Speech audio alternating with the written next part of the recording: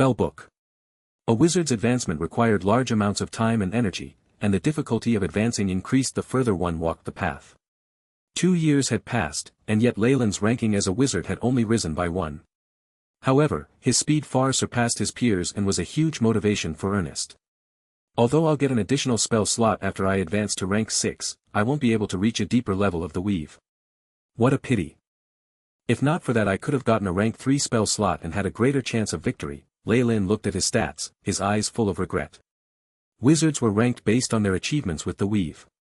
Only rank 7 wizards could make contact with the 3rd level, and gain the authority to cast rank 3 spells. Similar to rank 5 wizards who had just made contact with the 2nd level of the weave, rank 6 wizards could only use rank 2 spells as well. The difference was that they had greater spiritual force, which meant that they had more spell slots. If Leyland could advance once more and have his spiritual force access the 3rd level of the weave, it would be a great advancement for him. However, his time was scarce. When he noticed the question marks behind the rank 0 spell slots, Leyland finally beamed. With a complete analysis of the rank 0 weave, Leyland would never be limited by rank 0 spell slots and wouldn't even need materials when casting spells. He wouldn't forget spells either. It could be said that Leyland could use the weave anytime he wanted to cast rank 0 spells, and there was no need to prepare things like spell slots. He had substituted the inflexible spell slots with his own mana, making it the only limit on his casting of rank 0 spells. As long as he had enough mana, he could cast as many rank 0 spells as he wanted. Perhaps I should prepare a rank 1 or 2 spell and reserve enough spiritual force for casting rank 0 spells, Leyland muttered to himself. Being able to flexibly use rank 0 spells was the best trump card up his sleeve. If enemies tried to evaluate him based on the ranking system of wizards in the world of gods, they would be in for a nasty surprise. I'll memorize web for a rank 2 spell, and animate rope and mage armor for rank 1. That would save me a lot of spiritual force. Leyland had an advantage in this aspect. Wizards prepared their spell slots a day in advance. After a night of restful meditation, most of his spiritual force would have been replenished until it was almost full. As a result, he could use more of his spiritual force. While he could only use rank 0 spells, it wasn't half bad. Leyland was flipping through an ancient spellbook. It was made of the leather from some animal skin, there were even traces of scales on it. Powerful magic emanated from the tome. This was something Ernest had passed on to Leyland, a spellbook containing multiple low-ranked spells. Ernest himself used it quite often. Wizards always forgot their spells. Once they stored one in a spell slot, all memories relating to it would become fuzzy, even vanish. It was necessary to relearn them again and again. Hence, a spellbook that recorded all the spells they knew became extremely important. In many situations, spellbooks were wizards' most valuable items. This specific spellbook had been given to Leyland by Ernest, and had been made of the skin of a landworm. It was worth hundreds of gold coins. The paper in the spellbook seemed rather new, and did not match with the old cover. Ernest had clearly taken the advantage to remove the spells he had recorded in there. Wizards recorded the spells that they were proficient in inside the spellbook, and it was a very important task for them to accomplish. This was something that they could not commission others to complete for them. Web, animate rope, as well as mage armor, Leyland flipped through the spellbook and quickly found the relevant information. Leyland placed less emphasis on spellbooks than other wizard. The AI chip itself was a comprehensive collection of spellbooks, and the efficiency at which it transmitted spells to his memories far exceeded that of studying from paper. Most of the time Leyland spent on this book was just to deceive Ernest or use it to learn spells. He could then compare the spells to those from the Magus world, appreciating the difference in the power of laws within them. With his finger stroking a looping spell rune, Leyland immersed himself in the analysis of the spells. Compared to the spells of the Magus world, the magical circuits and nodes here are very simple. Wizards have to go through the weave first, and it's impossible to compare the complexity of these two types of spells. Simply put, Magus spell models require spiritual force to form an entire template for the spells, while the spell models here act more like keys. With Leyland's powerful learning abilities and memory, there was practically no difficulty in recording spell models here. Within minutes, the AI chip's prompt sounded. Beep. Spells have been stored. Rank 2 spell slot, web. Rank 1 spell slot, mage armor, animate rope. Leyland somehow felt like part of his spiritual force had disappeared. There were now 3 more nodes on the weave, which represented the 3 spells he had remembered. Tomorrow, he could cast them using specific gestures or commands. Besides the convenience and speed, the plus point for wizards here is only that the requirements are less stringent when compared to magi. Once his spiritual force was completely extracted, Lei Lin found that the memories of the 3 spell models had disappeared without a trace. Damn it, that greedy god. Lei Lin cursed inside in annoyance, but did not dare say it aloud. As a Magus, seeing how the wizards were made use of so thoroughly rendered him furious and frustrated. In a bad mood, Lei Lin had no plans of studying the spellbook further. He instead sent a command out in his mind: AI chip, prepare for transmission of spell models, web, mage armor, and animate rope. Beep. Mission established. Beginning transmission. The AI chip loyally carried out Lei Lin's instructions, and soon enough Lei Lin found information related to these 3 spell models in his mind. The AI chip raised his learning speed unfathomably. I'll probably have to endure this cycle of preparing ammunition and enduring exploitation for a long while. Lei Lin looked dejected, but he quickly sorted out his feelings. Preparations of the spell slot are complete. I can try a counterattack now. Before that, I still have to take care of the matter with the God of Knowledge. After Lei Lin checked the strength he possessed, he began to assess other issues. Bishop Tapri must have gotten information somewhere, but he might not be trying to eliminate our fallen family. After all, our family is made up of followers of the God of Knowledge, and if they swapped another family in here, they might not be more suitable than us. However, it's obvious that he's trying to nudge us. We'll need to yield for now and gain support from the church. All sorts of possibilities and sudden events flowed before Lei Lin's eyes, the future revealing itself before him. The dim yellow light from the oil lamp stretched his shadow further and further. Soon enough, it was the day of the celebration at the God of Knowledge's church. Lei Lin was clad in a fitting attire with an armless leather breastplate inside. There were 2 spell scrolls in there as well. It was not that the fallen family lacked better metallic armor, but metal often interfered with the flow of magic for wizards, causing their spell casting to fail. Unless they found precious metals like mithril or adamantine, wizards would not use metal tools. Morning, Cousin Isabel. Lei Lin found a surprising figure at the entrance to the manor. Morning, Cousin Lei Lin. Isabel was still wearing that tight-fitting armor. Coupled with her perfect body, she emitted a sense of attractiveness and danger. In reality, ever since their last meeting, Isabel had stayed hidden in her room. She had become very reclusive, and besides a few banquets this was the first time Lei Lin was truly seeing her. Are you going to the Church of Knowledge at the port? Isabel rested against the doorframe, black sheath touching the ground. It's rather dangerous out there now. I want to go with you. That's my overbearing cousin. It was only at this moment that Lei Lin felt his childhood playmate had returned. But he stepped forward slightly, causing Isabel to subconsciously grab the hilt of her sword. I can handle these trivial matters myself. Seeing how she was prickly like a porcupine and was resisting the urge to draw her sword, Lei Lin wanted to laugh. While he would like to draw closer, it was not the time to give her more stress. Let's go. Lei Lin jumped onto the carriage.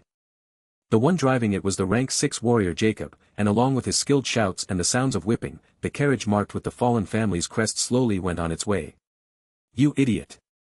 Behind him, Isabel was stamping her feet in annoyance, while a small blush appeared on her face. While my cousin has become very threatening toward strangers, she's still the same person who is warm on the inside like before. Good, in the carriage, Lei Lin laughed lightly. But there seems to be some huge issue with her, especially that evil power. If it isn't solved, I'm afraid. Celebration. Lively streams of people filled the bustling pier. The air was filled with the smell of sea and rum. As the horse carriage entered the port, Lei Lin watched the busy scene outside through a little window within. Sailors, farmers, soldiers, adventurers, and all sorts of people entered his sights. They were quickly classified, marking those who had decent strength and harbored malicious intent. As he had been immersed in the study of magic, Lei Lin rarely came out from the manor, much less came to this area. It seems like the fallen family has managed this place extremely well, it even surpasses my expectations. It's understandable that someone might covet this place. Lei Lin glanced towards the group next to the crossroad. A wandering bard was now performing there, and he could not help but exclaim in his surprise. There are even bards wandering around. Bards in the world of gods weren't just street performers. They were usually spies that were primarily responsible for probing for intel, or they made a living out of selling information. Most importantly, they were usually very powerful. With how much the fallen pier was flourishing, quite a few bards had come forth to perform or on vacation. "Jacob, what's the name of that bard? How long has he been here for?" Leylin inquired. "That one? I heard that he's called Suno and comes from the faraway northern lands. His poems are always very pleasant to listen to and there are always interesting stories. The Baron was even thinking about inviting him to perform in the manor some time ago," Jacob answered quickly. The commoners here quickly gave way and presented their greetings to the authority that managed the island and port. Sitting in the middle of the horse carriage, Leylin was however unperturbed by everyone's reverence and instead furrowed his brows. "There are far too many people here, and yet the frequency at which the patrol appears is too low. Jacob, how much strength does our family have?" Jacob froze for a moment, surprised by Leylin's question. "Are you referring to the patrol, young master?" However, for someone like him who had once been the commander of this place, Jacob knew the situation with the patrol very well. "We have 2 groups here that come up to 100 people total. They're all great little guys with good strength." "Great little guys? Good strength? That means there aren't any with exemplary strength, and they are only able to suppress those sailors and thieves." Leylin grew speechless. "Out of this 100, how many have professions? How much armor do we have? And long-range weapons such as crossbows?" In the world of gods, where exemplary powers were suppressed to the utmost, armor and weapons were a huge factor when it came to strength. Troops with great equipment and training would find no trouble dealing with those with professions below rank 5. If there were enough of them, even those at rank 10 and below did not dare go head-to-head with soldiers. Of course, after rank 10, numbers would not be enough to make up for the lack of quality. Professions? Armor? Crossbow? Jacob's surprised voice sounded in front of him. "What? We don't have them." Leylin sighed. "Professions? The leaders of those 2 groups are retired military officials that the Baron recruited. They're low-ranked warriors who haven't even been certified to rank 5. As for armor, those who are vice leaders and above all have 1 set, and there are a total of 12. And crossbows. Our patrol doesn't have equipment like that, though there seem to be a few stored in the manor." Jacob looked a little flustered as he spoke. "Too little, it's much too little. This is too weak," Leylin seemed to be complaining. "Young master, why do you say so?" A look of surprise appeared on Jacob's face. "A baron has over 100 elite troops. Even in the kingdom, that power is equivalent to what a viscount can have. In order to bear the costs of this group, the baron throws in a large amount of his earnings." Baron, Leylin had a sudden realization. The fallen island was a newly developed territory with no population. It was difficult to even get farmers to plow the lands here, not even considering recruiting troops. If not for the fallen island being on an isolated piece of land, having to deal with numerous vicious pirates, Baron Jonas would long since have halved the number of troops here. In order to recruit enough people, there was no way but to hire them by offering large amounts of money, and he probably had to take care of their food and their families. While the barons in the Dambrath kingdom could have many troops, they never had so many unless it was wartime due to the great costs. If not for the benefits from the trade, the fallen family would long since have gone bankrupt due to the army. The rise of a noble family is truly difficult, Leylin sighed inside. The father of this body had gone through hundreds of battles, and with difficulty obtained this uninhabited island as his territory. With his hard work over half his life, Baron Jonas finally made this area a little popular, yet now his work was immediately coveted. If all of the 100 were to have equipment, Leylin calculated it. Creating armor was extremely expensive in the world of gods, and a complete set could even be a knight's treasure passed on through generations. The value was equal to even a small manor. If modified by magicians or blessed by priests, the armor's price would be even more terrifying and perhaps comparable to a city. It's not practical to change the armor of the patrol, but I can think of something when it comes to their weapons. At the very least, they can't use rusted metal. Leylin sighed and clutched at his forehead. He was no longer in his original body, where he was exceedingly wealthy. In the world of gods, he spent only a few gold coins every month, and most of it was spent on spell materials.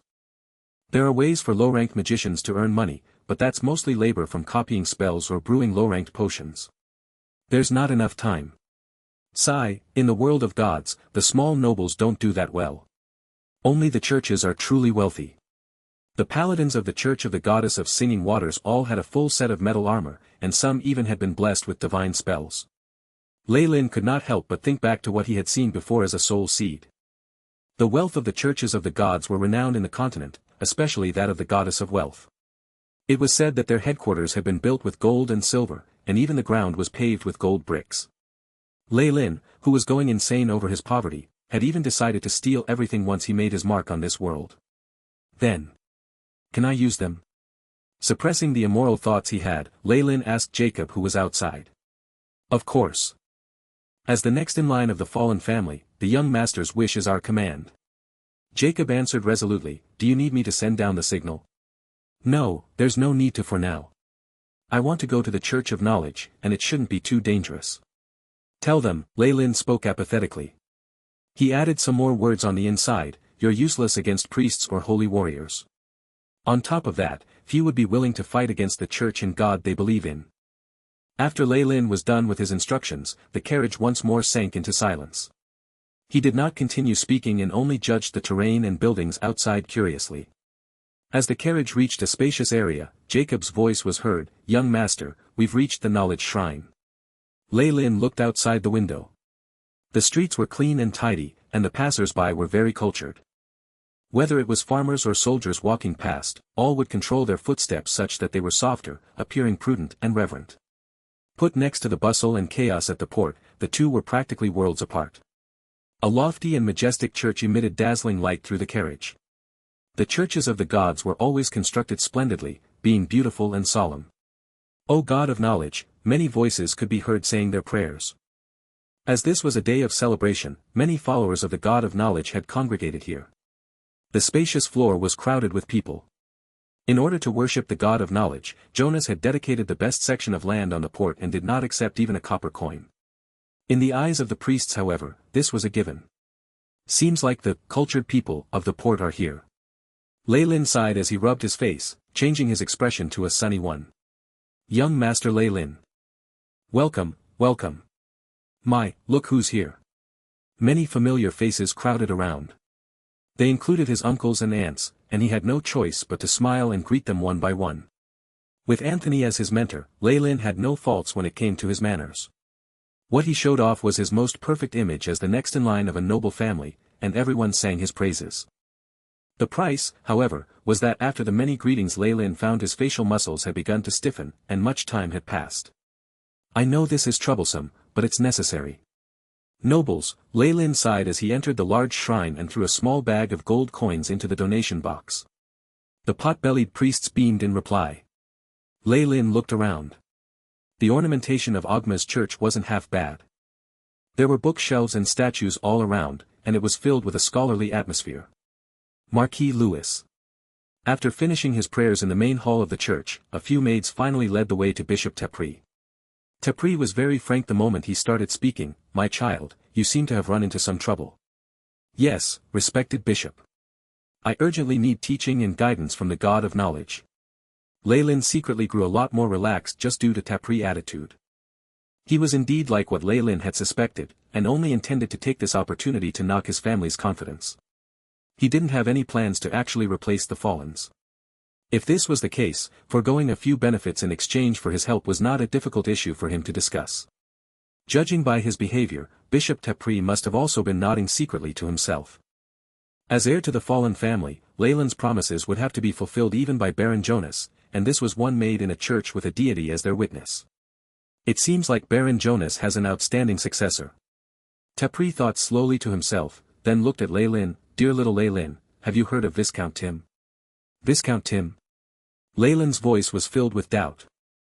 Under Anthony's guidance, he certainly understood the upper-class nobles of the Dambrath kingdom, yet he hadn't seemed to have heard of any deeds performed by this Viscount. Oh, look at me, getting ahead of myself. Viscount Tim was just crowned a few months ago, so it's perfectly normal for you not to have heard of him before. His father, on the other hand, is a distinguished person you must have heard of before. Marquis Louis. Tepri watched Lei Lin's expression expectantly. Marquis Louis. The king's brother. Lei Lin exhaled lightly. Although he knew that things wouldn't be simple this time, he didn't think that the nobles involved would have a direct connection to royalty. The nobility was never a tight-knit community.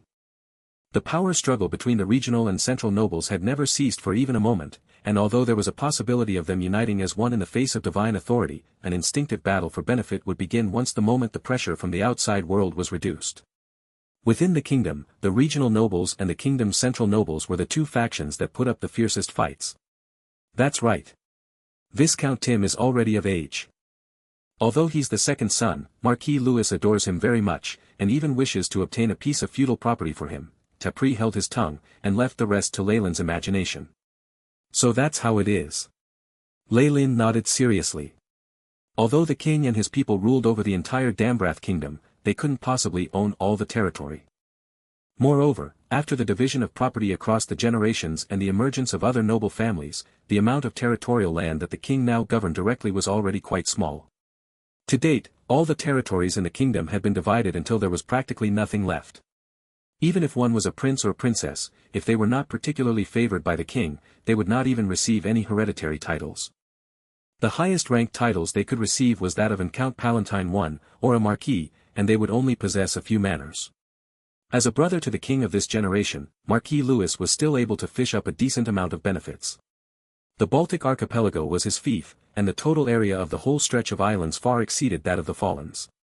He even owned several decent deep-water ports. To put it bluntly, even the Fallens had to rely on a tremendous volume of trade in the Baltic archipelago and play second fiddle in order to toil for money. However, Louis still had to consider his first son. It would be very foolish of him to divide his territory, and hence he had set his sights somewhere else. Perhaps he had now turned his gaze towards the Fallens' territory. Stripping another noble family of their inherited territory for no reason would definitely send huge waves rippling through the circle of nobility. But if this family was extinguished with no successor and Marquis Louis had Tim carry on their family name, then things would be a lot easier. His influence as a marquis would also minimize the consequences of this incident. Many thanks for being straightforward, respected bishop. From now on, the Church of Knowledge will be fully accepted by the Fallen territory. Additionally, we will portion out another plot of territorial land in the eastern part of the island to offer as tribute to the church. Leylin rose and gave his thanks. Although this was only an intelligence report, he felt like the possibility of it being true was extremely high. Firstly, the territory under the Fallen family actually did thin out Marquis Louis's profits. Even though it was only by a little, it was enough to upset him. Secondly, the Fallens were a newly rising noble family, and they didn't have complicated relationships with other nobles that would have been difficult to deal with. There were only minimal consequences associated with making his move on them. Could it be that this is also a contest between the regional and central parties? Leylin had experienced much more trickery than this, and had depth in his foresight. The Fallen family started out with military service, and were the king's imperial bodyguards from the beginning. Thus, they could be regarded as part of the central party. But ever since they obtained their feudal property and arrived here, the family was actually already inclined towards the regional party. That was also how my father the Baron handled it. However, what was awkward was that the people of the Fallen Island had very little contact with the people from the mainland, as it was a lonely island situated far away. Hence, they haven't been accepted by the regional nobles yet. Which is the reason why this family is now in an awkward situation in which we cannot rely on either side. After thinking thoroughly about this, Leylin was suddenly struck by a huge realization. No wonder. If I saw this situation, even I wouldn't be able to resist taking action. There are plenty of advantages, yet the risks are very minor. Perhaps Viscount Tim is also pitifully begging for this opportunity. In fact, Leyland's second guess was much closer to the truth than his first guess, but there were a few minor differences. Although his opponent was just a viscount and seemed relatively less capable, he was backed by the Marquis and was even the king's nephew.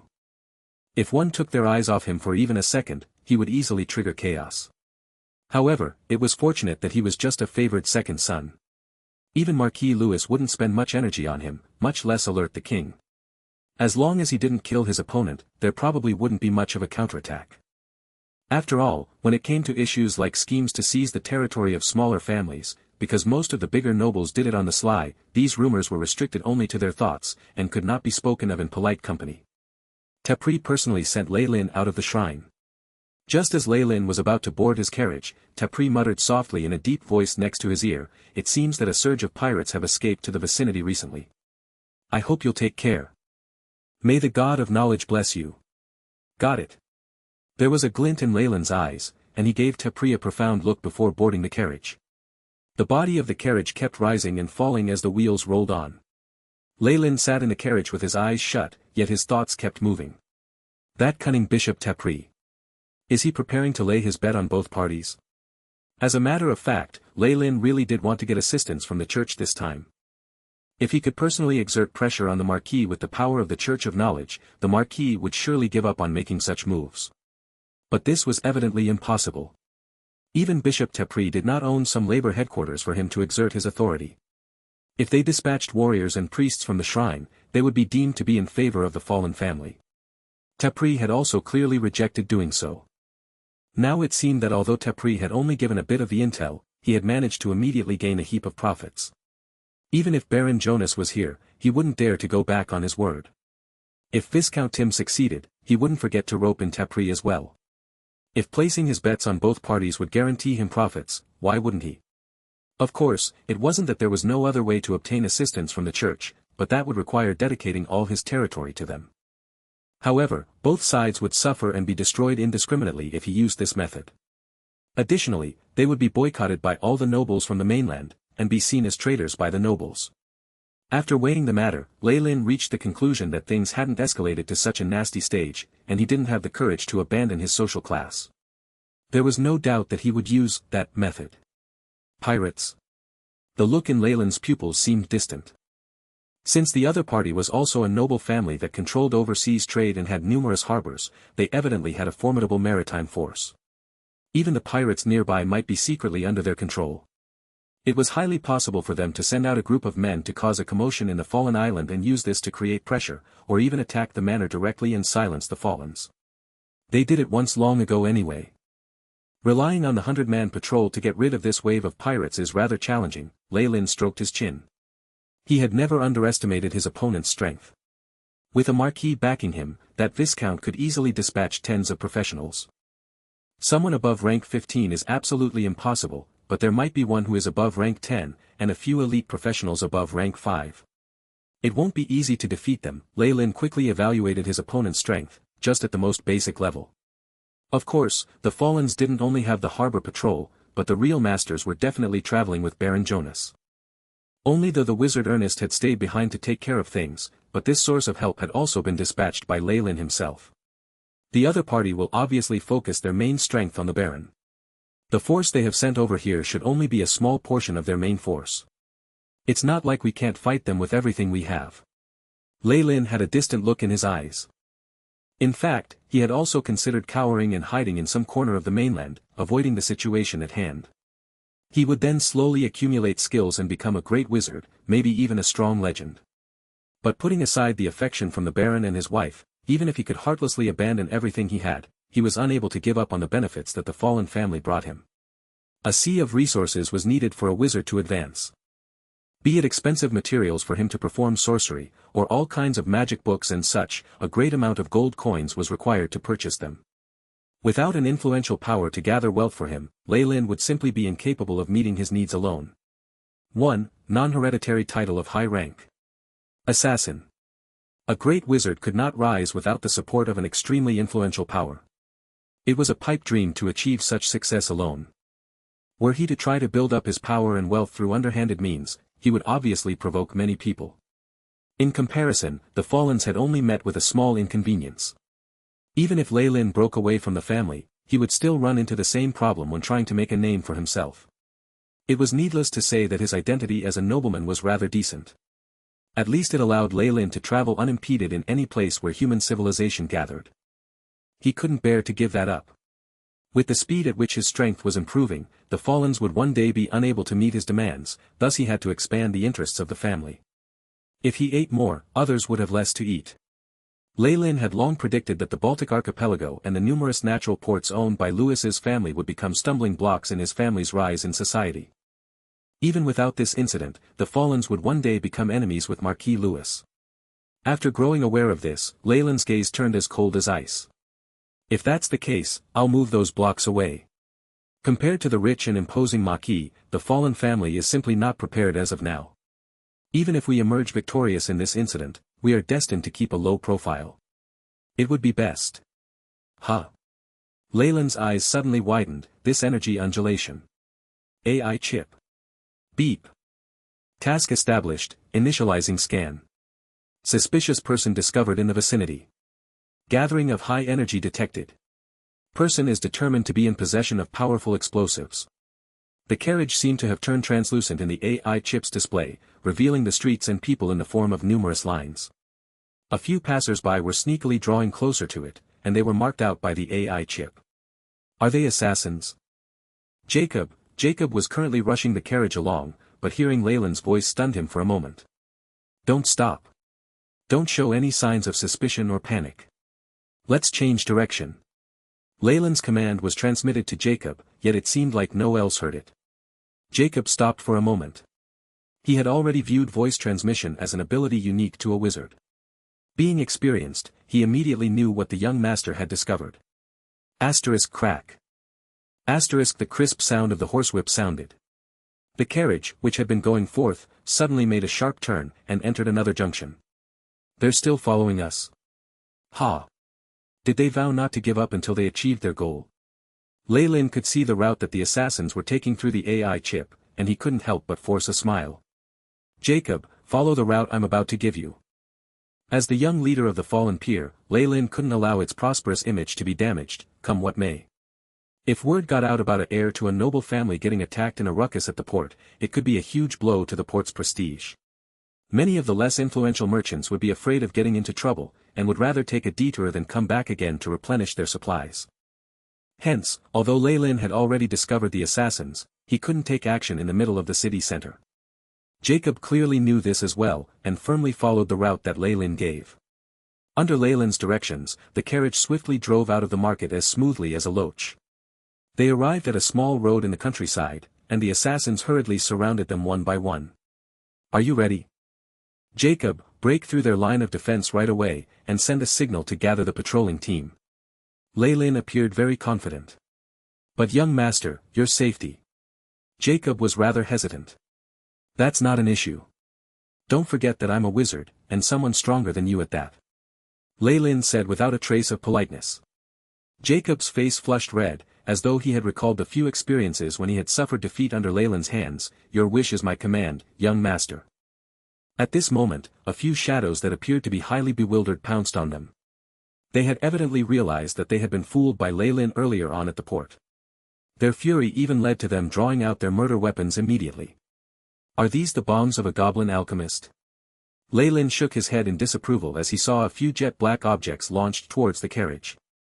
If they were attacked by these prohibited items with such immense power in the port, even if Leyland himself wouldn't suffer the slightest damage, Jacob would definitely sustain injuries or even die, much less the civilians involved. But now they were in the wilderness.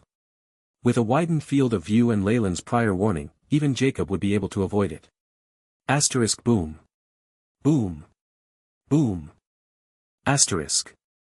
The violent explosion even caused the entire carriage to disintegrate into pieces, and numerous splinters shot all over the place. But before this happened, two figures had jumped out of the carriage. 1, 2, 3, 4. There's still one more. Leyland said to himself as he noticed the 4 figures surrounding him. He had detected 5 people through the AI chip, but now it seemed that there was another fellow hiding in the darkness, who was evidently their leader. Quick, leave. Leyland turned around and yelled at Jacob, who had a few traces of blood on his body. He was clearly affected by the explosion just now. The power of the alchemical bombs are not bad, but unfortunately they are prohibited items. Even if there was a channel to smuggle them, the quantity from before should be their limit. Young master, take care. Jacob shouted loudly. His muscles were bulging, a sign that his fighting spirit had been aroused. With his hands clenched tight around a decapitator, he rushed swiftly in the direction of the port. One of you, follow him. Don't let him get away. The 4 figures seemed to still be immersed in how it was a pity that the alchemical bombs earlier weren't effective. Seeing how Jacob actually abandoned his master and escaped, their eyes were filled with disbelief. However, as compared to the leader of the Imperial bodyguards, Leyland was clearly more important. They made a decision after a few moments of a daze. A black snake-like figure chased after Jacob, while the other 3 assassins surrounded Leyland in a triangular formation. Heh heh. A noble young master with such thin skin and tender meat. One of the assassins licked the dagger in his hand, as green light shot out from his eyes like a wolf. Act quickly, this is still his territory after all. Someone will come soon. The explosion earlier on obviously couldn't be hidden. The 3 assassins kept drawing closer, their eyes fixated on Leyland's heart, throat and other vital points. They evidently weren't planning to let him live for long. He's a wizard, be careful of his tricks. The moment the voice stopped, a few figures started to encircle Lei Lin as fast as the wind, and they didn't even give him the chance to speak. 3 daggers that resembled viper fangs surrounded Lei Lin. The sharp breeze even sliced at Lei Lin's skin. They're well trained. Lei Lin quickly made a gesture at the speed of lightning, and he suddenly spat out a single syllable. Boom! A deafening explosion sounded out, louder than the earlier bombs. It deafened the 3 assassins, and was followed by a ball of fiery white light bursting out from Lei Lin's finger. It caused them to involuntarily close their eyes. These were the Rank 0 spells Flare and Sonic Snap. Given the situations, instantaneous spells like them were the most appropriate to use. Moreover, Lei Lin could also adjust and select the spell to his liking, basing it on the circumstances he would encounter. This was much better than those inflexible wizards. Although they suffered a double blow which caused them to go blind and become giddy, the daggers of the 3 assassins still sluggishly headed for Lei Lin. Yet at this instant, Lei Lin suddenly made his move. His hand stretched out as quick as lightning, and the dagger of the assassin in the middle came to a stop. An acupoint on his arm seemed to have been hit, and it fell limp and feeble like a dead snake. No, oh no. Before the assassin could even finish this thought, the dagger in his hand had changed ownership and was now in Lei Lin's possession. Asterisk thump. Thump, asterisk 2 figures flew backwards. The assassin in the center, however, was not as fortunate. He knelt on the floor with his hands held behind his back, while the dagger that was previously in his hand was pressed against his neck. The sensation of the sharp blade made every single strand of hair on his neck stand on end. Did you think that I was just a wizard? Lei Lin laughed coldly. Wizards were all relatively solitary. Lei Lin had moved out long ago by himself, thus practically no one knew about his wizard rank apart from Ernest. Even his expertise in martial arts was concealed by Jacob under the Baron's orders. I wanted to ask who sent you guys, but it seems like you won't say. Lei Lin's deep voice sounded like the muttering of a demon to the assassin who was kneeling on the floor. Moments later, the dagger in Lei Lin's hand suddenly cut straight through the assassin's throat. Great quantities of fresh blood started gushing out of his throat as he gasped greedily for air. The radiance in his eyes slowly dimmed, and he collapsed onto the ground. Seeing how Lei Lin killed as if it meant nothing and how he did not even seem to have an uncomfortable reaction to it, the other 2 surviving assassins stole a glance at each other, both intending to flee. They never knew that the target they were up against would be this difficult to handle. Not only did he possess rather good magic abilities, he was also proficient in combat. His exquisite control over the battlefield and his merciless killing style were not things that a young nobleman who was inexperienced in life would be capable of. Now, they practically suspected that some sort of devil resided in this young nobleman's body, or perhaps this was someone else impersonating him. But we still have hope. Determination flashed in both of the assassins' eyes, and they suddenly started to make their escape. Counterattack. Trying to leave. Lei Lin sneered as the dagger flew out of his hand.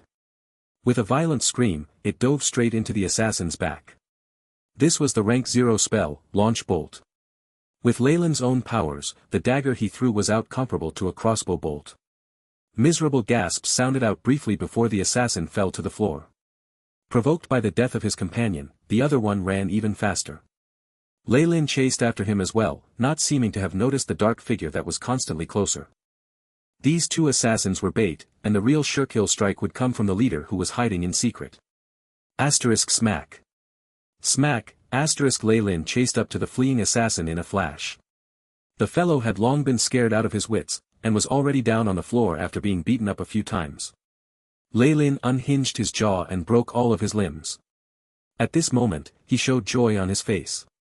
This was the reaction that a powerful juvenile ought to have after obtaining the first victory in his life. The young man stood in front of the assassin who had collapsed. Although he had tried his best to conceal it, he still radiated the aura of someone high and mighty. Speak. Who sent you? I'll speak. The assassin's voice was gentle. He played the role of attracting Lei Lin's attention very well, and coordinated with his leader's attack. His lips kept opening and closing, yet the sounds he made were exceptionally indistinct, which made Lei Lin irritable. Speak clearly. I can't hear you. Lei Lin was half-squatting beside the assassin, and almost all the crucial points of his back were completely exposed. Now. The assassin who was lurking in the dark widened his eyes. An arrow with a blue tip pierced through the air, and came close to Lei Lin's back in an instant. huh? Lei Lin opened his eyes wide, and a trace of panic finally appeared on his face. Mage armor. A transparent protective force field appeared, and the number of rank 1 spells that Lei Lin had prepared fell by 1. Poof, the arrow collided with the invisible force field, producing a sharp whistle. Yet it eventually deviated from its original course, and brushed past Lei Lin's face. The tremendous force from the contact made Lei Lin take a few steps back in succession, and he fell to the floor. Awoo! Awoo!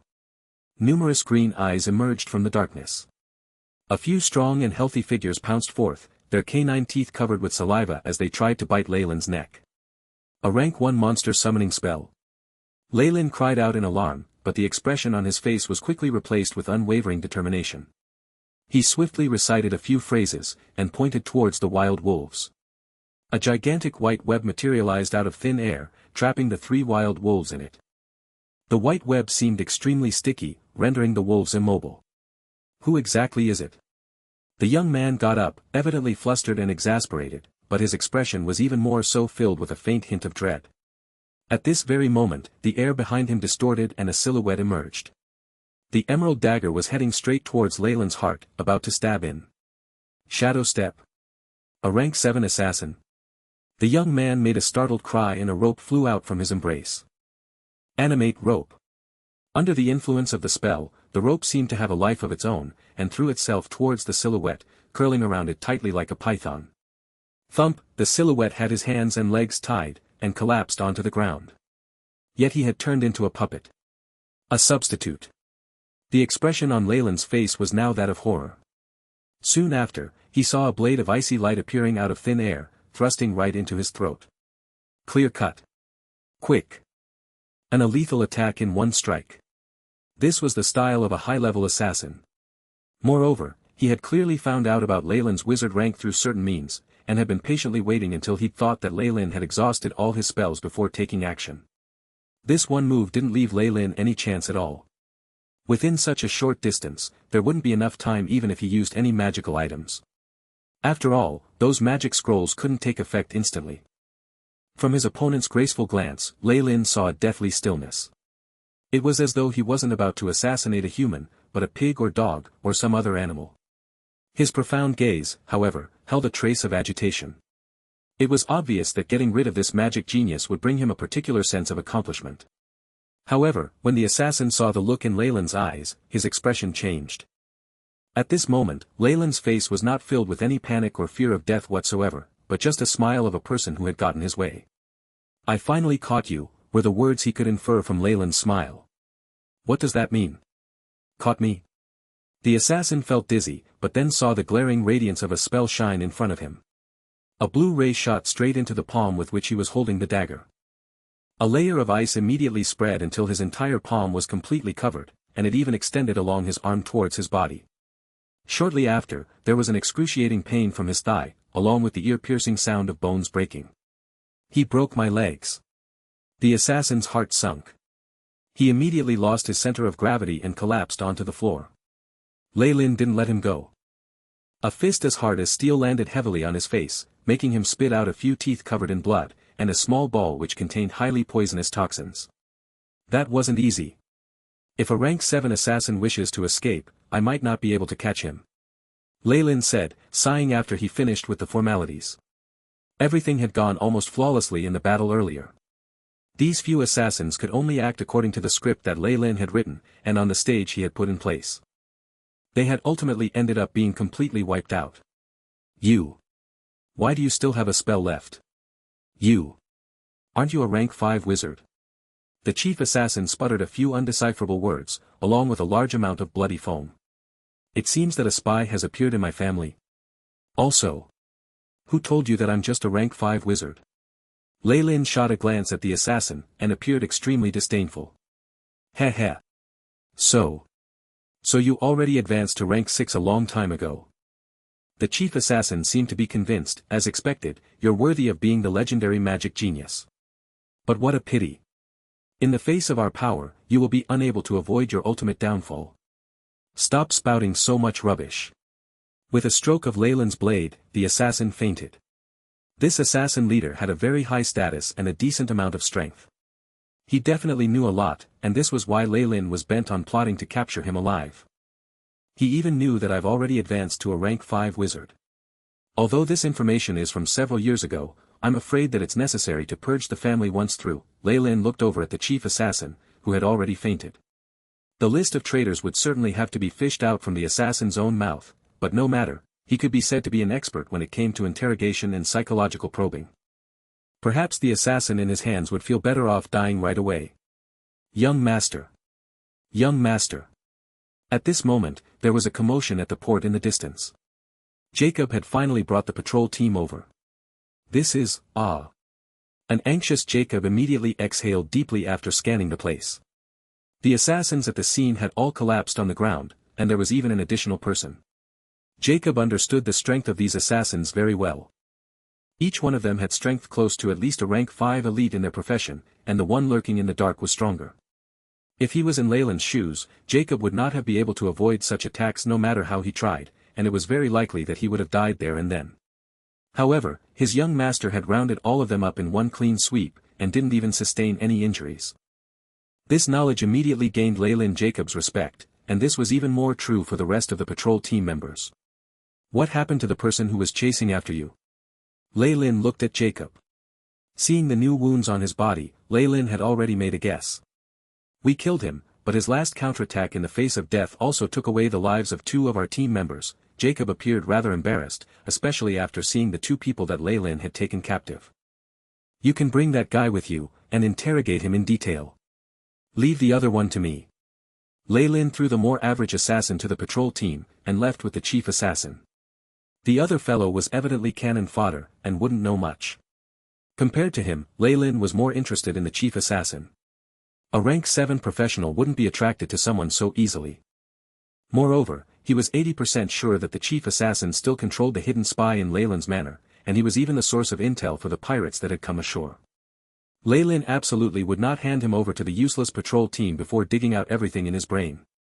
If not, he suspected that he would hear news about this chap committing suicide the next day. Jacob, take him with you. Don't let him leave my line of sight. Under Lei Lin's commands, Jacob lifted the unconscious chief assassin onto his shoulders and followed behind Lei Lin. The patrol team members looked at each other in dismay, and could only bring the remaining survivor back with them. They clearly wanted to vent all of their fury on him.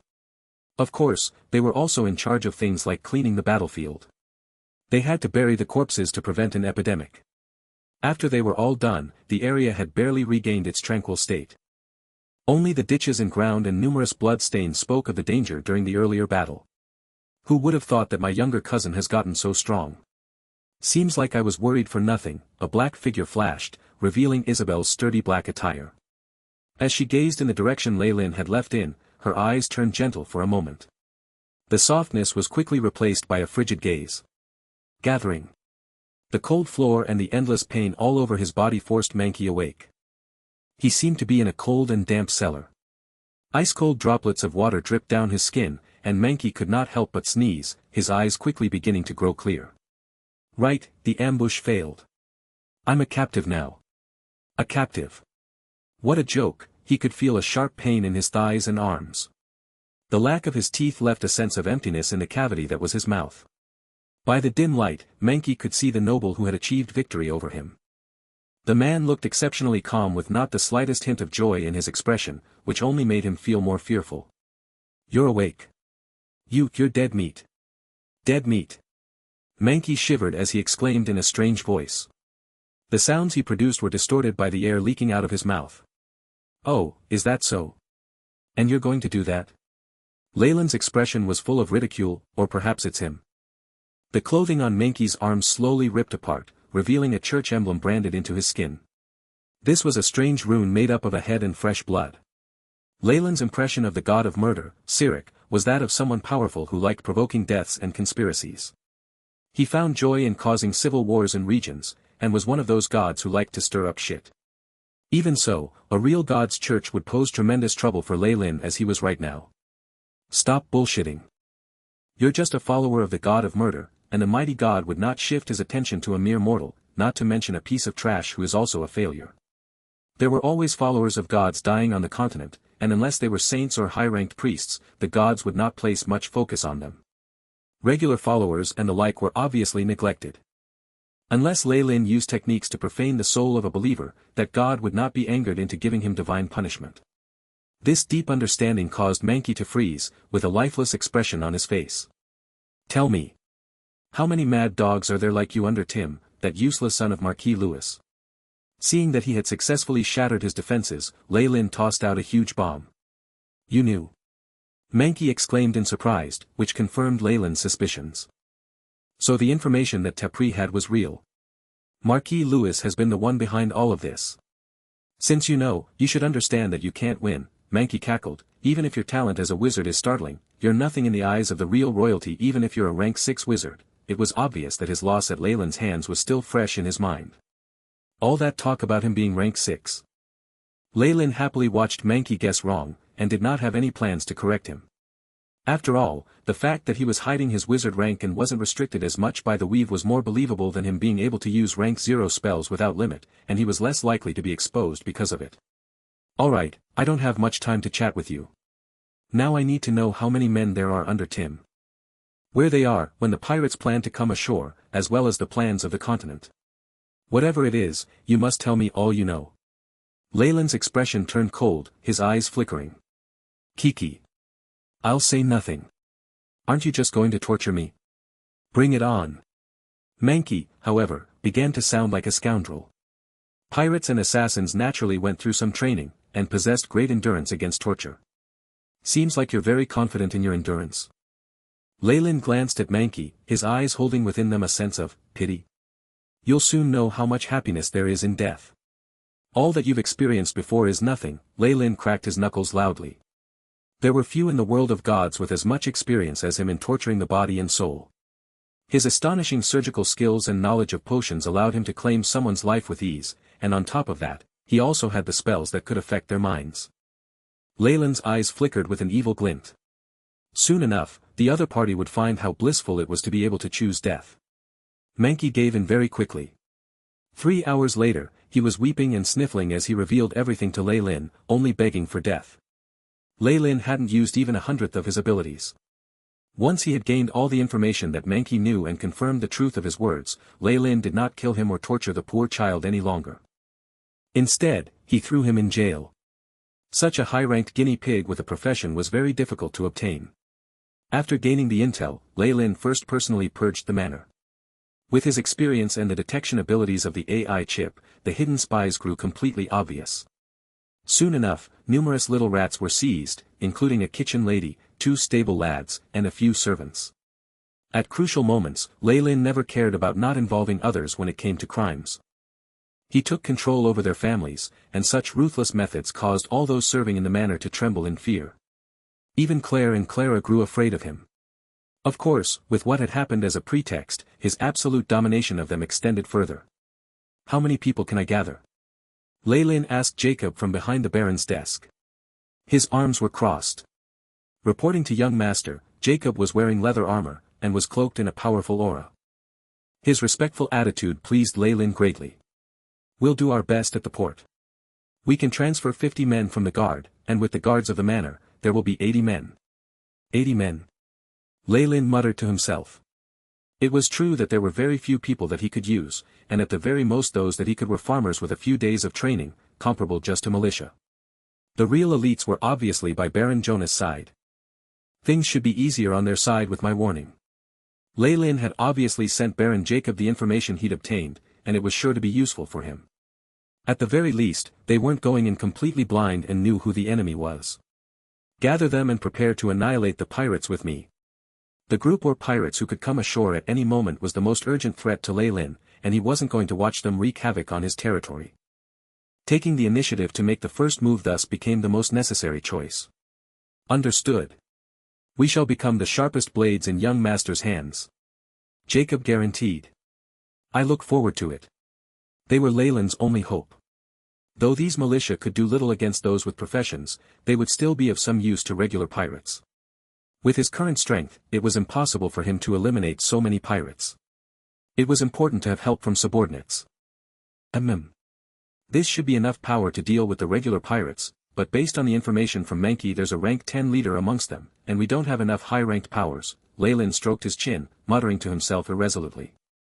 If we talk about high-ranked power, Cousin Isabel should be alright, but it's better that she protect Madame Sarah. At the thought of her, Leyland immediately asked, what's that cousin of mine, Isabel, been up to? After hearing this question, Jacob looked hesitant. Tell me. Leyland's expression went cold. Does young master still remember the spies that were captured? Jacob gritted his teeth. Didn't I tell you to take care of them? Leyland's brows furrowed. Out of all of the captives, she picked 2 servants and took them away, and there hasn't been word on her location. Ever since she entered her room, it's like she has completely disappeared from the world. Based on what the patrolling guard said, miserable cries have been heard from her room. Jacob's expression was filled with unspeakable horror. After all, people of this world easily related these happenings to devils, demonic rituals and the like. Isabel's actions were of a similar vein. Alright, Leyland rubbed his forehead, feeling a headache coming on. Anything else? The miss seems to have some interest in the family members of the spies, but I persuaded her, Jacob said. I almost forgot that's a problem. Things would get troublesome if the people from the church were to find out. Leyland sighed. I'll take care of Isabel's matter personally. Don't tell anyone about this. Demote the families of these criminals to slaves and don't lock them up in the manor for some more time.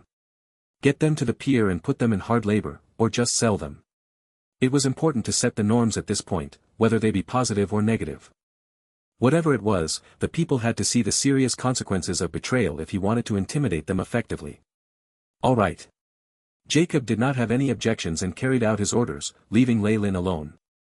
Leyland watched the tranquil night sky outside, and suddenly sighed. Secret laboratory. Leyland wandered through the door and over to Isabel's room. Isabel had grown very reclusive since their meeting, and had even chased out the original maids. Knock. Knock. Leyland knocked the door politely. Who is it? Didn't I say I was not to be disturbed? Isabel's voice seemed rather angry. It's me, Leyland said calmly. The door pulled open to reveal Isabel's face. However, there was an unnatural flush on her cheeks, as if she had been going through some rigorous exercise, or perhaps a ceremony. What's the matter? I'm preparing to get some rest. After seeing Leyland, Isabel appeared flustered for an instant. Are you not going to invite me in? Leyland smiled. It's not gentlemanly to enter a lady's chamber at this time of night, you know. Or perhaps you've become a degenerate, my dear cousin. Isabel's eyes glinted and she rested languidly against the door, speaking coquettishly. Leyland secretly had the urge to laugh in reaction to her pretentious pose. When it came to experience, the amount he had under his belt far exceeded hers. Have I turned into a degenerate? Would you like to find out? Leyland closed in with a naughty smile on his face and ruthlessly sniffed her fair neck, inhaling the scent of a girl's body mixed with a particular smell. What are you doing? The girl dodged him as she turned red, and Leyland took the chance to enter the room. There wasn't much of a change in the arrangements here, but there seemed to be a vague bloody scent permeating the air. Though she had cleaned up and made an attempt to conceal it, Leyland's brows still furrowed. Is there anything you would like to tell me about? Leyland sat on the sofa and tried to sound as genuine as he could. You're my cousin after all, and I don't want you to bear this burden all alone. It's nothing. That's all over. Isabel froze, and then spoke as if she did not care. Leyland sighed in answer to her attempt to appear strong. Of course, he knew that there was no benefit to revealing the truth. Though there were traces of negative energy polluting the room, her own actions were as pure as those of a little white rabbit when compared to the experiments he conducted. Leyland changed his mind. He had originally believed that letting her stay behind would be a good decision, but by the looks of it, leaving her in the manor would only attract more attention and trouble. Fine. I'm here to ask for help. What is it about? Isabel's eyes flashed with a chilly glint. Well, Leyland scratched his head and then revealed the news about Marquis Louis and Viscount Tim, and also the imminent attack of the pirates. In that case, they were responsible for the annihilation of my family. Isabel's hand twitched, and a portion of a black ironwood chair was broken off. Wood shavings scattered from between her fingers. Such physical strength. Leyland's pupils shrank. She exceeds a rank 5 professional, and is close to rank 10. Those devils and demons are really quite generous, though the price is the soul of the sacrificer. Leyland had heard about the continuous offers of blood required to gain demonic energy. followers of demons were rounded up and annihilated on the continent. If news of the fallen family protecting her went out, there would be troubles even more pressing than Marquis Lewis. But I don't know for sure yet. That's only a possibility. Leyland stroked his chin and did not lie about this. Fine, I'll verify it for myself. Those pirates even dare trespass and offend our fallen family's territory. We must have them pay the price in blood and have their souls repent in hell. Isabel's pretty eyes narrowed, filling with a murderous thirst. Thank you so much, cousin. Leyland silently cursed to himself inside, but in the meanwhile the smile on his face was dazzling. Don't worry, we're cousins after all. I'll take care of you. Isabel promised, looking steadfast and resolute. After thanking her again, Leyland withdrew, though the smile on his face had dissipated. His eyes flickered, obviously deep in thought. The open sea is vast and filled with all sorts of trash and scum from the continent. Sailors from this era can't be considered good, and faithless people and followers are mixed in with them. There shouldn't have any trouble if she hides amongst them. As the follower of a demon, Isabel obviously could not stay in the family, it would cause him an endless amount of trouble. After all, the power of the churches were at its peak in the prime material plane, and once it was discovered that the fallen family housed a demon follower, the consequences would be extremely dire. Thus, the vast open seas would be the best place for her to hide. On top of that, the demon might have given her a lot of strength, but there's definitely a price to pay. That might even be her soul. Leyland looked grim. A few useless sailors disappearing from the open sea shouldn't count for much. That can temporarily satisfy the demon and gain her more time. In this time, Leyland would obviously become stronger. As long as he was powerful enough, whether it was Marquis Lewis closing in on them or the demon contract that his cousin had, he was confident he could eliminate all of those problems that a rank 6 wizard could not solve. Plans constantly change. And right now, I urgently need strength. It might be alright to take a risk. Leyland secretly made up his mind. This attack would evidently expose part of his power. From the very beginning, Viscount Tim had already sent out an assassination squad with a rank 7 leader, which meant that the pirates had to be even stronger. Help from his cousin and the subordinates wouldn't be enough, he needed to increase his chances. After returning to his room, Leyland headed straight for his laboratory. By his command, even Claire and Clara could not enter, and there were also a few warning spell patterns set up that were hard at work. On the glossy laboratory table were many test tubes and glass tools neatly stacked together. There was also various alchemical equipment that was enough for poorer wizard students to go green with envy. It was a pity that, in Leyland's eyes, it was all a mere cover. Crack, crack, after Leyland pulled at a handle under the laboratory table, the sounds of gears grinding against each other rang out. Along with the gentle sound, the entire table moved to the left, revealing a pathway that led downwards. While wizards have great trust in magic, there are too many items and techniques in the world which can detect spell undulations. On the contrary, simple mechanisms like these can conceal even more secrets. Leyland carried an oil lamp as he went down the staircase. After going about 10 meters in, he arrived in front of a large rock. The large granite gave the feeling that it was indestructible as it stood tall inside, blocking the road completely as if this was a dead end. Arcane Mark, activate. A spell rune flashed in Leyland's hands, and amongst the light the surface of the granite began to soften as it revealed a shining channel. Leyland did not hesitate at all as he walked in, hanging his oil lamp on the wall. What appeared behind the large rock was a small-scale laboratory. He had used mechanisms to prevent magic probes here, and created a trap at the bottom. That was enough to show how highly Leyland valued this laboratory. As this was deep underground, the laboratory had an area of only several square meters.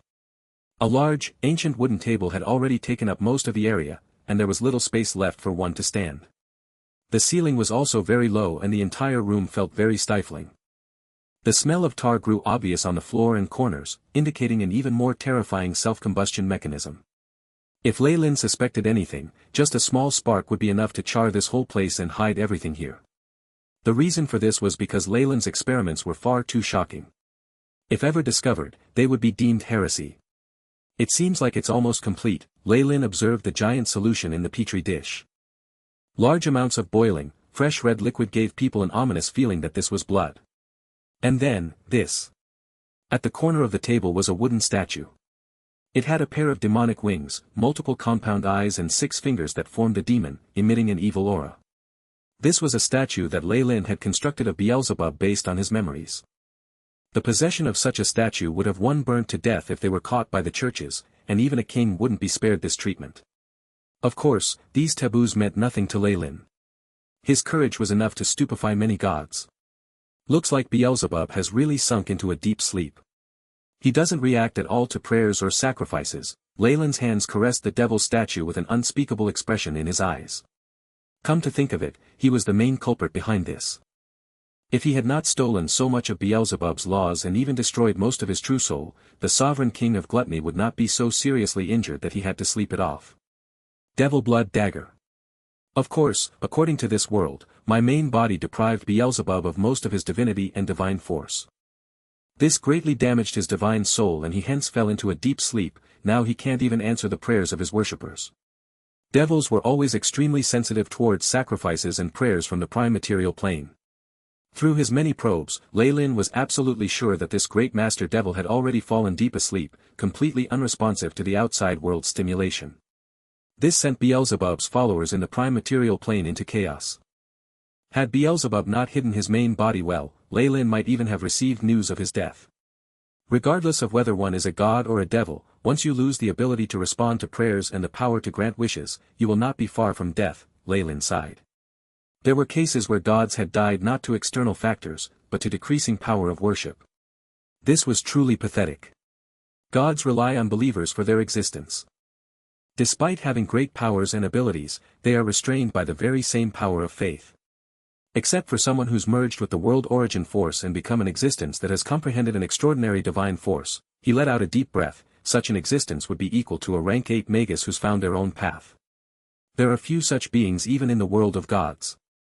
He gathered his thoughts and turned his attention back to the statue. Since Beelzebub is in a deep sleep, then I don't have to be so cautious of using his name anymore. Truth be told, with his possession of a majority of Beelzebub's memories, Leylin was like a real devil king. He could even steal Beelzebub's believers and usurp his position. However, doing so required great power, and Leylin was only a rank 6 Magus. Needless to say, he also had to acquire the power to grant his believers wishes. To usurp a god's position he first had to acquire divinity. The laws of gluttony and devouring are great, but they're already considered fiendish in the world of gods. If I use such power here, Leylin shook his head regretfully. If he wished to survive in the prime material plane, he could not rely entirely on divinity as his foundation. He hadn't carried these abilities over his reincarnation, but even if he had they would have been useless, wiped out by the world origin. It's best to take it step by step. Thankfully it takes a while for faith to erode. The worshippers of the sovereign king of gluttony will not vanish so quickly. Moreover, even if they do disappear, it's just one less convenient path and reduced income for me. It's not really not worth the risk, so it's better for me to stick to the original plan and be steady. Leylin's eyes brightened, and he suddenly tightened his grip. Asterisk crack. Crack, asterisk touring the statue of the sovereign king of gluttony into ashes, dropping it to the floor bit by bit. I must admit though, the devil got many useful things. Leylin stuck his hand into the petri dish, and soon fished out a knife covered in blood. The pocket-sized knife had a beautiful curve to it, and it looked like a very fine work of art. A fierce demon skull tipped its handle, numerous eyes on it giving off a savage glare. 2 devilish wings made up the handguard, and complicated patterns that looked like veins covered the entire handle. Its demonic looks were only enhanced by the faint crimson glow and the blood dripping from its tip. So the devil blood dagger's done. Leylin's eyes flashed with joy, and the AI chip followed up with data on the devil blood dagger. Devil blood dagger. Weight, 9182g, length, 9 inches, ingredients, cockatrice bones, fresh blood, weeping spirits. Effects, possesses the power of a devil, able to absorb a target's flesh and blood to increase one's own power. Description, an extremely vicious weapon that even gods fear, the devil blood dagger represents ominous death. Creator, Leylin Fallen. It's rather good. Leylin fiddled with the dagger, causing it to glow with a dark light. There were many items like this in Beelzebub's memory. He'd used their easy power to lure people from the prime material plane to his side. This devil blood dagger was a very good weapon from Beelzebub's memories. If a believer wanted to be bestowed this dagger, they would have to sacrifice a rank 15 or greater priest from a hostile god, or even slaughter a small city to even think of getting it. The devils are the best way to increase my power in a short amount of time currently. They treat both the young and the old honestly, but the price one has to pay in the end is usually even more frightening. Lei Lin heaved a sigh. His cousin Isabel had clearly been seduced by a demon after giving into despair. She had succumbed to it in the end, and had now gotten herself in tons of trouble. Unlike her, Lei Lin didn't become a collector for demonic sacrifices. He'd done something much more vicious, nearing becoming a devil king. All the flesh and blood devoured by the devil blood dagger would go to feeding his own power. Even if I've crafted it, I still need to perform some experiments on this dagger, especially the problem with contamination. Lin furrowed his brows. The main reason why he had taken so long to make the dagger was because he was working on changing its properties. He wanted to avoid some of the side effects of its use. After all, Beelzebub was no kind soul. His treasures were used to lure followers into depravity, and the devil blood dagger was no exception. It slowly corrupted one's mind and soul with use, turning them into a devil. Being one himself, Beelzebub had no problems with using the dagger, but Lei Lin was different. He needed to remain human, as he would come into contact with churches and high-ranked priests in the future. Turning half-devil would impose great restrictions on what he could do. Although the AI chip already solved the corruption problem, there's still the issue of its radiance. It screams depravity and evil. I'm not sure I could get away with it. Lei Lin walked straight into the manor while he was still thinking. Young master. A trained guard saluted. The man wore leather armor, and the long sword in his hand sparkled. Obviously the manor's security system had greatly been upgraded after the attack on Lei Lin. It was obvious at a glance that this fellow was merely a trained farmer, just a little stronger than a regular human. Howard, right? Follow me. Lei Lin said. Roger that. Howard could not disobey the young master. He followed right after Lei Lin to the dungeon.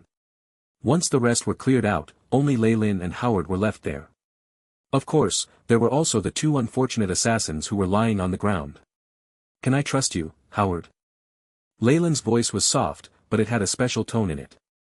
Such a special tone gave Howard an ominous premonition, but loyalty occupied his mind and soon he replied with a straight back, I would risk my life for you, young master. Great. Now, look into my eyes. Lei Lin ordered Howard to raise his head. It felt as if there was a mysterious spiral in those pupils of his. Rank 1 spell, Charm Person. Under Lei Lin's spell, Howard's pupils soon lost their focus, turning him into a zombie. This rank 1 spell, Lei Lin mumbled, it can only charm the mind. It'll work perfectly on regular people, but it'll be weak against professionals. It would probably render Jacob a little dizzy for a few seconds. Take this, chop off one of his fingers. Lei Lin ordered, passing the dagger to Howard. Ugh. The strange situation gave Mankey the feeling that something catastrophic was about to happen. However, his limbs had all been broken earlier, and his body was thoroughly tied up. He could only struggle in vain and had no other method to resist. Howard carried out Lei Lin's order with the devil blood dagger in hand, a soulless expression on his face. His other hand pinned Mankey's down to the floor, and he chopped off a finger without hesitation. Schlick, the dull sound of blades slamming against flesh could be heard, together with Mankey's sorrowful sounds. A bloody pinky was chopped off, and it twitched on the floor like a worm. Kiki, ugh, at the same time, the dagger emitted a radiant light, and the demonic skull at the hilt let out a sinister laugh. The numerous eyes shot out a demonic luster. Layer upon layer of veins began to squirm on the handle, swallowing the blood on its surface. Many tiny blood-colored strings penetrated into Howard's body, and the pinky on the floor gradually shrunk before their eyes. It soon turned into a dried-out piece of charcoal. Looking like firewood. How do you feel now? Lei Lin asked. The dagger is very hot, and the heat is spreading to me. Chip, examine his stats. Lei Lin's eyes began to glow. Devour breakthrough. Beep. Mission established, beginning scan. The AI chip carried out Lei Lin's commands loyally. Soon enough, the latest results were transmitted. Compared to previous data, target's vitality has risen by 0.01, strength by 0.02, spiritual force by 0.005. No obvious adverse reaction. The flesh of high-ranked professionals does indeed provide a great boost for regular humans, Lei Lin nodded. He understood that these numbers were exaggerated, and if it were himself the amplification to his stats wouldn't reach even 0.00001. This was the difference created by the varying base stats. Ah, you devil. You're a devil worshipper. At this moment, Mankey, who was still on the ground, shrieked. Though Sirik the god of murder had always possessed a bad reputation, he was still a good Samaritan when compared to demons and devils. Knowing that the wizard keeping him captive was a follower of a devil, Mankey completely lost all hope. As a member of the Dark Realm, he naturally knew that the followers of devils liked to sacrifice flesh, blood, as well as the souls of the followers of gods in order to obtain rewards from the devils. Kill me. Kill me quickly. Don't profane my soul, else the gods won't let you off. Mankey yelled hysterically, but paired with his dry throat his voice was like a broken bellow and it couldn't travel out of the jail. Shut up. Leyland's brows furrowed as he kicked outwards, causing Mankey to faint. Now, here's the most important part. Detect alignment. A bundle of white light in Leyland's hands covered Howard. Soon enough, glee appeared on his face. The alignment is still neutral. It seems like as long as it doesn't profane the soul all the terrible consequences will be taken up by Beelzebub. The ability to grow in strength by devouring flesh and blood is rather valuable. Of course, Leyland knew very well that the part with the greatest energy was the soul. The energy he would acquire from a person's flesh and blood alone wouldn't even be half the total that the body had. However, profaning the soul was labeled chaotic and evil. Leyland could only resign himself to part with that desire of his. Leyland nodded and retrieved the devil blood dagger, giving Howard an instruction. All right, you may go. After you leave this jail, you will forget everything you've just done. Understood. Howard staggered out, leaving Leyland alone in the jail, deep in thought. It takes a lot of energy to turn the power of flesh and blood into spiritual force. On top of that, I'll need to ensure that I wipe out the memories of the soul in its final moments. Numerous possibilities streaked through Leyland's mind, allowing him to make more plans regarding the devil blood dagger. He'd originally planned on traveling outside to use the devil blood dagger, hunting to quickly increase his strength. But due to the need to keep a low profile, he had no choice but to exercise patience. But now, the situation was now very different. Leyland had been bullied in his home territory, and he urgently needed great power. Otherwise, the fallen family could very well be wiped out just like Isabel's. Of course, there were slight differences in their circumstances. Isabel needed to pray for strength from devils and demons, while Leyland only needed to rely on himself. After a little modification, I will be done here. Mr. Mankey. It's now your time to shine. Blood-red radiance flickered on the surface of the devil blood dagger, reflecting Leyland's expressionless face. He glanced at Mankey on the floor the way he would at a dead man, or perhaps a swine before slaughter. The devouring power from the dagger was intoxicating, but with his own grasp of the law of devouring Leyland could control it skillfully. An unceasing stream of heat gathered in the dagger in his right hand, extending to his entire body. A sense of comfort stimulated a great breakthrough in his spiritual force, sending it spurring towards a deeper level of the weave. At this moment, the AI chip's robotic voice sounded by Leyland's ear. Beep. Detected change in stats to host body. Vitality increased by 0.2, spiritual force increased by 0.05. Countless prompts refreshed, allowing Leyland to see his stats increase. His spiritual force, which had long since reached the peak of rank 6, finally broke through with this burst of strength. Crack, a slight sound could be felt directly from his soul, and Leyland felt his spiritual force making contact with an even more terrifying level of the weave. He understood what had happened, the third level of the weave. I've contacted the third level of the weave and officially become a rank 7 wizard. At this moment, the AI chip's voice was transmitted. Beep. Host spiritual force has contacted level 3 of the weave. Advanced to rank 7 wizard, spiritual force plus 0.5, host has advanced to rank 7 as a wizard. New additions, rank 3 spell slot, 1, rank 2 spell slot, 1, rank 1 spell slot, 1. Detected drastic changes to host stats. Recalculating, the AI chip refreshed the screen with more information. In just a moment, Leyland's stats were renewed. Leyland Farlier. Age, 15. Race, human, rank 7 wizard. Strength, 2.5. Agility, 2, vitality, 3.7. Spiritual force, 7, status, healthy. Innate talent, sturdy, erudite. Spell slots possessed, rank 3 spell slot, 1, rank 2 spell slot, 3, rank 1 spell slot, 4, rank 0 spell slot. Forget the spiritual force, I'd long since reached its limit. But the increase to my other stats. It's practically the sum of my 15 years of growth. Leyland's eyes flickered, could it be that now that I've reached 15 and become an adult, my body's stats have all reached the average standard, and more importantly, my growth is now complete? This way, I'll be able to advance and accept more strength. Lei Lin looked at the spell slots, as expected. I got a rank 3 spell slot after advancing to rank 7, it looks like this goddess of the weave is impartial to all wizards. The increase in spell slot numbers followed unfathomable rules. Some enchanted tools could increase the number of spell slots, and it was rumored that those the goddess favored could have more spell slots after advancing. However, there were 2 ironclad rules. 1. One could have no more than 9 slots for a rank. 2. Only after reaching a certain level could wizards gain spell slots of certain ranks. In other words, Lei Lin was now a rank 7 wizard, and he could at most only have rank 3 spell slots. It was impossible for him to have rank 4 spell slots, and even if he were to find a bunch of enchanted rings that could increase the number of spell slots, there would still be a limit of 9. It was impossible to have more than that, even for rank 0. Furthermore, this iron rule was for all wizards. Even legendary wizards and those related to gods were treated the same way, with no change. Seeing the limitations that the gods put on wizards, Lei Lin's lips curved. Seems like the Magi left a very deep impression on the gods during the ancient war, to the point that they felt fear. They didn't hesitate to shackle the spellcasting professions.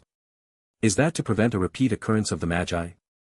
If there comes a day that the shackles of the weave are destroyed, what sort of interesting things are going to happen? Lei Lin chuckled, beginning to feel a little anticipation. And then there's the power from devouring flesh and blood. Lei Lin stood up, staring at the skeleton on the floor. He put the devil blood dagger away, and his brows began to furrow. He felt that his body was swelling like an obese person who had eaten far too much, to the point that even his soul could not take it. It seems like this ability can't be used too often, especially before the body has digested all the energy. If that happens, the berserk life energy could become the most fatal toxin. Lei Lin shook his head, knowing that this devil blood dagger should not be used lightly. In addition, no one can know of this, or else I'll be confirmed to be a devil worshipper. It'll be game over for me then. At this thought, Lei Lin immediately began to clear up the skeletal remains on the ground. Things that made it evident that they had been used for evil rites and the like and could not be left lying around. They were best removed by burning. As for the souls the devil blood dagger absorbed, Lei Lin had modified its effects on them. They went through unimaginable suffering before their death that served to completely fragment their memories, leaving no traces at all. With the devil blood dagger, all my accumulations can allow me to pass through the many ranks of wizards quickly. Lei Lin's eyes flashed with a glint of light. This means it's necessary to find something to hide all this. This advancement was unnatural, and if just one person found something was off, Lei Lin knew that he would probably need to move away alone and hide himself in the name of training in seclusion. After gaining enough strength, he would immediately travel in order to hide his unusual growth. And the many battles with Viscount Tim's pirates would clearly be a great source for such a thing. Viscount Tim, and even Marquis Louis, would very soon find out that in a bid to obtain more profits, they had chosen a very terrifying enemy. The devil was thirsting for his enemy's blood to grow, and would soon take over the world of gods. Mobilization. With the fallen family's prestige and reputation in the island, it wasn't difficult to cobble up a patrol. However, on the field where grain was drying, Lei Lin frowned at the sight of his subordinates. Getting 50 from the port and another 30 from the manor. Is this our limit? A sparse crowd stood at the field, awaiting Lei Lin's inspection. While they had done all they could to rub their leather armor and weapons till they were sparkling clean and tried their best to stick their chests out, Lei Lin still felt they looked like nothing but a bunch of rowdy people. It's alright if you get them to patrol and maintain order, but once you bring them to a bloody battlefield, Lei Lin shook his head inwardly, though the expression on his face showed excitement. Residents of the fallen island. There are a group of horrible, evil pirates about to reach the coast. They will slaughter your parents, steal your copper and bread, and humiliate your wives and daughters. Those lowlives are capable of anything. Lei Lin did his best to sound agitated to stir up the masses. Was there a need to announce what the pirates would do to them? The troops began to get restless and immediately knew that Lei Lin spoke the truth. It might even be an understatement. Well then, tell me. Are you willing to let this happen? Lei Lin's sharp voice resounded in the field. No. No. Though many of them were mercenaries who only worked when money was involved, most of them were farmers who had enlisted. Their families were here, and even the mercenaries had settled down here. At the very least, when it came to protecting one's family and wealth, these people were rather enthusiastic and hot-blooded. Hence after being provoked, all of them were flush with anger as they roared with all the strength they had. Good. As the master of this territory, I call on you to pick up your weapons and prepare to fight bravely to protect your home. Lei Lin spoke so loudly that his voice could be heard from every corner of the field. In such a feverish atmosphere, there could be one or two who remained timid or rational, but they would soon be drowned out by the crowd, dragged along with the flow. Our fallen family will not treat any of you unfairly. Lei Lin clapped his hands, and 2 bodyguards went up on stage with numerous boxes. The large copper locks were opened, revealing brand new armor within. There was even some chainmail that was made of metal rings. Not only did this metal armor provide a greater defense than leather armor, it was more flexible to boot. It was practical, but there were high requirements on its forging, so these items had no market. Beside the armor were even greater quantities of shining weapons. Vorpal swords, curved blades, hammers, lances, there was anything one could need. On top of that, these weapons were in good shape and they had a layer of oil on the surface. There were no signs of rust or corrosion, and they radiated a luster from their sharp edges. All those who take part in this operation can choose a weapon of their own. Vice captains and those ranked above can all choose a set of armor. Lei Lin scanned the crowd. Evidently, these excellent weapons were attractive to the point that people would risk their lives for them. Lei Lin found a few fellows whose eyes were shining. Of course, for this reason, he raised his voice intentionally. If you can contribute in this battle, there is no reason why we can't reward you with these weapons and armor. With this promise, there was a huge uproar in the crowd below. In this age, metallic weapons and armor had a very high value and could even be said to be treasures passed down generations of knights. Many of them didn't dare to believe Lei Lin's promise. There's no need to doubt me, I vow in the name of the fallen family. Lei Lin looked especially solemn, making this guarantee with his name as a noble. Though this meant nothing to him, with the values of the world of gods the promise of a noble still held quite some value. Hence, many soldiers could not help but begin to cheer. Lei Lin cleared his throat and urged for the last time, in addition. If there are injuries or even deaths in battle, I will offer compensation. If you die in battle, your rewards will be given to your family. Fallen. Fallen. The soldiers below began to cheer in their excitement. Injuries and death were the worst fates for veterans in a feudal age. Lei Lin was even willing to compensate them for it, which was something even churches didn't do. This should be able to somewhat boost their morale, right? Though, it's just this once. Lei Lin stared at the soldiers whose morale was at the peak while laughing bitterly inside. With his actions, he would suffer losses even if they won the battle. It was the entire reason why Lord seldom did things like this. Those weapons and armor alone were the accumulations of the fallen family over the year, and a large part of the family's wealth. However, this was a special circumstance, and Lei Lin had no choice but to do this. After all, if the fallen family were to cease existing, these items would be useless. The soldiers outside began preparations for battle, while a small meeting was being held in the manor. We'll leave the manor to you, Uncle Leon, Lei Lin spoke to the housekeeper on his right. I've already sent down the order that you'll be in charge of everything in the manor. I will definitely protect everything for you. Leon's placed his right hand on his chest as he promised. Lei Lin nodded, feeling assured. His mother, Claire, and Clara had all been sent to the Church of Knowledge at the port in secret. With how shrewd Bishop Tapri was, it would probably be the best place for them on the island if he and his father met danger. Based on what Menki said, the assassins he had captured were the only ones that the enemy had sent, but Lei Lin considered the fact that Viscount Tim might be driven to desperation. After Leon left, only Isabel, Jacob and a few leaders with professions remained. They were the strongest, and Lei Lin had nothing to hide from them. Based on the information I've received, there are over 100 people amongst the pirates, and the leader is a rank 10 professional. At this point, Lei Lin looked grim, and everyone except Isabel gasped. 100 men, and a rank 10 professional. This kind of strength isn't second to the power of a famous pirate crew. Why would they come here? Jacob gasped. In reality, the truly strong would not do something as beneath themselves and dangerous as become pirates. With their strength and reputation, they could become public security officers in any large city, and could even become nobles. It was illogical for someone like them to attack the fallen family.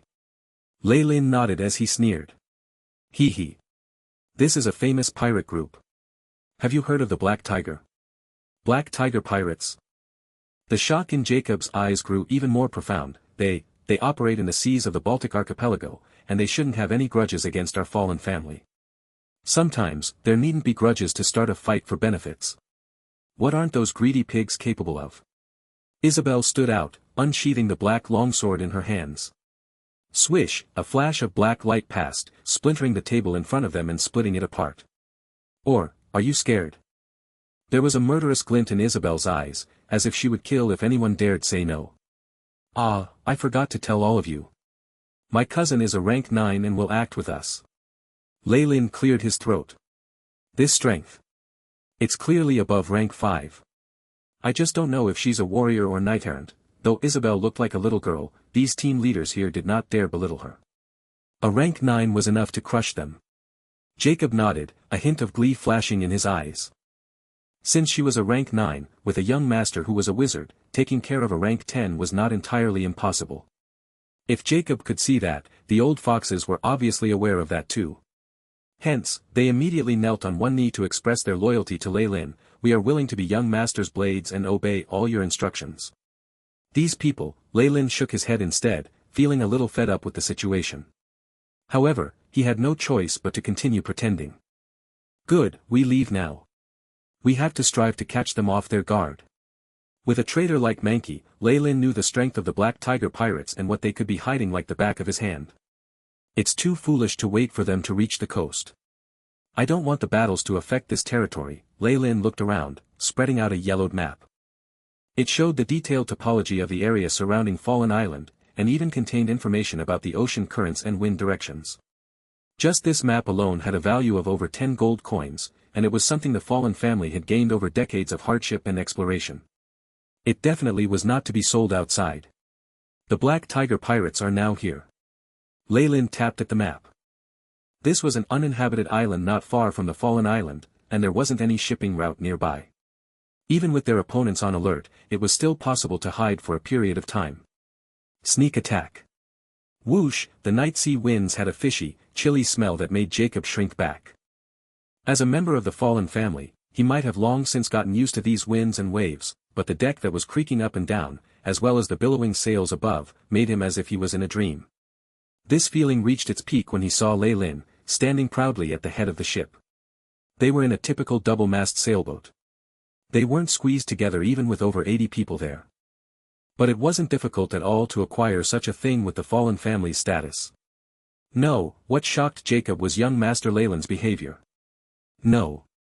Actually everyone is shocked. Jacob looked at the leaders beside him who were scared out of their wits, yet at the same time had a fire burning in their eyes, and chuckled wryly.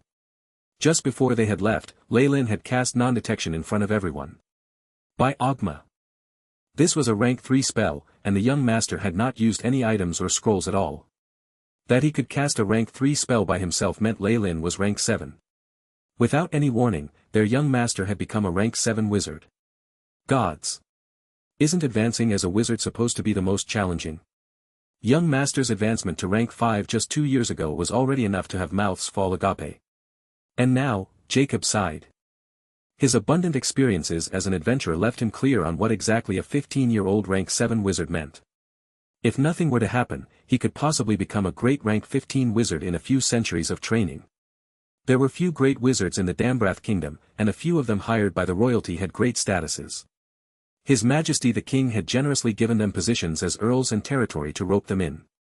However, no great wizard cared for such things that drove others crazy with envy. At their level, the only thing in their sights was the realm of legends. And now, a great wizard was about to appear in the Fallen family. Jacob suddenly felt giddy. Cousin Lei Lin, you've worked hard in deceiving me. Beside Lei Lin, Isabel didn't have as many thoughts. While she seemed to be complaining, it was obvious that she was delighted by Lei Lin's achievements. I never thought my cousin was a genius as a wizard. Isabel's eyes twinkled like there were countless stars in them. Hee, everyone has their secrets, just as you do. Lei Lin got closer, causing her to look panicked. I anticipate the day where you will tell me. What kind of joke is this? Isabel turned her head and left, while Lei Lin sank deep into thought. There's no other choice but to do this, Lei Lin sighed. The reason he had shown his strength right before the battle was to strengthen his men's confidence and will to resist. Otherwise, the moment they knew that they could be against the personal guard of a marquis of the kingdom, even if morale did not immediately crumble, it would be greatly diminished. Now, with such a young wizard, some would think it was worth it to risk their lives. Even if those regular soldiers did not know what being a 15-year-old rank 7 wizard implied, others would gladly warn or tell them. Furthermore, our target this time is only a notorious group of pirates. Even if someone intentionally leaks this out, many would not believe it. Lei Lin sighed once more. He had already done all that he could to the best of his abilities, and all that was left was their luck. My lord, we're here. A sailor with triangular eyes and a gaze as sharp as a poisonous snake came before Lei Lin, reporting quietly. There was a thirst in his eyes for blood, as well as a fervor for destruction. If this was a gaze seen in the manner, Lei Lin would send down the order for this person to be hung, but now. This is the right attitude if you want to kill someone. Lei Lin was confident that with his methods, even if this person was a poisonous snake, he'd be able to tame him. Your name is Robin Hood. You're a great first mate and navigator. Are you in charge of this ship as well? Lei Lin observed the man. He could sense a bloody aura that came from frequent killings, which made it obvious that this person had a very exciting life in private. Yes, young Master Fallen. Evidently, Robin Hood was surprised that Lei Lin had been able to remember his name. Good. Lei Lin had his hands behind his back as he watched the faint image of the islet from the fog. He quickly commanded, send down the order. Everyone is to remain hidden. Try not to make any sounds. In order to take precautions against the detection and divination spells, Lei Lin had especially boosted himself with non-detection before leaving, and had been exceptionally cautious and nimble along the way. It could be said that the chances of being discovered were very low. Besides, even if they were discovered, nothing much changed except for the scale of the losses that would be incurred. When the first wave sneakily swam up to the shore and began to mount a secret attack on the opponent's anchored ships, Lei Lin knew that the general conclusion had been decided. Watching the bloody battles, Lei Lin suddenly laughed. Seems like the pirates aren't as strong as I imagined them to be. Initially, he had thought that they had the support of the nobles and might have superb equipment and even maybe a magic weapon, but from the looks of it. These pirates wore shabby clothing, and there were even some people of other races and mixed blood in their midst. There weren't really powerful people in there, and it felt like they were just cannon fodder and not the real deal. Even if we managed to subdue these pirates, they would just be treated as replaceable. Lei Lin stroked his chin as he thought of something. In such a situation, where his side had been prepared and launched a secret attack with equipment of superior quality to theirs, there was no possibility of failure if their numbers were about equal. Of course, this is a world of exemplaries. The situation might change if a few powerful people show up. Lei Lin stared at a corner of the camp on the barren island. He could sense powerful energy undulations from there. Is that leader of the Black Tiger pirates a rank 10 professional? Lei Lin sneered. Jacob, take over the command. Pay attention to their ships and don't let anyone get away. Understood, young master. Jacob answered loudly. He already wanted to prostrate himself when he looked at Lei Lin's skills as a commander. Leadership came naturally to the young master, and such a thing was something he had never been able to learn himself. This potential. Does that mean there really is a darling child of the gods in this world? Jacob had no time to be bothered by the shock to his worldview, and did all he could to constrain the formation of the troops and surround the camp. Isabel, come with me. Let us see to that leader, Steve. Lei Lin rapidly moved towards the front lines of the battle, with Isabel following closely behind. As the infamous leader of the Black Tigers, Steve had the boorish and villainous face unique to pirates. He had long since lost an eye and an ear, the price he paid when his first mate mutinied against him. Of course, this fellow who dared betray him had soon gotten his limbs cut off, and was tossed into the sea. The man could only repent with the sea god. After being recruited by Marquis Louis, it had been made clear that if he were to be successful in this operation, he would become a knight with land of his own, and he might even become a real lord. I'll become a lord in the future. Every time he thought of this, Steve could not help but gaze at his right hand. He had lost it, among many other things, in 10 years of bloody fights and struggles. Still, he felt like the sacrifice was worth it. As he was right now, he was a rank 10 fighter, and the Black Tigers that he led had made a name for themselves in these waters. The target this time is only the manor of a baron that has lost most of its elites. How powerful can they be? Steve thought indifferently. If not for him restraining them with all his might, all his underlings would have gone out to have fun long ago.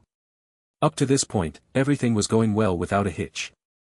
But all of a sudden, yells and shouts could be heard that immediately woke Steve up from his reverie. What's going on? Steve tossed the bottle of rum in his hand away, and his right hand opened up a huge tear in the tent. He arrived at the camp. It's an enemy invasion. There are too many of them, and they have excellent equipment. His second mate, a tiger-headed merman, came before him, expression unable to hide his panic. After noticing the situation, Steve's face twitched. This crafty captain immediately felt that this was not going well. Where did they come from?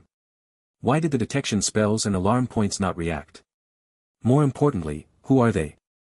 Even now Steve didn't think these people were sent by his target. With Leyland's non-detection spell, the detection magic artifacts he had bought at exorbitant prices lost their effects. The alarm points had all been discovered and removed by Leyland. Steve grabbed the collar of the second mate and shouted, "Get the men in charge to the ship." Siege. The ambush was a huge blow to the Black Tiger's morale. Still, Steve retained some confidence in his men. Though they were nothing more than scumbags and trash, they possessed many skills. They would be able to stay alive despite the bad situation they currently found themselves in. For what it was worth, they were pirates after all. Land fights were never their forte. Their true expertise lay in bombing, boarding, and fighting with ships. If he could only retreat to the ship, it would be perfectly easy for him to mount both offense and defense. It could even be possible for him to turn the tables. When the moment comes, I must absolutely wring this daring bastard's head off. Steve thought to himself viciously. With their captain's signal, the crew began to draw closer to the ship. However, a wave of burning heat suddenly approached them, causing the color to drain from Steve's face. Shit! Dodge, quickly! Boom! The enemy's fireball landed less than 5 meters away from him, and the resulting sea of flames engulfed almost everything in its vicinity. Steve managed to escape, but the rest weren't half as lucky. Even his trusty second mate, the one with the head of a tiger shark, was burnt to a crisp. Fireball! They have a wizard. This sudden news was like a slap across Steve's face. Not only was his opponent sufficiently equipped, they even had a strategic resource like a wizard. Just then, he caught an eye of the said wizard. It was a young lad, his curly golden hair matching his deep blue eyes. He was barely an adult. A wizard of this age? Steve furrowed his brows as he realized that the young lad looked faintly familiar. Hold up, he was one of the target of this mission. That's the Fallen's young master. Steve was immediately reminded of him, and he had the urge to curse at his informant. Wasn't he supposed to be rank 5 at most? It doesn't seem like it. I want his head. Steve was rid of any other choices at this stage of the game, and he could only roar orders as his muscles constricted. Leyland spotted Steve at the same time. The extraordinary vibes he gave off showed that he was their leader, and he shouted as well, "He's the head of the pirates. 50 gold coins for anyone who can finish him off, and on top of that you don't have to pay tax anymore. 50 gold coins. And you get to not pay taxes. Charge." Many of the guards went into a frenzy. This price alone was enough for 10 lives. The guards charged up front without any second thoughts. Of course, Leyland didn't stand and watch idly. 2 powerful buffing spells descended upon his men, increasing their drive and strength. Bear's endurance, bull's strength. The wizards of this world are supported by the weave, allowing them to use magical attacks and buffs extremely quickly. Leyland knew better than to neglect the importance of the weave. The fact that it was able to continue to exist for so long meant it had to have some advantages. And during the battle, Leyland realized that his men usually fared better if he enhanced their abilities using his power. Moreover, the fireball from earlier was like a missile. Common people would not be able to escape its destructive powers. With the support of the weave, won't a wizard with enough spell slots be a walking cannon? Leyland smiled. If the power of this world was how he imagined it to be, the status of wizards would probably be even higher. At the same time, Steve showed what it meant to be a rank 10 warrior. Rapid charge. His entire body was enveloped in a hazy light. After triggering his distinctive warrior skill, it was as if he had turned into an armored steel tank as he charged towards the guards. Thump. Thump. Thump. With his great energy, he knocked down many of the guards. They were sent flying, as if they'd been hit by a high-speed train, and every now and then the sound of bones cracking rang out. But the damage went both ways. Steve was injured by many of their spears and swords, and many bloody wounds appeared on his body. This degree of injury posed no hindrance to him, but the blood continuously leaking from his wounds would cause a bit of trouble. This was especially true as the pirates were surrounded, about to be wiped out by the oncoming soldiers. "Surrender now, and in my name as a noble I'll treat you right as a captive," Lei Lin said. As long as he could capture Steve alive, maybe even have him become an eyewitness, he would have gained incredible advantages for the fallen family. "Surrender? To a brat like you?" Steve mocked back. It was like he'd seen something ridiculous. "Or should I say, do you think I'm limited to just this ability?" A sinister smile slipped onto Steve's face as a sacred light engulfed him wholly. "Is this divine force?" Lei Lin stepped back. He had little experiences with this sort of power, but the impression it left was engraved deeply in his mind. "Bless, cure light wounds, night shield." In the blink of an eye, Steve cast 3 rank 1 spells on his body. Lei Lin's brows wrinkled as he watched Steve's wounds recover quickly under the brilliant light of divine force. Divine force is indeed troublesome. Instant spells like these can be restored through daily prayers, so even with the usage limitations it's still unfair. Steve was back to his prime condition after the buffs, and his injuries had healed. "Kill." He charged towards Lei Lin with great power, and a clandestine glow covered the sword in his hand. Eldritch Blast. The chi of a rank 10 fighter concentrated in his hand to become a shining blade which blasted out. Schlick, the soldiers in front of Lei Lin were hacked into 2 halves, and blood and gore splattered in all directions. "Well, this is troublesome," Lei Lin sighed, massaging his temples. Data collection completed. Creating target entry. The AI chip reported, quickly projecting Steve's details in front of him. Name, Steve. Gender, male.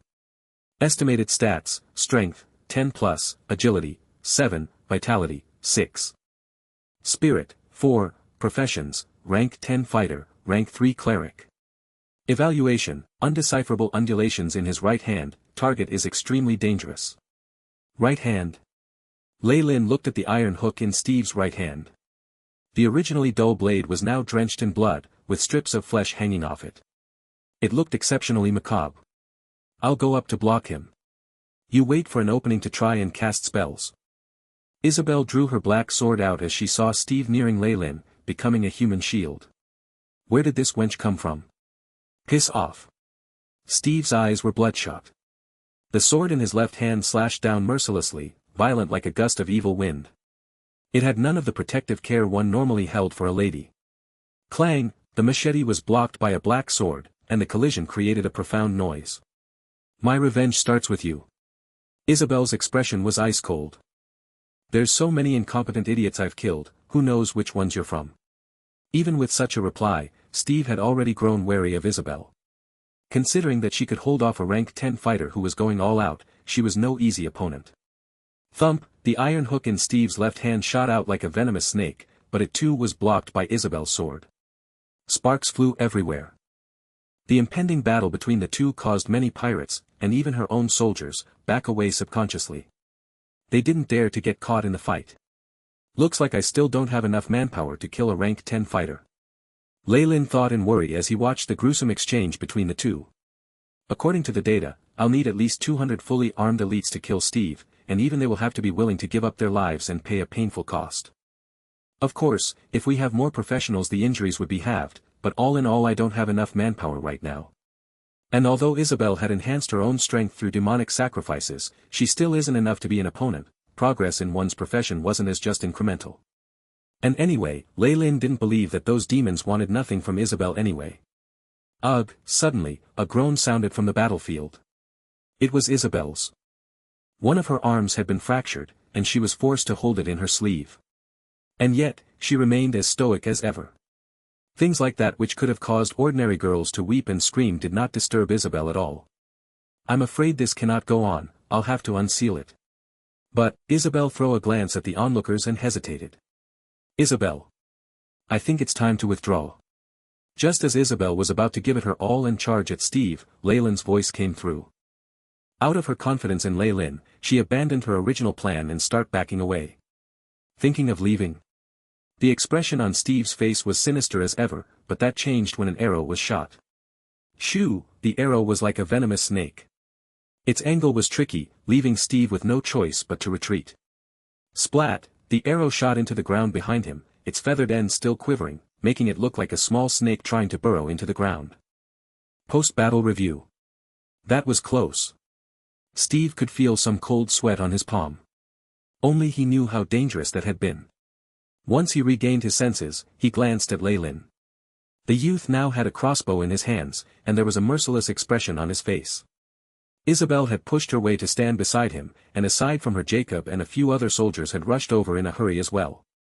With Isabel delaying them, Lei Lin had enough time to defeat the enemy and even seize the pirate ship.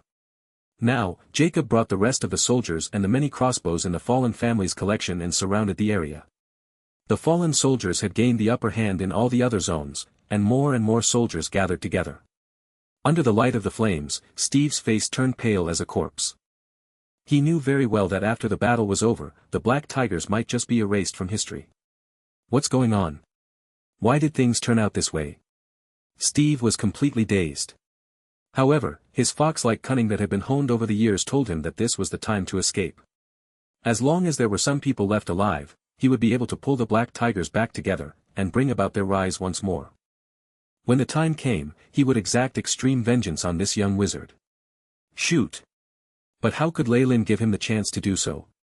With his command, the countless crossbows that Jacob directed on his own produced terrifying sounds. Numerous arrows blocked all the escape routes that Steve had. Damn it! Steve cursed, his figure twisting at a strange angle in midair. A dark shield appeared, crashing into a sharp arrow. The dark-colored shield shattered to pieces, but the power of the arrow was greatly reduced. It could only leave a shallow cut on Steve's body. Boom! Steve's body fell freely to the ground. He glared at Lei Lin venomously, and then rushed out of the camp. Once he got outside, he would definitely be able to leave with ease. He was still a rank 10 fighter after all. At this moment, things suddenly changed. A huge white spiderweb opened up from the ground, shrouding him in darkness. But when did he? Steve's expression filled with fear as he recognized this web, rank 2 spell, web. Once it twines around me, I'll be caught. He looked fierce as he raised the sword in his left hand. However, Lei Lin had long since set this trap. How could he give Steve the chance to escape? Ray of Enfeeblement. Sleep. Restrict. A few rank 1 spells flashed over Steve's head. With the drain from the huge battle just prior, Steve was unable to dodge them in time. Immediately after, he felt a sense of confusion, as his body suddenly weakened. Clang, his machete fell to the ground, and immediately after Steve was caught up in the web. It was extremely sticky, and even a reckless bull would not be able to escape from it. Take aim. Prepare to shoot. The opponent is a rank 10 warrior, so be careful. At this moment, the soldiers holding crossbows aimed at Steve calmly. Only morons would miss an immobile target like this. You're still thinking of running because you have a trump card up your sleeve, don't you? Lei Lin approached the spiderweb, watching Steve from above, eyes full of mockery. Don't think you can hide the lifesteal effect on your right hand. I'm a wizard. When Lei Lin said this, he could see that Steve's eyes were first filled with fear and despair, followed by a desperate struggle. Lei Lin snickered, quickly retreating and dodging the bloody rays shooting from his hand. Be careful. The hook on his right hand has the lifesteal effect. Don't let it touch you, or your life force will be absorbed. Lei Lin smirked at Steve, causing him to pale even further. The terror from being completely seen through caused the pirate to feel muddle-headed. You're a devil. A devil. Knock him unconscious, Lei Lin's eyebrows furrowed, and then get rid of his arms and legs. Without the assistance of a powerful cleric, such terrifying injuries would end up crippling him. As for how to deal with this person, Lei Lin did not have plans yet. As he had been at the forefront in hindering the fallen family, he should have made contact with Viscount Tim before, which made him a pretty good witness. But who would believe the words of a pirate? At the most, it would cause some slight trouble for the Viscount.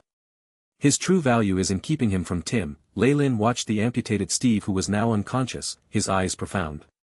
In his view, the pirate only had two functions. One was as bait, attracting more assassins and experts over from the other party so he could ambush them. However, things could easily go wrong that way. If an existence that Lei Lin could not deal with arrived, that was just shooting himself in the foot. On the other hand, he could use Steve to negotiate with Tim, forcing the Viscount to back off. After all, the fallen family wasn't the only one with land in the seas. Once his side showed their power and sent Steve back, saying that they had no plans to go to war, he could be able to achieve a period of harmony. Of course, Lei Lin never counted on the benevolence and hesitation of his enemies for his own safety. However, giving himself more time was a good method. After all, his strength was still increasing by the day, and on top of that with the complete wipeout of the probing on the fallen family, perhaps they would pause for a bit anyway. Lei Lin stroked his chin, be quick about it. Bring all the slaves. Kill those who resist. Understood. Numerous soldiers yelled together.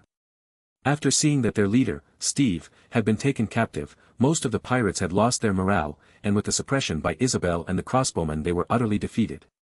Even those futilely thinking of swimming across the sea were killed by the sailors on the ship, not letting any leave.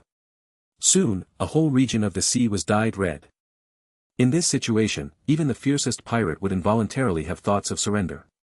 Soon enough, the sounds of weaponry being tossed to the ground sounded.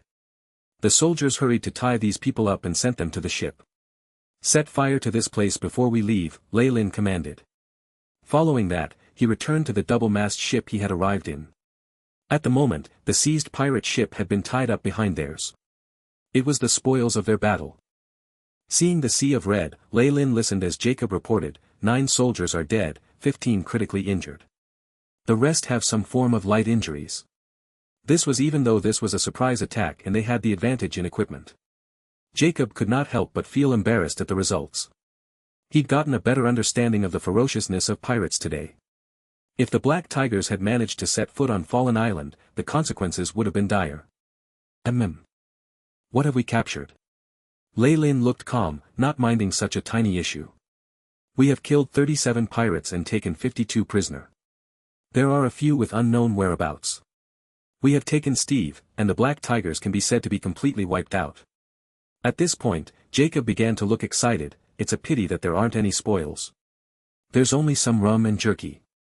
We haven't found any letters or anything. Lei Lin shook his head and laughed involuntarily. Pirates are poor anyway. What more do you want? These low-ranked pirates did not have much money on them anyway, and if they were lucky enough to get a large amount, that would quickly be wasted on the bad alcohol in the harbor, barbecued meat and gambling dens. When, on the next day, they had not a single copper in their pockets, they would follow their captain to sea like wolves, roaring as they attacked other ships. Even if you add up the wealth of all the prisoners, that would still be nothing compared to Steve's own private hoard. Lei Lin chuckled. I really need to interrogate Steve well. Though it's unlikely that he has a letter from nobility, I need to know about his stash and things like that. If he could find evidence of a connection with Viscount Tim, Lei Lin would not have to be vexed. However, this was impossible, the other side would not be so foolish as to leave letters and the like behind. Hence, Lei Lin could only give this a try without placing too much hope in it. As for money, that was just a consolation prize. At the very least, these soldiers would need to be rewarded amply for the deaths, else nobody would be willing to work under him. Having taken care of everything, Lei Lin walked to the hold of the ship. As there were many more captives to return with, the concealed hold was very squeezy and somewhat chaotic. Lei Lin naturally would not imprison the group on the pirate ship behind them, that would only be creating trouble for himself. Even in this situation, Isabel had a room of her own. This was a privilege reserved for the nobility and the strong. Can I come in? Lei Lin asked after walking up to her door. Please. Opening the door, Lei Lin entered the room and cast a silencing spell. This immediately resulted in a serious look on Isabel's face. Lei Lin twitched his nose. There was a herbal smell in the air, and Isabel's clothing was slightly in disarray. Evidently, in her hurry, she had not had everything arranged properly. Thoughts. You won't be able to do things like that easily on your own, you know. Lei Lin chuckled as he sat beside Isabel, pulling at her arm. Don't. Isabel began to struggle. Sit properly. Lei Lin's thunderous expression made Isabel's momentum to flag. Even the strength she possessed seemed to weaken greatly. Lei Lin rolled Isabel's sleeves up. What he saw was not the pale and exquisite skin belonging to a young girl, but a strange arm filled with scales. On the upper arm, there was a curved injury that had been caused by Steve. Demonification. And it seems to be a rather high-level conversion ritual. Lei Lin raised his shoulders, and then skillfully used magic energy to heal her wounds. He then bound them. It's ugly, isn't it? At some point, Isabel turned away, her voice choked with sobs. No, in fact it's still alright, Lei Lin answered seriously. He didn't look much better when he transformed as a warlock, and became an existence which had practically abandoned its human form. One more thing, Lei Lin appeared to be focused on healing her, and he spoke softly, I want to set up a private fleet. I hope for your help. Become a pirate? Why? Isabel was dazed for a moment. A private fleet was only a dressed-up way to refer to a pirate crew. Lei Lin smirked at the question. They've come and bullied us, it's only fitting that we repay the favor. As for the people to be used. I was planning to use my status as the master of the territory here to hang the Black Tiger pirates. Let's just consider it recycling our trash. In addition, I found a pretty good first mate for you. Robin Hood performed well today, and more importantly, he is used to the ways of pirates. With our people as the backbone and the pirates at our foundation level, we can use the pirate ship we seized and Steve's wealth to quickly assemble a crew. I'll need you to control them tightly. Lei Lin swiftly bound her wounds in gauze, and Isabel wiped away the tears on her face, regaining her robust and healthy image. However, Lei Lin felt that the crying girl from before more suited the memory of his young cousin. Why do you think I will agree? Isabel looked at Lei Lin. Because it's a request from your dear cousin. Lei Lin chuckled, resulting in a flush on Isabel's face. I'll consider this matter. Go out first. Evidently, Isabel was feeling cramped in the narrow hole alone in a room with Lei Lin. I quietly await your favorable response. Lei Lin headed out, closing the door politely. In reality, he knew that she would agree, this was also good for her. A high-ranked demon. Goodness, Lei Lin stroked his chin, his eyes twinkling. Controlling a pirate crew may seem slightly immoral on the surface, after all, it was dishonorable for a noble to do something so sinful. However, Lei Lin knew that under the cover of glory, sophistication and grandeur, the nobles of this world all concealed some sort of evil within them. Every gold coin they used was stained with the blood and tears of innocence. Even his father, Baron Jonas, had always wanted to obtain support from some pirates, or create a raiding fleet to attack others himself. He had been working hard on this, but he had been a noble for far too short a time. It was difficult enough to just get his own territory organized, so he had yet to fulfill his wishes. As for offending pirates, no noble was going to care about that. This outer sea was discovered recently, so there aren't a lot of great powers operating here. It's still a piece of blank paper. How could Marquis Louis alone get all the benefits on the sea? Lei Lin snickered. Whether it was purchasing high-grade spell materials or creating a wizard tower, everything required a huge amount of resources and gold coins. How could he surrender the profits he could get on the outer sea? On top of that, he wasn't one to take beatings without retaliating. He would definitely ruthlessly pay the Marquis back for his favor. He was just someone with control over the Baltic archipelago, a trade fleet, and a few pirate groups, so was he that amazing? If not for having apprehensions about the families on Fallen Island, Lei Lin alone could take him on in a war, and give him a huge headache. After establishing a pirate group, cousin will have a place to take shelter. After all, the gods don't focus much on a place like the outer sea where crooks mingle with honest folk. The occasional sacrifice can be hidden as much as possible. Whether Isabel could understand the reasons behind Lei Lin's painstaking efforts was another matter. Lei Lin was sure that as long as he was the one making the request, she would not reject him. The waves kept crashing into the body of the ship, shaking it slightly. A few seagull-like birds were soaring in the sky, producing cries from the distance. This isn't too far from Fallen Island. It's a short journey, so this shouldn't be a problem. Lei Lin held onto the railing, watching the dark sea below him. The sea was never a peaceful place. Tsunamis, storms or even numerous deep-sea creatures could destroy a whole fleet in an instant. Hence, for sailors on the outer sea, it was like treading on thin ice every single day with the possibility of entering the embrace of death at any moment. There seemed to be countless gods with dominion over the sea, like the storm goddess that Steve worships. Lei Lin began to look serious. Steve surprisingly had some abilities as a cleric. While he could only cast low-ranked divine spells, that was enough for Lei Lin to be on his guard. Fortunately, the storm goddess was known for being temperamental. She regularly caused tsunamis and storms, destroying numerous ships and fishing boats. Her faith stemmed from the terror she induced. As a result, Steve must have made the storm goddess feel delighted during a certain ceremony or while praying, which was why she had made an exception and bestowed some divine force to him. If not, no matter how Lei Lin looked at it, he could not link Steve to a clergy. Even so, that was still very troublesome. No matter how much of a bastard Steve was, he was a cleric, and Lei Lin could not get rid of him easily. If he was alone outside, he could eliminate him easily. As long as news did not get out, all was fine. However, there were too many people here and so many prisoners. There were also the escapees. There was no way to dispute the fact that Steve was in his hands. If he were to die, things would be difficult to handle. Lei Lin did not want to attract even attention of the Church of a real god, much less hostility. What a pity. He's a rank 10 warrior, and a cleric at that. A hint of red light appeared in Lei Lin's hands. The devil blood dagger flew between his fingers, rippling with a dangerous luster that quickly died down.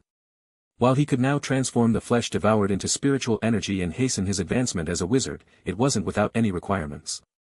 He needed to completely digest the energy he absorbed between successive devourings. In addition, this sudden increase in power would be a great test in his control as a wizard. If a rank 1 wizard rapidly became a legend, he would first be destroyed by the berserk, uncontrollable magic in his own body. Thankfully, Lei Lin had a huge advantage in this area. His main body was already half god, and his control of energy was exquisite. Magic was similar both here and in the Magus world, and his strength as a wizard was only equivalent to that of a rank 1 or 2 warlock. This set of worries was why Steve had been lucky enough to survive this far. Otherwise, Lei Lin would have long since reduced him to a pile of bones. Lei Lin had specific requirements when it came to flesh now. Only professionals or powerful demonic beasts met his requirements for life force.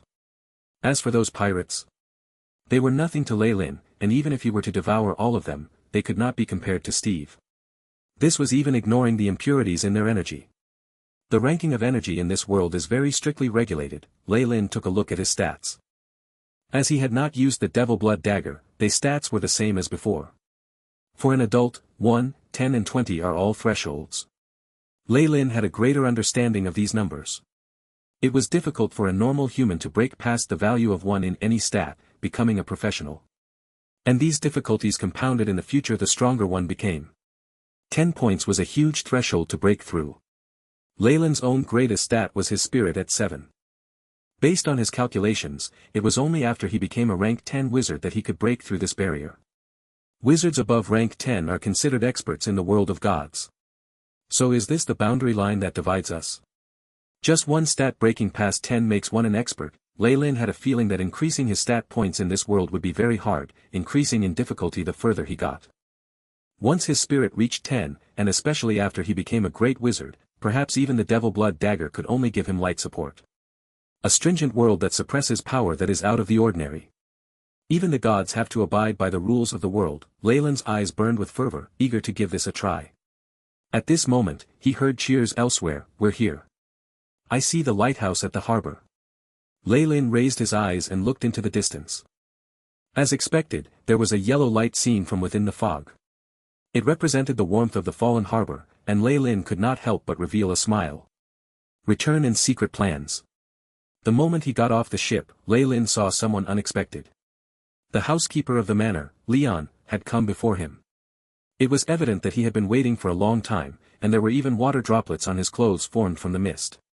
Young master, young master. The master is back, and he said that you are to notify him once you're on shore. Father has returned. Good, I'll see him right away. Take care of the things here, as well as the spoils of war and the captives. Compared to sneaking around during the last attack, Lei Lin was now strutting about boldly. He was even hoping to intimidate those who were harboring unlawful thoughts with this victory. However, the only ship entering the harbor was Lei Lin's own warship. The Black Tiger itself had disappeared with his cousin Isabel, accompanied by a portion of the pirates. Only a few unlucky pirates were here besides the few spoils of war. Of course, there was also the ex-captain, Steve. Understood, young master. Leon bowed low. Just the injuries from the soldiers behind Lei Lin alone made it clear that this battle had been very intense. Jacob, get Steve. Let us be off. Lei Lin got on the carriage by himself, followed by Jacob with their prisoner. Steve had a black sack over his head, as Lei Lin did not trust such a high-ranking captive to his subordinates. If he did, there was a chance of something going wrong. Father, the moment the carriage got to the manor, Lei Lin saw his current parents, Baron Jonas and Lady Sarah. They stood and waited at the door of the manor, eyes full of worry. Leylin immediately got off the carriage and was pulled into Mistress Sarah's arms. Oh, my poor child. It was obvious that even though she somewhat had an idea of what Leylin had done, Mistress Sarah was still worried. It's good that you're all right.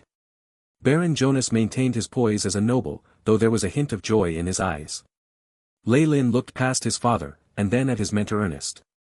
The wizard gave him an encouraging look of approval, and dragged his wizard robe closer around himself, hiding with the crowd. Wizards weren't that good at expressing themselves. At this moment, Leylin saw numerous elite troops behind Baron Jonas, all wearing armor. Their cold gazes made him feel a sense of danger. Rank 5 warriors. And there are so many at that. Father, where did you get them from? Leylin could see respect in the eyes of the fighters, especially from their leader, but there wasn't the reliance and concern that their own men had. These troops were evidently reinforcements from an external source. However, this was a trivial matter. Child, don't get so reckless in the future.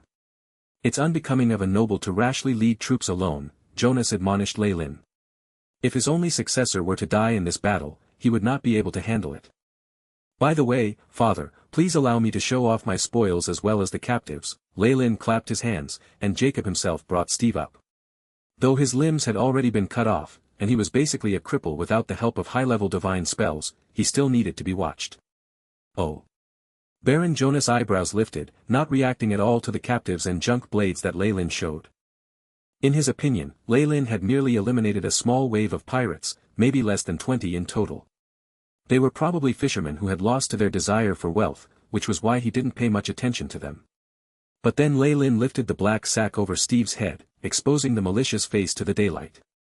Due to the blood loss, his face had paled, which did nothing to reduce the fear caused from looking at his face. Even Mistress Sarah shrieked, taking a few steps back in her shock and disgust. Leylin, you frightened your mother.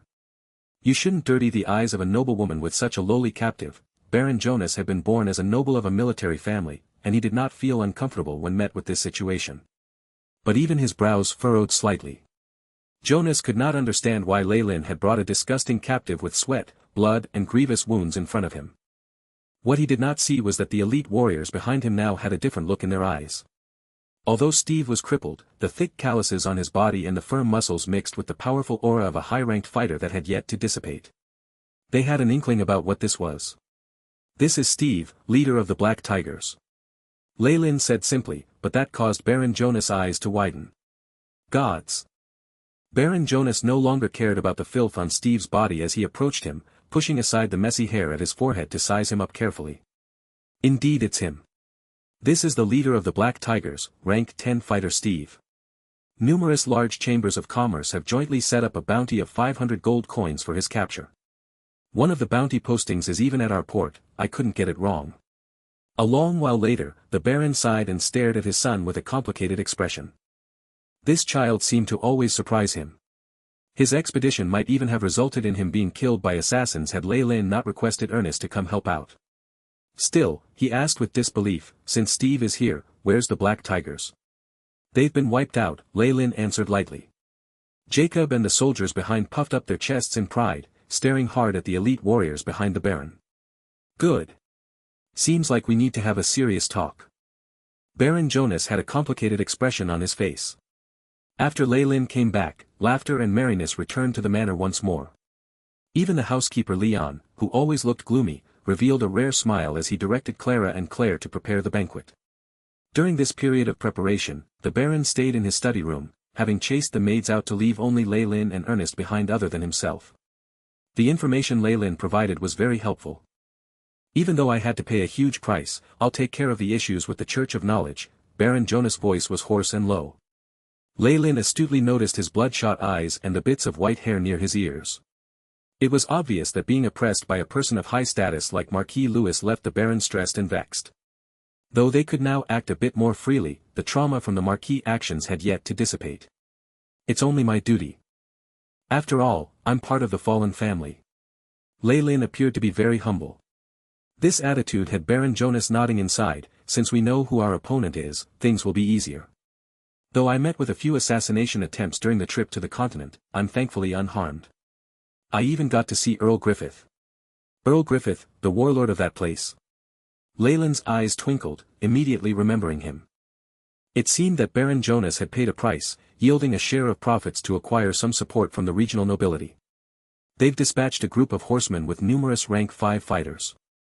The leader is a rank 9, which will be enough to ensure the safety of our manor. Baron Jonas watched Lei Lin with a sorry look in his eyes. He believed that the assassination attempt on his son was because he had taken most of the elites.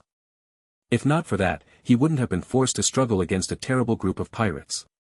He had tried to leave behind Ernest and Jacob, who were both professionals, to protect the port. However, relying on the protection of others was not a long-term solution. Lei Lin frowned slightly. Baron Jonas saw all this, and it caused him to nod even more. This child already has enough wisdom to lead our family. Well then, how do you think Steve should be dealt with?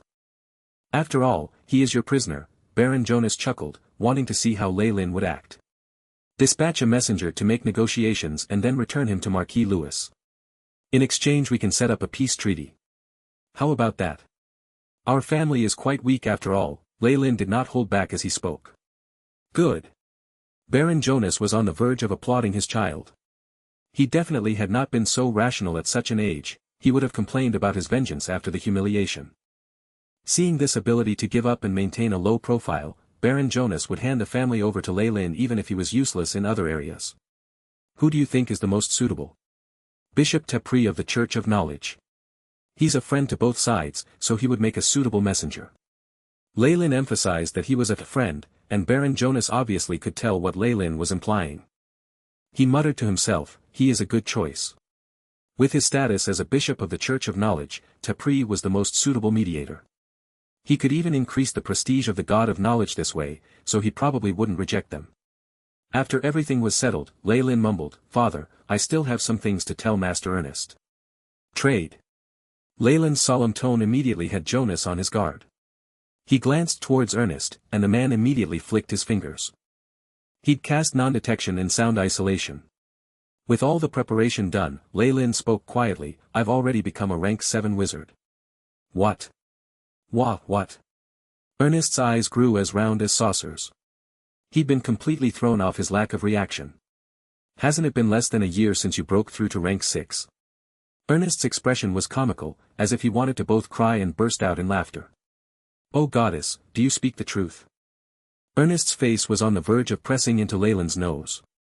In the name of the goddess of the weave, Mistra, I swear that all I say is true. Lei Lin looked serious as he swore on the name of the goddess that numerous wizards held faith in. The price of offending the goddess of the weave was that one could possibly be permanently restricted from using the weave, rendering them a piece of trash. Lei Lin's pledge was very serious, and Ernest believed him immediately. Heavens, what are you? A bastard son of Mistra? This rate of advancement immediately depressed Ernest. He was still a mid-rank 9 wizard, so by the looks of it Lei Lin would probably catch up to him in a year or two.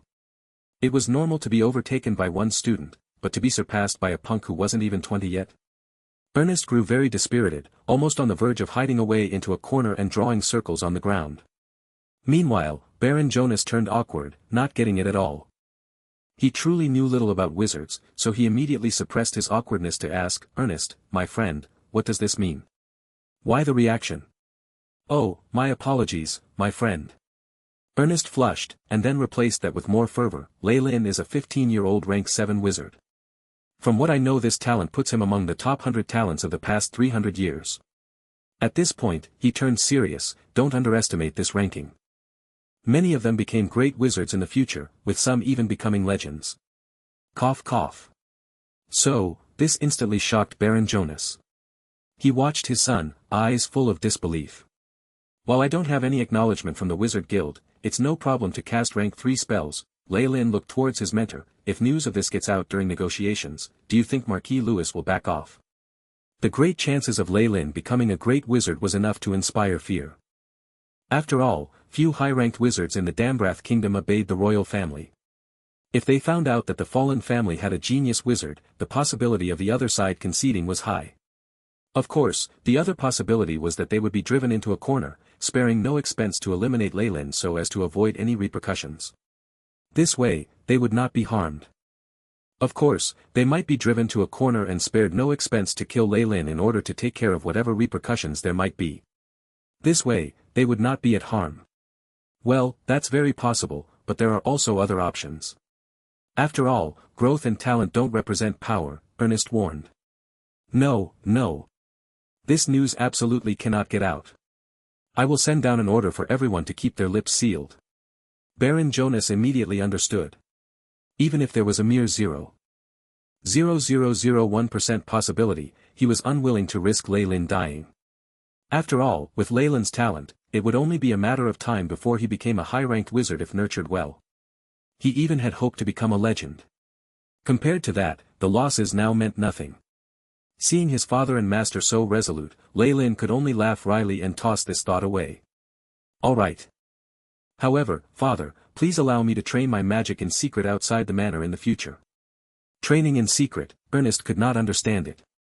Wizards weren't the kind to practice hard like that. Was there a need to abandon a life of luxury in order to train one's will? But watching this student of his, a 15-year-old who had become a rank 7, Ernest wisely chose to shut his mouth. Leylin's achievements would represent everything. Who knew, this method could allow him to make rapid progress. Ernest touched his chin, feeling that he should probably start training like this. Since your mentor isn't against it, I have no opinions. Remember that you're the future of our family, always prioritize your safety. Even if I were to lose the fallen island, I can't lose you. Do you understand? Baron Jonas warned. Yes. Leylin nodded, then followed up, there's something else, and it regards the management of the family. Oh. Seems like you're giving me a lot of surprises today. Baron Jonas was actually extremely fatigued now, but he still rubbed at the area between his eyebrows, looking like he was listening closely. I think we should alter our system of giving rewards based on the services rendered at our family port. Leylin's first words were already astonishing. I noticed that this occurred because we're too weak to protect our own territory. It's likely that we'll have a lot of enemies coveting our land. We need to recruit even more soldiers and professionals to expand our power, which means we need more sources of revenue. That's easy to say, but most of the trade on these seas is taken up by Marquis Lewis's Baltic archipelago. What can we offer? Baron Jonas smiled wryly. No noble would reject opportunities to expand their strength and wealth. He'd also explored this before, but had not gotten any gains. Leylin must have mentioned this because he has a proposal. Let's consider it first. Ernest was aware that this student of his always made plans before acting, and would never say anything without thinking it through beforehand. This aroused his interest. I've checked, and there are only 3 things that make great profits with a foundation in sea trade: slaves, sea salt and sugar. Leylin's eyes glinted. The slave trade has a bad reputation and it's been controlled by Marquis Lewis. We can't interfere with that, so I choose sea salt and sugar. Sea salt and sugar. Baron Jonas scratched his hair in confusion, but our island isn't anything like those in the south with spices and cane sugar. Those plants can't survive here. No. I plan to buy coarse sugar, and then refine it into high-grade white sugar for sale. As for the sea salt, I'm planning to use fish floss. Fish floss? Yes. Mash the flesh of the fish and dry it in the sun, and then use techniques to preserve it for a long time. Because there's salt and meat, I'm sure it will be welcomed by the commoners and adventurers on the continent. Leylin was someone who traveled over from another world. He'd be foolish if he didn't use the knowledge he gained from his previous world to gain some benefits. Though there were differences in the physical laws of the 2 worlds, there were still some similarities. Concerned about the family's strength, Leylin was trying to expand their revenue to help himself in the future. He'd long since thought this through. While he only somewhat remembered the methods to refine sugar and create fish floss by drying them in the sun, that was all right. He was a noble. As long as he supplied them with a general idea, his underlings would make it a reality. Though Leylin remembered a lot more as well, he'd run tests through the years and he realized that he could only build an industry around these 2 items. They complemented the laws of the world of gods. As for other techniques, it wasn't that they could not be used, but they would destabilize the situation now. Paper would definitely be valued highly by the Church of Knowledge, so he could easily gain the favor of Ogma. However, he would attract the ire of the other gods, and Leylin was afraid of that. Refined sugar and fish floss were 2 things that wouldn't have as great an effect. After Leylin explained his thoughts on this industry, Baron Jonas sank into deep thought. While he did not know about this, Leylin's words seemed to be plausible. At the very least, Ernest beside him had eyes that were twinkling as if he had seen sudden huge profits. In that case, you can try that. At the end, Baron Jonas agreed. After all, Leylin had proven with his battle achievements that he was not just a braggart. What was the harm of letting him try? At worst, it could be considered business training. As a successor of a noble family, one might not need to know how to manage businesses, but they couldn't afford to be cheated by businessmen. However, be cautious. Jonas warned after thinking it over once more. He was still worried. I understand. Many thanks, father. Ley-Lin stood and bowed. In reality, he just needed to have the approval of the Baron in name. As for the people and money, Steve would probably be more than willing to provide that. The banquet's almost prepared, let's go together. By the way, where's your cousin Isabel? Jonas asked suddenly at the end. Oh. I let her leave, Leyland's eyes flashed with his unhesitating answer. He still didn't want to divulge the fact that he was establishing a pirate crew. Is she gone? That's good too. Baron Jonas nodded and did not ask more, leaving with his hands behind his back. It was evident that he'd long since had his own conjectures on Isabel's change. However, the situation had been urgent then, and he'd felt bad about abandoning a diligent branch member of the fallen family. That was why he'd said nothing then, and now that she'd left, there would now be no awkwardness between them. Tim. Looks like father already knew about it long ago. Ley-Lin immediately arrived at his own conclusion after listening to the Baron's words. Had he not promptly made the decision to send Isabel away, the Baron would perhaps have dealt with her upon his return. After that, terrible rumors might have spread, and his cousin might even have died of illness. After all, the churches in this world did not even slightly tolerate the followers of devils and demons, and even their friends and family would be implicated. With a tacit mutual understanding, the father and son went to the banquet, as if they had completely forgotten about Isabel. The banquet was bustling with noise and excitement. Suno, that wandering bard who had been seen at the port lately, had come to perform. His voice was as sweet as a skylark's, and the few short poems he recited earned cheers from the whole hall. However, when it was over, Ley-Lin saw that Suno was invited to his father's study room. It seemed like the Baron had not invited him purely for the performance. However, that meant nothing to Ley-Lin. He was planning to move out after the banquet, giving the pirates their orders and settling matters regarding the trade. Of course, he had to ease the tension in his family's relationship with Viscount Tim, handing over the prisoner and signing an agreement. Thump, a crisp slap landed on a young man's face, making his fair skin swell into a bruise. Gods, how could I have gotten such a stupid child like you? A furious middle-aged man dressed in exquisite noble attire stood in front of the youth. Complex designs were sewn in with golden thread on the fringe of his clothing, fully in the elven style. Exotic rings laden with precious gems lined all 10 of his fingers in varying colors, and a few of them emitted powerful magical light. This was the person controlling the Baltic archipelago, the younger blood brother of the Dambrath king. It was Marquis Louis. The king obviously was not stingy when it came to titles, bestowing a dukedom upon him, but Louis evidently thirsted for power. Hereditary land was something even the children of the king might not be able to obtain.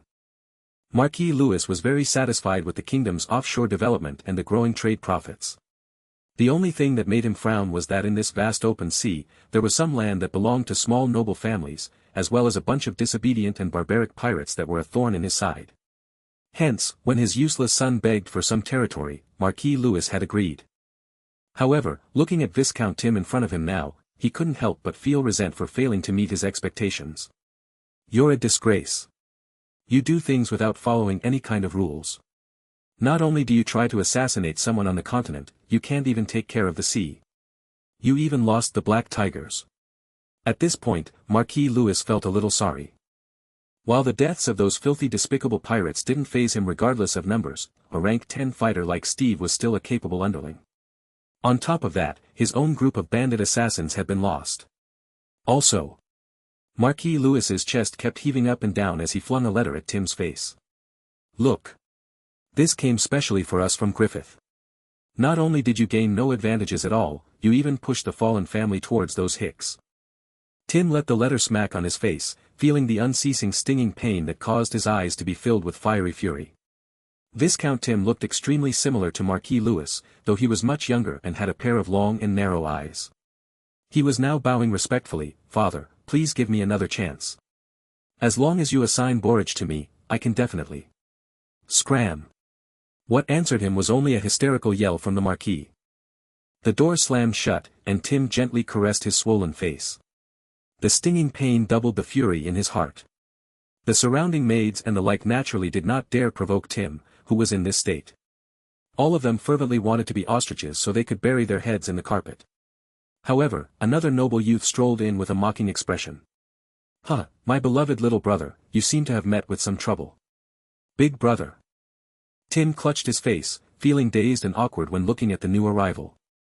This was the Marquis' first son, born of his primary wife. He would one day take over the Baltic archipelago. Given that his mother was a noble as well, his status was much higher than that of Tim, who could only rely on the whims of the Marquis.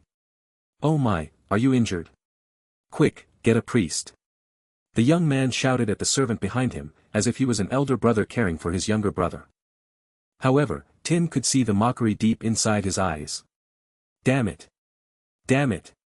Only when he'd walked out of the mansion did Tim's expression darken. "I'll never let the people who've humiliated me off. I swear on it. And then there's the fallen island, and that little noble called Leylin. I'll definitely force you all to hell and have you repent there." Tim's expression was sinister, like a savage beast that was letting out howls of pain. Leylin naturally knew nothing of this, but he could somewhat guess what was happening. However, his attention was now focused on other matters. The place that Leylin had chosen to hide away in was at the other end of the fallen island. Since they hadn't occupied this place for a long while, they didn't have as many farmers and slaves as they'd need to occupy the whole island. Leylin chose this area because there were few people, and also because he favored the low-lying shoal nearby. Such a level terrain was very rare on the fallen island, and enough for Leylin to do a great many things. Up till now, Leylin had only built a few wooden plank houses nearby, as if preparing to go into training. He was kept updated on his family through Jacob. The prisoner was handed over, but Tim refused to sign an agreement. Leylin stared at the coastline in the distance, his eyes flashing. "Yes, young master." Jacob stood behind Leylin, looking humble and respectful. After the few battles before, he was completely subservient to Leylin, and his loyalty could even be comparable to Baron Jonas. Staring at the blue surface of the sea for a long while, Leylin suddenly laughed and spoke slowly. "Seems like he's unreconciled to this. That's for sure. However, he hinted that there would be no attacks against our family for now. The Baron has also agreed. It's just temporary peace. His plans were disrupted, so he needs to reorganize everything. We need to amass some strength here." Leylin could already tell what this was. It was no peace, just a temporary armistice. Once they reorganized, they would definitely attack the family once again. Of course, Leylin did not mind this. What he needed right now was time. "How's the preparations on the slaves we need, the coarse sugar and the fishing boats?" Leylin inquired. This was the preparation for the sugar and fish floss trade that he had brought up with the Baron earlier. "I've already found a merchant in the port, and he's willing to give us a channel for the slaves and sugar. As for the fishermen and fishing boats, an announcement has been pasted on the territory. Commoners who come willingly will get a discount from taxes," Jacob reported deferentially. "Good. Don't worry about the finances. Steve's little treasury should somewhat be enough for the initial investment. Father has already to let me use everything." Before handing the slave over, Leylin had naturally squeezed out all the value that Steve had left and obtained his precious wealth. He'd also learned of the locations that had treasure buried in them. Pirates usually used gold, which was a stable currency, and the habit of hiding it on barren islands. It all added up to around 1,000 gold coins, which was enough early money. There would be more money required near the end, but Leylin had already prepared Isabel and the pirates for that. Slave trade. I'll need slaves that are proficient at carpentry and masonry. I don't mind if they're pricey. The Dambrath kingdom was expanding into the seas, and numerous barren archipelagos were found. There were many natives, tropical forests, minerals, primordial creatures on the islands. Of course, there were also many diseases and death. As the commoners of the continent rarely agreed to follow their master and find new land, slaves were essential if one wanted to completely develop an island. Marquis Louis of the Baltic archipelago was the one with the most profits from the trade. He had a tremendous supply chain that had deals with pirates and its own slave hunting outfit. Untrained slaves were naturally the lowest class, and could only be used in wrestling rings or as sacrifices to gods. Once they were tamed, natives would be worth twice as much, and if they could plow land or had skills with carpentry and masonry, the price would keep going up. However, they were still the lowest of the low. High-grade slaves were actually professionals, or gorgeous women who had gone through special training. Every one of them could be sold in the continent for an astronomical price. Pirates. Slave trade, hee, Lei-Lin snickered. While Marquis Lewis's business was focused on the slave trade, Lei-Lin wouldn't believe that the Baltic archipelago wasn't involved in the sugar trade and the like. At the most, they would be side businesses is all. He knew very well that if he was successful in forming a supply chain with this, his profits would be massive. It would bring about a lot of envy and hatred, causing conflict with Marquis Lewis. However, even if he didn't delve into these two very profitable businesses, the fallen island wasn't going to be ignored anyway. What was the point of trying to get along with them? As he was speaking to Jacob, a group of slaves were rushed along to the beach by his soldiers, accompanied by carriages of food and the like. Jacob, let's go and take a look as well. Lei-Lin brought Jacob to the front of the group. Young master. The soldiers bowed, and the slaves lowered their heads, peeking at their future master with humble eyes. Are these, the natives of the outer sea islands? Lei-Lin knew that most of the slaves traded in the outer seas were natives. In fact, the higher grade ones were picked out and sent back to the mainland. Transporting slaves from the mainland to the outer seas was expensive, and slave traders would be satisfied if they didn't make a loss with such a thing. The natives here were very short, coming up to Lei-Lin's shoulder at the tallest. Most did not have any clothing, revealing their thin limbs and tan skin. It reminded Lei-Lin of chimps. Young master, there are a total of 20 slaves. With 3 of them being carpenters and another 2 stonemasons, it comes up to a total of 321 gold coins. In reality, the price of these stonemasons and carpenters probably took up more than half of the total price. Lei-Lin nodded. Even this slight amount had caused him to spend a portion of his recent profits. Relying on slaves in order to build up the business he was thinking of was a pipe dream. Lei-Lin wouldn't put his hopes on it. Your mission is to build a camp for me here. Of course, fences are necessary as well.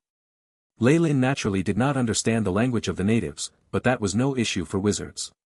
Comprehend languages could solve that. While these low-ranked spells could not analyze the languages of demons, the heavens, and all sorts of highly ranked languages of law, it would be more than enough for these natives. After hearing Lei-Lin's words, the group of slaves began to get restless. Quiet. Lei-Lin flicked his finger, and a ray of lightning shot out. Pila, as if something huge had happened, many of the natives crouched down or even knelt after the violent streak of lightning passed. Rank 0 spell, Lightning Lure. As you can see, I am a wizard that possesses immense strength. These fully equipped soldiers will continue to monitor you, so don't even think about escaping or you'll all be hanged. On the other hand, if you're hardworking and complete your task in time, I'll give you a reward, and even dismiss you from slavery.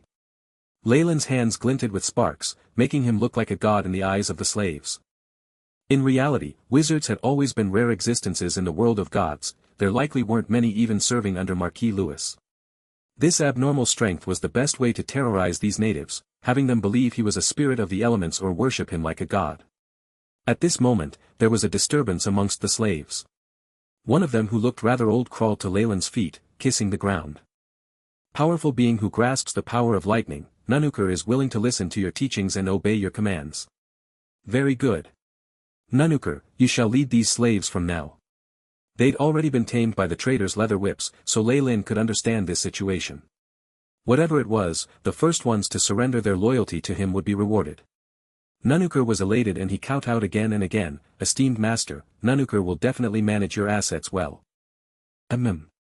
Tell them that those who are diligent will have enough black bread and fish soup. After taking care of these matters, Lei-Lin retreated to his own room. He just had to give the slaves a general idea, they would do the rest. The remaining bit would be left to Jacob to handle. The first thing the frenzied slaves built were a few simple and crude houses. These would be their temporary residences as they built to the plans that were created by Lei-Lin, making good use of every inch of land here. Night fell. Having stuffed themselves with black bread, mushy fish meat and seaweed soup, the slaves slumbered deeply. In their eyes, someone like Lei-Lin who possessed extraordinary strength yet was benevolent enough to let them eat well was a good master that was hard to come by. A few soldiers patrolled next to the slaves' accommodations, swapping out from time to time. While it wasn't likely that the slaves would escape, Jacob had still arranged this. In the deep, quiet night, the soldiers huddled around a bonfire. They looked listless, their eyelids about to fall shut at any moment. None of them noticed that their young master had left. Fly. Lei-Lin's body soared into the air, flying at a speed of 60 feet a second. He quickly left the vicinity of the camp. I can finally fly, but it's so slow. Having grasped rank 3 spells, Lei now had the ability to fly again, but the speed was not enough to please him.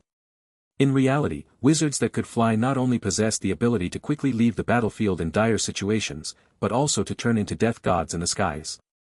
Since most troops lacked the ability to fend off aerial strikes, wizards could hover in the air and cast spells from above like a nightmare. Under the bright white moonlight, the surface of the sea was clear and gleaming, having a cold aura. The deep sea was filled with dangers, and numerous sea monsters began foraging for food in the night. A black pirate ship was still, anchored on the surface of the sea. A swordswoman with a black longsword was standing on the deck, clad in skin-tight armor as if in wait for something. Whoosh, a dark shadow slowly appeared by the horizon, and then turned into a human figure. Cousin Isabel, Robin Hood. Lei landed on the deck and acknowledged the two. Kid, why are you only just getting here? Isabel whined, though there was no trace of discontent in her expression. Young master. Compared to her, Robin Hood was more respectful. After all, a wizard that could fly had immense destructive power when above the sea. Robin Hood knew this very well. Most of the times, such wizards could send their opponents on their way before the ships could even line up with each other for battle. Call all sailors to deck. Lei commanded. Followed by a disturbance, numerous sailors gathered together. Amongst them were guards originally from the fallen family, although most of them were black tigers. Now, however, all that was left in their eyes was fear, and their numbers seemed to have lessened. Lei scanned the area, and Isabel lowered her head with burning cheeks.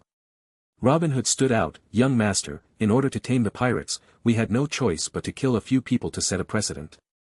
That's probably not all. Lei glanced at Isabel but did not pursue this further. All he needed was for these pirates to be obedient anyway. Lei's eyes scanned the crowd. He then announced, I have gathered you now because I'm planning to establish a private raiding fleet. It seemed like these people had already had their suspicions. They accepted the truth calmly, and the eyes of Robin Hood and a few others even flushed red with desire. There were few truly good men who accompanied Baron Jonas to the barren island as he developed the territory. His companions had likely done all sorts of things in their free time, including playing at piracy. They might even have had the Baron's tacit approval and support. Lei made plans for the family of those who had been guards to move to his camp. This would allow him to care for them, and control the spread of the news.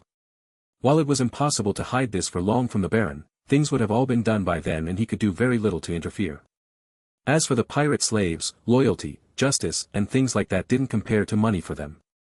As long as Lei achieved victory after victory as he led them to gain wealth, they wouldn't mind even if their leader was a demon. Of course, his subordinates now were a standard mob, and Lei urgently needed a victory to stimulate them. On top of that, I need to maintain my reputation, and I'll need to disguise this black tiger ship. At the very least, I'll need some remodeling. Lei stamped the deck under his feet.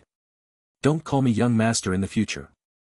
Call me captain or sire, is that understood? He commanded. While it sounded dreadful for a noble to partake in piracy himself, it was nothing new. However, he still needed to maintain a reputation. He couldn't do such things openly. If Lei were to be killed during a raid, the Baron could not take revenge openly, and at most, do something in private. Yes, Captain. Robin Hood quickly reacted. Good. Weigh the anchor. Set the sail. Let us plunder everything. Merfolk pirates. A pirate ship drifted quietly in the pitch black of the night. A crimson skeletal flag fluttered in the wind, holding an aura of death. Within the captain's room, the rocking hull did not affect Lei the least. He was now on the upper levels with Isabel, Robin Hood and a few others, discussing their current target. We have over 50 sailors, but their quality is, Robin Hood shook his head, evidently not thinking well of the sailors that had recently pledged their allegiance. This was the truth anyway. Without the threat of death, they would not have submitted so quickly. However, having them show their loyalty was practically a joke. If there was a chance, they would definitely betray Lei and escape without hesitation, even plunge a knife into his and the others' hearts. I know this very well, but loyalty can't be developed in just a day or two. Time will also help us phase out the people who intend to disobey. Lei's voice was very calm yet held an exceptional callousness. Isabel and Robin Hood felt like they could see the near future of the many pirates, and their executions by Lei for all sorts of reasons. I'm planning to develop a base to produce fish floss on Fallen Island. We'll need a lot of money and slaves for it, and it's too much to handle if we depend on our territory alone. We need to get this done, by hook or by crook. Leyland stuck a dagger at a point on the map. The primitive method of the accumulation of wealth was a drawn-out process. If one wanted to speed it up, there would definitely be blood and sin involved. Leyland did not have the skills to slowly guide an industry.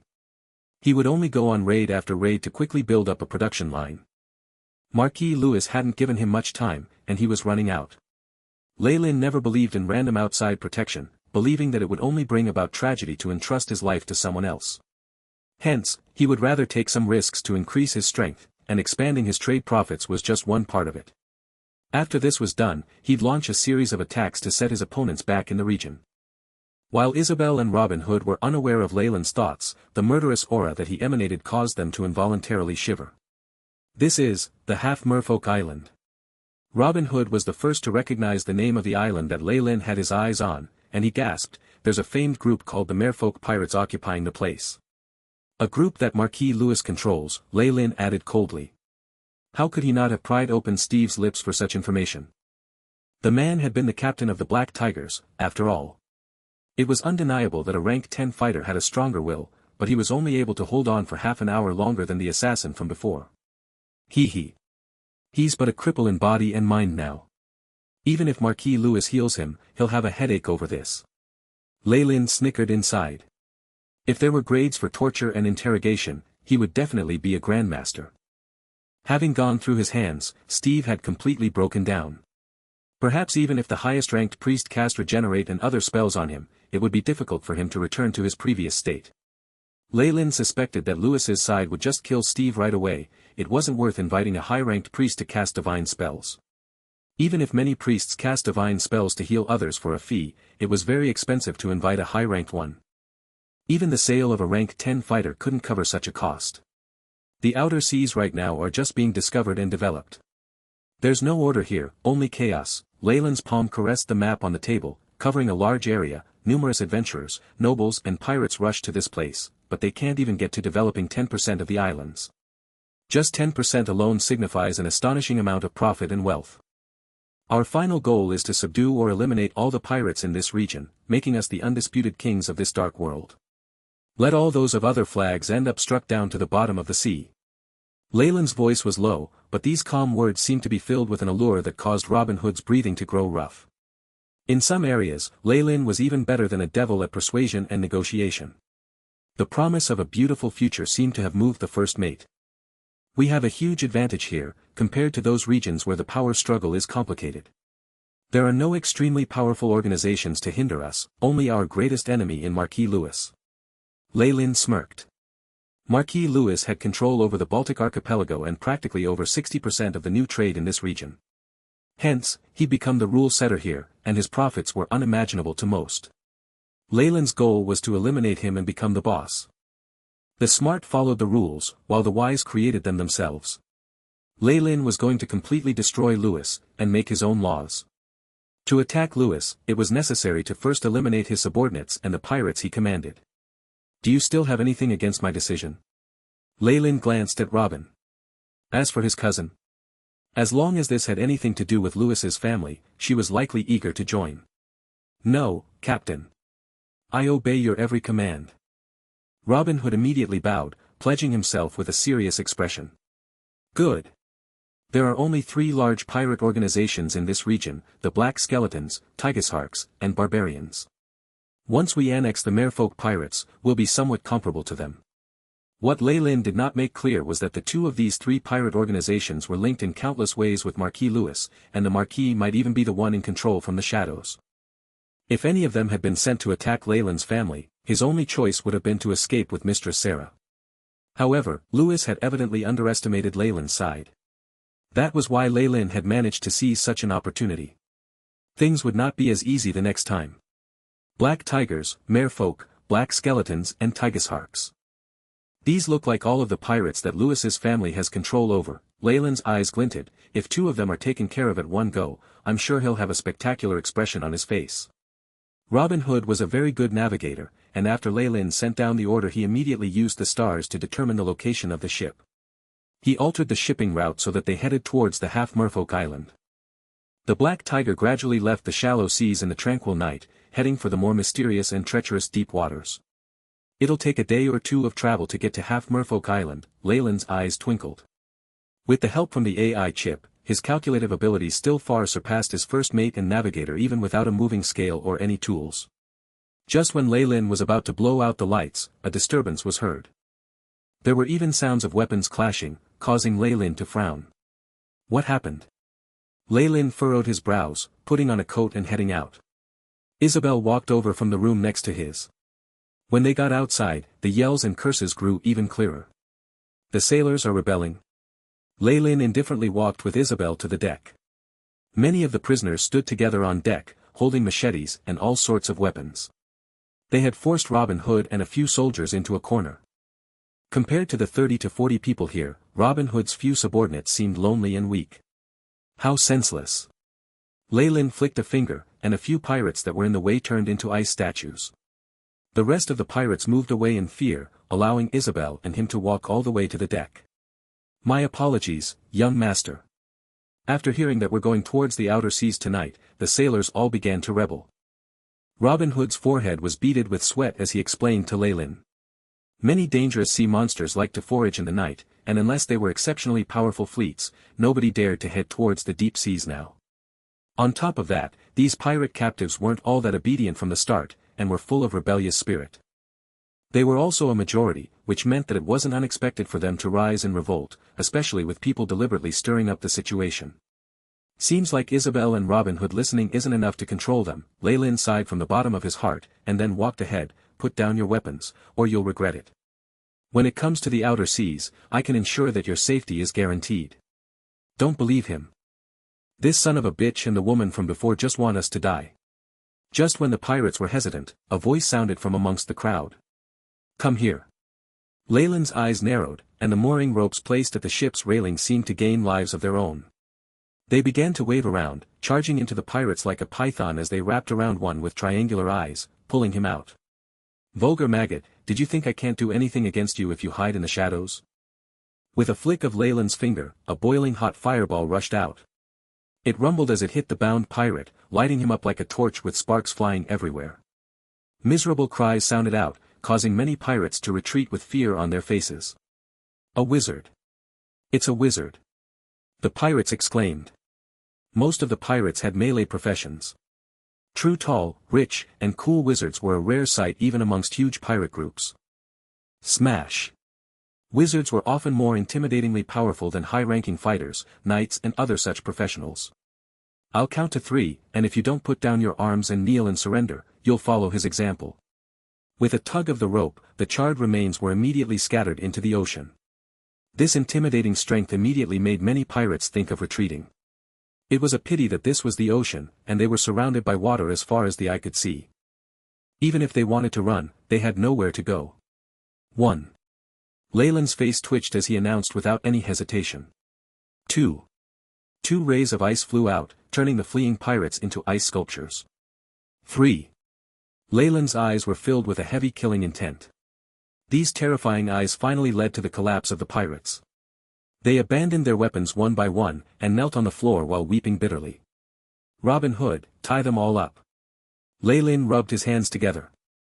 After all, he could not possibly kill all of these captive pirates. If he did, who would sail the ship?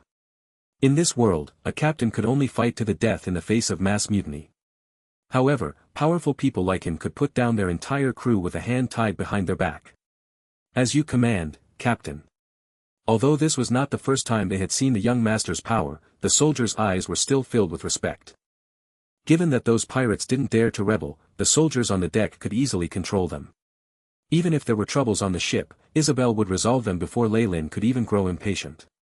Isabel would have taken care of the situation this time even if Leyland hadn't. It was just that the situation would have ended up with many pointless deaths. In the end, all of the captives who had taken part in the rebellion had been tied together and gathered on the deck. The soldiers and the rescued pirates who had not taken part in the rebellion erected several enormous wooden crucifixes there. Leyland peacefully stood in front of the pirates, but he did not say a single word. However, this made the pirates begin to tremble in fear. Leyland was determined to go through with this purge, and did not have any intention of letting them off. Find me the leader of the rebellion. With Leyland's command, as well as the pirates identifying each other themselves, several wild and untamable ones were pushed out from the crowd. There's only 4 or 5. This is far too few. Leyland shook his head. Robin Hood, pick 1 out of every 5 to kill. Soon after, the remaining pirates huddled together in alarm. Robin Hood counted here and there, and every 5th pirate was immediately dragged out by the soldiers. This repeated until 5 poor devils had been chosen. This was a method from Leyland's previous life, called decimation. It was a way of investigation, used similarly to what he had employed to execute criminals. This is your sentence. Leyland waved his hand, and his subordinates quickly swarmed around the criminals, binding them on top of the crucifixes. Thud. Thud. Thud. The other pirates were alarmed by the sounds as several nails were hammered into the offenders, even if they avoided the vitals.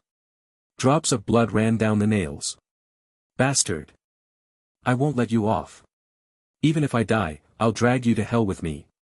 My lord, please spare us. Please spare us. Blood-curdling screams rang out, intermixed with curses and pleas. Aren't you lively? I hope you can be like that tomorrow too. Leyland smiled faintly. This method of crucifixion was very inhumane. The targets inched closer and closer to death as they gradually bled out. The sort of fear it induced could lead to a nervous breakdown in normal people. These physically strong people could perhaps stay alive until the second day. However, that was of no use, it only meant more insane pain and torment. The violent sunlight of the sea would drain them of every drop of moisture in their body, until they were mummified. And in the end, they could only choose between bleeding to death, dying from sunburn, or dying of thirst. Many of the captives who thought of this scene were so frightened that they couldn't help but wet themselves. They didn't even dare to meet Leyland's eyes, the smell of urine spread. As for the rest of you, I'll be gracious and show you mercy. You will only receive 10 lashes. Now all of you, clean the decks immediately. If I see even a single speck of dust tomorrow, you'll have to lick it clean. Do you all understand? Leyland shouted. When grace was absent, the fear of death was an effective deterrent. Of course, the prerequisite was that one needed enough power. Still, who amongst Leyland's subordinates could surpass him in strength? Thwack. Thwack. Thwack. Leather whips specially soaked in seawater were used to punish these pirates. On one hand, the salt in the water would prevent the wounds festering, but on the other hand, the pain would be even more severe. These lucky pirates did not dare to grumble, and they began to clean up the deck even more quickly. Those who were currently crucified were deeply reminded of their betrayal. Fear me, respect me, hate me. Leyland stood at the ship's bow like a tall mountain, filled with a deep and immeasurable strength. The hate and resentment of an ordinary person seemed to result in some additional spiritual force and soul force emanating from them. Leyland shut his eyes, sensing the respect from the pirates on the ship. What a pity. If this number was multiplied by 1,000 times, and continued for over 10 years, it would be possible for me to comprehend divinity, and become a divine being. The power of fear was a standard tool for demons and devils. It was very effective, a god only needed to absorb the energy of faith arising from mortal fear. His subordinates' shifting moods had allowed Leyland to touch on a path to divinity. Pity. This method is completely undesirable, not to mention what the churches would do once they discover me trying to spread fear to become a god. Perhaps their first course of action would be to come and destroy me. It was very foolish to peep into the realm of gods without even becoming a legend. Cousin, aren't you going to rest? Isabel arrived at Leyland's side at this moment. She was the only one who would dare to do so. At the same time, Leyland noticed that Isabel was looking at these condemned convicts with eyes filled with regret. Naturally, she wasn't regretting their deaths, but she felt it was a great pity to lose so many sacrificial offerings. My dear cousin. Leyland began as he watched Isabel, you shouldn't just act according to the other party's wishes when dealing with an abnormal life form. Sometimes you need to negotiate and even refuse. Perhaps this can help you. Leyland took out a black notebook and passed it over to her. Rules of Negotiation with Abnormal Entities, Demon Edition. Isabel let out a low cry. This book contained knowledge about demons, and to the churches it was a standard demonic item. This is part of my teacher's collection, I copied it out using magic. Perhaps it can help you, don't let anyone else see it, Leyland smiled faintly. In fact, this was from Beelzebub's memories. After all, he was the commander of the devil's army, and he had a deep understanding of those demons that were his enemies. At the same time, devils were also the greatest experts in deceit, threats, and modifying contracts. With Beelzebub's knowledge, the least it could do was to ensure that she wouldn't suffer too big a loss when making deals in hell or the abyss. Even if you sell your soul, make sure it fetches a good price. Don't be swayed by a few words and offer it up without thinking it through. That would simply be too foolish. Thank you. Isabel hugged the black notebook close, as if it was her entire world. Also, it seems like we won't get any rest tonight. Lei Lin waved his hand and said to Isabel, be careful. What should I be careful of? Isabel was rather doubtful, but she immediately felt a huge jolt. As she was still firmly holding onto the notebook with both hands, she almost fell to the deck. At this moment, a pair of powerful hands held her up steadily.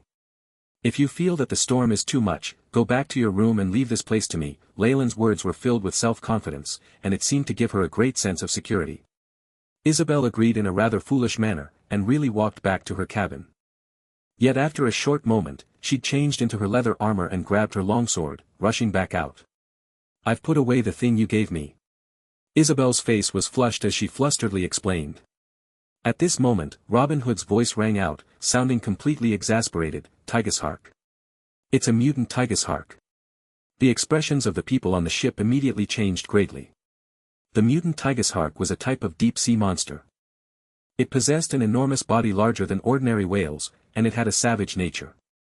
It particularly enjoyed hunting at night. This Tigeshark's body could easily flip over the black tiger. Such a thing was exactly why these pirates were so afraid of sailing at night. What are you panicking for? Calm down now. Lei Lin's voice spread immediately, charged with a pacifying force. In just a moment all of the alarmed pirates calmed down. The ship's hull was tilted to an alarming degree, and it was tipping further. It was like a powerful monster was shaking the bottom of the ocean. At this moment, everyone on the ship could only pin their hopes on Lei Lin, the wizard. Isabel stood the closest to Lei Lin, and she discovered that he had a strangely excited expression on his face. Finally. I've been waiting for this. This opponent is mine, don't interfere. Without even waiting for her to respond, Lei Lin immediately jumped off the deck of the ship. Level 1 Magic Weave. The bitterly cold seawater seemed to chill one to the bone as the mountainous black figure suddenly appeared in front of Lei Lin. As the AI chip finished scanning, the Tigeshark stats appeared in front of him. Mutant Tigeshark, estimated stats, strength, 7+, agility, 2-4, vitality, 13+, spirit, 3, abilities, 1.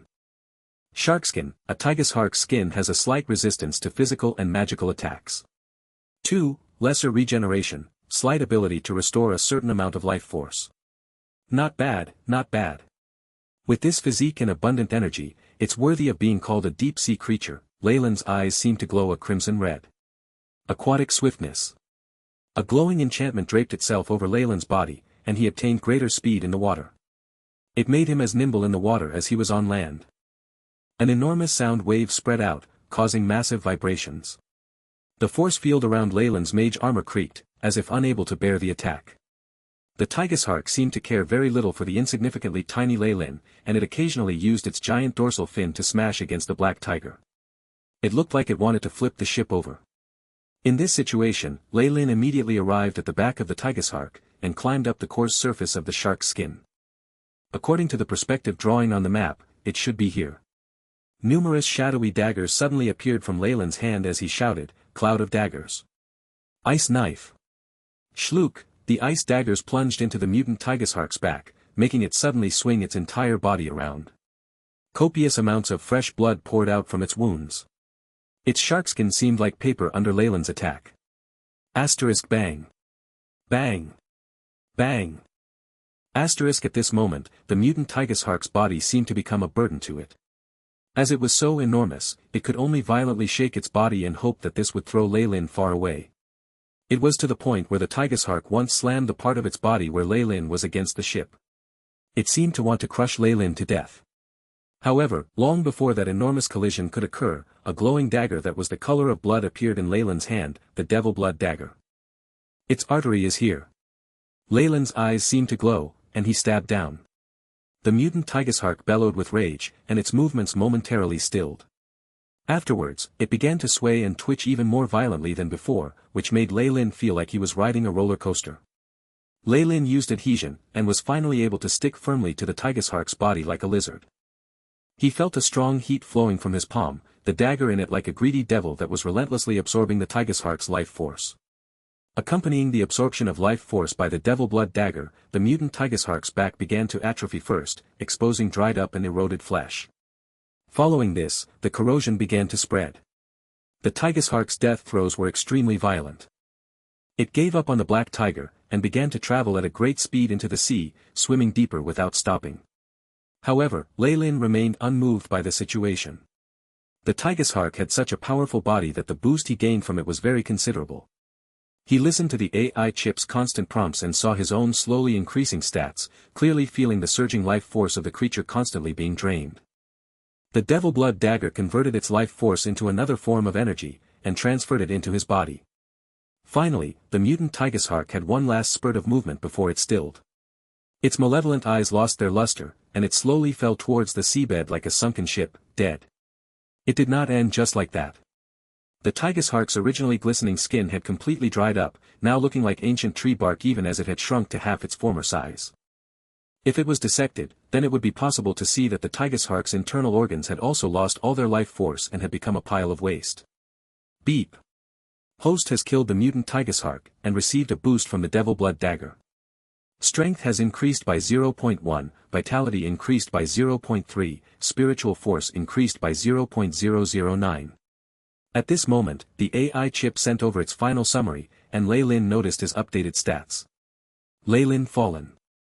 Race, human, rank 7 wizard. Strength, 2.6, agility, 2, vitality, 4, spirit, 7, status, healthy. Feats, sturdy, erudite. Spell slots, rank 3, 1, rank 2, 3, rank 1, 4, rank 0. This Tigershark seems to be much stronger than the assassin from before. However, it only raised my stats a little, and the most it did was to raise my vitality by 0.3. My spiritual force doesn't seem to have changed. Lei Lin's expression was a little gloomy. As his stats increased, and every stat broke through 10, the devil blood dagger would grow less useful. He would eventually grow completely immune to its effects. However, the open sea is full of resources. Many drops of water make up an ocean one, so it should be enough to let me advance to become a rank 9 or even rank 10 wizard. Lei Lin's expression clouded over. This was one of his plans. The devil blood dagger's flesh-devouring ability meant that outside of high-level professionals, the only place that had enough flesh to feed it was the open sea. The bodies of deep-sea creatures were terrifyingly massive, and organisms full of life force could be found everywhere. Naturally, these monsters all had their own intelligence and faith, so slaughtering them as one pleased would damage one's reputation and could even attract an intervention from the gods of other races. It could even draw the attention of druids, who were all lunatics and naturally hostile towards those who destroyed nature. Now however, the blood on the black tiger had attracted the spontaneous attack of many monsters, so it wasn't possible to give them preferential treatment. One could imagine that in the near future, more than one sea monster would be attracted by Lei Lin, and all of them would become an unending stream of life force, pushing forward his advancement. Lei Lin's body split open the surface of the sea with a loud splash, and he landed on the deck. "Cousin Lei Lin. Are you alright?" Isabel looked at him, worry in her eyes. "I'm alright, continue sailing." Lei Lin waved his hand, and all the sailors who heard his command suddenly became sluggish. He was alright, but it was clear that the terrifyingly powerful monster from earlier was still howling unstoppably on the seabed. They could guess at the powerful battle that occurred after Lei Lin jumped into the sea, while standing on the deck. It appeared like their captain could kill even a mutant Tigershark. Very quickly, even the most frightening pirates looked at Lei Lin with eyes filled with respect. They only admired the strong, and now that Lei Lin had revealed his savage nature, he had also exposed his own powerful abilities. This carrot and stick method was enough to subdue these old pirates. The subconscious actions of theirs made Lei Lin smile at the scene that would occur many, many more times in the future.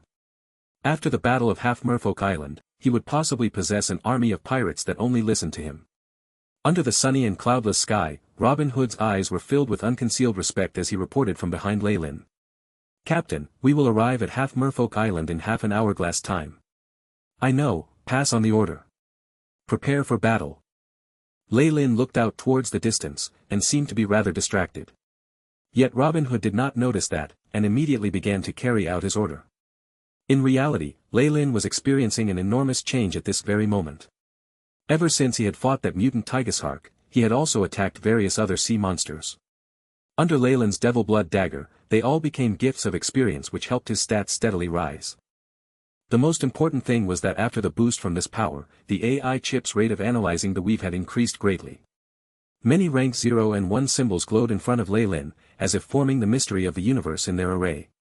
Only when he heard a sharp and clear ring did Lei Lin snap out of his trance-like state. The AI chip displayed its newest progress in front of him. Beep. Rank 1 weave has been fully analyzed.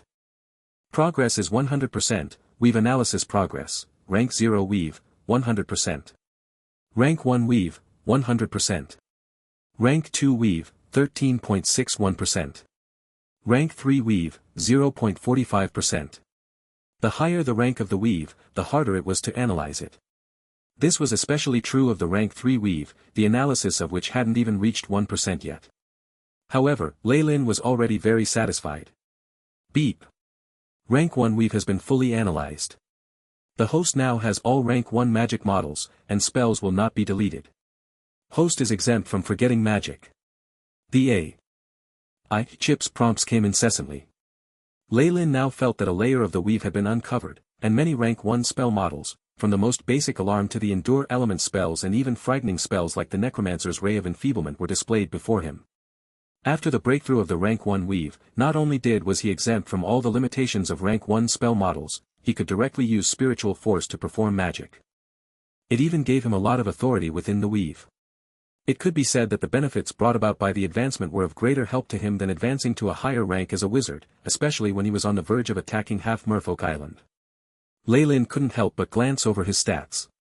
Lei Lin Fallen, Race, Human, Rank 7 Wizard, Strength, 3.5, Agility, 3, Vitality, 4.5, Spirit, 7.9, Status, Healthy. Innate Skills, Sturdy, Erudite. Spell Slots, Rank 3, 1, Rank 2, 3, Rank 1, Rank 0. Day after day of sailing, as well as constantly attracting sea monsters, had made enormous contributions to his strength. 1. Little things add up. Dawn of War. My spiritual force has reached another bottleneck. I might be able to break through after this battle. A month had yet to pass since Lei Lin broke through to rank 7 as a wizard. This frightening pace of advancement was something even your average genius wouldn't be able to match. His speed was absolutely monstrous. Naturally, Lei Lin could only advance so quickly because of the Devil Blood Dagger's work, and even more so because of his strong foundation. It was because of his foundation that he could control the explosive increase in his life force and stats. In his situation, Isabel would long since have gone insane or become a devil. There's a fleet ahead. The pirate in the loft called out suddenly. I see the flag of the Merfolk pirates, it's their battleship. Lei Lin did not feel particularly alarmed by this news. This sort of sneak attack couldn't be successful over and over again. The Merfolk pirates would have long made preparations around their lair, and it wouldn't have been difficult for them to spot him. Call the sailors out, prepare for battle. The most important thing about naval warfare was long-distance ranged attacks and boarding. Under Robin Hood's roar, tens of pirates and sailors stood out, their hands suffused in the blue light of weapons slicked with poison. The black tigers who went up against the Merfolk pirates had a look of great apprehension in their eyes. Only the weapons in their hands and Lei Lin's presence could calm them down slightly. These pirates need to undergo a longer period of training. Isabel and Robin Hood came to Lei Lin with worried expressions. Don't worry, the battleground is the best teacher. Death will help weed out the trash.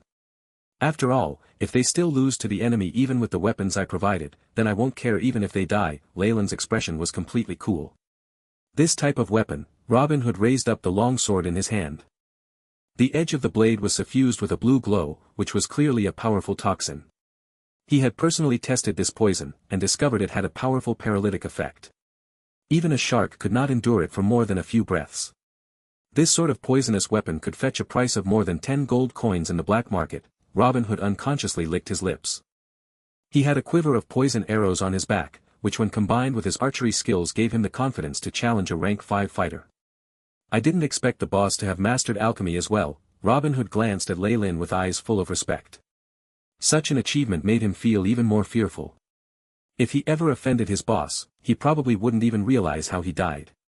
In reality, those poisonous reagents were a result of Lei Lin's boredom. He was already a grandmaster in the field, and after familiarizing himself with the flora and fauna of the world of gods over a few years, his experience naturally translated into results. The raw material of these poisonous reagents was the juice of the most commonly seen pike fish on the fallen island. No matter who looked at it, they wouldn't associate that fish with deadly poison.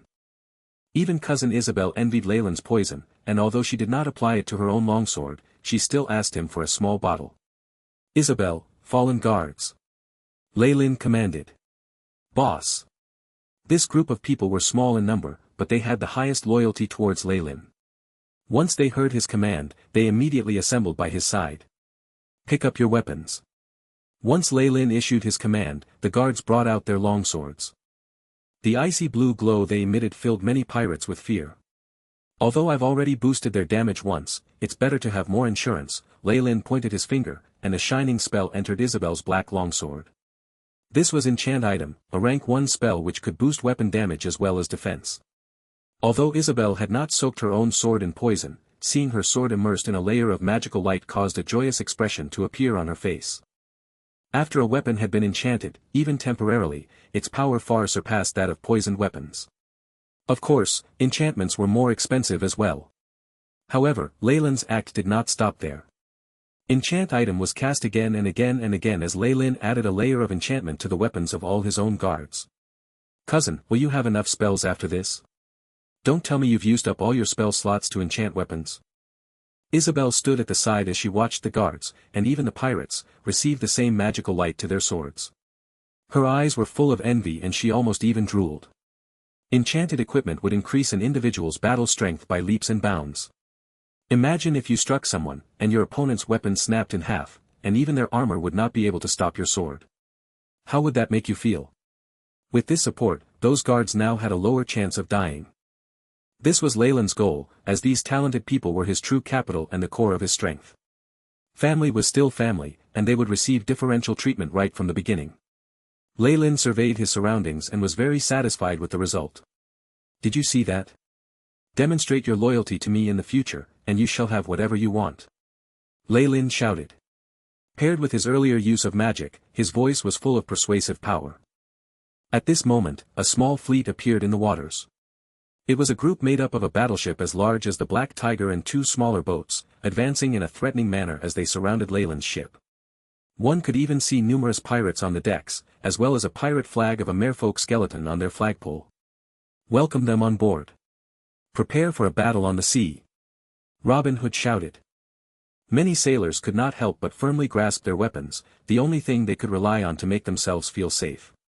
The merfolk pirates are close to the Black Tigers in strength. However, they have nearly 200 sailors, including merfolk, shark people, and even other marine tribes. Lei Lin's keen eyes allowed him to see farther than others, distinguishing the characteristics of the opposing marine tribes. His eyes glowed with interest. "I wonder. What is the difference between the marine tribes here and the ones from the Magus world?" Lei Lin knew that this question would soon be answered. Because after this battle, he would have an enormous number of test subjects to experiment on. Bang! As soon as both sides were within a mile of each other, the opposing battleship let out a massive explosive sound. An enormously long harpoon was shot out towards them. Schwa. The terrifyingly fast harpoon had immense kinetic energy, and only Lei Lin was able to see its orbit through the air. Fresh blood flew into the air, and a great number of pained cries immediately rang out. The harpoon penetrated several of the less able pirates who didn't duck in time. It pierced through the pirates, stringing them together like an iced candy haw on a stick. It even pierced through the floor of the deck and embedded itself there. Fresh blood flowed from the harpoon, and the more tenacious pirates still managed to issue cries of pain as they attempted to struggle. This made the other pirates retreat, their eyes filled with fear. "These bastards. Luckily I never thought of depending on them." The dismal performance of the pirates made Lei Lin shake his head. He then winked at Isabel, and used a flight spell to soar into the sky. Once Lei Lin got closer, he could hear the commotion on the opposing ship. "Wizard. The enemy has a wizard. Prepare your bows and arrows." Powerful spellcasters had a strong reputation that spread throughout the continents of the world of gods. Why a respected wizard would join the pirates and suddenly attack was something the merfolk pirates could not understand. However, the fear had already taken root, leaving them bewildered and open to attack. The fluttering arrows soared into the sky, but lost their energy mid-air like kites with their strings cut. They swayed here and there as they fell. At Leyland's height, if they wanted to really threaten him, they had to have a professional who used bows, such as a ranger or an archer. However, it was obvious that the opposing group would have a limited number of these talents. The few times they tried to attack him, Leyland easily dodged them. Once a wizard could fearlessly shoot his spells from the air, calamity would begin. Fireball. Gust. A massive fireball flashed in Leyland's hand, and immediately exploded on one of the smaller ship's sails. Magic fueled its flames, and the gust spell caused it to spread. The entire ship went up in fire. Splash. Splash, the sailors who had been set on fire jumped off the ship one by one, and were struggling in the middle of the ocean. By the time the other small pirate ship faced the same fate, some of the men on the main battleship had gone mad. Damn it! Where is this damn wizard from? The merfolk pirates' leader was a strong man. Only the 2 faint traces of scales on both sides of his cheeks hinted that this person had once won the blessing of a devil, and possessed the power of a demon. Currently, the pirate captain looked at how half of his force had been destroyed, and almost went mad. He would never have thought that he would clash against such a mighty wizard. Seeing that the wizard was able to fly and skillfully cast spells in mid-air, he had to be at least rank 7. He could even be a powerful rank 8 or 9 wizard. With this sort of strength, he could become a noble on the continent. So why was this wizard coming here especially to bother him? 1. Red hawthorn fruit covered in liquid sugary syrup, with a stick piercing through the middle of 6 to 7 fruits. Street snack. Bloodsucker. I don't really want the other 2 ships, but this main battleship is rather good. Leyland purposefully lifted the effects of the flight spell, and landed on the merfolk pirate's deck. What? This foolish wizard dared come here by himself? The captain of the merfolk pirates was overjoyed. Get up there. Kill him. 2 odd-looking pirates, with the heads of a crab and a squid, swarmed around Leyland and surrounded him completely. Their eyes were filled with ferocity. Puff. Puff, the air seemed to twist, and 2 sharp daggers which looked just like a pair of poisonous snakes appeared and bared their sharp teeth at Leyland. This sneak of shadows is comparable to Manhwa's. Leyland had a ferocious smile on his face. What a shame that you squids alone aren't enough. In a flash of blood-red light, the devil blood dagger appeared in Leyland's hand. As he held the dagger, he seemed to transform into the image of a night elf, his every act and every move seeming to be filled with a unique beauty. Shadow Dance. With the I chip support, Leyland used a skill that could normally only be used by high-ranking rogues and assassins. The blood-red light turned into a whirlwind, immediately dragging the 2 assassins into itself. The dagger's lifesteal greatly surpassed that of a vampire. Once stabbed by it, the 2 assassins were instantly turned into corpses, falling to the floor. Bang. Bang, metal weapons clashed against each other loudly, and the merman closest to Leyland fell to the ground. As traces of their blood-red energy was absorbed by Leyland's dagger, they completely lost all of their life force, to the point where their corpses would scatter into dust at the lightest touch. He's a devil. A demon from the abyss. This horrifying scene scared all of the ferocious pirates so much that they wet themselves. All intelligent creatures feared the unknown. Although they could usually kill without even batting an eye, they had apparently never seen this sort of tragic manner of death before. As expected, personally harvesting lives myself is the most enjoyable experience. Leyland's lips quirked up into a rather evil smile. Bull's strength. Cat's grace. 2 rays of magic light flickered, and after receiving the boost of strength and agility, Leyland seemed to become death incarnate, reaping the lives of all the pirates around him. While he was killing, countless rank 0 and rank 1 spells shot out from Leyland's hands without stopping. The devil blood dagger was not some ordinary metal weapon. Of course, it did not have any effect on a wizard's spellcasting, but without the weave impeding him, Leyland's movement was even quicker and smoother. As expected. On of a ship full of pirates, all of them have close-ranged professions, and there's not a single conjurer. Leyland was like a tiger amongst a flock of sheep. His eyes swept across the entire ship, as if he was hunting for prey. If anyone of the conjurer profession came out to fight, even if they only had the web or grease spells, they would become rather troublesome. However, it was a pity. The merfolk pirates were secretly controlled by Marquis Lewis, and he wouldn't put a sorcerer or other high-ranked professional with a bunch of pirates. Perhaps only the 3 largest pirate groups would have a sorcerer in their midst. Did you see that? Our boss has already destroyed 2 of their ships, and there's only 1 left. Get up there and kill them all. Robin Hood lay on top of a railing, and after seeing Leyland's success in battle, he roared loudly from the back. At this moment, the pirate prisoners also let out a wolf-like howl, "Kill them! Kill them!" The pirates who previously completely lacked morale now exploded forth with 200% of their fighting spirit and hot-bloodedness, loudly roaring at the merfolk pirates as they clashed in battle. The battle between the ships would erupt at any moment, when they came side to side. We can't continue like this. Fuck, where are these pirates from? They're so strong and they even have a wizard supporting them, and they're still coming here to cause me trouble. The merfolk pirate captain looked as the sight of his underlings being killed one by one, and the Black Tiger pirate ship advancing quickly ahead. His expression grew even uglier. Yet at this moment, the wizard was clearly advancing with thoughts of destroying the captain, and whatever ideas or hopes he had were all for naught. This captain understood very well that even if he chose to surrender, perhaps the normal pirates would end up alright, but he and his confidants would absolutely be forced to walk the plank. At this thought, his eyes gleamed ruthlessly. He tore off the cloak on his body, revealing stainless steel armor beneath. Make way. Archers, prepare. As he was forced to an impasse, the captain prepared to personally enter the fray. After all, as the captain of the crew he was very strong. Battle skill, charge. The pirate captain was completely wrapped up in a dense layer of chi. He charged forwards like a battle tank. He should be a rank 10 warrior, and his armor and ring. Leyland quickly retreated, his gleaming eyes making the pirate captain shiver. At this moment, the AI chip had already collected the captain's stats and displayed them to Leyland. Name unknown, sex, male, estimated stats, strength, 11+, agility, 5, vitality, 8, spirit, 3, predicted fighter rank, 11. Evaluation, dangerous. Armor and ring are radiating magic, deduced to be magic items. After his charge skill, the pirate captain swung from his waist, and the broadsword in his hand began to rotate like a windmill. Ha! Battle skill, whirling slash. Asterisk bang. Bang. Crack, asterisk the sword flew like the wind everywhere he went, slashing most of the deck open. Wooden splinters flew everywhere. This battle skill was something the captain was very proud of, and something he had learnt very recently. He had to work hard under a professional fighter's guidance for 3 years before he had managed to gain their recognition and tutorship. However, this was all worth it. After learning this skill, he had used its terrifying revolving strength to kill several warriors of a higher rank than him, and finally gained the treasured position of the captain of the merfolk pirates.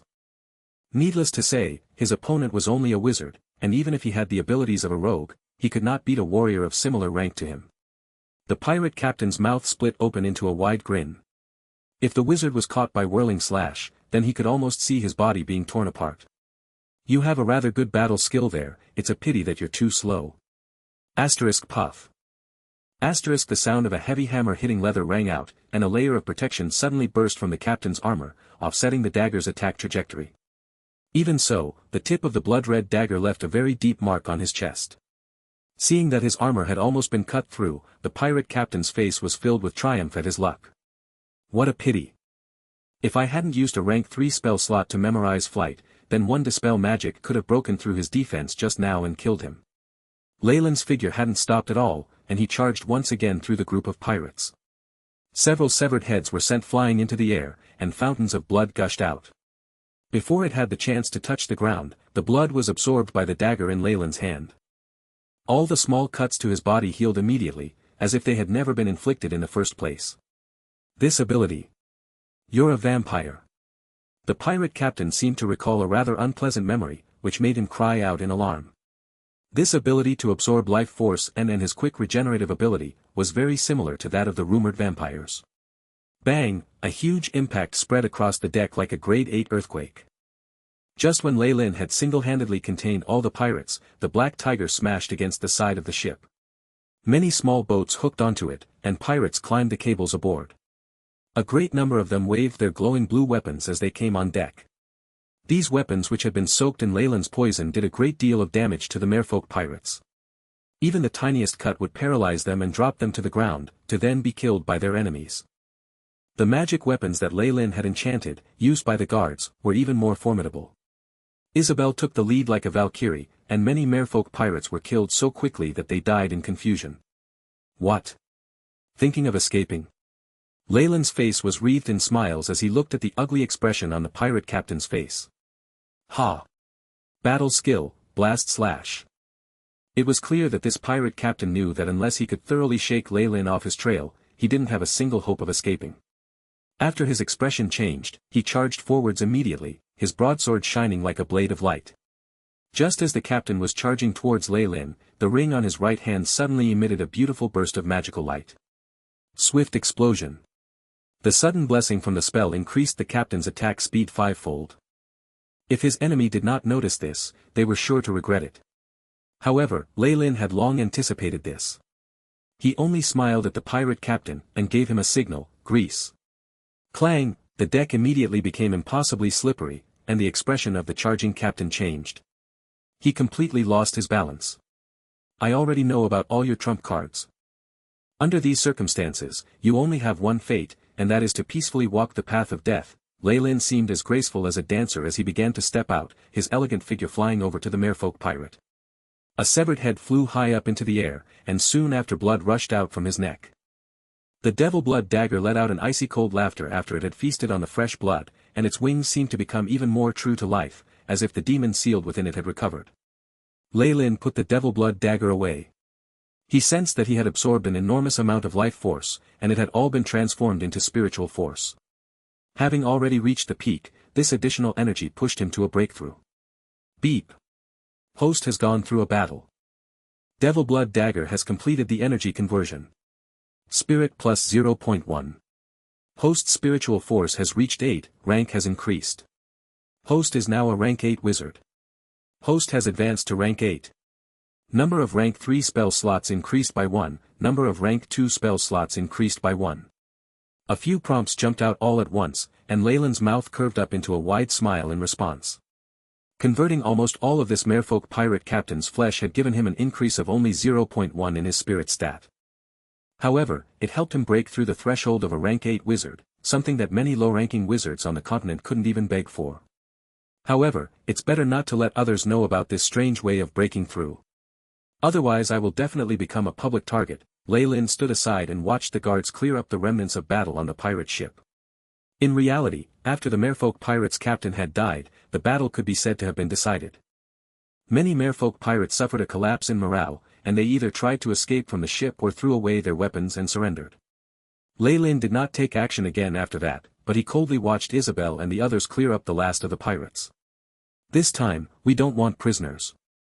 Archers, get ready, kill all those pirates who jumped into the sea. On hearing this cold command, the pirate crew's fighting spirit grew even more fierce. Yet Lei Lin showed not the slightest concern. He looked at his status window, which had changed. The AI chip displayed the newly collected data. Lei Lin fallen, race, human rank 8 wizard, strength, 3.5, vitality, 4.5, spirit, 8, status, healthy, feats, sturdy, erudite, spell slots, rank 3, 2, rank 2, 4, rank 1, rank 0. A rank 8 wizard did not have the ability to access a deeper level of the weave. The only benefits Lei Lin received were 2 more spell nodes. What was more important was that the advancement had increased his contact and authority within the deeper levels of the weave. This was bound to be of great help to the AI chip's analysis. As Lei Lin continued to advance in rank, the speed of the AI chip's analysis would only increase. With the Magus world standards, a rank 5 professional is on the level of an acolyte. A rank 10 professional is on the level of a rank 2 Magus, and someone at rank 15 compares to rank 15. A rank 20 legend would enter the realm of morning stars. After living in the world of gods for so many years, Lei Lin had developed a very deep understanding of how ranks were calculated here. A rank 25 peak ranked legend is equivalent to a radiant moon Magus. If it's like this, then the divine would be equivalent to a rank 6 breaking dawn Magus. A demigod here would be equivalent to a semi-rank 7 Magus, which is the same rank as my original body. The weak minor gods are the same as rank 7 Magi who have comprehended laws, and the major gods are similar to Magi who have fused laws, and are rank 8 beings like the Mother Core who found their own path. At this point, the entire power rankings of the world of gods began to unfold before Lei Lin. Although it was possible that some ranks did not entirely correspond, but on the whole Lei Lin believed in his own deductions and the AI chip simulation had never been wrong. There were also no holes in its logic.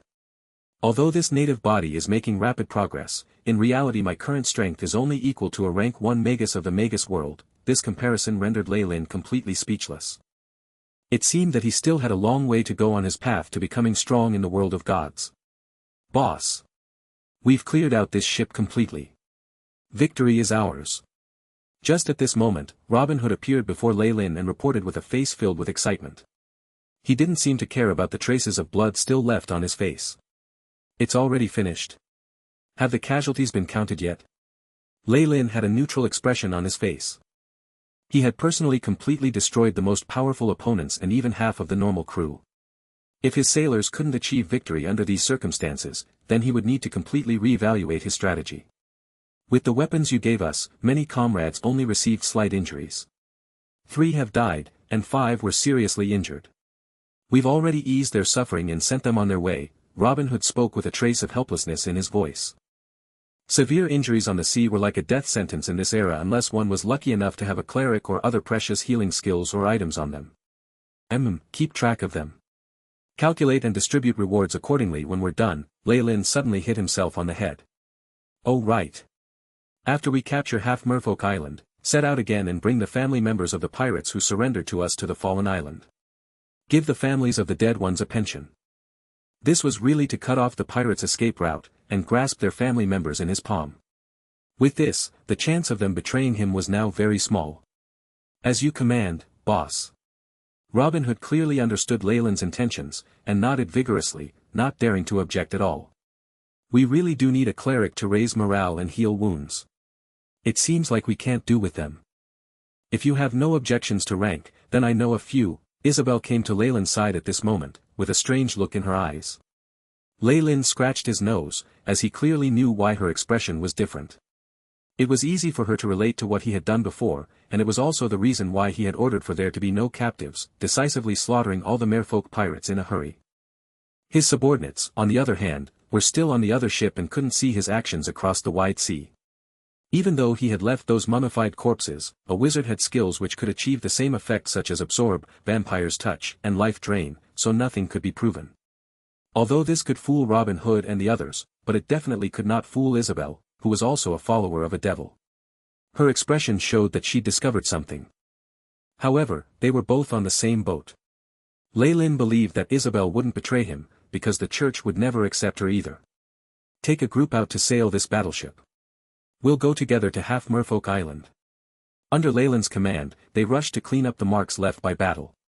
The 2 enormous ships then sailed towards half Merfolk Island together.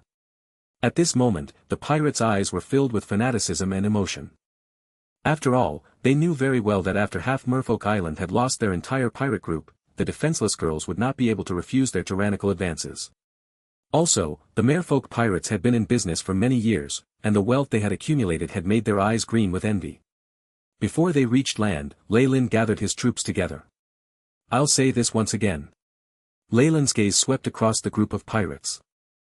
Through continuous shows of power, they did not dare to betray Lei Lin's slightest command, and their loyalty to him had even increased considerably.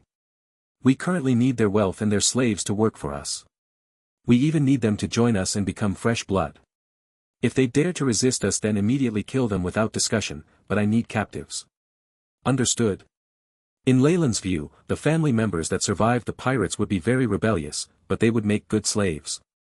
Even if that wasn't possible, then they could still be sold for a tidy profit, so what was the point of killing them all?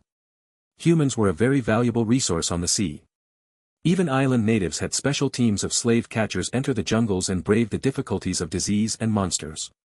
They would then bitterly struggle against different tribes to get their hands on some more slaves. Don't worry, boss. We know what to do. Robin Hood began to laugh, and the sound of it was as ugly as a night owl's hoot. Lei Lin nodded, knowing how his underlings, who were like complete animals, would behave after they took over half Merfolk Island. Perhaps they wouldn't murder the prisoners, but the islanders would suffer a lot of abuse. Lei Lin decided to turn a blind eye to these sort of things. In any case, an appropriate amount of deterrence was necessary, and perhaps this would be beneficial to keeping his rule over them stable. After all, pirate women didn't have any chastity to speak of, and it was in their instinct to follow the strong. Eagle Eye. After the spell took effect, half of the island appeared before Leyland's eyes. It looks like there are the beginnings of a small hamlet. Not bad. In his field of vision was a tiny port, and next to the port there was a developing wheat field. The pirate captain that had died at his hand had some talent in running the place. Surprisingly, he knew to gather people to reclaim the wasteland, and he'd really produced results. It was a shame that all of this had been so conveniently given to Leyland. Seeing the merfolk battleship return, and even bringing another ship back, the port burst into an uproar. There were even people who thought that it was the merfolk pirates returning victoriously, and began to gather at the port to welcome them back. It was not until the ship drew closer that they realized that the deck had traces of a fierce battle. The flag which represented the mermaid pirates had changed hands. Only then did they cry out in alarm and scatter everywhere, just like wild ducks whose nest had been disturbed. "Brothers, get to work." Robin Hood's booming voice rang out, ushering in a burst of excited cries. Plunder. The afterglow of the sun slowly dispersed on the surface of the sea, making it look like a rippling golden scale. By sunset, the battle was already winding up. It couldn't really be called a battle. The elites of the merfolk pirates as well as the adult merfolk had all died in the earlier naval battle, and the only ones left were old, young, or female. Even without many pirates under his command, Leyland's raid had been successful. Once the sun had set completely, Leyland stood on the balcony of the two-floored house that had belonged to the pirate captain. He was watching the tiny spots of flames flickering in the port. Large-scaled arson would have completely destroyed the place, so Leyland had forbidden it before they completely looted it. Robin Hood's face was flushed with excitement. He stood in the room with Isabel, who did not participate in the plunder, reporting the results of the battle to Leyland. Leyland could tell that the spoils were quite decent just by looking at his face. A smile arose on his face as Robin Hood finished his report. "Boss, we've struck gold."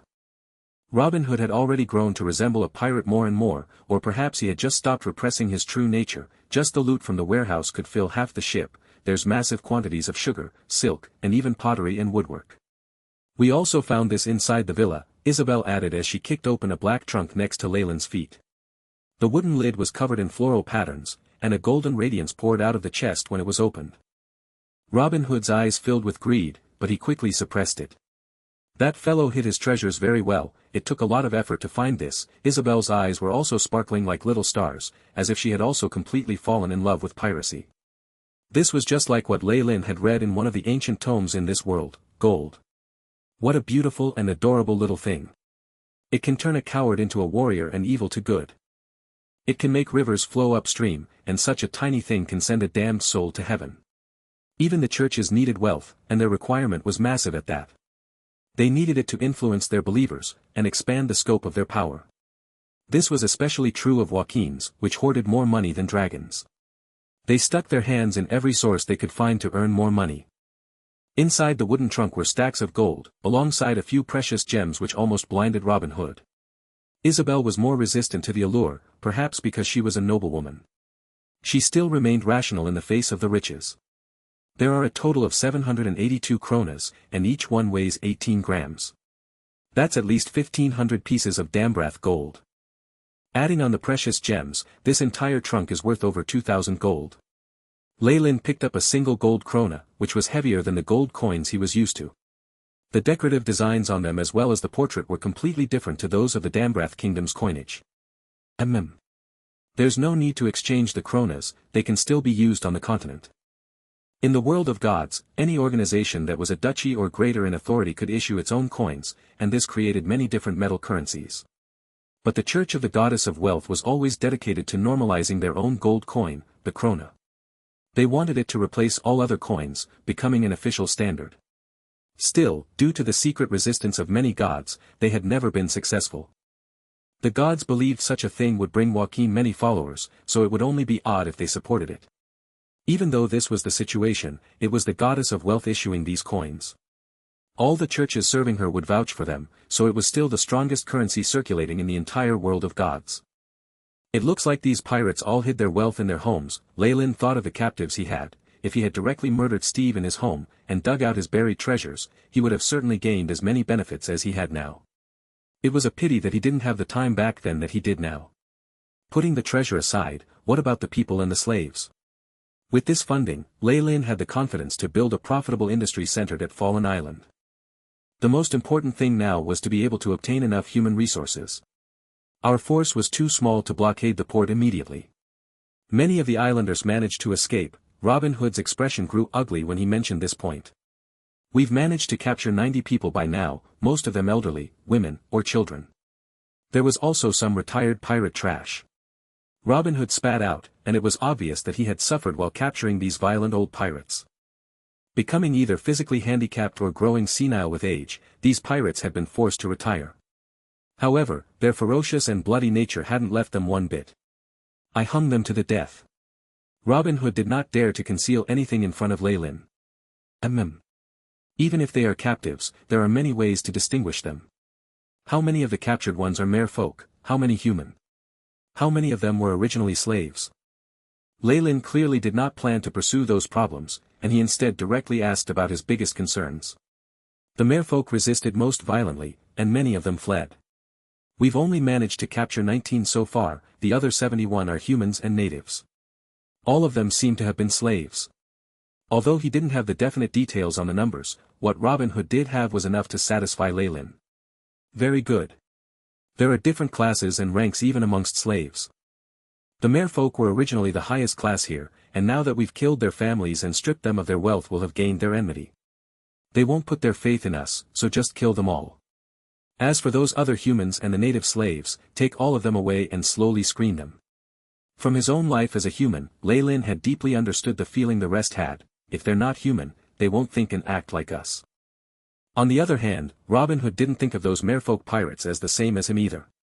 He immediately agreed to leave and slaughter them. Wait, why don't you hand all those captive merfolk to me? Isabel stepped out at this moment, her eyes filled with a bloodthirsty gleam. That's acceptable, Lei Lin nodded immediately. Demons all loved chaos and massacres, and her acts of piracy had most likely given Isabel many benefits. Night fell, and the whole port wept after it was ravaged by the invaders. Smoke was still rising from it on the next day. The goods have all been transported to the Scarlet Tiger, boss. Robin Hood respectfully reported. Very good, sound the bugle. Lei Lin stood on the deck of the newly christened Scarlet Tiger, and issued the command with a peaceful expression on his face. This Scarlet Tiger was the same as Black Tiger from before. Lei Lin had just decided to massively refit the ship, and he'd additionally decided to change its name. He could imagine the name of this ship spreading across the entire Dambrath Sea in the future, accompanied by his cousin's reputation in battle. The deep bugle horn sounded, and after a night of wreaking havoc, a whole bunch of sailors with dark and heavy bags under their eyes scattered out of the islanders' homes in twos and threes, gathering on the deck. Listen. Lei Lin opened the treasure chest filled with gold kronas in front of the pirates, and the golden glow made their eyes light up with greed. Yet, looking at whom the foot currently stepping on the gold coins belonged to, they immediately withdrew their greedy gazes. Over the voyage and their battles, Lei Lin had already used countless lives to demonstrate his savagery that exceeded theirs. Sweeping over all the pirates with his gaze, Lei Lin was satisfied with the bowed heads that didn't dare look him in the eye. Only then did he continue, everyone here will get 3 gold coins, and those who've killed an enemy get yet another. Professional kills will be counted separately. Many pirates immediately cheered at this news. Lei Lin was very satisfied with this atmosphere. Just using military force to intimidate these pirates was not enough. It was necessary to demonstrate that, with him, they could snatch more things and gain more benefits. Only then would they follow him even to hell. From now, these pirates would probably take some more initiative in battles. After he had distributed everything, Lei Lin immediately issued a new command: set this whole place on fire. Afterwards, we sail.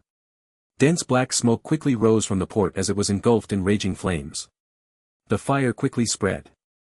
The 2 pirate battleships laden with riches and slaves slowly left the port, and some of the pirates still had looks of regret on their faces. The terrain and condition of the place was very good, and there was a neat foundation as well. Such a shame, it was an excellent base. Lei Lin looked on as the fire lit up the dark sky, but his expression did not change.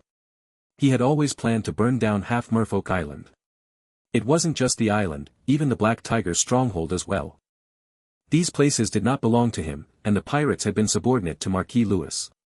Even if he occupied this place, Ley Lin would perhaps soon attract the attention of the Black Skeletons and Tigersharks. Pirates' Cove. The only thing Ley Lin could do now was hide somewhere secret, where his enemies could never find him. Only a fool would jump about shouting when he was weak. "Isabel, Robin Hood," he suddenly called out. "You were looking for me, boss." Robin Hood respectfully arrived in front of Ley Lin. After the battle, this first mate seemed to have changed dramatically. Ley Lin stretched his hand out on the map of the ocean. The two of you take the merfolk ship and bring the slaves to the pirates' families. Be it Fallen Island or Marquis Lewis's fiefdom, the Baltic archipelago, they were all new discoveries in the waters surrounding the Dambrath kingdom, and that was also the only characteristic they shared. New, uninhabited islands seemed to emerge endlessly one after the other, full of both wealth and dangers. It was simply too easy to find a temporary base for his crew. Of course, the condition was that Ley Lin could deal with the dangerous beasts in those territories, and they could brave the harsh weather and environment. Taking into consideration that Robin Hood had the other sailors' loyalty, Ley Lin intentionally sent his cousin Isabel over as well. With her there, even if he couldn't control the entire ship, he could presumably intimidate the disloyal ones without much problem. As a matter of fact, Ley Lin had plans to nurture this cousin of his. After all, he couldn't remain here commanding the pirates forever, so Isabel would serve as his stand-in. Although Robin Hood was more suited to this role, he was too feral. Ley Lin could not give this fellow too much space to make decisions so early on in his venture. It wasn't because he was scared that Robin would betray him, but it was just that Robin didn't have the instincts of a superior. On the other hand, Isabel did not possess much authoritative power, but what she did have was enough to cow these pirates into submission. Watching the merfolk ship leave, Ley Lin waved his hand. "Set off, we're going to Pirates' Cove." Pirates' Cove was a port that provided services for pirates. It could be called the gathering part for the shady figures of the seas. The port sold intelligence, goods, and even top-grade elven slaves. Of course, one needed to have the courage to take the risk and buy something. As a port where pirates disposed of stolen goods, the things they sold were definitely unclean in origin. Even Marquis Lewis, who controlled the Baltic archipelago, did not allow too many stolen treasures pass through his territory, regretfully giving up on the profits that came to Pirates' Cove. As for the port's location, many of the old pirates under Ley Lin knew of it. The route wouldn't be a problem at all, but there were several dangerous areas they had to pass through. "Are you sure the route won't have any problems, Cyclops?" Ley Lin opened up the map of the ocean as he called over a one-eyed pirate. The sailor had a courage bred from years of killing, and although he had only one eye, its gleam caused others to tremble with fear. It was only at this moment that a flower-like smile bloomed on Cyclops' stubbled face. He revealed his few yellowing teeth. "Don't worry, boss. I've sailed to Pirates' Cove with Steve a few times, and at that time I was even the navigator's assistant. I can get there with my eyes closed." "Very well, you're now the ship's navigator. If you do well, you'll be the Scarlet Tiger's first mate once we reach the port." This was the promise Ley Lin made to this pirate in whom he had just placed his trust. "Yes, boss. A first mate would receive a greater share of the booty than the other pirates, and would also have authority over the others." Cyclops' remaining eye gleamed with excitement. "Very well, you can leave now. Send Giant over." Ley Lin waved his hand and watched Cyclops back as he left. His eyes showed that he had fallen into deep thought. Although he was giving these defeated pirates positions one by one, he hadn't completely let his guard down against them. For example, he couldn't trust that Cyclops wasn't deliberately leading the fleet into dangerous waters. He had already obtained the coordinates of Pirates' Cove through other means, from merchants and pirates. He told me the correct location, and also suggested the most efficient route. It looks like he's truly pledged his allegiance to me. Cyclops didn't know that he had just narrowly avoided death's door. On the contrary, he was in good spirits from Ley Lin's promise, and he quickly executed the tasks that Ley Lin had asked him to do. "Boss, lookin' fair me?" A deep, coarse voice sounded as a heavy-set man walked in. He was more than 8 feet tall, and he had to lower his head to enter the captain's cabin. His flesh trembled with every step he took, like he was some sort of half-giant. "Yes. Giant, I want you to lead the Scarlet Tiger's battle squad. Choose 10 men for now, wait until we reach Pirates' Cove and recruit more." Ley Lin told him the plan with crossed arms. The leader of the battle squadron was often the right-hand man of the captain. The battle squad was also at the forefront of every fight, so the position of its leaders had rather stringent requirements on strength. Ley Lin had personally tested the might of this pirate that was called Giant. Not only did he have boundless strength, but he also had unparalleled talent in cultivation as a fighter. He could already release his chi and use martial techniques. Other than Lei Lin himself, only Aisabi could match him in close quarters combat. Furthermore, this giant had a straightforward personality. After numerous losses while dueling Lei Lin, he became more obedient and was easy for Lei Lin to control. Just pick anyone, huh? Giant asked, clearly thinking of putting his own men into his team. However, this was normal, otherwise even if he was strong as an individual, he would still be crushed by the other pirates. Yes, the sailors on the Scarlet Tiger, be it my sailors or the captured pirates, are all for your choosing. With regards to this point, Lei Lin turned a blind eye. I'll go and wake them up, and choose them one-on-one. Giant looked extremely excited. As you wish. Lei Lin didn't have anything to say about Giant's method of recruitment, and just waved him away. As the leader of the battle squadron, if there weren't a few trusted aides on the battlefield to take a knife for him, then perhaps he wouldn't even be able to survive a single battle. It was necessary to allow him to choose his aides. Furthermore, Lei Lin also believed that Giant wouldn't dare to betray him. He was confident that the cost of rebellion was so incredibly high that it would eliminate all thoughts of betrayal. The endless voyage, the battles and the struggle, challenged them over and over again. Lei Lin was confident that this journey to Pirates' Cove would whip his crew into shape. On the whole, even a well-known pirate crew on the outer seas needs about 100 pirates. Lei Lin traced his finger on the map carelessly. Take the Black Tigers, or even the Merfolk pirates which we just destroyed. Normal pirate crews all have more than 100 people, and their captains are even rank 10 professionals with exceedingly good equipment. Truly large-scale pirate crews need at least 300 pirates and above, and also need a number of ships. If I want a main battleship, it will have to be magically refitted or receive a cleric's blessing. Such a crew was configured like the small coastal fleet of a minor coastal duchy. If he had such strength, Lei Lin would be able to find a rather good position amongst the continent's navy, or even that of other countries. Who, then, would fight him without good reason? As a result, there were only 3 truly large-scaled pirate crews in the Dambrath seas, the Black Skeletons, Tigesharks, and Barbarians. 2 of those pirate crews were even under the control of Marquis Louis. In addition, the other fleets owned by the Marquis could not be underestimated. One of them was a professional slavers' fleet. This fleet had always been at the forefront of clashes with the natives, and Marquis Louis had used a lot of gold coins to arm it. It was even more powerful than the kingdom's elite navy. Lei Lin's elimination of the Black Tigers and Merfolk pirates would at best be him taking out the Marquis Trashi. He couldn't be considered to have encountered the Marquis main force. Only once he was able to destroy the Black Skeletons, Tigesharks and a slaver's fleet in one fell swoop would he be able to deal a fatal strike to the Baltic Archipelago's trade. However, this was almost impossible. Lei Lin could only continue to act from the shadows, and first clip the Marquis wings. It was very unrealistic for Lei Lin to fight against a Marquis of the kingdom now. However, Lei Lin was not an ordinary person. He would use any means necessary to accomplish his goals, without fear of the consequences. He was the sort of person that could be described as a reasonable lunatic, or perhaps he was the most insanely reasonable man. I'll need many men to accomplish this goal. Or allies. Lei Lin naturally would not be stupid enough to act against the Marquis alone. Furthermore, fighting Marquis Louis was one thing, but Viscount Tim was another. Although Lei Lin had targeted Marquis Louis all along, the one who would bear the brunt of it was still the Viscount who coveted the fallen lands. Lei Lin wasn't sailing to Pirates' Cove for no reason. Besides recruiting the men he needed, he was preparing to look for more supporters. Marquis Louis would have offended quite a few people with his dominant character, even if he had done so unintentionally, and Lei Lin wanted to round those people up and take advantage of their power. Lei Lin pressed his fingers heavily on the mark of the Pirates' Cove on the map, his eyes regaining their previous calm. Barbarians. This was Pirates' Cove. It was rumored to be the holy land of pirates on the outer seas, where one could dispose of any problematic goods in exchange for attractive gold, or anything else your heart desired. They had the best women and the best rum, but only if one had enough gold. If anyone dared to cause trouble in the port, the enforcers would make them rue the day they were born. As the most diverse place in the sea, where honest men and crooks mixed with each other, it was awash with information. Quite often, a plump and juicy target passed by and one could see the magnificent sight of thousands of sails spreading open.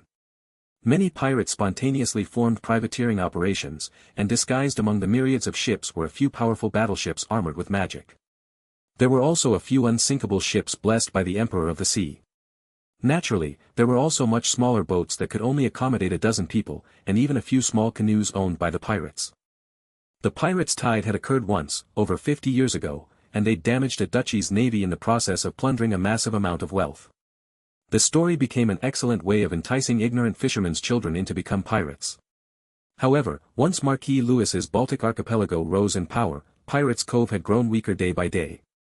Once two of the great pirate crews were roped in by the Marquis, the place grew to no longer be as prosperous as before.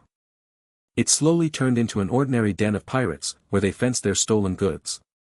Even though it had become like this, the background of the port was still extremely important.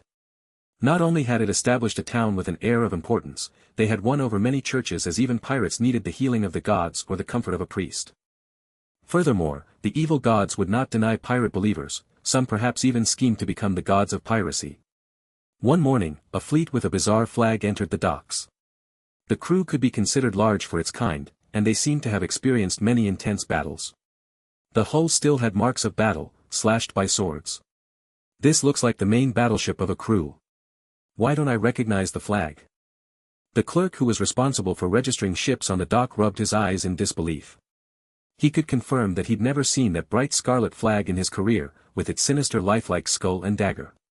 It was at this moment that a group of pirates came down from the pirate ship, and the clerk welcomed them with a professional smile. "Welcome to Pirates' Cove, here we have." Before the clerk could finish speaking, the young man just waved him away with the toss of a golden coin. The gold coin that the young pirate had used wasn't a Dambrath coin, but it was the even more valuable gold krona. Is this youth the captain of these pirates?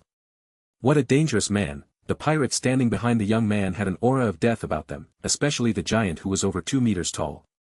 He could have been mistaken for a small mountain. However, these fearsome fellows all acted like fluffy little white rabbits behind the young man, which made the clerk's heart jump into his mouth. He came to realize that the man he faced was possibly a very extraordinary person. "I know all the rules of this place, isn't it 5 coins to anchor our fleet here for a day?" The clerk was a former pirate himself, and subconsciously assessed others in strength.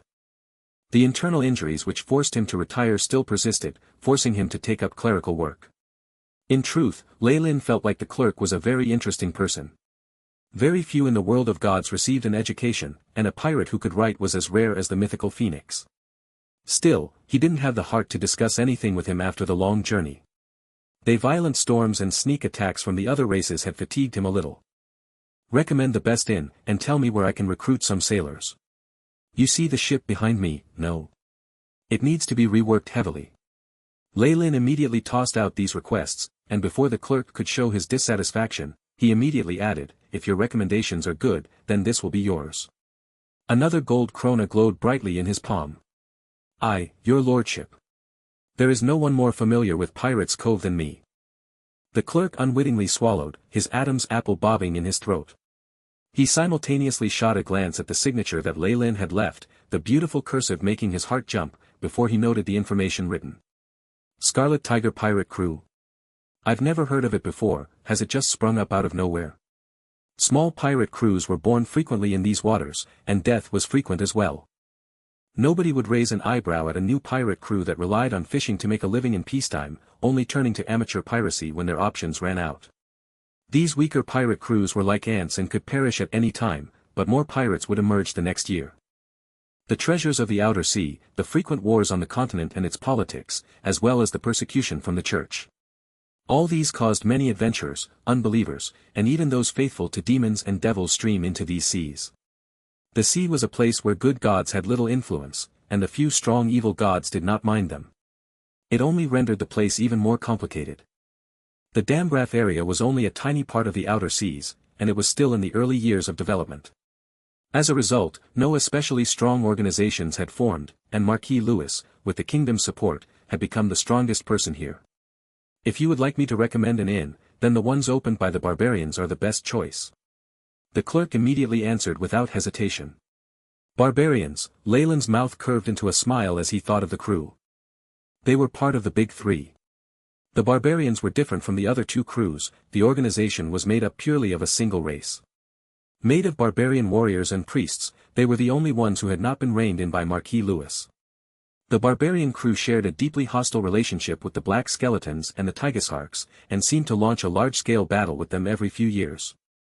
They were the current head of Pirates Cove, and the other free crews had formed the Dark World Organization to protect them. There was nothing wrong in saying that this place was the base camp of organizations who opposed Marquis Lewis. The inn opened by the secret master of Pirates Cove was naturally the safest place in the whole area. As for sailors, just shout out in any random tavern and 10 pirates will run up to you. How you choose them is up to you, and of course you need to settle the tabs of those you hire at the bars. As expected, the clerk was extremely familiar with the Pirates Cove, and he even fervently recommended a certain shipyard to Leylin. That shipyard may not have a high degree of credibility, but they were certainly good enough to do some routine maintenance on a pirate ship. Leylin silently remembered the address of the shipyard, but he did not choose to go there directly. Instead, he brought his men to the barbarian inn recommended by the clerk. On the way, Leylin wordlessly assessed those around him. Most of the people who were able to live in Pirates Cove were retired pirates or others of that ilk. Although some were too weak to even stand up to the wind, and some were even disabled, they all had one or two skills that kept them going. Of course, many more were prostitutes in revealing clothing, directly soliciting customers. Although Leylin didn't think much of them, there were a bunch of animals following behind him who were clearly unable to hold back. If it wasn't for Leylin's command, a majority of them would have broken formation. They even have a thieves' guild. Leylin looked at the crossed dagger symbol on a street corner thoughtfully. He did not feel worried as he had plenty of time left, and still needed to arrange a place for a large group of men. The Barbarians' Inn was in a prime portion of Pirates Cove, and there were even 2 armed barbarian warriors standing guard at the door. It made everyone feel exceptionally safe. Leylin did not trust in the law and security of Pirates Cove, and did not want to cause any trouble. Even if it cost a bit more money, staying there was an excellent decision. They're actually using 2 rank 5 professionals to guard the place. Is this pirate crew very strong? It's not surprising that they can contend against the 2 large pirate crews propped up by Marquis Lewis. Leylin assessed the 2 barbarian guards with interest. The barbarians were scattered throughout the world of gods, much taller than ordinary humans with light green skin and muscles that were as solid as granite. Whether male or female, they were all muscle maniacs. Rumor had it that they were mentally challenged and were even more stupid than orcs. As a result, only a few uncivilized gods preferred to favor them, and they occupied a weak position in the civilized world.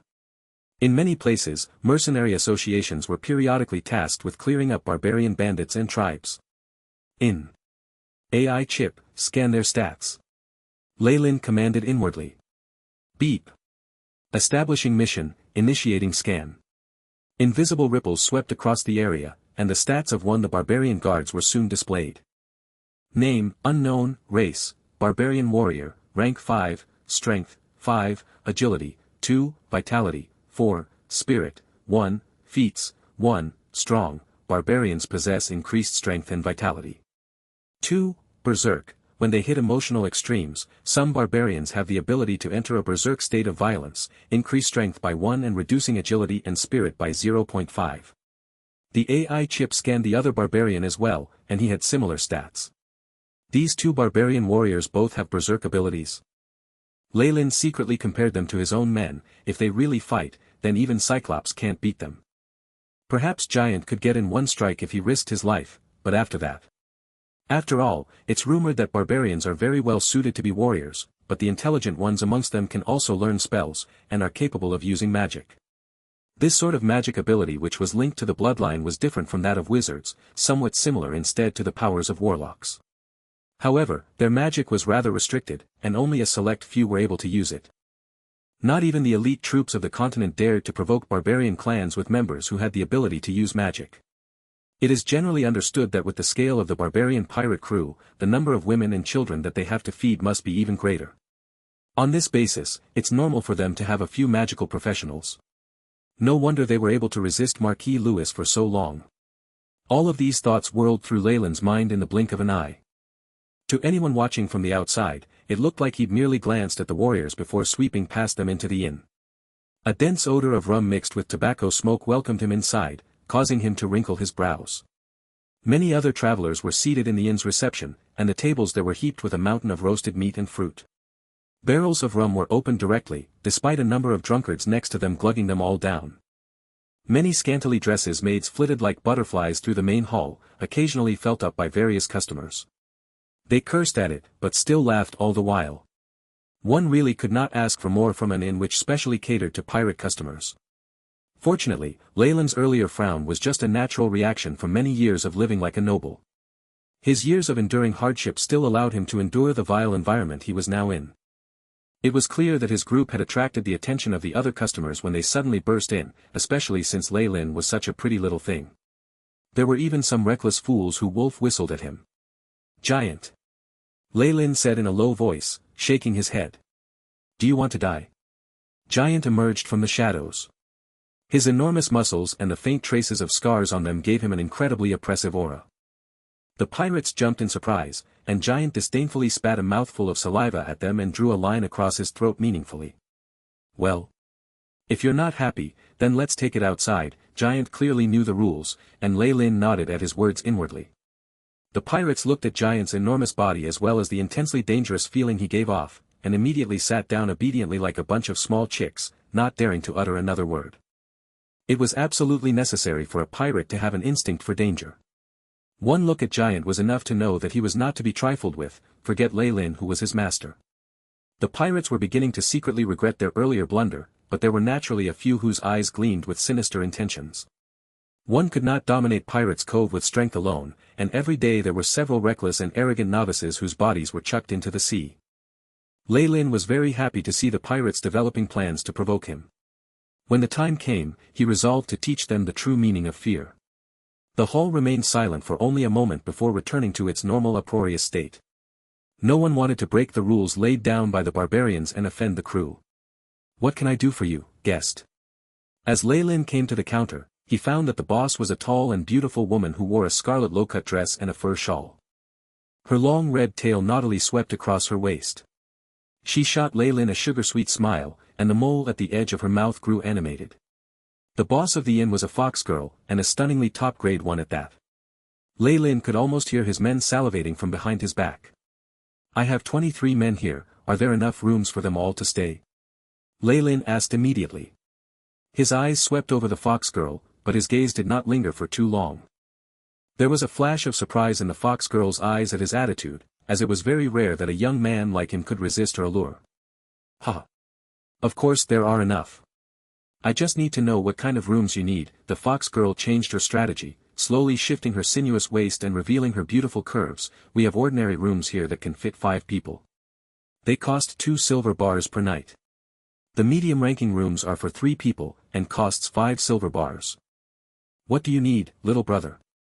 Her eyes sparkled brightly as she looked at Leyland appraisingly. Of course, a young nobleman like you would want our best rooms.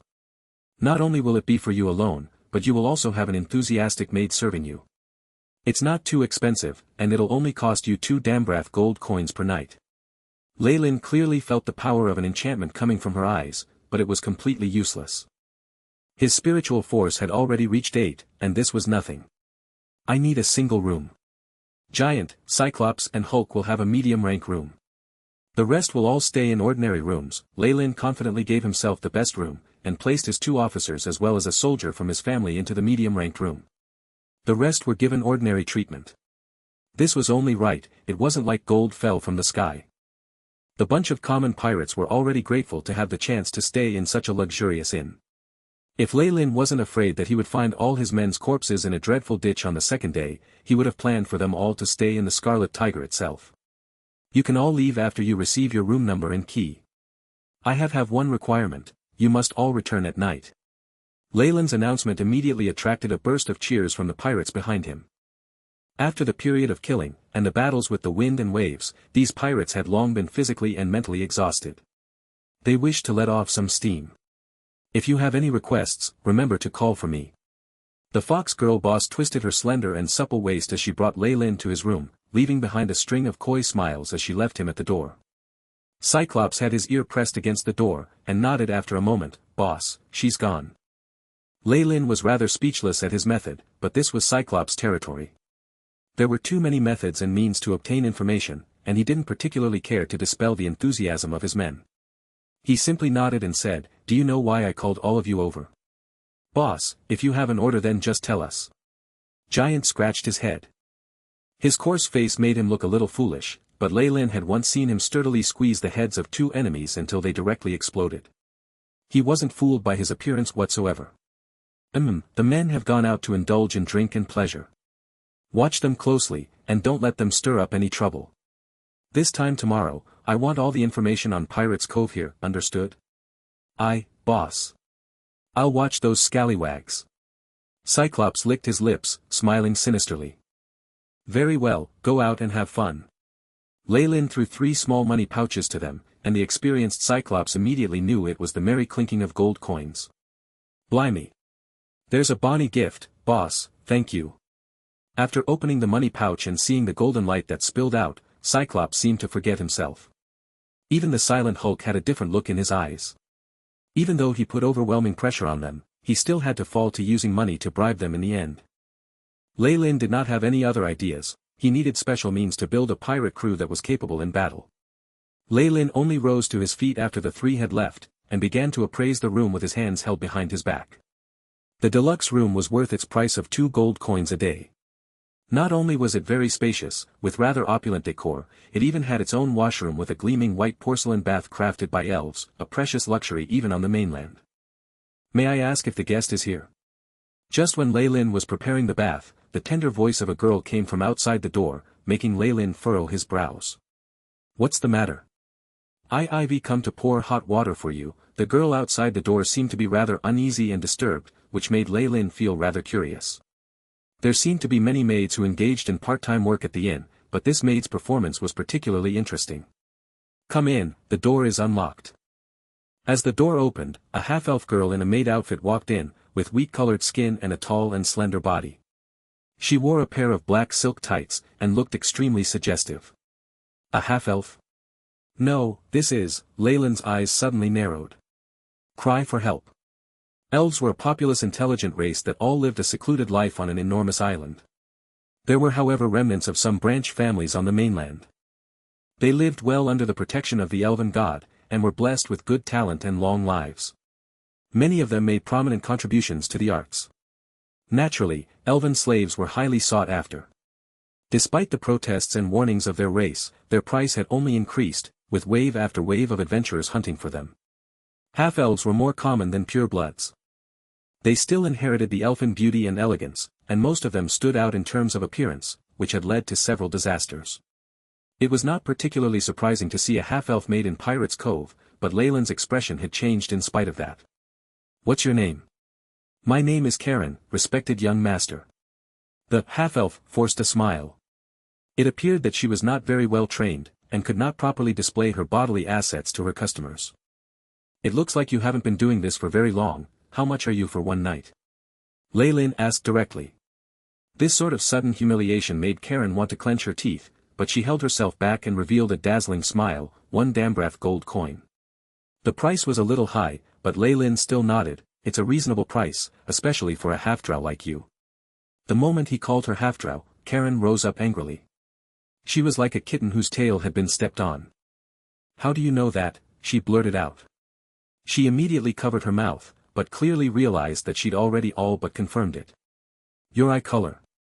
The coloring agent you used to stain it can't fool me. Your ears are also pointier than normal mixed bloods by 12.4%, and they are slightly concave. Lei Lin lightly pointed out the gaps in her disguise. His sharp observations made Karen subconsciously take a few steps back. The corner of Lei Lin's mouth tilted up in a smile as he saw Karen's stats. Name, Karen, rank 5 assassin, race, half-drow. Stats, strength, 1, 3, agility, 2, 5, vitality, 0.5, 2, spirit, 3, feats, 1, night vision. Dark elves have the ability to see even at night. 2, shadow perception. Dark elves are sensitive to shadow particles, and are innately gifted assassins and pirates. Status, poisoned by unknown toxin, causing strength, vitality and agility to fall. Karen's physical stats somewhat surprised Lei Lin. She even had the abilities of a rank 5 assassin, but some unknown poison had taken control of her, locking half of her strength away. It was very clear that the person who controlled Karen from the shadows only thought that she was an ordinary half-elf, otherwise they would never have let her come here. Would that not be like sending someone out to assassinate himself? Lei Lin smiled faintly. This rank 5 assassin could not touch even a hair on his head. Haven't dark elves always lived underground? How could you appear here, and even take up this line of work? Dark elves were a type of elf which were rumored to live in the darkness. They had awoken the dark nature in their blood, becoming extremely brutal. They longed for violence, blood and chaos, and had separated from the regular elves to move underground. Some rumors said that their gifts in bed could make both men and immortals die of pleasure, that it was comparable to charm and pleasure magic. I'm a half-blood. I moved out from the underground with my clan, but we were all scattered in an attack. When I woke up, I was on a trading ship which was later attacked by the barbarians. Leyland's eyes seemed to be filled with magic charm, and Karen could only helplessly tell her story. No wonder. Half-drow really don't differ too much from half-elves, and only a specialized scholar would be able to tell the difference. She's a rank 5 assassin, and she did not have enough power to fight back against the entire barbarian pirate fleet, not to mention that she was affected by the toxins restrictions. Of course, an assassin's camouflage and disguise abilities could let her fool others, so that they thought that she was an ordinary half-elf. Something dawned in Leyland's eyes as he said, and after that you were controlled by the pirates, and now work for them as a maid. Yes, Karen nodded, and her eyes seemed to fill with momentary hope. She immediately knelt on the ground, looking up at Leyland. Sir. I beg you, please save me from this hellhole. Save you? Leyland had an evil smile on his face as he sat back down. Why would I save you? Give me a reason. Even Leyland had to admit that Karen was a rare beauty, especially with her eyes which were like the ocean waves. Her unique charm gave him a subconscious favorable impression of her. Karen bit her lip, I'm a rank 5 assassin. If you can save me, I'm be willing to serve you for 100 years. I swear it in the name of the Dark Maiden. The Dark Maiden was a god who tended towards the good alignment, and could not be reconciled with the gods that other dark elves believed in. If Karen believed in this god, then perhaps this was the reason why she had been driven away from the underground. Why would you do that? Can't you save up money to buy back your freedom? Although she seemed rather out of practice, this was clearly not the first time she had done this sort of thing. This sort of life wasn't completely unsuitable for a half-drow, and Leyland couldn't think of why she would want to pay such a huge price for freedom. Is their price very high? Leyland could only guess. No. Karen's lips curved into a rather heartbreaking smile, they won't ever let me go. As a slave, I don't have the authority to buy my freedom. After I can't be a maid anymore, those barbarians will sacrifice me to their gods. Leyland realized that the barbarians had saved her for some bloody and violent sacrificial rituals. Seeing Karen in that state, perhaps she had recently seen this happen several times, and so she began to plan her escape, begging Leyland for his help. Even though she was pleading for help, she would meet an even worse fate if she asked the wrong person. Leyland seemed to have an air of nobility about him, and Karen was sure that he was not a pirate. As a result, after realizing that her cover had been broken, Karen immediately asked him for help. She almost did not mind promising to become his slave instead. He's a young man after all, if I could charm him. Her eyes were filled with anticipation. As a half-drow, she was born with the knowledge of how to handle males, and did not require further education on that matter. Although Leyland did not look too easily charmed, she was quite willing to at least try. When she thought of this, Karen's heart seemed to be fired up, leaving 2 faint traces of a blush on her face. She appeared even more charming and lovely. A rank 5 assassin. Leyland looked as if he was thinking over the matter with some difficulty, making Karen reluctant to mention her thoughts. Do you know anything about sailing? After a long moment, Leyland stopped pondering and asked this question. Sailing? Karen was shocked dumb. She originally thought that Leyland would come out with an outrageous request, but she had long made her mind up to use all her techniques to mesmerize him. She never thought that he would ask such a completely irrelevant question. Yes, I am a pirate captain, and I'm in need of sailors to be my underlings. Leyland waved his hand and seemed to admit it very reluctantly. There was a trace of humor in his eyes, as if he was playing a joke on her, and Karen immediately knew that he had seen through all her plots. Honestly I don't, but I will work hard to learn. I beg you, sir. Karen wanted to come up to Leyland and hug him, but Leyland nimbly dodged her. Then it looks like you aren't much use to me, Leyland said, making Karen's heart completely sink. However, since you're a dark elf, and you lived in the Underdark before, then you're slightly worth something, Leyland continued, his voice drifting into Karen's ears and raising a thread of hope once again. Tell me, Karen, are you willing to become my dagger in the shadows, to help me dispatch my rivals, and drink the blood of my enemies? An invisible hand tilted Karen's chin upwards, making her eyes widen considerably. Mage hand. You're a wizard. This nobleman had come to a port where pirates fenced their goods, and although she did not know why, all Karen could see was opportunity. I'm willing. In the name of the Dark Maiden I swear this, I will become your sharpest dagger. Karen respectfully knelt down on her knees, making a strange gesture with her hand. Very well, Lei Lin nodded. He really had recruited her on the basis of her being a half-drow assassin. After all, he currently lacked a spy network and assassin group. Since Karen had recently lived in the Underdark, she would have good experience and knowledge in torture and interrogation as well as assassination. As a rank 5 professional assassin, she was just barely good enough to be of use. Tillin. Very well, I'll speak with the boss later about the issue of your ransom, Lei Lin promised, rubbing his hands together. Many thanks, master. Karen immediately began to address him differently. Although she currently looked like a weak little elfling, Lei Lin knew that once he cured her of her poison and armed her with a sharp dagger, this half-drow would immediately become a powerful god of death in the shadows. After she had thanked him, the room's atmosphere immediately grew awkward. Master. Would you like me to call my sister maids over? Karen twisted the corner of her skirt, and looked extremely embarrassed. There's no need. Didn't you come to help me pour the hot water? Lei Lin smiled faintly. The bloody battles and the accumulation of a great deal of life energy had left a fire in him that needed quenching. Yes, master. Karen's lips curved into a charming smile, and the entire room was soon enveloped in a layer of youthful lust.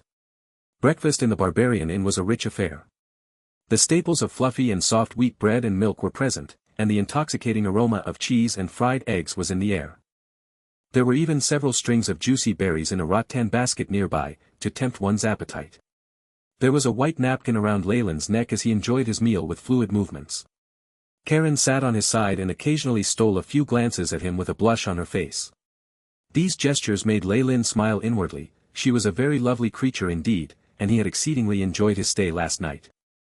The half-drow seemed to have special talent in that area, but Lei Lin was not some incapable youth himself.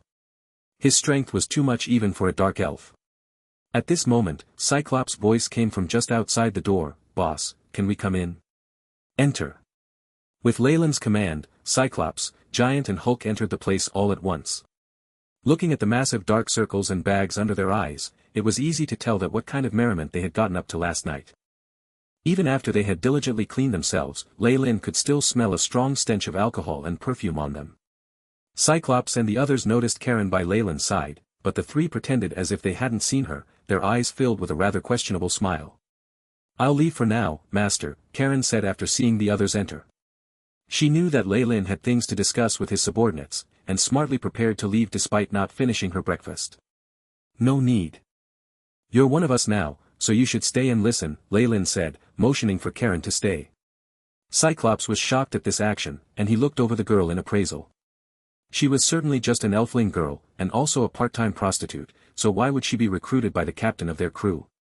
However, since this was Lei Lin's decision, they could not object to it. Lei Lin picked up the white silk napkin and wiped the corners of his mouth before turning to Cyclops and the others. So, how was last night? Cyclops knew that Lei Lin was naturally not inquiring about what mischief they had gotten up to.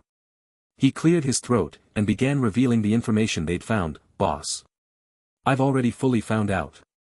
In Pirates Cove, there are several merchant families that are interesting in our goods. However, our biggest patron is the boss of this inn. Haha. That fox girl?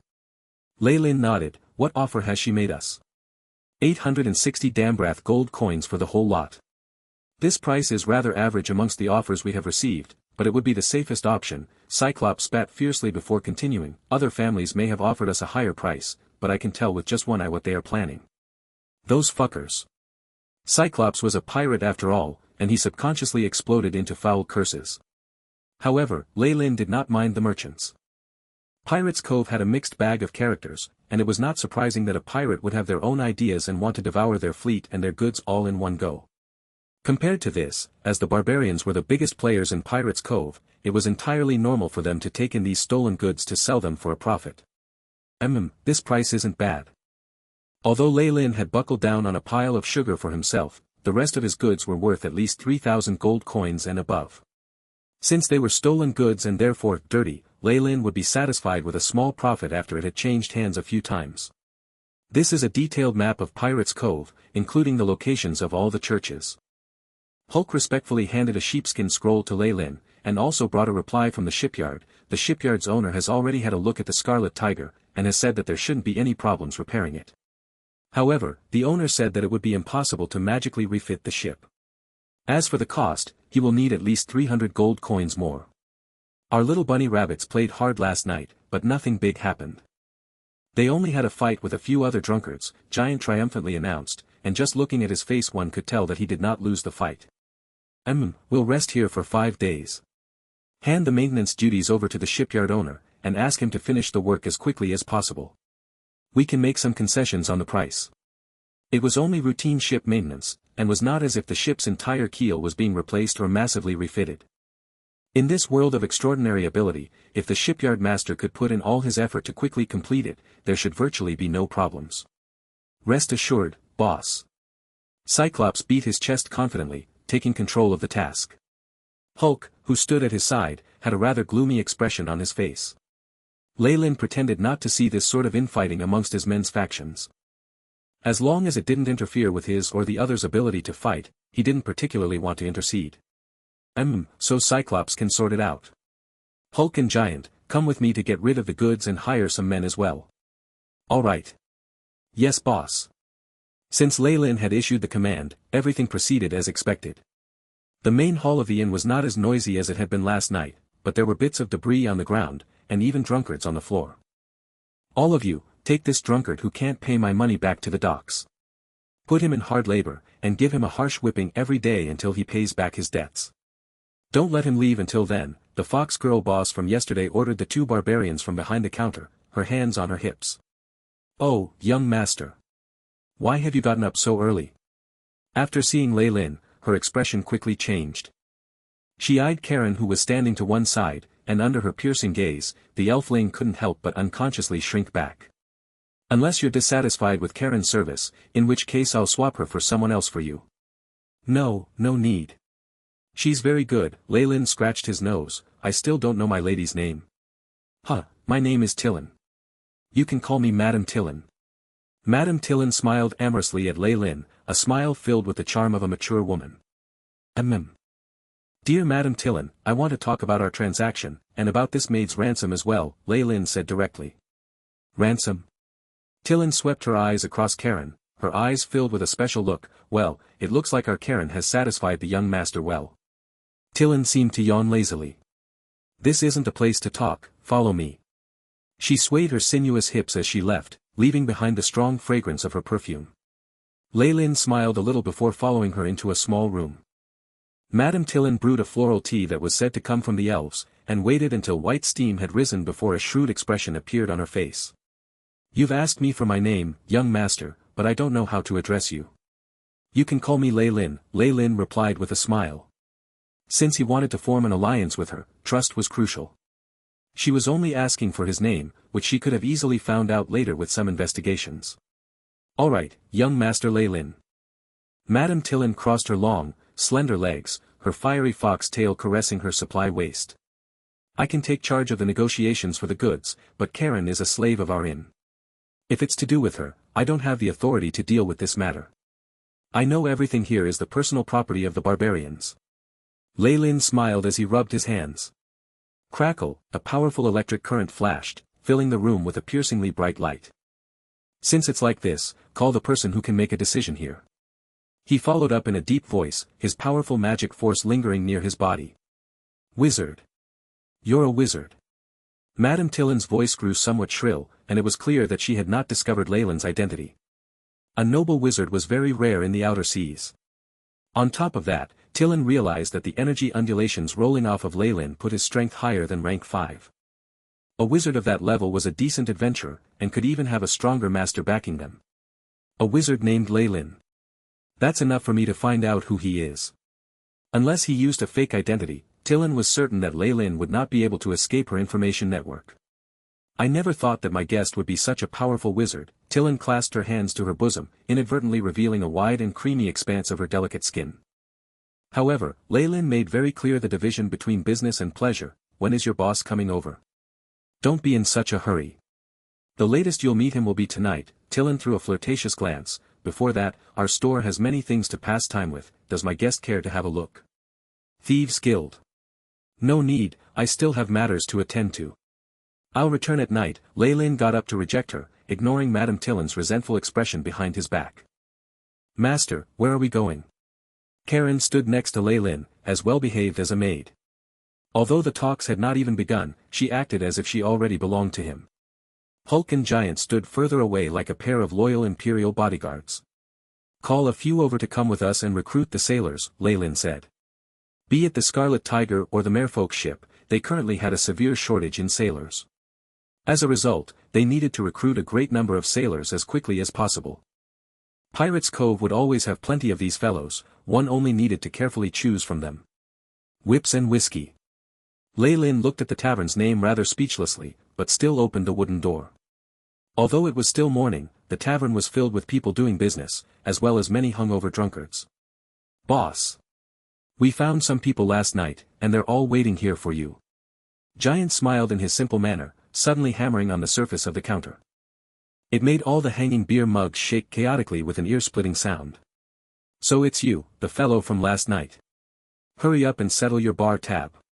A bleary-eyed old drunkard crawled out from the small door behind the bar, glaring at Giant with disdain. Once he saw Leyland, however, his eyes seemed to brighten up considerably. Perhaps he had seen the beautiful clothes that Leyland wore, and reckoned that this was the golden benefactor who could settle the bad debt. Greetings, dear customer. The old man bowed deeply, smiling until his eyes almost seemed to disappear into his wrinkles. There was a huge gap in his treatment of Leyland and how he had treated Giant before, but Giant only muttered a few words under his breath, and did not dare to say anything else. After all, he had tasted Leyland's methods before. What would you like? A glass of rum. The rest of you are free to choose your own. Leyland waved his hand and sat next to the counter. Where are the people you found? Call them out and let me have a look at them. His standards were not too high at the moment, and ordinary pirates would suffice. Death would help him select the cream of the crop. Wait, boss. Giant scratched his head, and rushed to gap between a few sofas like a hurricane, and began to beat the sofas up with kicks and punches. Loud curses could be heard from inside the sofas. After a few seconds, over 10 badly battered pirates with swollen faces and bleeding noses were driven out by Giant. Although they were wounded, these pirates had a rather lively temperament, which was beyond Leyland's expectations. Giant, are these the people you fought with last night? Leyland suddenly had a premonition. That's right, boss. Giant laughed in his simple manner. These fellows are pretty tough, and they can hold their own against my beatings. I think they would do well in the battle squadron. Giant's gifted strength was already on the level of a rank 5 warrior, and he would not do badly against rank 6 or rank 7 warriors either. For him to give this evaluation, the men must be rather powerful themselves. At that point, they also knew that Leyland might become their employer, and they looked uneasily at the big fellow standing in the middle amongst them. What's your name? Leyland looked at the fellow that was obviously their leader.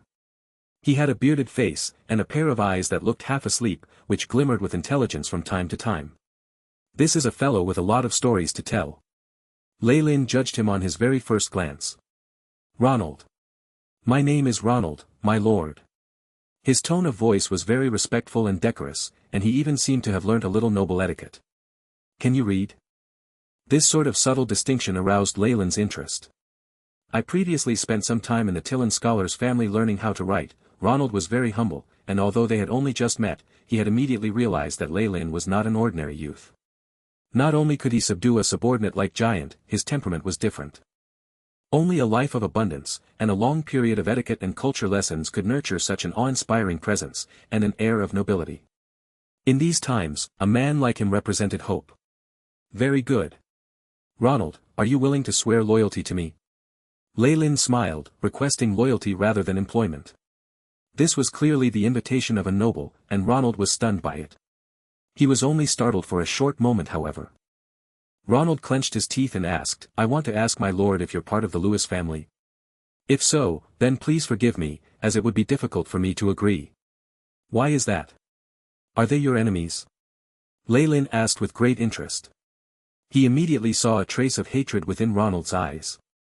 This complex change in emotion surfaced only for a moment, but it could not be concealed from Leyland's gaze. Yes, Ronald clenched his teeth and took a gamble.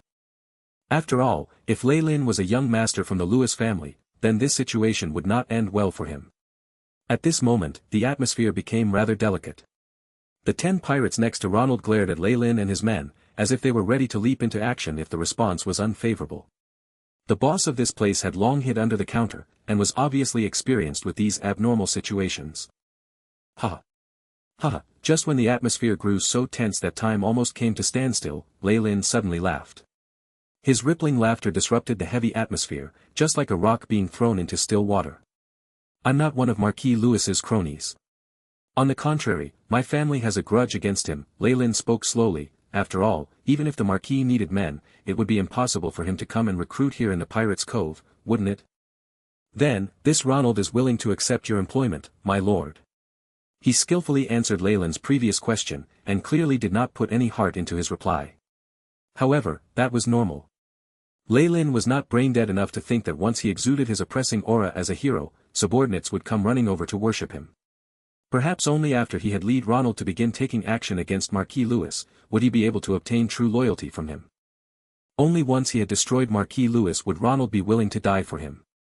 However, having this sort of effect at the beginning is already good.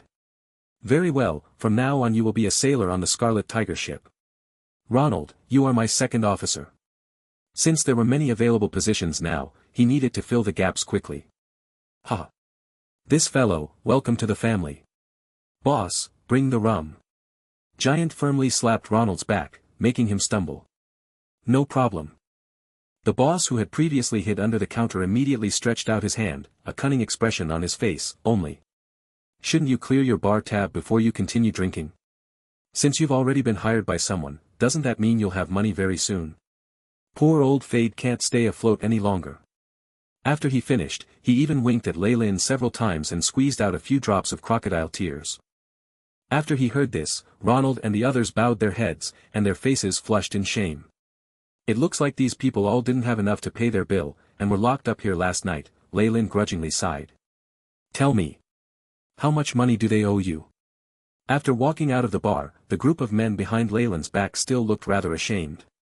I've given you the criteria of the men I'd like to recruit, so now it's up to you to recruit people.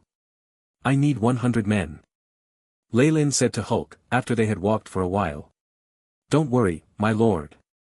As a guard of the fallen family, Hulk's loyalty towards Leyland was very strong. Go and attend to your business. There's no need to follow me. Leyland waved his hand to dismiss the others behind him. Master. Karen followed behind Leyland with a worried expression on her face.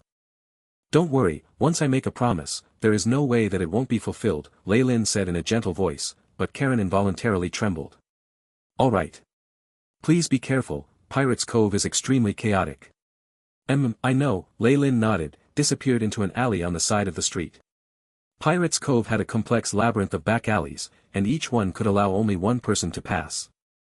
It was obviously crowded and chaotic, and the floor was filled with slop and filthy things, making it smell absolutely awful. However, Leyland's gaze was fixed on a unique symbol in a corner of the alleyway. It was a symbol of 2 crossed daggers, which faintly pointed towards a certain direction. The Thieves' Guild. Leyland smiled, and immediately walked in the direction that the daggers were pointing to. In the world of gods, more and more people were able to advance into a profession. However, the ones that attracted the most attention and had endured the longest were the 3 guilds, the Thieves' Guild, the Warriors' Guild and Wizards' Guild. These 3 guilds would frequently issue missions, which would bring great benefits to adventurer groups. In the world of gods, the number of shrines and whether the 3 major guilds were hosted there, was a major indicator of the prosperity of a city. Pirates' Cove naturally did not host the Wizards' Guild, but Leyland had seen the Warriors' Guild as their symbol had been very striking. The Thieves' Guild was an enormous organization which had been secretly hidden in the dark, and their missions tended towards secrecy. Most of them were requests for assassinations or theft. However, it was this dark network that seemed to permeate the entire continent, and rumor had it that they had the blessings of many gods. Yes, the 3 great guilds each had the backing of more than one god. Underground. As he walked in the direction that the daggers pointed, his surroundings became increasingly remote. The liveliness of Pirates' Cove was gradually left behind, and Lei Lin began to feel a pervasive sense of eeriness and desolation. This feeling grew even more obvious after he walked down a flight of stone stairs. The terrifying senses of wizards allowed him to notice that there were 3 pairs of eyes spying on him in the shadows. It really feels like I'm walking down to hell. Lei Lin chuckled. The sun was covered by vast dark clouds, projecting tremendous shadows. He pressed his palm onto a gray rock covered in moss, and a gap immediately appeared in a wall nearby. He did not hesitate as he quickly ducked into the gap, simultaneously feeling many astonished gazes directed at him. There was a very short path behind the wall, and at its end was a wooden door with an iron ring. Asterisk thump. Thump, asterisk Lei Lin used the ring to knock loudly on the door, and it let out a distant sound. The door creaked open slightly, revealing the face of an old man holding an oil lamp. He had practically no facial muscles anymore, looking like a withered corpse under the flickering light of the lamp. His 2 eyes looked dazed, the eyeballs completely motionless. "The night is always lonely," the old man said in a hoarse voice, as if he had not spoken for a long time. "For those who are seeking brightness and hope." Lei Lin smiled slightly, a dagger flying into his hand and beginning to dance through the air as elaborately as a butterfly. The old man gave Lei Lin a probing look and opened the wooden door. "Come in, brother from the Underdark." With the light from his oil lamp, Lei Lin could see a deep and pitch-black passageway that seemed to go all the way to the core of the earth. A distant sound increased in volume as he made his way across it, until it turned into what seemed like a market bustling with life. Pack, 2 enormous gates opened, revealing an even more expansive underground world. What entered his sights was a hall formed from a deep cave, with sinkholes in the floor and underground streams trailing off to numerous others. People from all walks of life populated this area, most strangely covering their faces with shrouds. Only pairs of vigilant eyes were revealed. In the distance were a few wooden constructions and a large announcement board towering ahead. Below were many masked people gesticulating at it. While they tried to lower their volume, the sounds of discussion from the whole crowd joined to form a buzz. "Welcome to the Thieves' Guild. Is this your first time, kid?" A slender and tall person like a bamboo stick closed in, trying his best to create a stiff smile. "Need a guide?" No. Lei Lin rejected resolutely. This was the dark world of Pirates' Cove. How could there be good people here? Even if one looked to hire people, just showing the slightest of weaknesses would cause these people to pounce on you like wild wolves, dividing everything amongst themselves after murdering you. "Mr. Scram." Lei Lin glared at him, and the murderous aura born of indiscriminate slaughter forced the man several steps back. Having killed people meant nothing. Everyone here had the blood of at least 1 or 2 people on their hands themselves, but Lei Lin's own murderous aura was far more powerful than that. It was that of someone who's truly honed themselves on a bloody battlefield, not someone to be trifled with.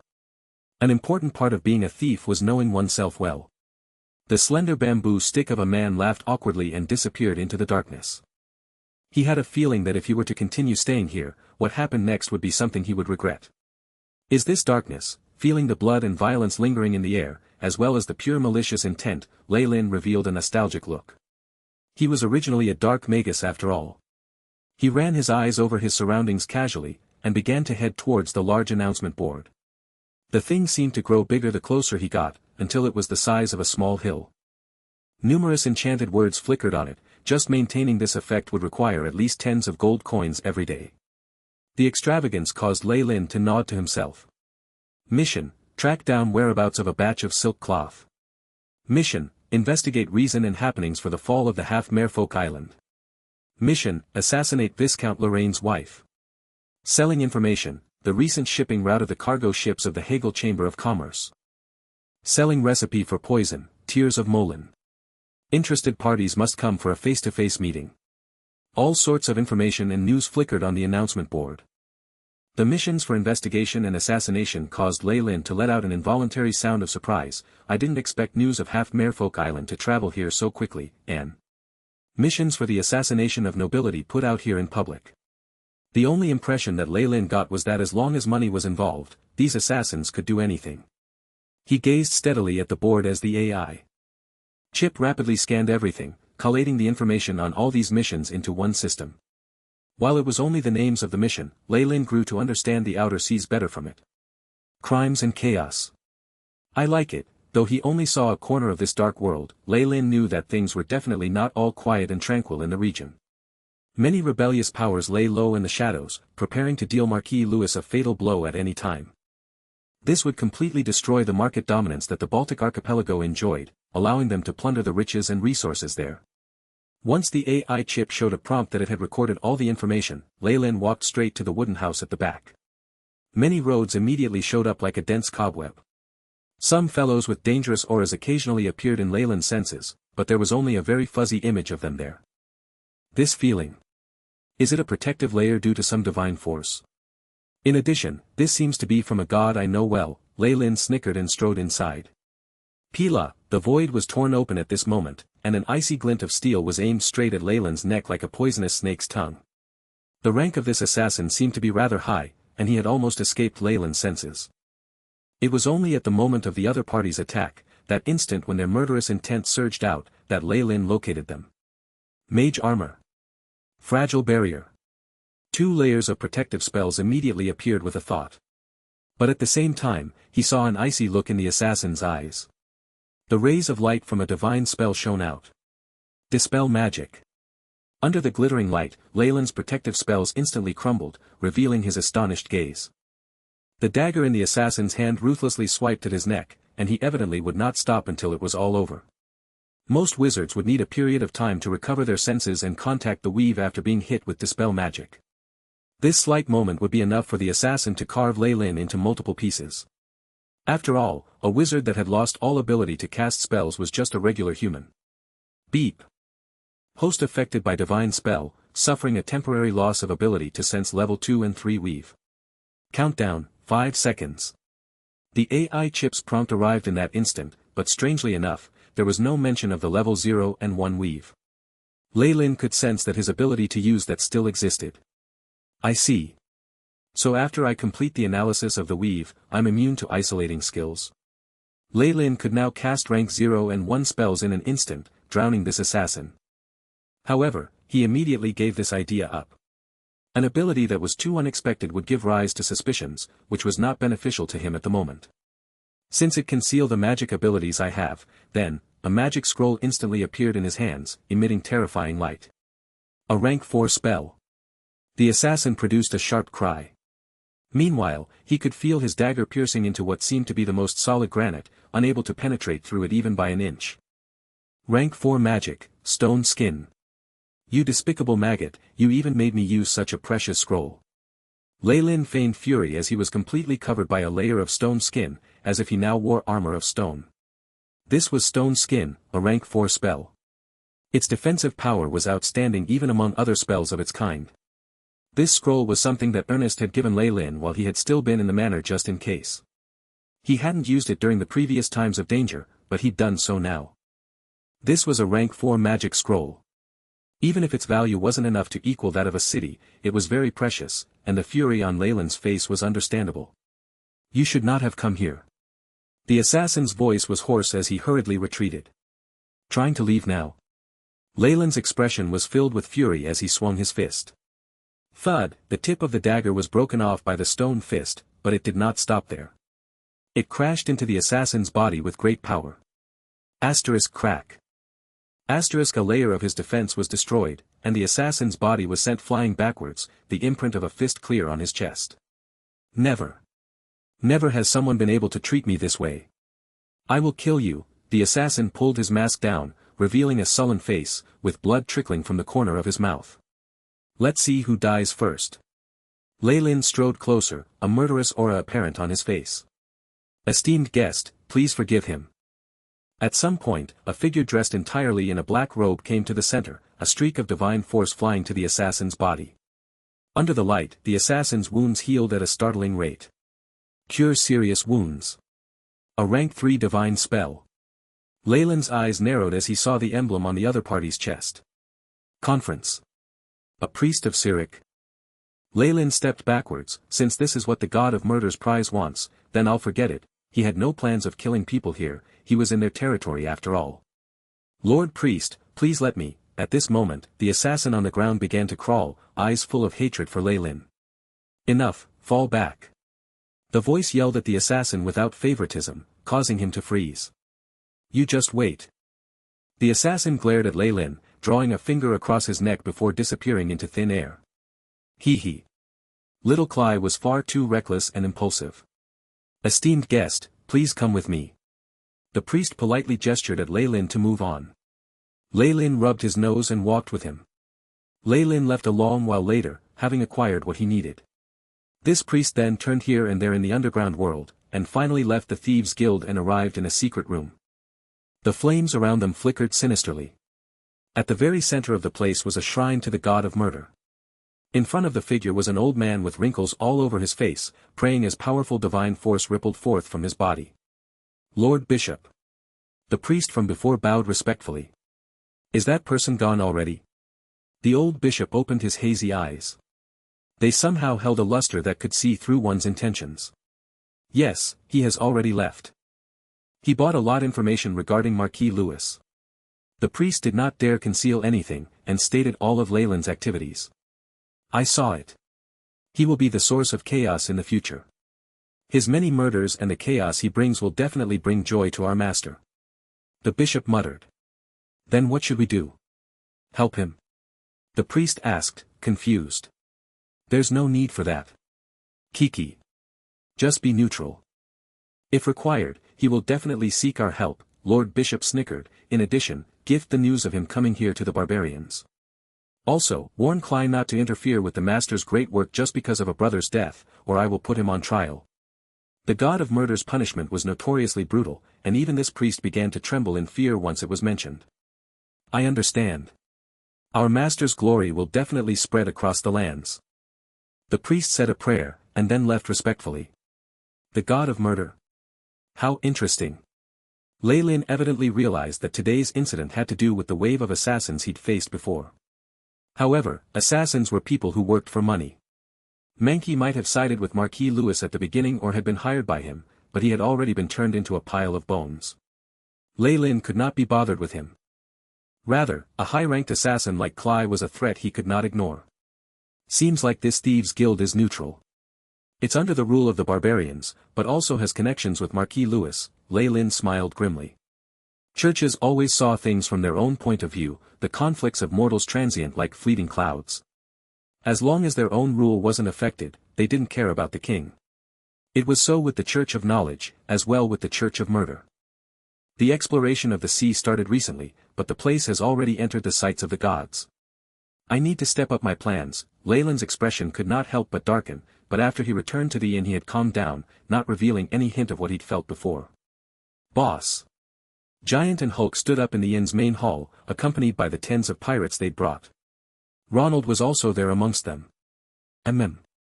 Leyland's eyes swept through this group of pirates.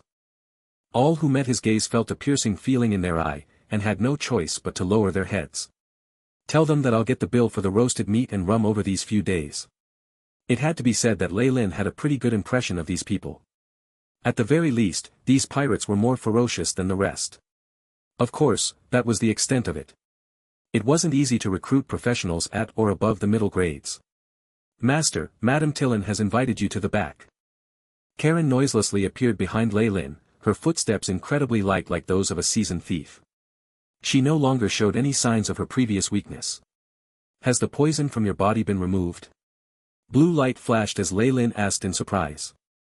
He only needed a bit of effort to obtain a cure for Karen's poison, but Madame Tillin had already taken care of it. It showed her favorable attitude. After all, she had the barbarians backing her. It was currently the only organization that could contend against Marquis Louis in the outer seas. Yes. She's already removed my slave contract. Henceforth, I serve under you, master. Karen had already removed that maid uniform that gave rise to wild thoughts. She was now clad in black leather attire, a black leather holster for her dagger on her thighs that were as thick as ivory. It made her seem even more gallant. Good. Led me there. Lei Lin knew that Madame Tillin had already reported everything about him to the barbarians, she was a part of them after all. They were now looking for him to lay all their cards on the table. It was the same room as it had been in the morning, though there was now another giant in there. This was a barbarian with green skin, sitting on the large sofa nonchalantly and with a great aura to him. The floorboards beneath him had slightly sunken under his heavy weight. He wore a cow horn helmet made of wrought iron, and revealed a fine and solid upper body. His fierce looks were coupled with a pair of shrewd eyes. At his right hand was an exotic saber, one at a position from which it could be brandished most easily. Its sharp edge held a magic glow to it, evidently a result of it being enchanted by an alchemist. He, the young master of the fallen family. Madame Tillin now sat on the thigh of the barbarian, beaming up at Lei Lin. Her fiery red tail brushed against the barbarian from time to time, giving off an untamable feeling that was very tempting. The two sat together, and Lei Lin suddenly had a bizarre feeling that this was rather similar to Beauty and the Beast, but Madame Tillin did not seem to think so. Her eyes were full of love as she stared into his eyes. He. I never thought that young Master Lei Lin, the heir of a baron, would become a pirate. Madame Tillin now sized Lei Lin up and down, eyes emanating a beautiful luster. That's not all. I've heard about young Master's talent in magic that even makes your mentor feel ashamed of himself. How extraordinary. In just a few sentences, she'd revealed that she now had all the information regarding the current Lei Lin. And so? Nobles will never admit it, and I obviously won't. Lei Lin chuckled and sat on the sofa on the opposite side. Karen stood behind him, her body involuntarily trembling as if it had evoked some past trauma. The barbarians would have been too stupid to hold influence over the outer seas if they couldn't find information on him given his name and the fact that he was a wizard. The sincerity was a requirement of an alliance. Nice. Young Master Lei Lin's words are completely different from those dignified nobles. Madame Tillin's tone seemed to conceal some hatred. They appear to be open-hearted and benevolent, but in reality they're worse than beasts. The barbarian warrior did not utter a single word all this time, but the pressure he gave off made him seem like a mountain, constantly attacking Lei Lin. This is... Lei Lin asked Madame Tillin bluntly. Oh, look at me. Madame Tillin patted at her bright forehead and gave him a flirty look. Let me introduce. This is Ogdi Battlehammer, my lover. He's also the captain of the barbarians. As she introduced him, Lei Lin's eyes flickered. The AI chip's robotic voice sounded, and part of the information was projected before him. Name, Ogdi Battlehammer. Race, barbarian. Strength, 15+. Agility, 10. Vitality, 10. Spirit, 9, a warrior above rank 15, extremely dangerous. Beside the numbers was a 3D image of him, including the magic saber. Just from the image, Lei Lin could tell that he had numerous magic items on him. A high-ranked warrior above rank 15, with a bonus in strength as a barbarian. Even on the continent, this strength would bring him fame. Even if it's the Marquis, with help from the barbarian race, Ogdi should not be on the losing end in a battle against the Marquis. Lei Lin found that he had to recalculate the strength Marquis Louis had. In the world of gods, professionals between ranks 5 and 10 were elites. Those above rank 10 were great in their own right, and as for rank 15s and above, they were respected throughout the kingdoms and treated very well. However, even a high-ranked warrior like that, with the power of his whole race on his side, was on the losing end against Marquis Louis. How powerful was the noble? At this moment, Lei Lin felt lucky that he'd left immediately after taking care of half Merfolk Island. As these thoughts flashed past, Lei Lin nodded at this high-ranked barbarian captain. Nice to meet you, revered exemplary. Comprehend languages flashed, allowing Lei Lin to understand what the barbarian meant. 1. A single long broad blade, and a long handle suitable for two-handed use. Dating from Emperor Cheng of Han, made to slice through horses' legs, hence the literal translation of the term, horse beheading sword. Alliance. Foreign wizard. I can sense an aura emitting from you, that only clan priests possess. The high-level barbarian warrior, Oj, had his eyes fixated on Lei Lin's hands. In addition, you're also a soldier worth respecting. His astonishing sharpness allowed him to sense Lei Lin's accomplishments as a warrior. Then. Speak your purpose in coming here. After Oj spoke, the fox lady Madame Tillin immediately stood obediently as the side, as though she was a maid showing respect. Lei Lin took a deep breath, then said his request. I would like to join forces with the barbarians to attack the Baltic archipelago. Are you crazy, young lad? Even the fox woman couldn't listen to such a fantastical plan. She stood up as her chest heaved violently. Do you know how many professionals Marquis Louis has under him? You actually want to rope us in as his enemy? Don't think we'll think highly of you because you exterminated the Black Tigers and half Merfolk Island. Wait till you've gotten rid of the Black Skeletons or Tigus Heart pirates, before saying that again. But, you're already enemies with the Marquis.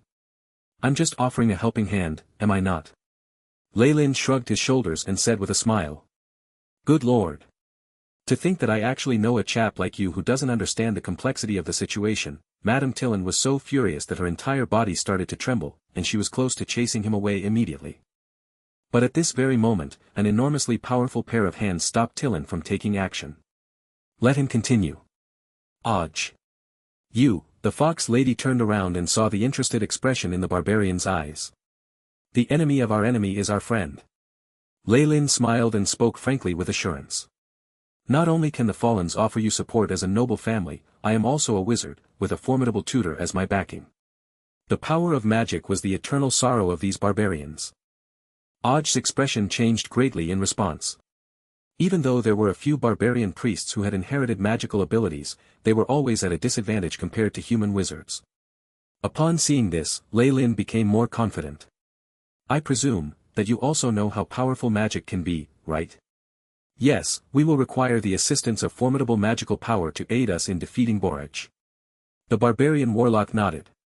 Borage. Is that the chief wizard of Lewis's family? Lei Lin quickly recalled the information he had purchased at the Thieves' Guild. That's right. I can tell you for definite that he's a high-level wizard above rank 15.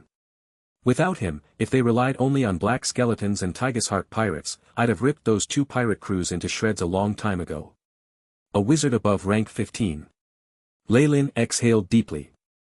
Such high-level wizards often had great mastery over powerful plane transmission spells and life spells, which made killing them exceptionally difficult. Such wizards are probably few and far between even in the Dambrath Kingdom, right? Why would he agree to work under Marquis Lewis? If it was him that was the Marquis of the Empire, there would still be a possibility of attracting a high-level wizard to work for him.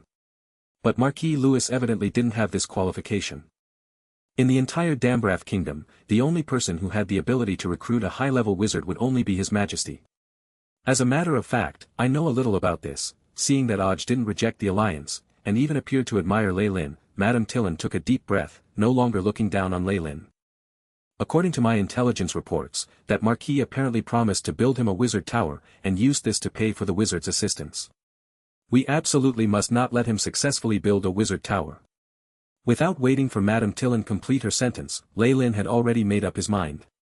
Even if it was a wizard tower of the lowest standards, the amount of wealth required was astronomical. 2 million gold coins was the most basic requirement, and they had to be kronas. With such a huge temptation, it was no wonder that Borage would cast himself as one of Marquis Lewis's subordinates. It was also not surprising that his table manners were exceptionally unsightly one, as he was a person who wanted any kind of benefits. But the more it was so, the more Lei Lin wanted to destroy their alliance. No one else understood the terror of a wizard tower more clearly than a wizard himself. A low-ranking wizard tower was equivalent to a rank 15 wizard, the sort that did not need to rest day or night, with boundless energy. Once he successfully constructed his wizard tower, the entire Baltic archipelago would be so sturdy that it would be impenetrable under Borage's supervision. With the wizard tower, not only would Borage take a step forwards to advancement, it also meant that he could groom a steady flow of wizard apprentices. It only took a few reminders from Lei Lin before Oj's eyes shone with resolution.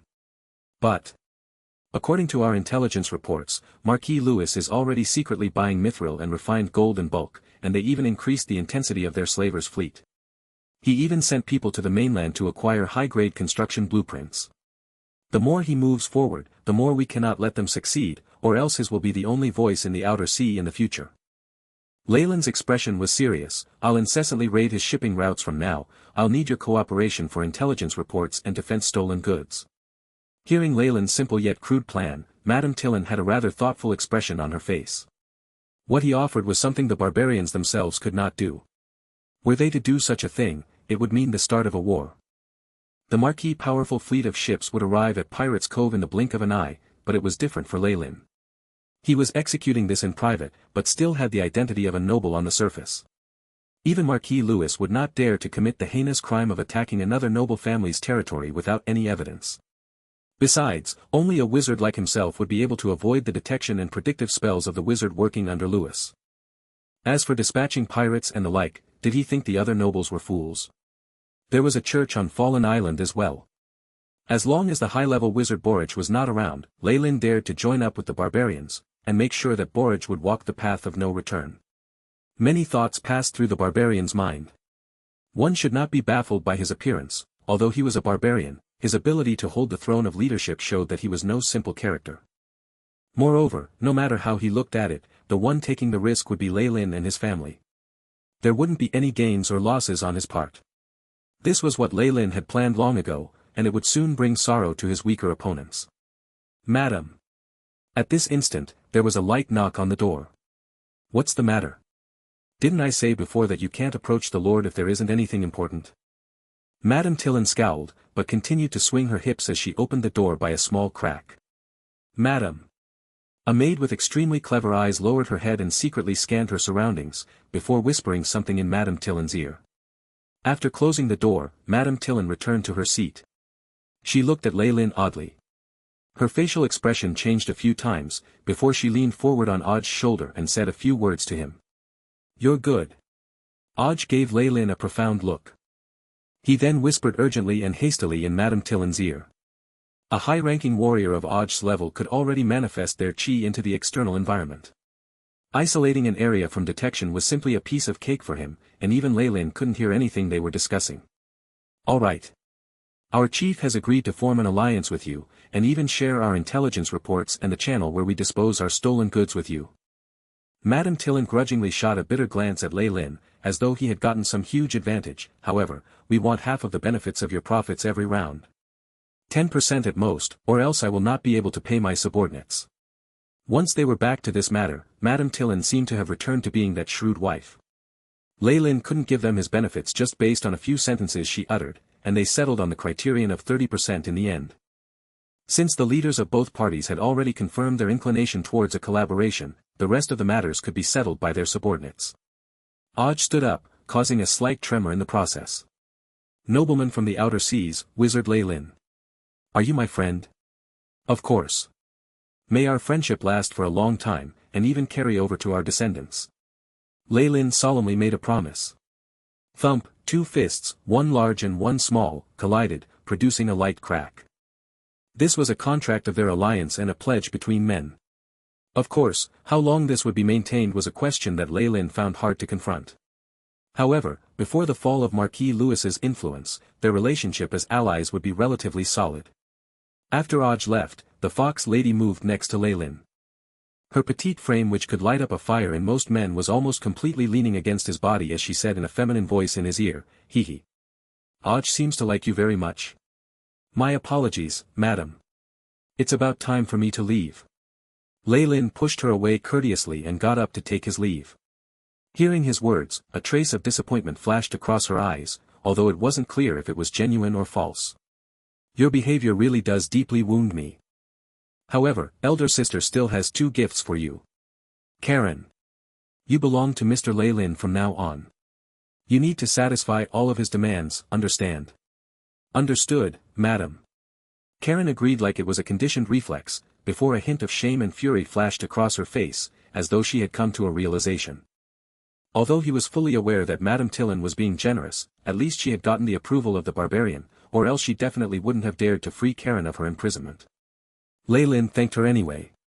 1. Acting tastelessly and greedily. Establishing might. And the other gift? Lei Lin looked at the appealing fox lady in front of him. There was a glimmer of anticipation on his face like that of a little boy next door. Such an attitude made Madame Tillin blush instantly, and her heart almost could not take it. "Although I know perfectly well that you're just putting on an act, I still was nearly captivated by you." Tillin swayed her hips. Her fiery red fox tail drifting gently with the wind. "The second one is an intelligence report. It's about the God of Murder's church." Lei Lin's expression turned solemn as he listened carefully. After several days, the Scarlet Tiger had been repaired at the pier of Pirates Cove. The blood-red flag with the skull and dagger motif fluttered in the wind. The damage to the ship's hull had been completely mended, the bottom of the ship polished, and even the bow of the ship had been replaced.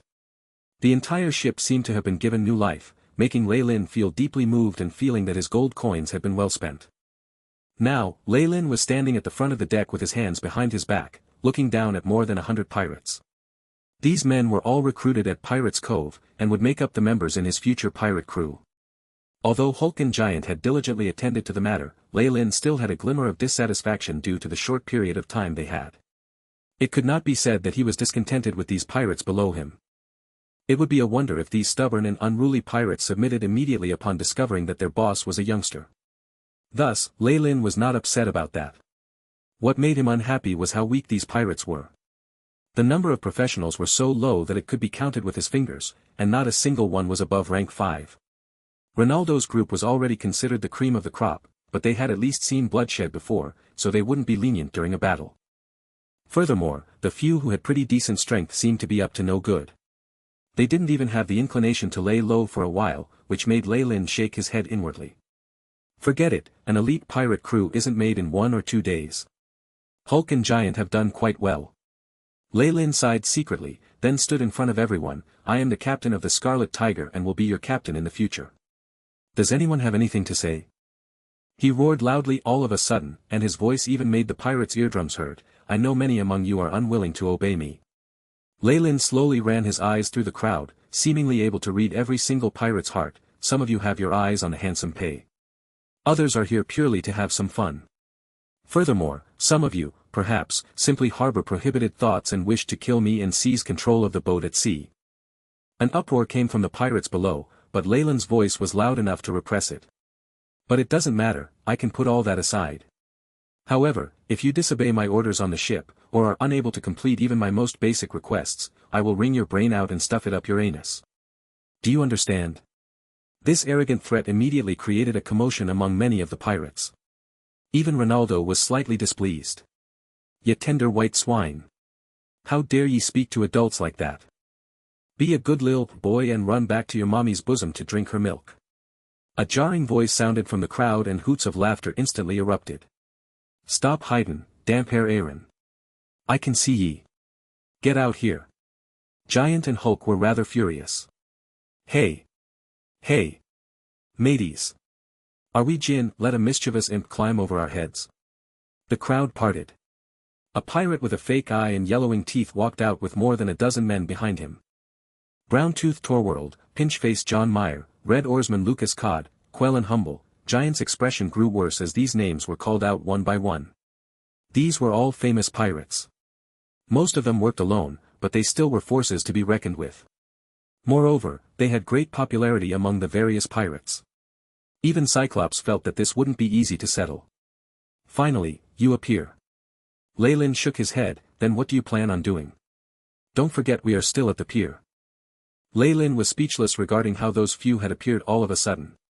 Even if they were just being compliant on the surface, but were secretly conspiring to seize control of the authority, Lei Lin could still use them temporarily for a period of time. It was better than disposing of them immediately. Nothin', respectable young master. Aaron snarled, making his yellowing teeth even more conspicuous. I'm just hopin' that young master can appoint me and these mateys as assistants on board. This way, we'll be able to pass on a portion of the benefits to ye.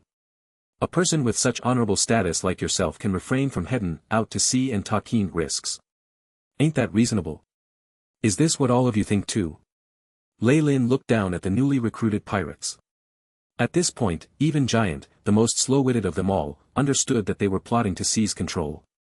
He immediately stood behind Lei Lin, along with Cyclops and the other older pirates. Their gazes were filled with pity. Based on what they knew of Lei Lin, they instantly predicted that this was the beginning of a show of force and massacre. The majority of the pirates lowered their heads, but a few jeered rowdily. The crowd still showed tacit approval on the whole. The loyalty of pirates was as chaste as prostitutes. Aaron. You're too much. Ronald stood apart together with his brothers, drawing the boundaries with him. A silent majority, and a handful of rebellious people. Lei Lin laughed while looking at Aaron, who seemed to be at a loss of what to do. His eyes were filled with panic. Upon seeing Ronald step out, he evidently understood that the situation had escalated to a point where it would be difficult to tell what would happen. At first, they had more than a dozen brothers that were not inferior to Lei Lin's men. While the remaining newly recruited pirates wouldn't have helped an outsider. But now, the tables had turned. Since Ronald decided to defect while bringing some people along, the tides turned immediately. The number of people in Lei Lin's team rapidly increased, which intimidated majority of the remaining pirates. Aaron deeply understood that, with his reputation, it was possible to get some of these pirates to fight for him. However, it would be impossible for Ronald to fight for Aaron as if his life depended on it. Damn it Ronald, ye made me lose such a huge juicy sheep. Watch out. Aaron cursed and moved to leave with his subordinates. Death, however, was already knocking on his door. A nimble black silhouette suddenly appeared out of thin air. Shadow stealth. The figure that had appeared was an assassin. Her dagger slashed an elegant arc across his neck. Assassin skill, cutthroat. A great amount of fresh blood splurted out. Aaron covered his throat with both hands, and struggled as he collapsed on the floor. His death was quick. Anyone with the audacity to offend my master, will die. Karen stood behind Lei Lin, wielding the dagger. After the poison was expelled from her body, Karen finally returned to her original strength as a rank 5 assassin, which immediately intimidated a few people. Now, she faced these pirates with the blade of vengeance. A rank 5 assassin. Mateys, charge. Avenge Aaron. A red-haired pirate, who had been standing behind Aaron, immediately yelled out as a layer of chi burst forth from his body. Don't move, all of you. Lei Lin raised his hands and stopped his subordinates from causing trouble. Perhaps you once heard how the captain of the Scarlet Tiger was a powerful wizard, but, upon seeing me, you instantly thought it was only a rumor. Lei Lin strolled in front of those traitors. What he said made their expression change drastically and, at this point, many of them were already secretly regretting their actions. But let me tell you that, unfortunately, your guesses are wrong. A refined and courteous smile was plastered on Lei Lin's face. What he did next, however, wasn't so civilized. Fireball. 2 balls of fire shot out, and the red-haired pirate was instantly torched. The powerful force of the spell immediately made numerous pirates retreat one by one, a look of respect emerging on their faces. Animate rope. Lei Lin pointed his finger. The once useless cable suddenly started moving about, as if it had a life of its own. It nimbly bound the rebellious pirates together, and hung them upside down on the deck. The numerous ropes resembled the tentacles of a formidable monster as they danced around continuously, while Lei Lin looked like the powerful wizard who tamed the monsters of the sea only found in legends. Many pirates couldn't help but kneel down. Ah! Release me! Release me! This is the Pirates' Cove, ye can't do this. The barbarian pirates' crew ain't gonna let ye off. A few pirates were still putting up their final struggle. Their high-pitched voices pierced the air, attracting a team of barbarian guards. There was a glimmer of hope on the faces of the captive when they saw the guards. However, it was unfortunate that their hopes were immediately smashed to smithereens. Upon seeing the flag of the Scarlet Tiger, these barbarians left immediately, not even bothering about the tragedy that was taking place. This treatment. It means there's an alliance with the barbarian pirates' crew. Boss has already made an alliance with the barbarians. The numerous pirates immediately began to heartily surrender. With the assistance of the prestigious barbarian pirates and his own formidable strength, Lei Lin knew that he had finally established a definite amount of trust with these newly recruited pirates, at least for the time being. Boss. Please spare us. Respectable and powerful Lord Wizard. Red Oarsman Lucas Cod is willing to pledge loyalty to ye. At this point, the pirates hanging upside down sank into despair, and many began begging for forgiveness. Traitors must be dealt with strictly and severely. That way, the others can witness how high a price one must pay for betraying me. Lei Lin's indifferent tone sent a chill through the hearts of the other pirates. Following his orders, the cable ropes suddenly tightened, forcing out copious amounts of blood. Asterisk thump. Thump. Thump. Asterisk. Splashes of blood burst out. The gazes of the other pirates were filled with fear. Right now, Lei Lin looked like the king of all devils. Reward. Master. Your beautiful strength is like a resplendent jewel, brimming with a dazzling brilliance. Karen, who was standing beside Lei Lin, immediately complimented him. As a half-drow, she seemed to have regained her natural instincts after being liberated. She was gradually recovering her darkness and thirst for blood, which was characteristic of the drow. Alright, get up. Cyclops and the other pirates who had long pledged their loyalty were already aware of the outcome, thus they didn't appear to be flabbergasted. The new pirates, on the other hand, were all frightened out of their wits, especially Ronald and his group. So, what do you think? Does anyone else have any objections? Lei Lin ran his eyes over the crowd. The other pirates didn't dare meet his gaze, yet their eyes were brimming with reverence. Excellent. I like the respectful look in your eyes. Lei Lin nodded. His subordinates immediately pulled out 2 trunks of silver kronas and copper coins. This was the only payment he had obtained from selling the majority of goods he had on hand. Madame Tillin had ruthlessly cut the prices, probably in an attempt to vent her anger. However, this much was sufficient to maintain the pirate crew for a few months. As for the months after that, why would he still worry about providing for his men after getting a hold of the riches of the entire sea? The pay I promised earlier will not be reduced. Lei Lin opened the chest. The twinkling radiance of the silver kronas blinded the eyes of numerous pirates. Each buccaneer of the Scarlet Tiger will obtain a fixed salary every month, in addition to the loot plundered, Lei Lin announced loudly. This policy was quite different from the usual pirate way, and it instantly received cheers from the pirates.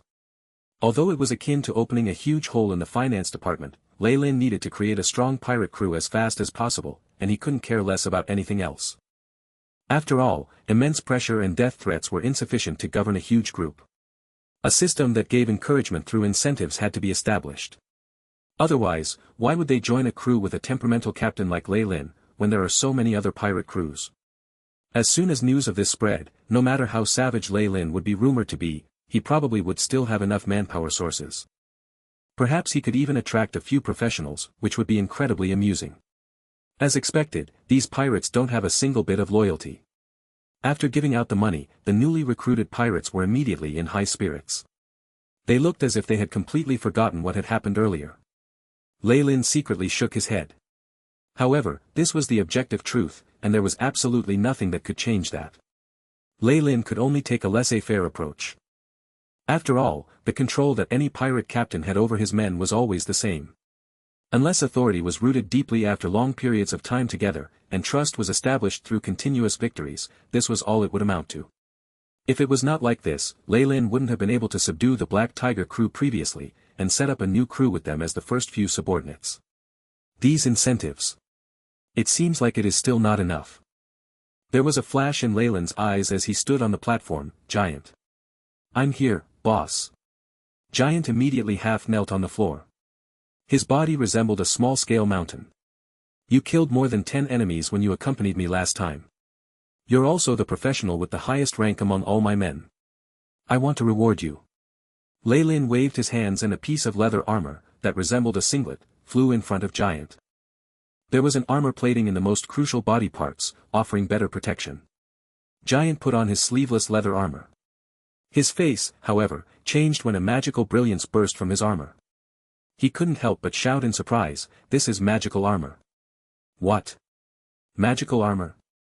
This immediately attracted envious looks from the other pirates. Even though it was the cheapest of all magical goods, it had to be supported by primary smelting spells, and was worth hundreds of gold coins. Furthermore, a life-saving item such as this one was priceless. Yes. It has been reinforced by the hardness spell 3 times. Even a heavy hammer would be unable to break through your defense with a single blow. Actually, the raw material of this leather armor had been looted from the captain of the Merfolk pirates after the battle. Lei Lin had found it to be beneath him, thus he decided to modify it for his men to equip. Giant didn't know what else to say and could only scratch his head as he smiled foolishly, while attracting a few jealous looks. Also, Ronald. Lei Lin turned his gaze to Ronald. Young master. You called for me. Ronald knelt on the floor with one knee, with a strange feeling in his heart. Yes. Your earlier actions attest to your loyalty. This rapid explosion ring is yours. This had also been a contribution made by those unlucky Merfolk pirates. Lei Lin did not feel a tad bit embarrassed. Many thanks. Ronald felt as though he had been struck in the chest by a heavy hammer slash. While knowing that he had only coincidentally been there when Lei Lin needed to point out role models amongst the new pirates, he was still elated. This was indeed a magical item. It was so valuable that it could be a family heirloom for commoners, knights and lords. I will always be loyal to you. Ronald kissed the ring on his finger, and solemnly accepted this precious treasure into his embrace, also attracting many envious stares. Mainly, many of the new pirates had flushed faces. They gazed at Lei Lin as though they were looking at a god. As long as they worked hard, there would be hope. As long as they put in the effort, there would be reward. More often than not, the people of the lower classes only hoped for so much, yet the upper classes cruelly deprived them of even this slight hope. But now, Lei Lin showed them hope of being able to completely change their fates. This alone was sufficient to arouse their enthusiasm and will to fight. Raise the flag. Set sail. Seeing their boosted morales, Lei Lin loudly announced his command. Aye. Aye. The multitude of pirates immediately started to get busy. Under the directions of Cyclops, Hulk and the others, the Scarlet Tiger was quickly driven out of the dock. At this moment, the bishop and priest from the god of murder were silently observing the situation from the shadows, until the ship departed. The bishop spoke after a long silence. What do you think? He's firm when dealing with issues, determined and unscrupulous. It's hard to believe that he is only 15. The priest seemed unwilling to admit it, but eventually admitted. But even so, we don't have to tell him about that, right?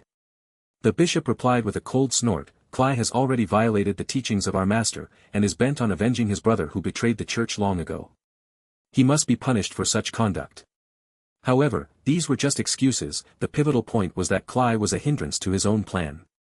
For a person with great influence, disposing of a small pawn was nothing in the face of the bigger picture. As long as the glory of the god of murder continued shining across the seas for eternity, what was the worth of a few highly ranked assassins? I'm looking forward to what will happen to him. The bishop smiled as his silhouette slowly faded into the darkness. The priest's eyes were filled with shock. As the bishop left, he started understanding that the bishop actually placed great importance on that young nobleman. The Scarlet Tiger sailed on under the azure skies. Although it appeared to be moving slowly, it was traveling at high speeds. 500 meters ahead. I spotted an unknown ship without a pirate flag. The mariner on the observation deck called out. Boss! Giant immediately appeared behind Lei Lin, donned in his newly attained leather armor. Cyclops also appeared next to Lei Lin and reported softly, I asked around beforehand. A bunch of scurvy dogs are coveting our booty and ship. Organizations that have been blinded by greed? Lei Lin suddenly raised his brows. Their vessel doesn't look too shabby. We are still lacking a few buccaneers and slaves, aren't we? After hearing Lei Lin's words, Giant and the rest were already dedicating a moment of silence in mourning for the pirates on the other ship.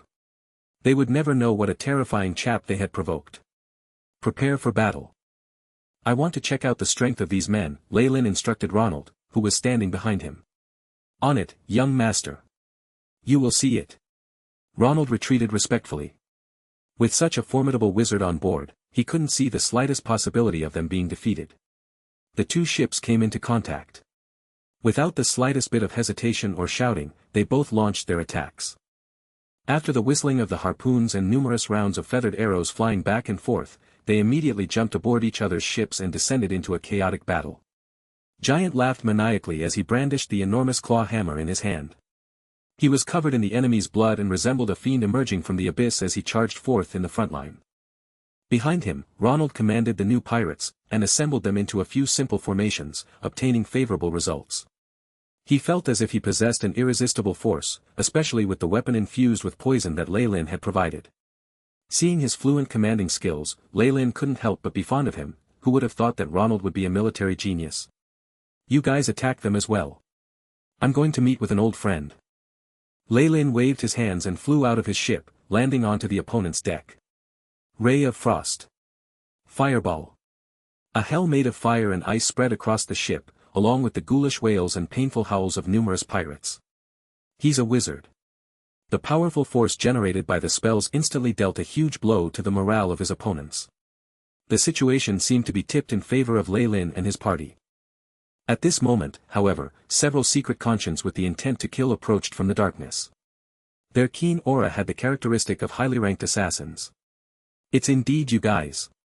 The corners of Lei Lin's lips curled into a gentle smile as he tore open the magic scroll in his hands right away. Ice Storm. The snow attack covered an even larger area, and had the powerful might of a rank 4 spell. Lei Lin's surroundings instantly turned into a land of ice and snow. Return home. Plunk, a few figures were forced out of stealthy advancement, and their bodies bore the traces of having been frozen. How did you find us? Cly's face was now filled with disbelief. Dead men don't need to know anything. The blood-red devil blood dagger appeared in Lei Lin's hand, making him look more evil. Whoosh, he turned into a phantom, pouncing towards these few assassins. Damn it, feeling sluggish from the frost, Cly's expression was incredibly sinister. Somehow, he already knew who had sold him out. In the end, all he saw was a dazzling blood red. Asterisk poo. Poo. Poo, Making use of the hindrance from the ice storm and the poor visibility, Leyland took care of the assassins in an instant. The many enemies with immense injuries caused by the ice storm finally lifted their white flag to surrender. However, Leyland was disinclined to bother with matters like his subordinates looting and taking prisoners. He looked at the prompt his AI chip gave him. Beep. Host has been enhanced by the Devil Blood Dagger. Agility has increased by 0.3. 0.3. Not bad. If that's changed into spiritual force, that might be even less than 0.0001. Leyland was very satisfied with this. He had far too much spiritual force, and slight increases like this meant nothing to him. Hence, he focused on his shortcomings. Making use of the ability of the Devil Blood Dagger, he was confident that he could develop his stats in an all-round way to become the perfect existence. Though that was only for perfection below rank 10. His stats had turned into, Leyland Farlier. Race, human. Rank 8 wizard. Strength, 3.5. Agility, 3.3.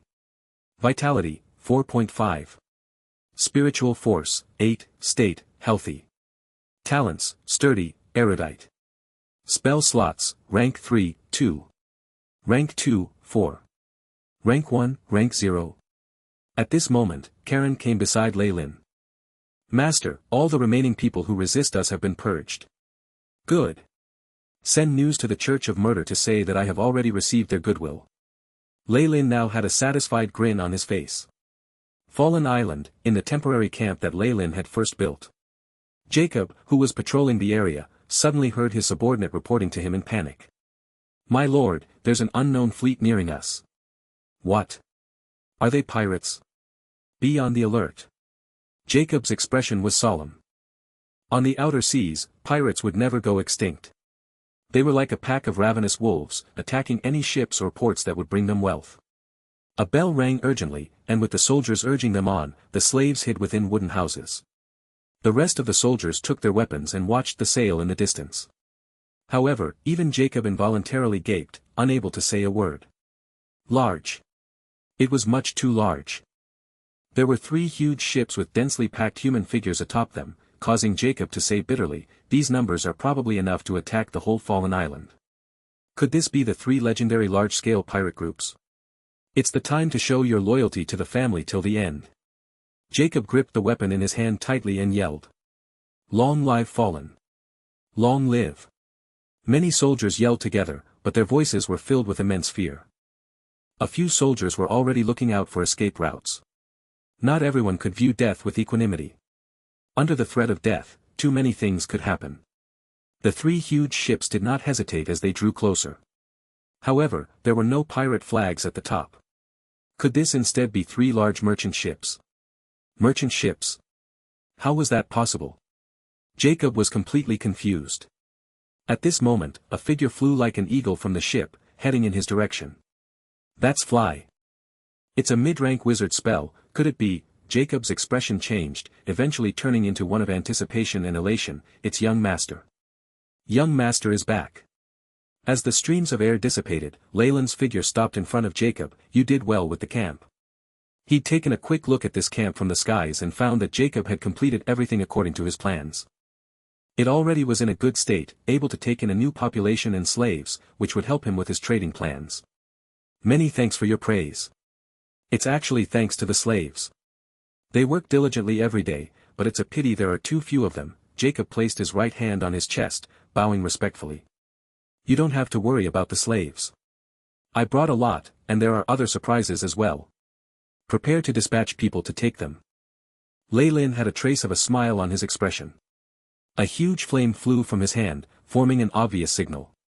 The 3 ships began to move slowly, releasing countless little boats that rowed in their direction like ants. 3 ships, Jacob's eyes widened. Hee. These are ships of the Rhodes Merchant Group.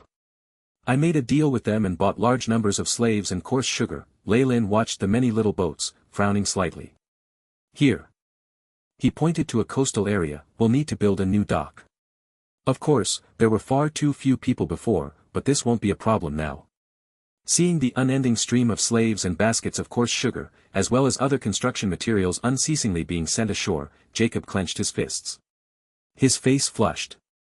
While he had no idea how this mysterious young master had gotten a hold of this, that had nothing to do with him, did it? As a subordinate, all he needed to do was carry out his superior's orders. That was enough. Just seeing how much Lei Lin had spent, it was obvious that he was planning to go big. Jacob. Make arrangements for the slaves being shipped over. Males and females are to be separated and watched. Don't let them get up to anything funny. Lei Lin's blueprint had been very large, and he had even especially left out blank spaces in it. Hence, it was not an issue to take in hundreds of slaves. Besides the unskilled laborers, there were many confused faces. The sickly slaves who were chased into a camp barricaded with pointy wooden fences. There, Nanuker, whom Lei Lin had appointed as head of the slaves, had already commanded the older ones to bring out pots of mashed fish soup to share with the newcomers. He then darted to Lei Lin upon catching sight of him, kissing the soil under his feet. Respected master, Nanuker expresses his reverence for you. I heard you managed the slaves well. Good job. Lei Lin nodded. Nanuker had already put on linen clothing and looked somewhat like a commoner now. There was even a lash hung at his waist that seemed rather worn out, making it look well used. His clothes and whip all showed the rise in his authority and status.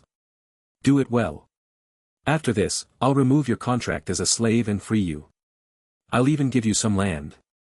Lei Lin was never stingy with those who sided with him, and this would also set an example for others. Oh, great master, I praise you. Your benevolence is as vast as the ocean. Nanuker knelt down once more.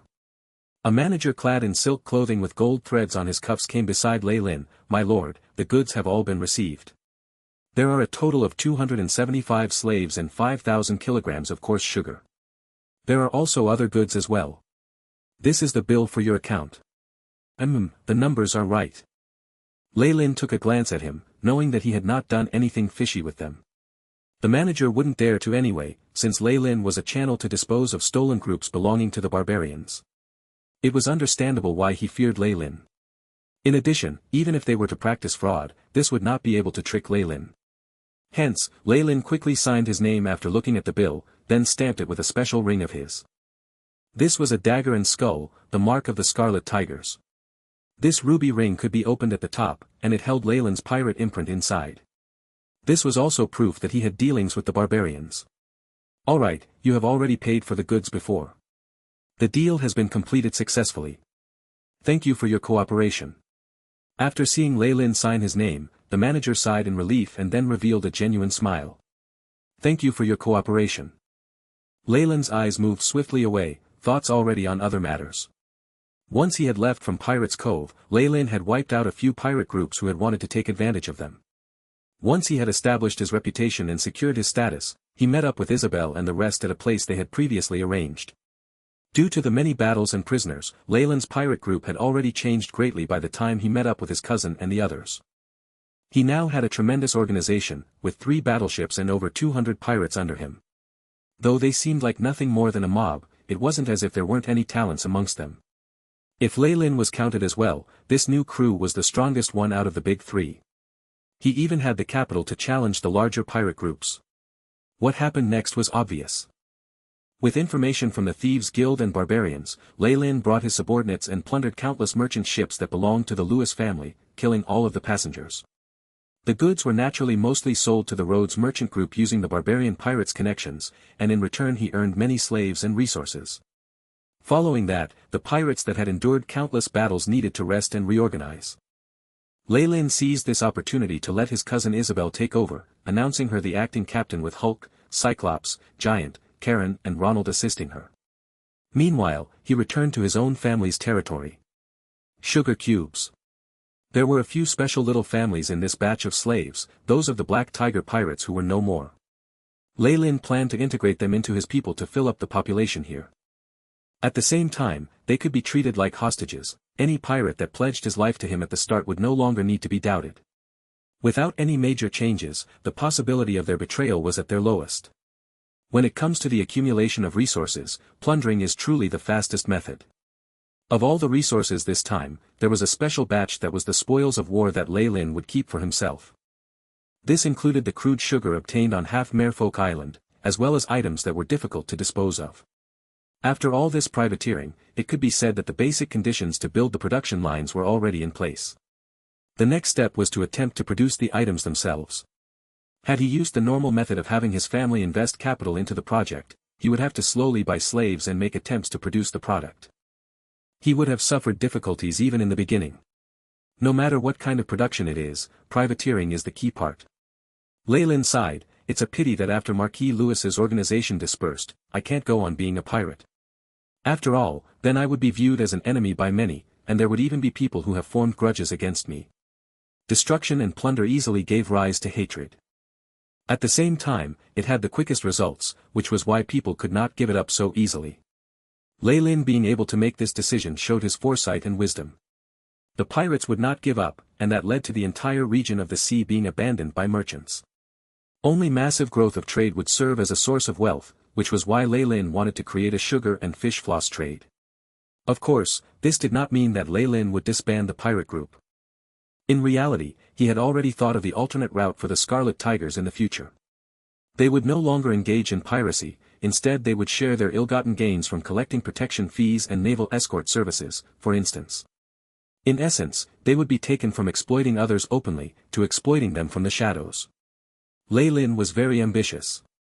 To do this, he had to first become the king of the outer seas, or at the very least, the king of the dark world, and possess the power to draw up rules and regulations. That would also be the rise of his power over the seas. If all went well, he might even be able to create a powerful country based on this sea. Leyland would not reject the chance to gain power in the secular world. Rather, that was what he was working hard and making preparations for. As the gods of this world needed the faith of mortals, especially for the newly advanced gods, having a stable foundation for faith as well as their own territory was far too important. This was what could be relied on to protect and prevent the fall of their divine nation. The gods were far-sighted. Leyland could not steal the followers of the old gods, because that would only result in a terrifying battle with a god. His way would be to develop a new territory of his own, and expand the population to gain faith. Any issues when it came to the time it would take was never a problem for gods. 3 ships steered away from the port under Jacob and the others' watchful eyes. Leyland clapped his eyes, smiling at Jacob, "All right. What happens next is our responsibility. How are things on your side?" Jacob looked startled. "Please come with me." Leyland opened the wooden door to one of the little storehouses in the camp and was met with the smell of sea salt and fishiness. There were rows of wooden frames inside, where a large quantity of fish floss were tightly sealed well in porcelain jars. Based on the method young master taught us, the fish floss we created can be kept for over a month. If we use this method of storing it, it can last for over half a year. Jacob sounded excited. "With this shelf life, we'll be able to sell the fish floss to the continent." The key now is to have a small profit but rapid turnover. Leyland nodded. Techniques to create fish floss were not all that meticulous. What was important now was upscaling and industrializing it, which would reduce costs. Even so, there were a limited number of consumers. At the very least, Leyland could not place his hopes on the farmers and tenants in villages. All they could squeeze out of them was meager, and they'd be happy if they just got to eat black bread. Leyland's target market lay in the larger cities. There were handicraft workers, free citizens, many adventurers and mercenaries, who Leyland were counting on. The villages in the world of gods were never places where wealth gathered. The cities were the only places with the greatest profits. He didn't need much. As long as he could break into a few cities near the shore, the profits alone would make Leyland smile brilliantly even in his dreams.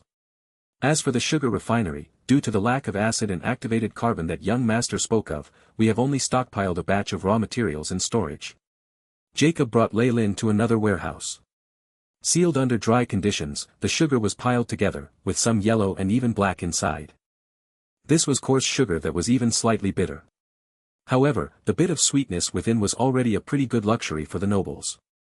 However, as this was the outer seas, the moisture in the air caused the white sugar to show signs of coagulating into clumps despite methods that attempted to rectify it. It doesn't matter for now, since there will still be another process. The fine white sugar created after that will need even more attention though. This was the greatest wealth that Leyland had gotten for himself. Fish floss would garner small profits but a rapid turnover and thus expand production. However, methods to refine white sugar would have to be kept a secret. This way, he had control over both high and low-end markets, and if he was lucky, this might be able to keep the fallen family rich for centuries. Leyland was rather ambitious about this. In his plans, this place would become the fallen island's most important port, and even the core of the island. Of course, before either of these two were developed, Leyland would keep all these plans deep inside his heart. Though it looked more convenient and safer to plunder another island, Leyland was unperturbed. The problem here was the feudal fiefdom. In theory, the outer seas of the Dambrath kingdom naturally belonged to the king. Once unclaimed lands were occupied, that would imply losing protection from the kingdom and would stir up hostility. What would it imply, for the outer seas without land held by nobility, with no shrines, churches, or priests? Terrifying diseases could not be healed with divine spells, and could only be endured. People also had to deal with the ferocious natives and terrible climate. In the deep seas, there were also numerous terrifying monsters, with some able to massacre a whole island. Every year, the number of people who died while trying to break into the outer seas was a number that would cause one to tremble in fear. Hence, as the fallen island had been cleared and cultivated, with a great port, people and church as foundations, it was inevitable that Viscount Tim coveted it. However, Leyland had long since treated Fallen Island as his own, which determined the pitiful fate of the poor Viscount. Jacob, send down the order to give the slaves another meal tonight. We begin training tomorrow, where we are going to prepare the selected outstanding artisans to take part in the production. The rest of the slaves will extend the camp. Whatever it is, we can't have them idle.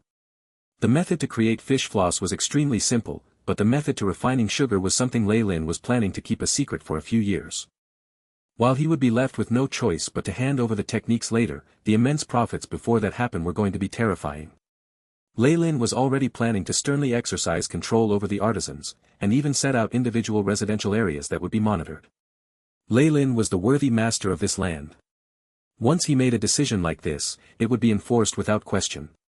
When Baron Jonas arrived, what he saw was an area buzzing with activity.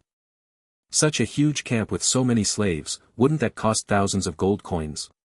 Baron Jonas walked along the streets in disbelief, carefully sizing up the camp. The ground was tidy, and there were spaces at both sides meant for shops, blacksmith stores and tailor stores.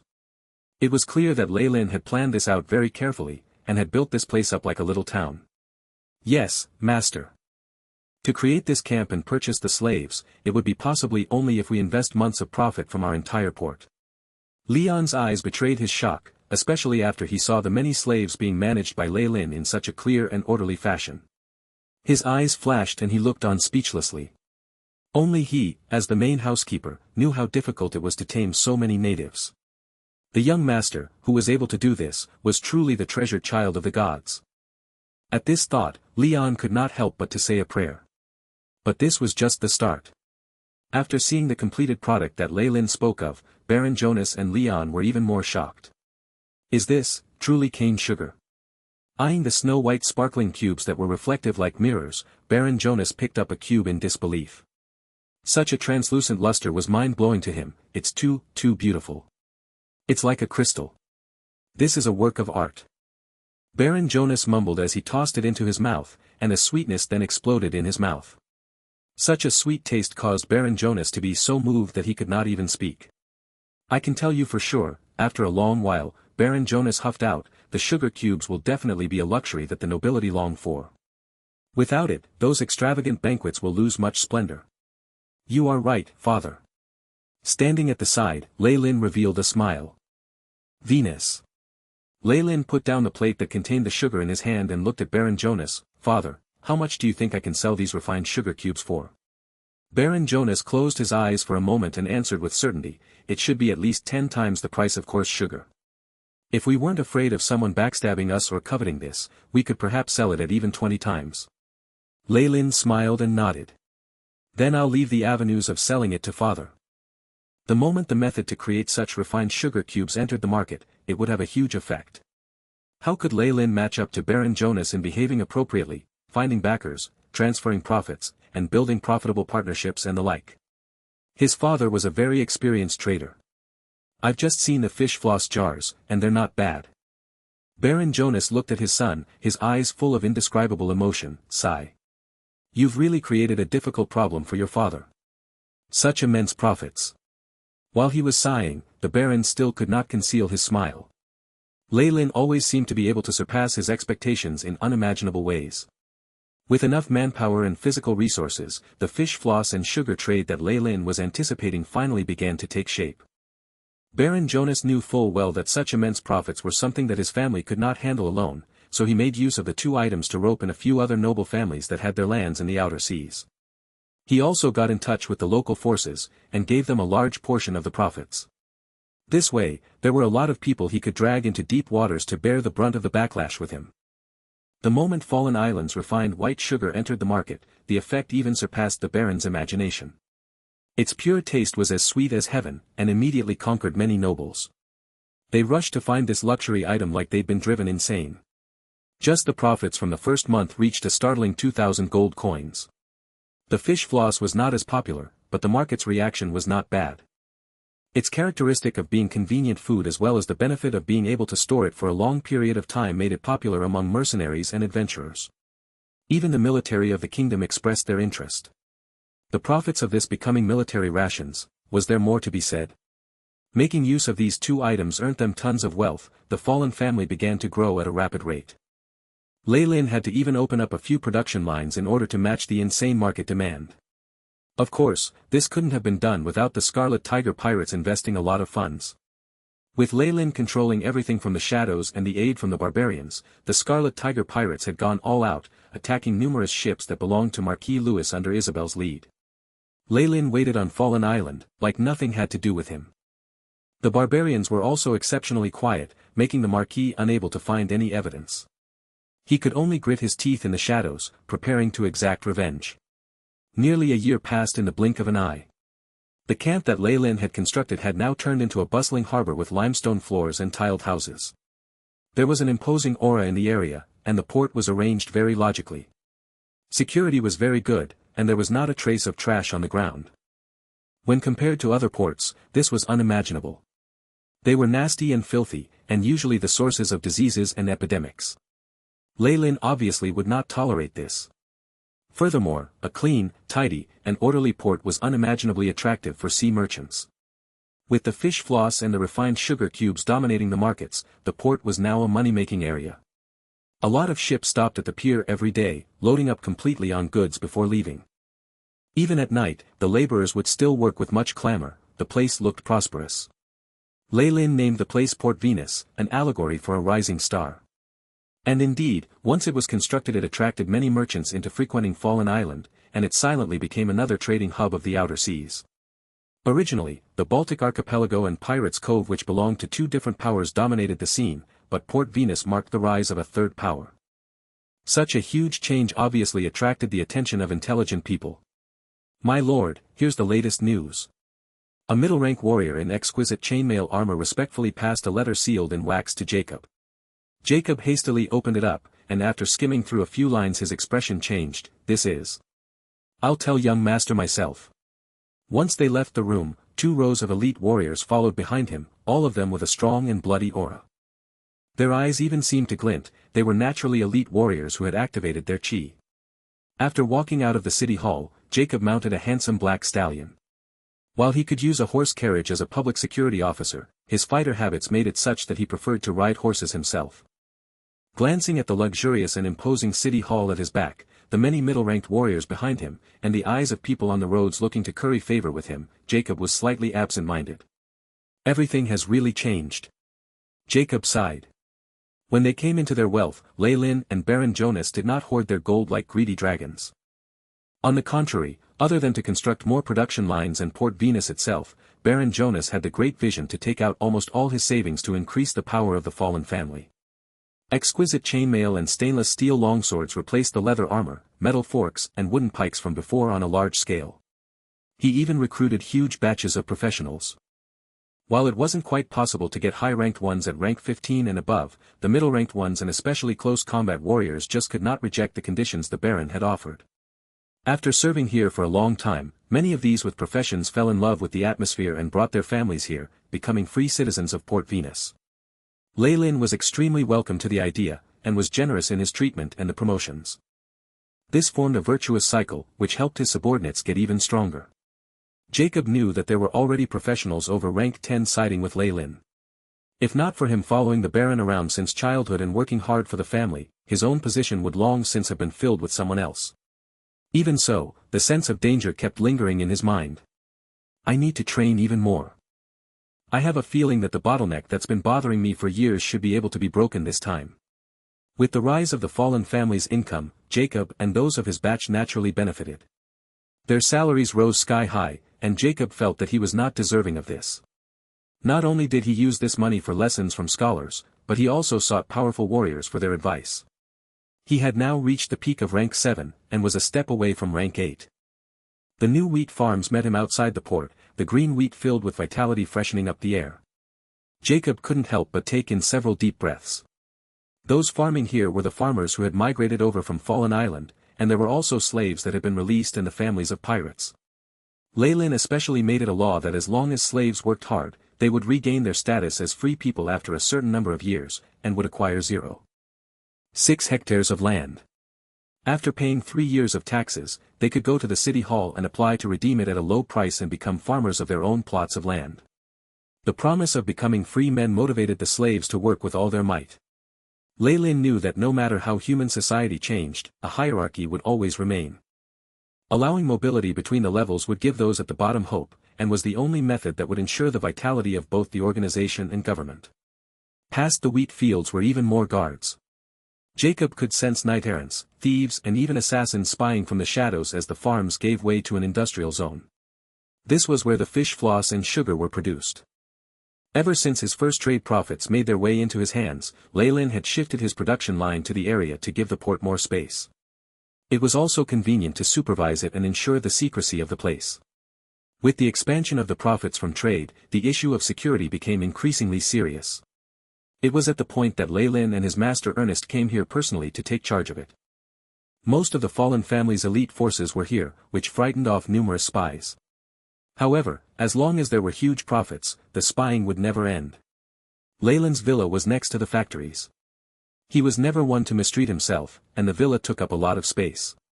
He had even brought over his servants from the manor, including the housekeepers. Of course, Clara and Claire came as well. Jacob only saw Leyland after 2 rank 10 warrior patrols. His 16th birthday had passed, and Leyland now seemed more mature. His curly blonde hair was like the sunlight, and his blue eyes like the sea. Every inch of his musculature was perfect, which made one feel that his proportions were in perfect harmony. Rather, with his current appearance he seemed like the ideal lover for a noble princess. The sisters' eyes showed how intoxicated they were by him, they hadn't even noticed Jacob's entrance. Closer. Young master, we've received news that a gold priest of the Church of Wealth would like to meet you. He'll reach Venus Port in the next few days. Claire and Clara blushing brought Jacob a goblet of mixed fruit juice after waking up from their reverie. This was a drink of the elves that Leyland found delightful. Gold priest. Just having a silver priest coming over would already be enough. Leyland half reclined on the elven rattan chair, looking languid, comfortable, and not ruffled at all. Joaquin's priests were divided into a few ranks, the highest of which was the current patriarch. The rest of them were arranged according to currency, copper being the lowest and gold the highest. A gold priest was equivalent to an archbishop, a status that greatly exceeded that of Bishop Tapri from the Church of Knowledge. Even if Tapri was converted by Joaquin, he would only be a silver priest. The Church of Wealth sending out a gold priest showed that Fallen Island's trade volumes had reached a terrifying level. It was to the point that it even attracted some attention from the goddess of wealth.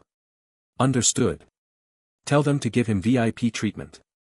While this was important, Jacob felt relaxed after hearing Leyland's instructions. It was like he believed that as long as he did as Leyland said, things would go well. This was the prestige that Leyland amassed over time, and at times, had the ability to reverse the trend of events. After watching Jacob leave, Leyland pursed his lips and took a drink of fruit juice, a strange grin emerging on his face, the goddess of wealth. Not bad. Port Venus was like Leyland's personal fiefdom. While it belonged to Baron Jonas in name, Leyland held the real power here, and had tight control of the management of the port. He had not constructed any churches here, much to Bishop Tapri's chagrin. But neither Leyland nor Baron Jonas wanted the Church of Knowledge to solely occupy Fallen Island. And besides the god of suffering, the goddess of wealth was the god that was most worshipped by nobility. The nobles held the most faith in their own benefits and power. Of course this led to them believing in the goddess of wealth. After all, who could resist those adorable and dazzling bundles of gold? Baron Jonas had long hoped to be able to attract the Church of Wealth into building a shrine to their goddess here. However, the fallen family had been too poor before, and the Church of Knowledge had obstructed it. However, this was now a request from the Church of Wealth themselves, and with a gold priest being sent over it was obvious how serious they were. Lei Lin welcomed the Church of Wealth's presence here. The benefits it would bring to the region's development were obvious. The priests of wealth were amazing at making profit. They didn't limit themselves to business, even with their gamut of profitable ventures there was nothing they did not do. From storing precious items, to remitting gold, to converting money between the different metals, they even provided high-interest loans. As long as it was profitable, there was nothing they wouldn't dare do. However, it could not be denied that with the Church of Wealth would partially take over the role of a bank, and there would only be advantages in trade and economic development. Since this was a request from the other side, how could Lei Lin let go of such a great chance to rip somebody off? He could also take this opportunity to take revenge on what they had done in the past. At this thought, Lei Lin's smile widened. He took a look at his stats. Lei Lin Fallen. Age, 16. Race, human, rank 9 wizard. Strength, 4.5. Agility, 5, vitality, 6, spirit, 9, status, healthy. Feats, sturdy, erudite. Spell slots, rank 4, 1, rank 3, 3, rank 2, 5, rank 1, rank 0. Progress of analysis of the weave, rank 0, 100%. Rank 1, 100%. Rank 2, 25.17%. Rank 3, 8.89%. Rank 4, 0.001%. This past year, Lei Lin had secretly worked to help the Scarlet Tigers eliminate their enemies. Isabel now had the nickname of the Scarlet Witch and was notorious in the outer seas. Half of that was thanks to Lei Lin. The Devil Blood Dagger also took this opportunity to drink the fresh blood of enemies, pushing Lei Lin to rank 9. A rank 9 wizard was in existence that could make contact with 4th level of the weave. At this point, Lei Lin had basically graduated from his study under Ernest. If not for Lei Lin's continuous motivation, Ernst would have been embarrassed to see his disciple. He had spent a lot of effort and broken through all the way to rank 10. Now that I can cast rank 4 spells, Master Ernest has nothing to teach me anymore, Lei Lin sighed. He could now cast rank 4 spells, and due to his specialization, Ernest rarely learnt spells out of abjuration and evocation. Lei Lin felt like it was a great pity. He now spent most of his time in self-study. Of course, with the fallen family's current wealth, buying some foundational spell models and scholarly volumes was no problem. However, what vexed Lei Lin was that the kingdom's wizard guilds were useful for low-ranked wizards, but spell models at rank 4 and above, including research, were kept a tight secret and not sold publicly.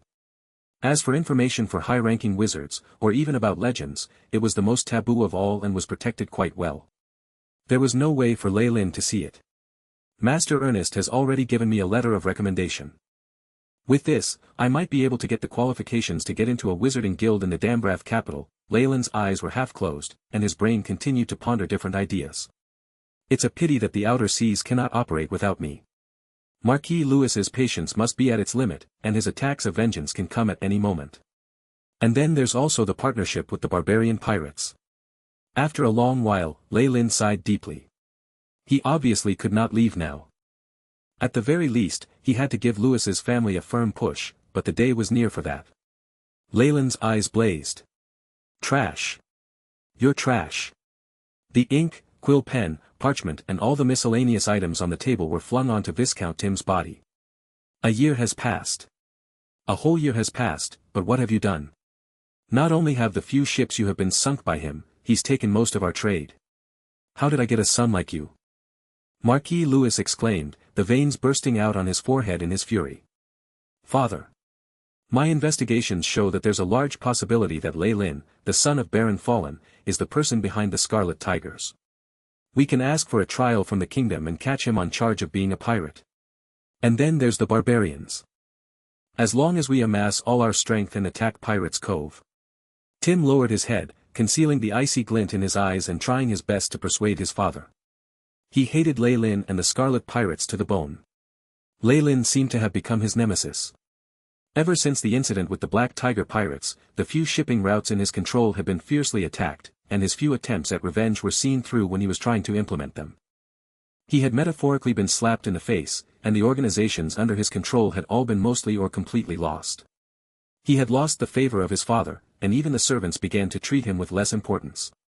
Of course, there was also his most hated big brother, who ruthlessly poured salt on his wounds and took the opportunity to take over much of the businesses he had possessed. His brother was even brazenly recruiting his men. Boom. A black crystal ink bottle was thrown at Tim's head. Ink flowed down Tim's forehead, mixing with blood and leaving him frozen. Are you stupid? Guilty of being a pirate? Do you have any evidence, or do you want to implicate us too? Marquis Lewis's yells were even louder, and attacking Pirates Cove. That's the biggest joke I've heard all year. That's the place where all the dark organizations in the outer seas gather. Even if we attack, what good is it for us? We'll even have to take on their counterattack. Father. At this moment, a gentle voice could be heard from behind the door. Marquis Lewis immediately regained his calm, and the light in Tim's eyes dimmed. The door pulled open. His brother, who seemed to have been blessed by the gods from birth and possessed all the fortunes of the world, walked in. William. Seeing the son of his first wife walk in, Marquis revealed a rare smile. My men have already found traces of the scarlet tigers, but they seem to be very alert and don't stay on an island for long. William smiled while he announced this, and Tim who was nearby felt like his face was burning. That's normal. They have a powerful wizard who even escaped Borich scrying and probes. Marquis Lewis muttered to himself. It's rumored that Baron Jonah's son, Leyland Fallen, has a wizard behind him. I suspect that the wizard could be part of the pirates. Father, please give me control over the black skeletons. I am confident I'll be able to destroy the scarlet tigers in 3 months. William bowed, dealing Tim the final blow. Don't underestimate them. Marquis Lewis regained his previous expression of a scheming man with deep foresight after his moment of rage had calmed. Goddess of wealth. We are all nobility, and can only follow the rules of the game between nobles. Marquis Lewis spoke slowly. The Fallen family was very weak before and had no real backing, which was originally a very good opportunity for us, but... Having said this, he glared at Tim, resulting in Tim lowering his head further. The Fallen family used to be like duckweed floating through the air but even then Marquis Lewis did not dare to deal with them out in the open. He'd only sent out pirates in secret. Furthermore, if those pirates had succeeded, the family would be annihilated. But things could no longer be played that way. The Fallen family now had more connections in the region, as well as backers. The strength they possessed was rapidly increasing. If he did not use all the strength he had at his disposal, Marquis Lewis was not confident that he could wipe them out. But was this possible? Even as a Marquis of the kingdom, he could not attack the territory of another noble for no reason. When it came to pirates, even with both the Black Skeletons and Tigersharks working together, Marquis Lewis was still not confident, especially since the opponent had a church on their island. With such a large-scale pirate invasion, it would be hard to avoid confronting the church. Furthermore, for those on the outer seas, who did not know that these were the 2 most powerful pirate groups under Marquis Lewis, his goal was far too obvious. The timing's gone. We've already lost the best time to attack. Marquis Lewis sighed. The profits from these 2 goods, sugar and fish floss, really do measure up to the slave market. Don't worry, father. I'll definitely get those 2 techniques. William spoke with confidence. The current situation is that we have many ships and shipping routes out in the open, but the Scarlet Tigers hide in the darkness where they have freedom. They can be the eyes and ears of the Fallen family. On the surface neither side can make a move, and only rely on battling it out in the shadows. I'll definitely annihilate the Scarlet Tigers and break off the opponent's eyes and claws that exist in the darkness. Such profound insight immediately had Marquis Lewis nodding. Very good. I'm relieved that you thought of that. Besides the Black Skeletons, I will order the Tigersharks to listen to you as well. The military fleet will await your orders at any time. You must destroy our enemies. At this moment, Marquis Lewis's ruthlessness in staking everything on this was shown. Understood, father. William's voice trembled slightly. To be able to have so much support made it clear that his status as the successor was unshakable, and this was already the beginning of the shift of power. Also, the opponent has a powerful wizard. We can't ignore that. Wizard Borich. Lord Marquis. An old man wearing grey wizard robes walked out from the shadows, eyes glinting with wisdom. The magic rays around him made those around him feel suffocated. William and Tim hastily bowed towards the chief wizard of their family. Even Marquis Lewis did not dare treat him with disrespect. "We will have to trouble you for this matter." "No problem." Borag's voice was hoarse, with the trace of a foreign and exotic accent. "I've long since wished to have a duel with that old rival whom I have yet to meet. Henceforth, Wizard Borage will accompany you until the Scarlet Tigers have been annihilated," Marquis Lewis stated. "You understood." This abrupt but pleasant surprise made William feel dizzy, and even his voice slightly trembled. "Good. The future of our family will lie with you. Don't disappoint me." Tim was standing at the side. Seeing the pretty picture of the father and son together made him feel like an outsider. He was roaring inside crazily, but could only put on a calm expression, not daring to show any of his resentment on his face. A giant golden ship slowly sailed to the dock of Port Venus. This large ship had extremely extravagant decorations, and there was even a layer of metal that emitted golden luster. From afar, it looked like a ship made entirely of pure gold. At the ship's bow was a large emblem made of pure gold that shone with dazzling light. This was a symbol of the goddess of wealth, taking the form of a huge gold coin. They're truly nouveau riche. It would be a disservice for them if they didn't ruthlessly spend this money. Although he thought this, Leylin didn't dare show anything on his face. On the contrary, he had no choice but to put on his friendliest smile and welcome them. There were others beside him. Baron Jonas, Madame Sarah, housekeeper Leon. Basically all the respected people here showed up.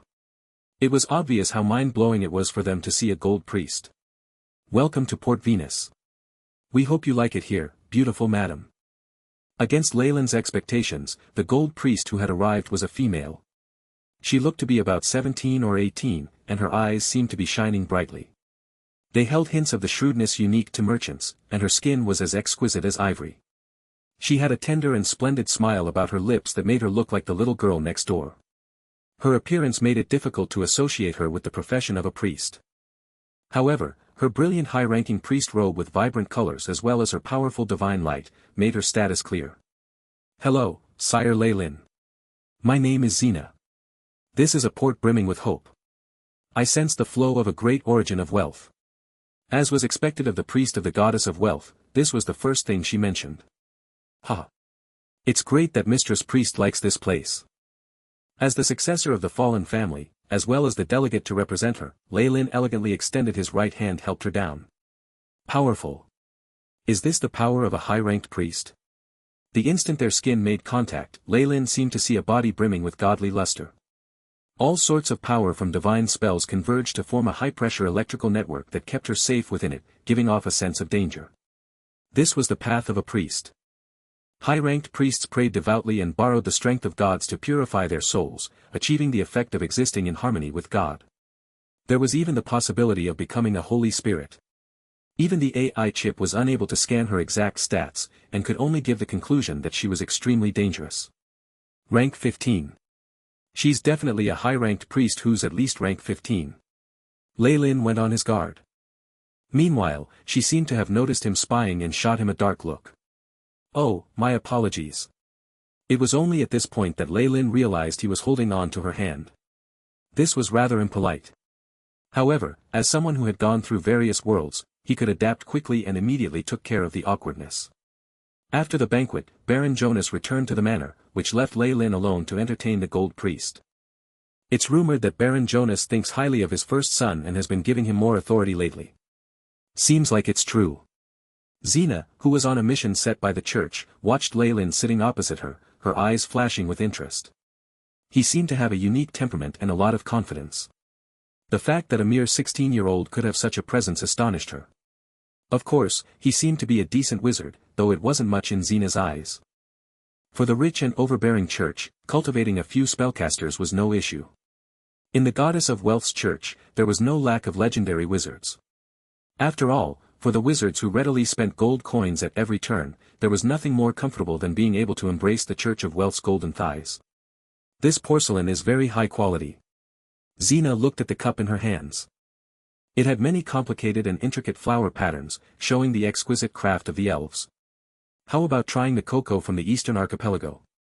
It's said that this marvelous plant has the amazing effect of perking one up without harming the body. Leylin smiled while pouring her a steaming hot cup of cocoa. Xena had naturally seen this drink before. The production of cocoa beans was meager, and on the continent it was sold at an astronomical price. Of course, what shocked her even more was Leyland's capability. Does that mean, he's already built up a connection with the Eastern pirates? Xena's eyes shone, and she then put down the beautiful porcelain cup in her hands. Mr. Leyland, I'm sure you know my intentions in coming here. May I know what you think of establishing a church on the port? I'm definitely not opposed to you joining in, but there's actually a plan already for the Port Venus. Every plot of land has its own function, of course, it's not a problem to squeeze out a section, but, Leyland had a standard smile on his face. The goddess of wealth will not mistreat any follower of hers. Xena placed a golden card on the table. This is a proof for the withdrawal of money. With it, you can exchange 10,000 kronas from any church of wealth. Treat it as the capital for buying this land. Rich and overbearing, Leyland now knew what rich and overbearing truly meant. The church of the goddess of wealth was truly rich, unlike the stingy Tepri who probably wasn't even willing to pay rent. Of course, this was a problem left behind from Baron Jonas' time. This would not happen again with Leyland in charge. Then there aren't any other problems. The city hall will mark out the land tomorrow. Leyland smiled gently, a hand taking and keeping the golden card on the table without batting an eyelid. The goddess of wealth generously contributed her own divine realm, providing currency storage services. With her divine force as a mark against fraud, trying to trick anyone in this was just shooting oneself in the foot. However, with this, there were fees to pay if people wanted to store their money with her. Then again, this was to be expected from a goddess even greedier than a dragon. 1. Uncertain, no good foundation. Agreement. Apart from the issue with the church, there is also another matter which is related to why I came. Xena's gaze pierced straight into Leyland. Finally, here it comes, he thought inwardly. He had long felt that as his profits from his two avenues of trade grew greater and greater, he would eventually attract the attention of larger organizations. As this moment had come, his earlier alliances to protect his profits were no longer of any use. In reality, Leyland had already planned in his heart to exchange his techniques with them. He'd long since understood the rules of the game in this world, and that he could no longer maintain a monopoly by virtue of his own strength.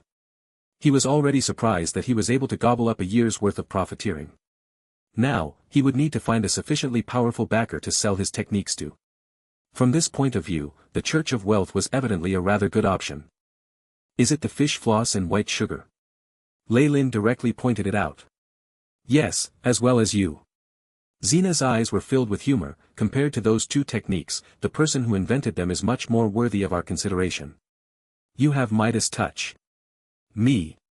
Leyland pointed at himself, feeling a little ridiculous. Secretly, however, he was constantly on guard and a little apprehensive. It looked like he had been acting too conspicuously recently. For now, Xena was only interested in his mind, but what if she discovered more things about him? As he thought about it, Leyland suddenly made up his mind. After he resolved the issue with Marquis Louis, he had to disappear for a while. Otherwise, once he received the attention of even more deities, his troubles would certainly grow. These two techniques came about due to luck. I have always loved reading books, and discovered the invention from the writings of the ancients by chance. I'm also very thankful to my father as well, as he allowed my nonsense and even specially bought some craftsman slaves for me. Leyland felt a magic undulation sweep across him, clearly trying to find out whether he was lying. Although Xena's action was performed in secret, how could he possibly not notice it? He raged in his heart, but on the surface he did not make a single sound. His expression made Xena rather suspicious, and as she felt the feedback from her divine spell, she grew even more confused. It can't be, he's telling me the truth. Xena felt a little disappointed, but did not continue to discuss the matter of the two trades with Leyland. No matter how one looked at it, the profits from the fish floss and white sugar were absolutely mind-boggling. If she could not stick her hand in these two trade rivers which were overflowing with gold, she was sure to lose Joaquin's favor, and would be replaced with other priests of gold. Leyland's nature and the AI chip's adjustments were more than enough to hide information from a high-ranking priest. Looking at Xena's crestfallen face, Leyland inwardly smiled to himself, but his expression was still as serious as ever. Then, let's discuss the issue of the two trades. Say it. How many gold coins do you want to give me the techniques? Xena said with a rich and powerful air, suppressing her emotions completely. The entire curing process of fish floss, as well as the concealing method and even the skilled craftsman can all be given to you for 100,000 gold pieces. For Lei Lin, it was necessary to mass-produce things like fish floss. The greater the volume he was able to sell, the more lucrative it would be. The capital and investment necessary was enormous, and the technique was not particularly sophisticated. After a few years it was sure to be imitated, so it was better to sell it off in one go. 100,000 gold pieces. Xena bit her lip. From her view, this price was on the high side. However, if skilled craftsmen and the sealing technique were included, then it was much more worth it. The crucial point was the sealing technique that Lei Lin used. Xena could immediately see the advantage in using the sealing jar to preserve food for a long time. Even if it wasn't used for fish floss, it was enough for her to make a profit. So what if this industry needed a lot of initial investment? For the Church of Wealth who threw money at all their problems, that would never become an issue. This price is really far too high, unless you include the technique used to refine white sugar as well. Although she had already inwardly agreed to the deal, she had a forced smile on her face, and on the surface she looked like she was moments away from throwing a tantrum. The white sugar purification technique. Lei Lin muttered to himself. This was a different technique to the fish floss, and he was secretive about it as there were several key steps to making it. Additionally, it did not require a big production line or much investment, and it was a business that he could continue in the long term. The white sugar trade brought in over half of the fallen family's income, and was like an inexhaustible gold mine. As their profits grew, naturally the number of sharks that were attracted by it also grew. This was something that Lei Lin understood very well. Well. Xena clearly seemed to understand the difference between the two techniques, and her eyes flashed in anticipation. Lei Lin's expression looked as if he was mired in difficulty, and his fingers began to involuntarily drum on the table. Xena's heart seemed to also throb along to the rhythmic tapping sounds. Why? Why did I do that? Xena's face seemed to flush red as she inwardly chastised herself. However, Lei Lin looked at her softly. The purification technique for white sugar cannot be sold to you. However, can we discuss the matters of the Church of Wealth? The Church of Wealth? Yes. For example, how many priests you will dispatch here, how many paladins, and other matters like that. Lei Lin smiled like a crafty fox, leaving Xena feeling as if she had met the most unreasonable devil in her career. After a while, Xena bid farewell and left, looking as if she had been driven to distraction. I'll need to carefully consider your proposal, were the words she left behind. As he watched many priests and paladins escorting the figure below him, Lei Lin's lips slowly curved into a smile. As a matter of fact, his proposal was not complicated. It was only to allow the Church of Wealth to become a partner in the business, and gradually pass on the technique over 3 years, enough time for the Fallens to fill their own coffers. Lei Lin had additionally emphasized a clause in their agreement: if Fallen Island came under attack, the Church of Wealth would have to send out priests and paladins to fight alongside his guards. This was practically a request for the Church's protection. Even if they only sent out a low-ranking priest, it would be enough. After all, even Marquis Louis would not dare to declare war on the Church of Wealth unless he was tired of living. Lei Lin had also heard several rumors which made it necessary for him to protect his own lair. Binding the Church of Wealth to his chariot of war was undoubtedly the safest thing for him to do. Naturally, he would not have unrealistic expectations of the Church protecting the Scarlet Tigers as well.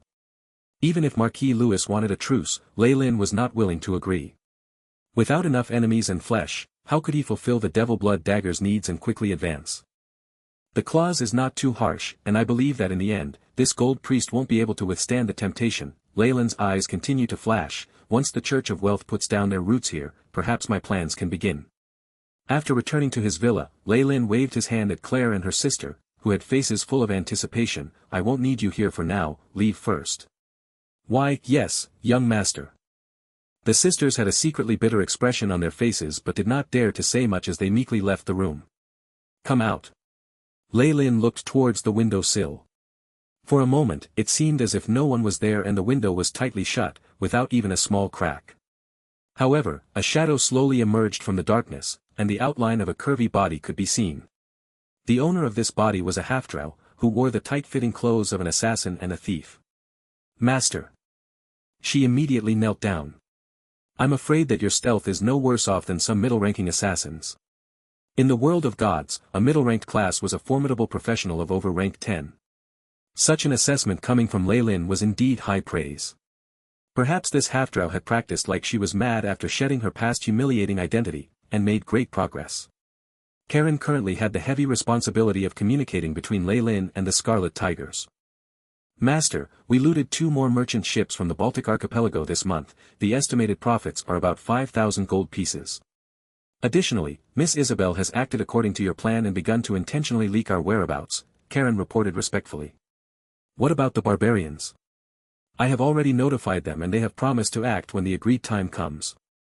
How could Lei Lin not take advantage of the assistance the barbarians could offer to recklessly fight Marquis Louis?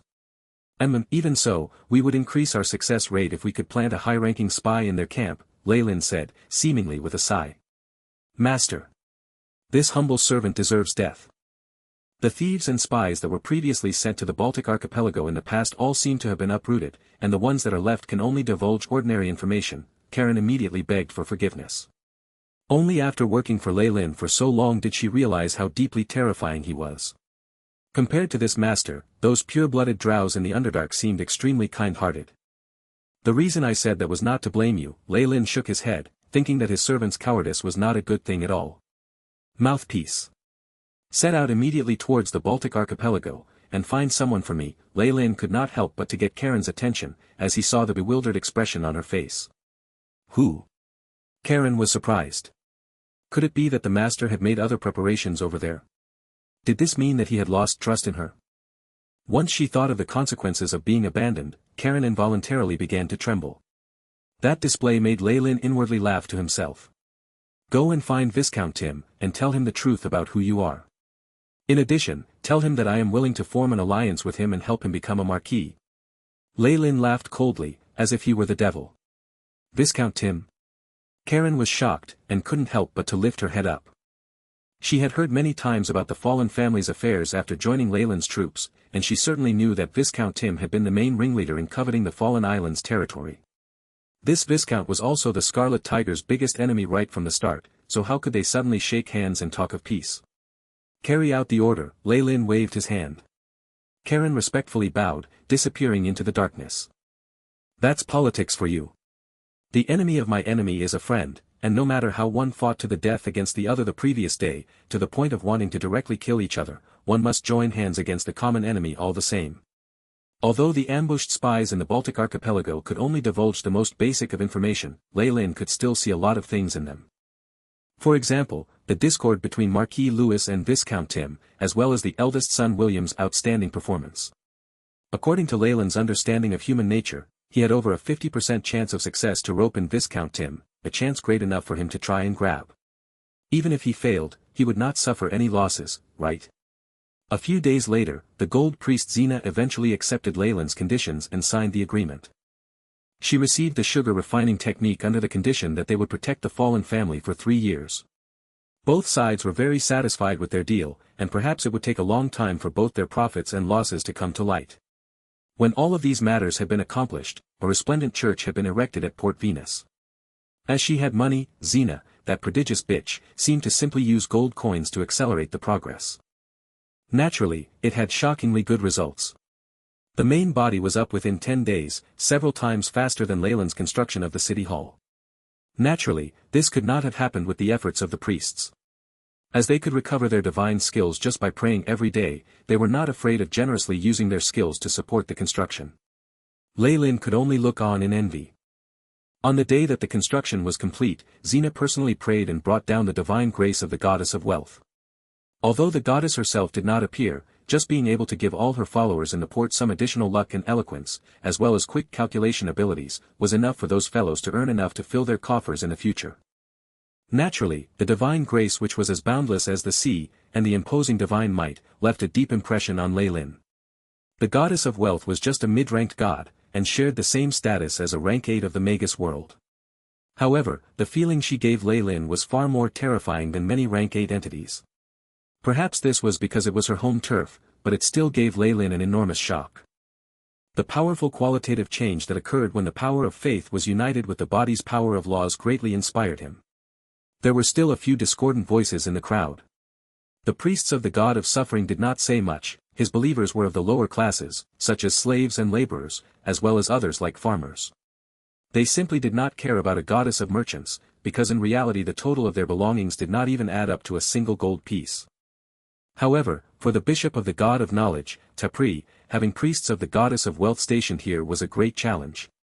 Although he still sent people over to congratulate them, he turned a cold shoulder to Baron Jonas. Leylin and Baron Jonas completely ignored his attitude. As a representative of the non-religious royalty, there were some essential benefits that they would never relinquish, and would even defend to the death. Leylin stayed there for a while, until the transaction involving the fish floss technique had been completed and Port Venus was back on track. Only then did he retreat back into his laboratory. The azure sea sprayed stinging salt and a soothing sea breeze at the same time. A black shadow whizzed past, leaving ripples on the sea surface behind it on its way. An enormous fleet of pirate ships was quietly moored on the horizon, a terrifying skull and dagger flagged the color of blood on their flagpoles. The Scarlet Tigers had made a name for themselves in the nearby region, and their strength began to approach that of the three great pirate crews. It was rumored that the captain of that pirate crew, the Scarlet Witch, was from the abyss of evil, and even enjoyed bathing in the fresh blood of her enemies.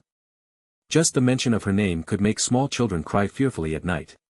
However, the rumored Scarlet Witch, Leyland's cousin Isabel, stood with the other high-ranking pirates on the deck, as if waiting for their true captain to appear. "You've worked hard." Leyland's figure slowly descended in the howling wind. He first nodded at his pirate crew, then turned to face his own cousin. Afterwards, his brows slowly furrowed. As she had sacrificed a great deal of blood and flesh, Isabel's power had improved very quickly, and she was now almost a rank 15 high-ranking professional. She was the #1 combatant under him. At the same time however, Isabel's demonization had also grown even more serious. Although her appearance was still human, occasionally she emitted an extremely demonic and icy aura, which was terrifyingly evil. It was enough for weaker people to fall into a dead faint if they got too close to her. As a result, even the most ferocious pirates did not dare to get close to Isabel. "Our people have all been set up according to your plan." Isabel had no interest in the fearful gazes from the others, and arrived at Leyland's side. "You've done very well." Leyland captured Isabel's small hand. Although it was as cold as ice, there was a touch of warmth to it that still belonged to the living. "Ronald, come to the captain's room. I need to hear your latest report." Leyland looked towards Ronald, who immediately bowed and obeyed his order. Of all the mates, he was the one with the best foundation. He even had some ability at leadership, something that had caught Leyland's attention. His current position had slowly been elevated above that of Cyclops, and he had become Leyland's top talent apart from Isabel. Naturally, Leyland did not treat his old subordinates badly, and had given them a ship and 10 pirates. They were promoted to middle-ranked leaders and had awe-inspiring prestige, but now that their status had been upgraded, their thoughts also seemed to change a little. After the pirates on the deck all left after reading the mood, Leyland spoke in a low voice to Isabel, "If you make the decision, then I still have ways to get rid of the demonic transformation of your body. However, if you really wait until the transformation is complete, then I fear you will directly descend into the abyss, and your soul will never receive salvation." Isabel played with her long hair. Only in front of Leyland would she do these little feminine actions. "After I give up my power, how do I get revenge on my enemies? I made a vow, that every day I live I will seek the deaths of my enemy to comfort the souls of my family." Listening to what Isabel said, Leyland could only fall into a gloomy mood. His cousin's character was so strong that it could give him a headache. "All right, since we have nothing left to do after this battle, we can take our time to consider how to resolve it. I only hope that we aren't too late." Leyland looked towards the sky where clouds were slowly gathering, heralding the arrival of a storm. "My sword has long been thirsting for blood." His cousin stood next to him just like a Valkyrie. "Damn! Damn! Damn!" Viscount Tim cursed as he slammed the bedroom door handle, holding an empty bottle of rum. "Those serving maids." He had long roared at them to leave. One day, I'll make all of you who despise and insult me pay the price." Thinking back to those looks of contempt he had received recently, Viscount Tim's mood became even worse. Who is it? Didn't I say before, to all get out of my sight?" Viscount Tim's voice stopped, because the person he had discovered standing in his bedroom was not a maid, but a thief. "The Scarlet Tiger pirate crew gives you our greetings." This thief had a sweet voice that was pleasant to the ears, and her figure was very good. Viscount Tim looked at her from head to toe, and his expression changed completely. He even looked like he had woken up from his drunken stupor. Scarlet Tiger. Were they not his enemies? Ha! Are you here to take my life? Tim took a few steps back, and his dark heart was filled with hate. If it was his father and William's place, that thief would have been chopped to pieces before she could get this close to them. Only here in this neglected second son's house could an assassin easily step through. However, if he could fight for a little more time, the guards would notice something was amiss and immediately rush through. No, we're here to help you. Do you wish to become a marquis? The temptation of a devil poured out from Karen's lips. Marquis? Tim's expression changed greatly, and he immediately shut his bedroom door with a dark expression. Pirates tied. Go on. You were sent by William, weren't you? What are you plotting? Tim immediately sat down to one side. Ha. I'm afraid that your brother can't order me around. If you want to confirm my identity, how about this? Karen lifted her hand, and a scroll covered in the scarlet tiger's skull and dagger seal flew directly to Tim. It really is you people. Tim touched the unique imprint on the parchment in disbelief, his eyes slowly growing as round as saucers. What do you want? Without quite knowing why, Tim's heart began to beat wildly. Didn't I say before? We're going to help you become the Marquis, my lord, Karen smiled. What sort of joke is this? William is still here, and apart from him there's still, Tim mumbled. Then just let them all die, Karen's words were filled with venom. Let them all die. Tim bonelessly flopped onto his chair as he heard her speak his mind, but his eyes actually shone brightly. You want me to work undercover and sell out my own family? He asked slowly. That depends on your decision. What do you want, a broken family? Or the glory and power that your brother William currently holds? Karen could tell that Tim never really had a choice. The night wind blew through the window, and the curtains continued to wave in the breeze. However, there was someone missing from their earlier position in front of the window. After a long time sitting uneasily in his chair, Tim felt dizzy and confused. However, an idea had seated itself deep within his mind. That's right. If I can't have it, you can't either. I'll destroy everything, this entire Baltic archipelago should belong to me. Under the moonlight, Tim's back seemed to have twisted demonically. Master, everything went smoothly. Tim also gave us the route maps of the Black Skeletons and Tigershark pirates. Tim had completely revealed Marquis Lewis's plan to them, the forces he was mobilizing, William's route, even the news of the wizard Borich's return. Ah, is this Tim crazy? Isabel stood next to Leylin, looking at the final part of the parchment which held the map of the entire Baltic archipelago. He had completely betrayed his family and even given them the defenses of the Marquis house. Desperate and crazy people can be unreasonable like this. He clearly knows that his family is the only thing left that he can rely on, but he willingly wants to destroy it. It's really too funny. Karen knelt down even lower, and did not dare to look Leylin in the eye. Although she had a rather intimate relationship with this master of hers, she realized that she couldn't even begin to understand Leylin yet. For the sake of benefits, even his enemies became his allies, and the ability to accurately grasp someone's heart made him seem like a demon wearing human skin. Indeed, a demon. In Karen's heart, perhaps only the archdevil of the 9th level of hell would have such a cold and cruel mentality. What, are you afraid of me? Even this light thought was discovered by Leylin, and his casual way of asking made Karen tremble all over. No. No, your servant was just concerned that Viscount Tim would go back on his word.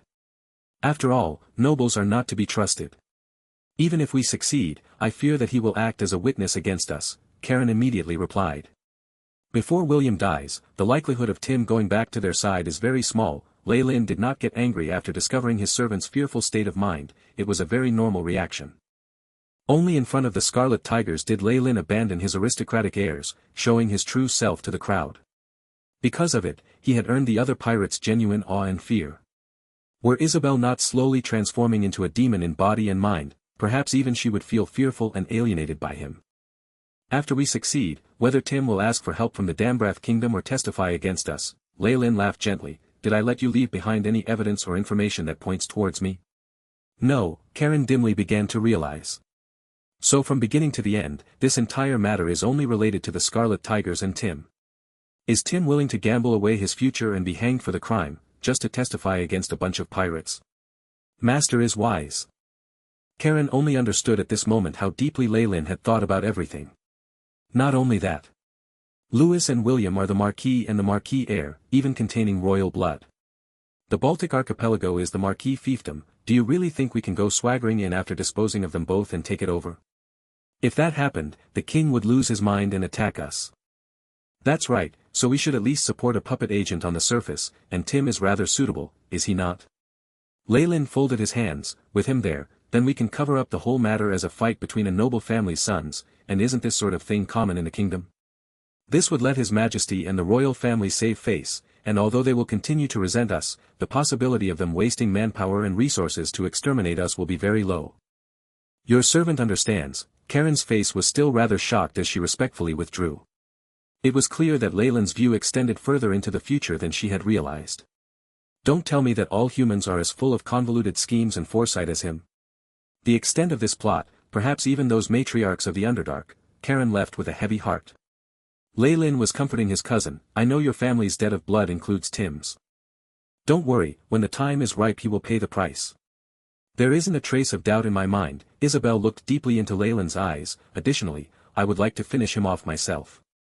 No problem, I can leave William to you. Leyland's eyes flashed coldly. Notify the barbarians as well, this time we will eliminate their naval force in one fell swoop. A grey falcon with a scroll tied to its leg disappeared into the sky, as quickly as a flash of grey lightning. With this sort of raptor-like speed and flight, it would only take half a night to reach Pirates' Cove. A strong breeze flowed past, lifting the heavy curtains. What an adorable little fellow, Madame Tillin caressed its ash-grey beak, and retrieved the message tied to its feet. After glancing through the message, she turned to the barbarian's captain in her room. The operation can begin. Several loud grunting sounds could be heard. An enormous hand attached to an arm the size of an entire baby was grasping a huge goblet filled to the brim with golden spirits. Oj's throat was gulping down the drink, and occasionally some liquor would leak out from the corners of his mouth and flow down his prickly beard.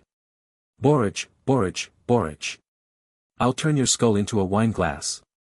Oj growled, snatching up the enormous saber. A powerful spell glinted on the sword point. Send the order, we act now. Oj roared, and the two barbarian warriors outside immediately flew out. Pirates' Cove immediately burst into a flurry of activity. Under the command of their captain, teams of barbarian warriors boarded their ships in an orderly manner, amongst them shamans who wore colorful feathers and had painted faces. They were the rare spellcasters of the barbarian tribe, and one could tell Oj's resolve and caution from how all of them had been dispatched. The Pirates' Tide. It's similar to the last Pirates' Tide that happened decades ago. The barbarian pirate crew did not consist solely of barbarians. As the head of the Dark Alliance in the outer seas, they had many pirates under them of other races which were all currently taking action with them. Several thousand ships sailed out from Pirates' Cove, which gave off a rather chilling feeling. I smell killing, and the plot is afoot. This festival will please our Lord greatly. In a dark corner, the Cyric priest murmured to himself, next to him the bent figure of the bishop from before. Prepare your men to assassinate the leaders of both sides, and let the chaos grow even more turbulent. After this reshuffling of the pirate organizations, the situation in the outer sea would change greatly. However, this bishop's purpose was greater than that. All he asked was for there to be chaos. After the chaotic battle, no matter who rose to the top, they would represent order. However, this would clearly displease the god of murder, as he only wanted an endlessly chaotic outer sea, full of all kinds of murder and conspiracies. Murder and plots were Cyric's most favorite things. If they could accomplish this, then he was bound to receive the grace of his god. He would advance by 1 or 2 ranks as a priest at the very least, and even receive other advantages. Compared to that, how could allowing the entire outer sea wither even compare? As you command. The priest now understood the tip of the bishop's plot. Neither their past neutrality nor the current assassinations mattered, all that was left was a sacrifice of chaos and death. These sorts of methods obviously brought great pleasure and excitement to him. With high spirits, the priest's body slowly melded into the shadows, leaving behind the bishop who watched the sails alone. Dawn of battle. Young master. We've received word that those barbarians at Pirates' Cove are acting strangely. It was very unlikely for such a large-scale shift in manpower to be hidden from other organizations. William got a report quite quickly. The barbarians? Get me a map of the sea.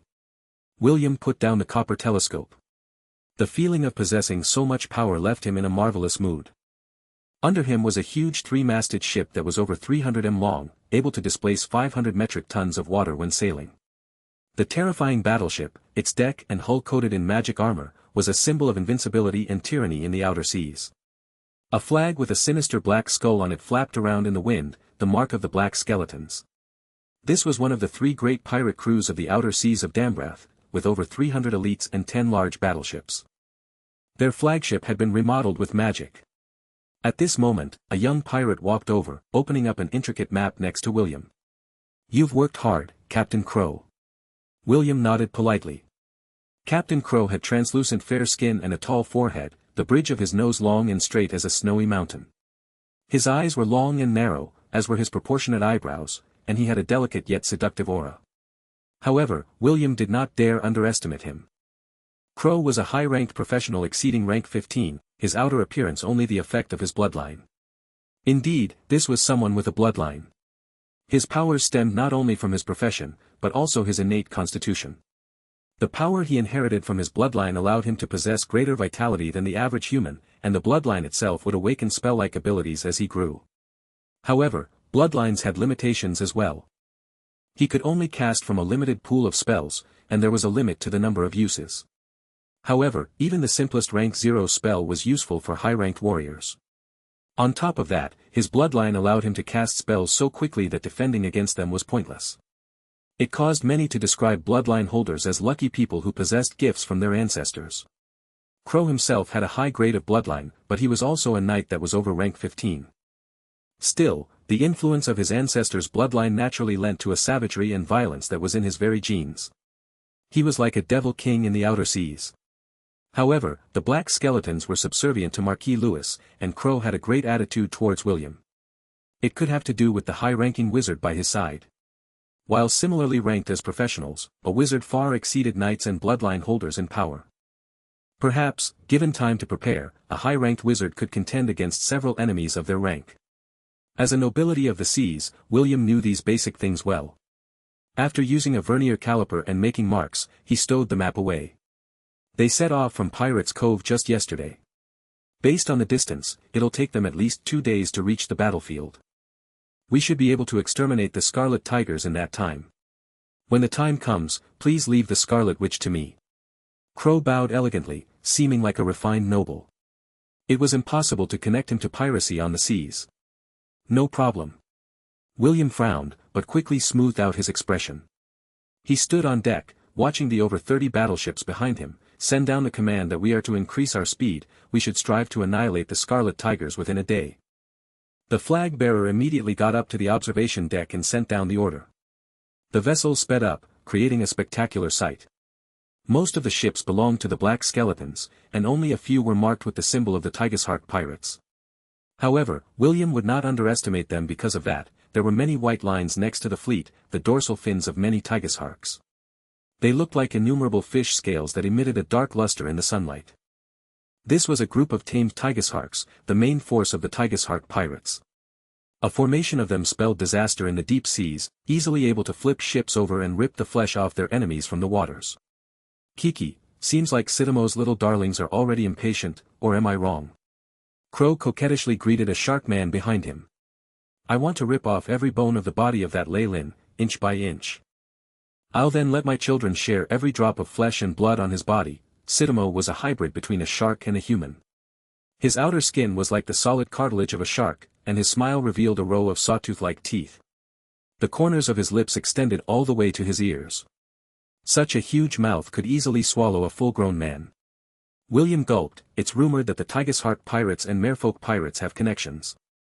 After the Merfolk pirates were annihilated, Sitamo even tried to cause trouble for the Scarlet Tigers, but the opponent fled. "The captain of the Merfolk pirates was a bastard of yours, no?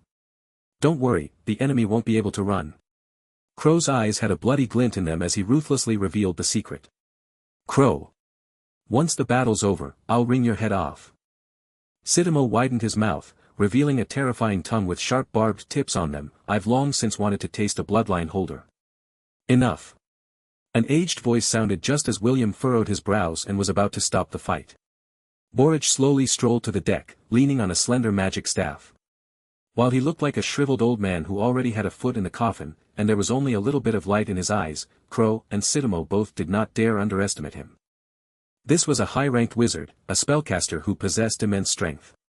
No matter where he went, he would be greeted with reverence. "Master Borage, you're just in time." With Borage's arrival, William was more confident.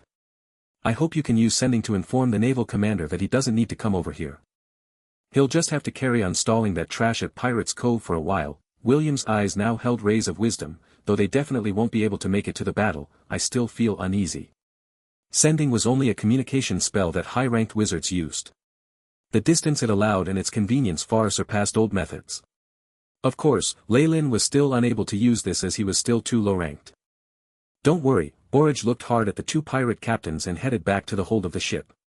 I still have some thoughts on the upcoming massacre. I invite the two of you to discuss this together. As if not seeing the dark look in their eyes, William put on his sincerest smile and called for Crow and Citamo.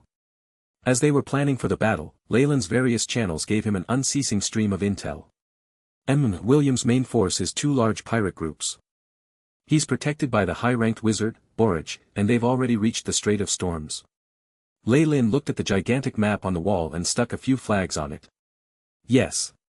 Marquis Lewis's slaving fleet has already shifted towards the Hygar Islands, blocking the path that the barbarians are sure to pass by. It'll take a long time for victory to be decided between them. Only Isabel and Ronald were beside Leyland, even Karen had been sent out. Evidently, this was a military meet for those of high rank. Good.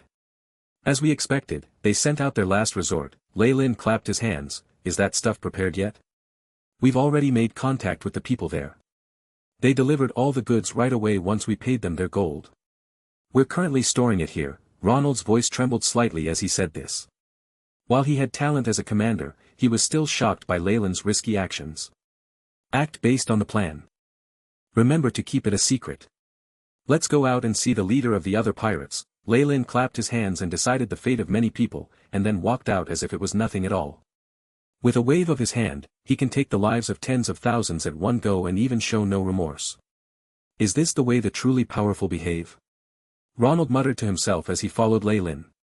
Lights illuminated the hall atop the Scarlet Tiger. Numerous pirate leaders stood at the two sides of the long table, with the elites and trusted aides behind them. Boss. Boss. After having brought Isabel and Ronald inside, Leyland occupied the host seat as he took a quick look around. The Scarlet Tigers had grown to over 500 men strong in the past year, even if they didn't have many elites. Many familiar and unfamiliar faces appeared in front of him. I've gathered you here today because we are going to deal with the Black Skeletons and Tigershark pirates. Leyland's voice was low as he announced his objective. The moment the words came out, there was a slight commotion below.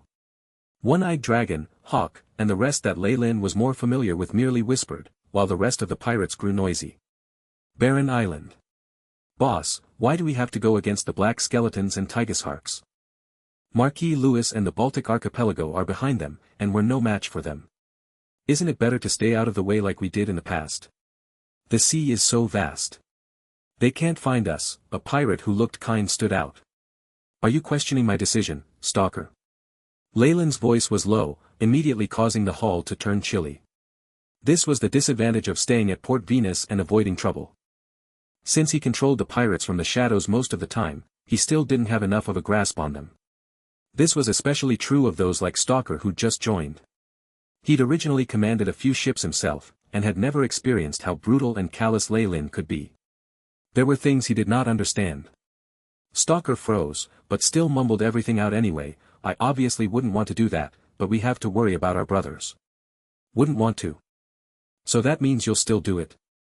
Leyland chuckled, a flash of lightning shooting out of his hands.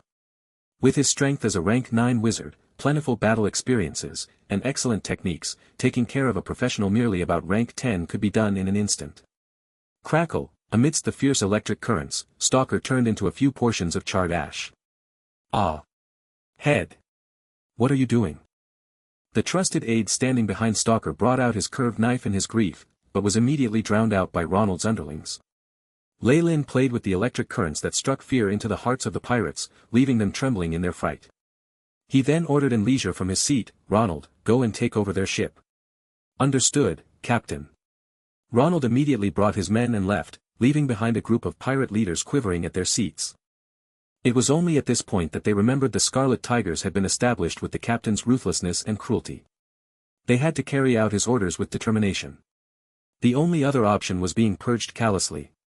Shouts could be heard, and there was some chaos in the distance, but Leyland didn't care. Sensing the wordless communication amongst his subordinates, he snickered inside. As expected, the truly troublesome ones aren't hot-blooded. There are more of those who only pay lip service. After a year of work, the batch of people under Lei Lin had all grown rich, gaining control over certain sections. They were now small-time leaders themselves. Due to a shortage of manpower, Isabel and Ronald had no choice but to hand over some power to others, which then led to a few other hidden leaders amongst the pirates. Lei Lin kept them under control by pressuring them with his power. While this made sure that they wouldn't dare rebel, the hatred in their hearts increased by the day. After the fools who had the guts to speak out all died, the only resistance was left hidden in the shadows. It was alright if they only paid lip service, but how many out of these people had contact with Marquis Louis and betrayed him, turning into spies? Lei Lin sneered on the inside. On the surface, the opponent's strength far exceeded his, even in terms of his noble status. This was the loneliness at the top of the pyramid. Worldly matters were like water that would wash away the people beside him, the mere thought of like-minded companions from the past difficult to remember. But even if you work from the shadows, you can't stop me. Lei Lin was unfeeling and merciless. Captain.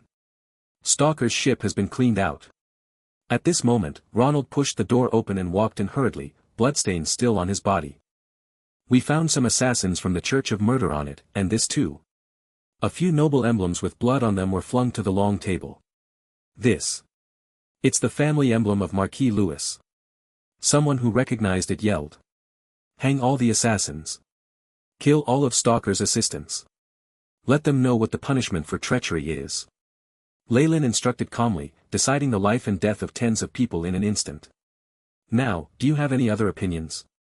Being glanced at by Lei Lin's lightning-like eyes, the many leaders immediately lowered their heads, having no courage to meet his gaze. After the meeting was adjourned, Lei Lin might have used his might to forcefully allocate tasks, but the undercurrent still flowed. A few suspicious figures sneakily met up at the bottom of a ship's hold in the deep night. Non-detection, an expensive scroll was torn, and once the rays of light from the spell filled the area, the people finally heaved a sigh of relief. Is this place safe? One of them asked with a rough voice. I spend a lot of money to get this magic scroll. Even a high-ranked wizard might not be able to find us. Another voice sounded exasperated. Fine, stop quarreling. An old and hoarse voice sounded, immediately suppressing the dispute. I believe liberty. Didn't I tell you not to call me by my name? Not even my nickname. The voice from before sounded again immediately.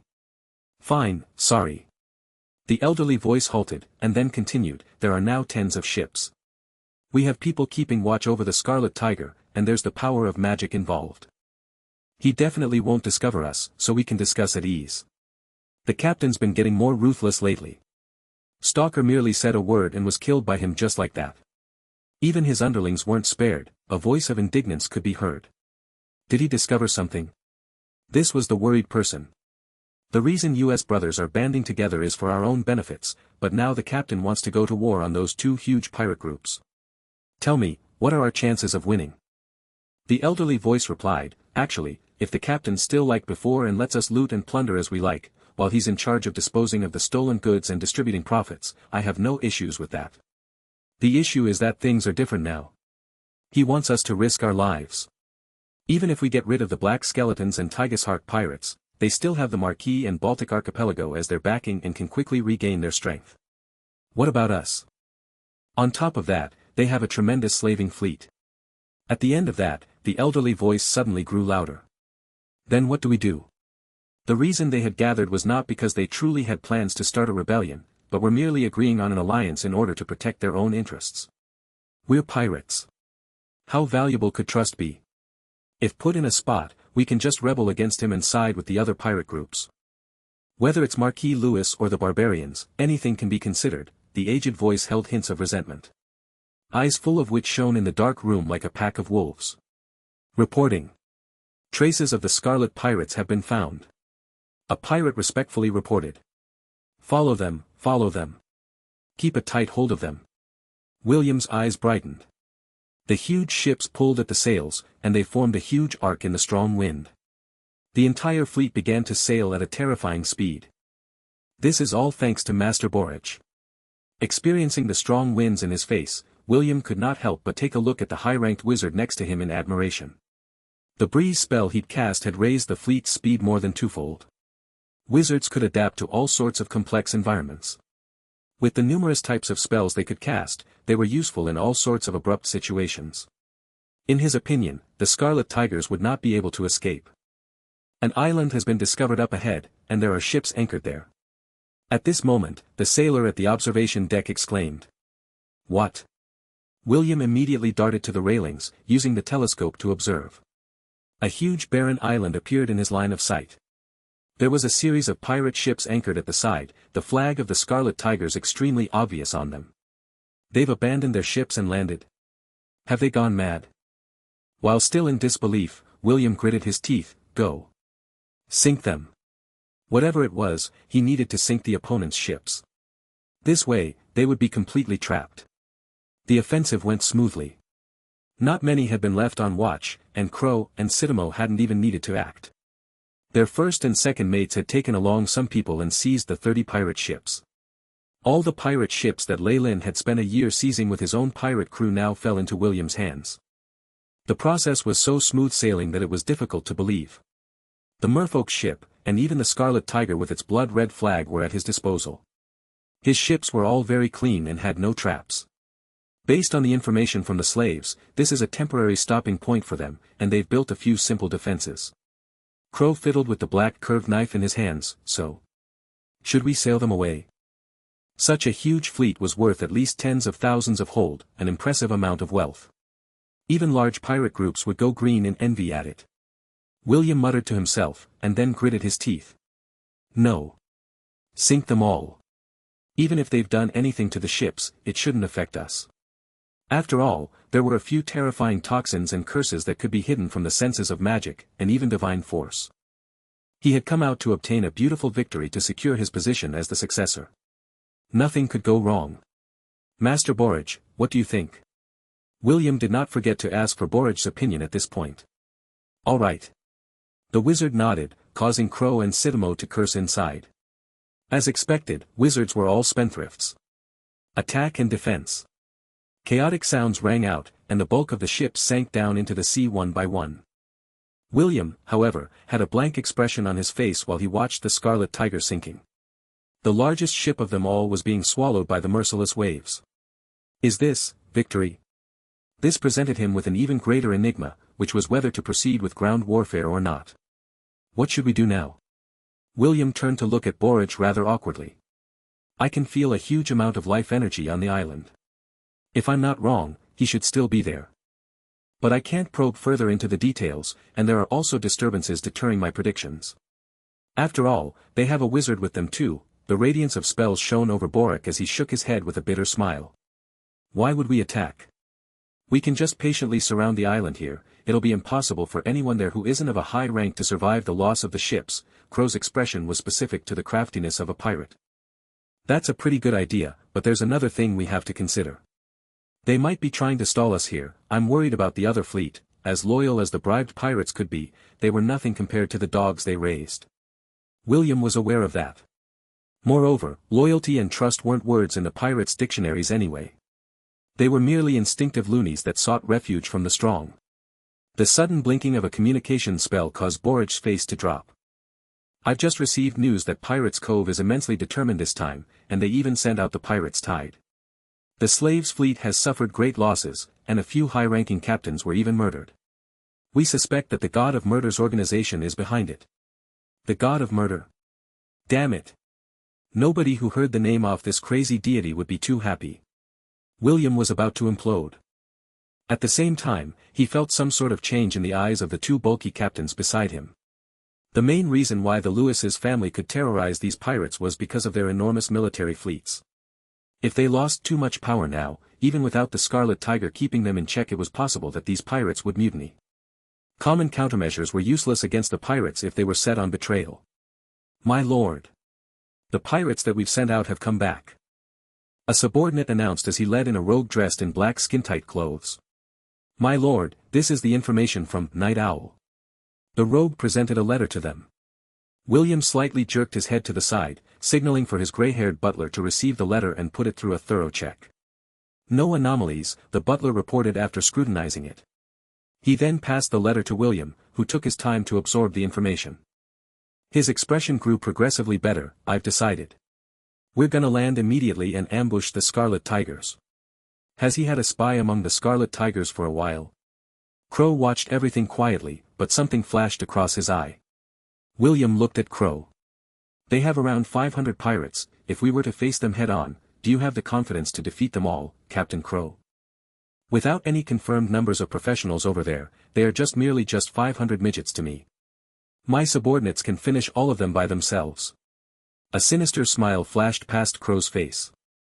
The look of bloodlust induced some fear inside of William. It's been rumored that most bloodline holders are nuts, and are easily aggravated or have extreme bloodlust. Seems like it's true. It's decided then. Captain Crow will bring some men alongside me to the land and Sitamo will guard this place. William commanded. Most of Sitamo's main power was still within the Tigersharks, so only a small number of people could help on land. I need some deeds to prove myself. As long as Master Borage is here, everything should be alright. William glanced at the expressionless wizard at the side and cheered himself on. Very quickly, an elite team led mostly by the Black Skeletons with some of William's guards and the Tigershark pirates reached the island.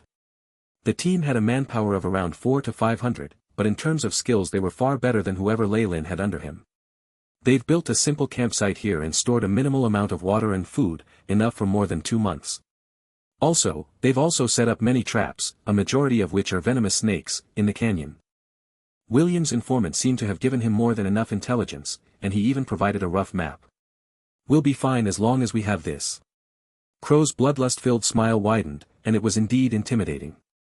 With the informant's report and their own pirate scouts, they successfully passed the trap-filled canyon and arrived at the pirate campsite. The wooden fence was sharp, and in front of it were some ugly pagodas. Many were looking at these, secretly letting out fearful gasps every now and then. Isabel walked into the center of the campsite. The enemies have made it past the venomous snake canyon. I was right about them having a mole in us. And the spy is at least a middle-ranked one, god damn it. This is nothing out of the ordinary. You can leave for now. Leylin waved his arm, and a dispirited pirate leader walked out. You use dominate person? Isabel asked. Although the pirate leader didn't look like he was in his best condition, it didn't look like he was controlled either. Nope, just a simple psychological hint. And with those kinds of spells, even if spell slots weren't taken into account, I don't have enough power and spirit to control so many intelligent creatures right now. Leylin shook his head. Survival is the first instinct of all creatures, and to be able to leave a spiritual imprint on this base nature is very difficult. On the other hand, it's easy to give them a lasting hint. Furthermore. My lord. Ronald came in on time, and knelt down respectfully. All the preparations are done. Great. Let us go welcome them, or else they wouldn't launch the attack at all. Leylin stood on top of the fort with Isabel and Ronald by his side, directly looking into the eye of a young aristocrat in the opposite force. Is that Leylin Fallen? The son of the Baron? William was looking at them too. Yes, I've checked. It isn't any illusionary spell or camouflage. The Scarlet Witch is there as well. Borage confirmed. The rest is up to you, Captain Crow. William looked at Crow beside him, the man's eyes already filled with killing intent. Blood vessels were popping up on the man's eyes. No problem, but that Scarlet Witch is mine. Crow growled, Black Skeletons, follow me. Animate dead. Strengthen undead. Skeleton call. An array of spells launched from Crow's body, forming a bone armor around his body first of all. It caged him securely. The ground then bulged, small bones jutting out as skeletons crawled their way out. They seemed to come from hell, holding rusty axes and broken swords as they rushed towards the campsite. Undead creatures. It's the undead. The pirates in the campsite were in chaos. If it weren't for Leylin's early preparations, it might have sparked a rebellion. It has been rumored that the Black Skeleton's captain is a bloodline holder, and is able to call upon the dead. Looks like the rumors are real. Even though low-ranked skeletons like this would not cause much trouble, it was a huge blow to his men's confidence. Leylin furrowed his brows, sending out a few spells. Berserk. Blizzard. Resist energy. Under the influence of Berserk, many low-ranked pirates started yelling as if their bodies were filled with immense strength. Bows were continuously in action, the arrows they shot out turning the skeletons to dust. These spells, we can already confirm it's him. William nodded his head as he watched, feeling a little upset. Even though his opponent had a good affinity for spells, to waste his slots from the start made him no different from those stupid and rash bloodline holders. Alright. We can end the war if we capture him, but on top of that we can even blackmail Baron Jonas for the refined sugar and fish floss techniques. William was extremely jealous of these two moneymakers and started growling, I will bestow 1,000 coins upon anyone who's able to capture that wizard. You can also do whatever you wish to the captured women. All the pirates got excited at the great rewards, and started charging madly towards the fences. Our low-ranked pirates are of such inferior quality, they couldn't improve much even with the enhancement of the spells. And my spells are limited in time and scope. Leyland laughed bitterly to Isabel as he looked at the pirates who were starting to give way. Both of them retreated from the front line and came to the hull. Prepare to leave. Leyland signaled with his hand, and Ronald started moving away the obstacles to reveal a passageway in the corner of the hull. This was a passageway that Leyland had made when he built the campsite back then, its existence was known to only about 3 people. Ronald had only found out about it today. Explosion. Brothers, we can't risk our lives for that wizard who fled and left us all behind. An unexpected figure stood out in the front line. Cyclops growled, if we surrender, they'll overlook all the sins we committed against them. He's a viscount, mateys. What are you Sprague still waiting for? This pirate, one of Leyland's first subordinates, betrayed him in the blink of an eye. Cyclops had even established contact with William some time before. As they realized that Leyland was indeed absent, the morale of the other pirates was greatly affected. They were shaken by the suggestions of their leader, and many decided to throw down their weapons and surrender. The door of the campsite was thrown open, and Cyclops stood aside respectfully to let Crow and his gang in. Even if they still had any last remnants of resistance, it was of no use in this current situation. You've done well, I will put in a good word for you to my father. William patted Cyclops' shoulder contentedly, which made the pirate look very touched. Where are Leyland and the rest? Don't worry, we've already sent our men to block off their paths, they won't be able to escape. Cyclops proceeded to welcome William into the meeting chamber, while the summoned skeletons were disposing of a handful of pirates that were still putting up a fight. What's going on?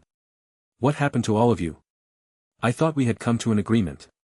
Cyclops raised his attention as he saw a few of the pirate leaders who had conspired with him grouping together. Be careful. I felt uneasy the moment I stepped in here. Borage whispered to William as he cast some spells. Mage armor 2. Detect danger. Eagle eye. Soon after, his expression grew dark. Shit. Run. A teleportation gate appeared and Borage pulled William with him as he threw himself into its depths. Come and see the fireworks. Outside the campsite, Leyland and Isabel stood next to each other and watched the camp near them. Boom.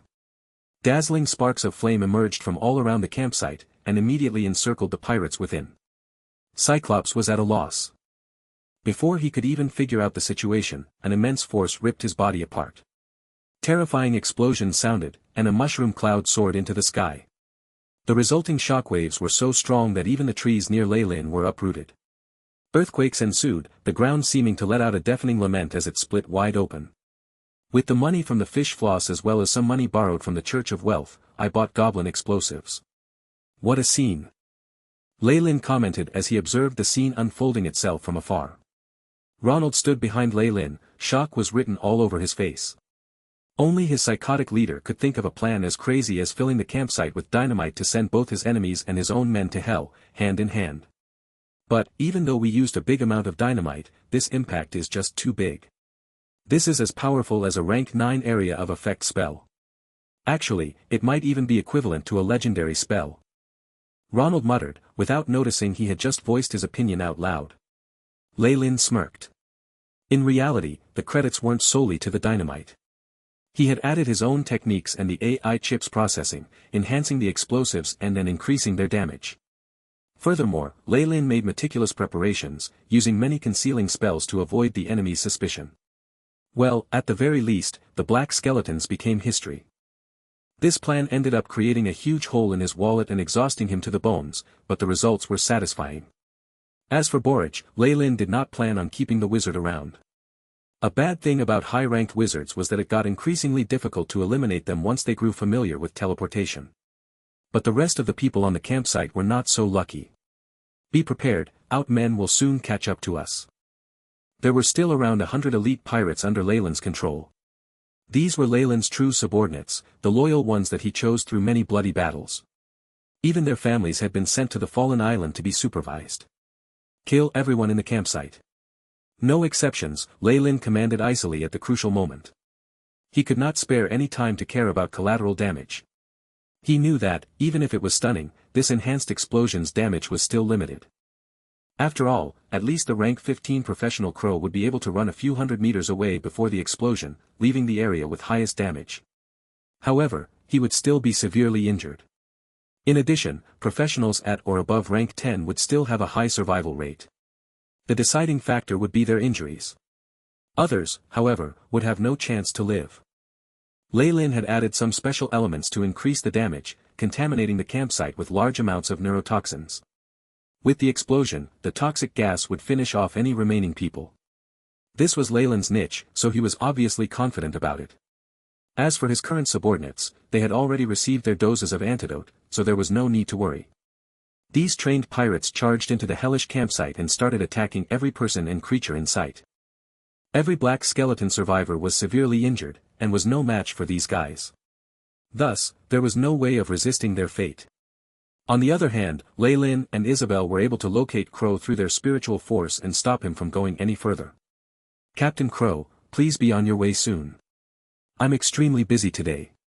Leyland spoke politely while he scanned the severely injured Crow. He meant what he said. After all, once Crow was dead, Leyland would have access to a huge number of ships. The deaths of those stupid pirates meant nothing. As long as his 100 elites remained, he could have as many men as he needed. Of course, if the Black Skeleton's magic battleship was included, then that would be a perfect ending. However, Crow suddenly did something out of the blue. "My young Lord Leyland. Please let me off. I promise you my loyalty and all of the Black Skeleton's fortunes." He got onto his knees with a thump and buried his head in the mud. This arrogant pirate had actually surrendered. Really? Leyland looked at him with an undecipherable expression. Crow's condition was obviously not at its peak, but Leyland could feel that he still had the power of chi. "This comes from the bottom of my heart. Furthermore, the ships are still being watched by the Sharkman Sidamo. I can kill all of them for you, my precious lord." It's unbelievable that our cruel and merciless black skeleton pirate captain still had this side to him. Leyland smiled, "But I won't be fazed by this little bloodline trick. You can stop your performance right there." He noticed. Crow raised his head, while spell power glowing on his body. But Leyland was faster. A crimson shadow flashed, and the devil blood dagger was pinned onto Crow's head in no time. Crow's expression was weird as his body slowly fell. All the spell rays on his body broke into pieces. This brutal bloodline pirate, and high-ranked knight, ended up dead. Loud gurgling noises could be heard. The devil blood dagger was glistening with blood, numerous blood vessels emerging and coiling around Crow. Everything was sucked from him, causing the demonic skull to emit an excited growl. After all, it had never encountered a creature of this strength. An immense power spread from the dagger, and Leyland felt a little uneasy. Beep. Host body enhanced by devil blood dagger. Strength plus 0.7, agility plus 1.5, vitality plus 0.3. The AI chip's alerts made Leyland realize his stats had updated once more. Leyland fallen. Age, 16 race, rank 9 human wizard. Strength, 5.2. Agility, 6.5. Vitality, 6.3. Spirit, 9 condition, healthy. Feats, sturdy, erudite. Spell slots, rank 4, 1, rank 3, 3, rank 2, 5, rank 1, rank 0. You really live up to the fame of a high-ranked professional. Look at the extent of this enhancement.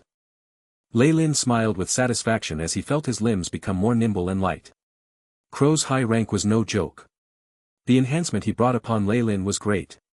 He wasn't interested in spirit enhancement from the man, given that everything he had would only raise it by 0.2, but there were better candidates to harvest spiritual force from anyway. The A.I chip flashed another prompt. Beep.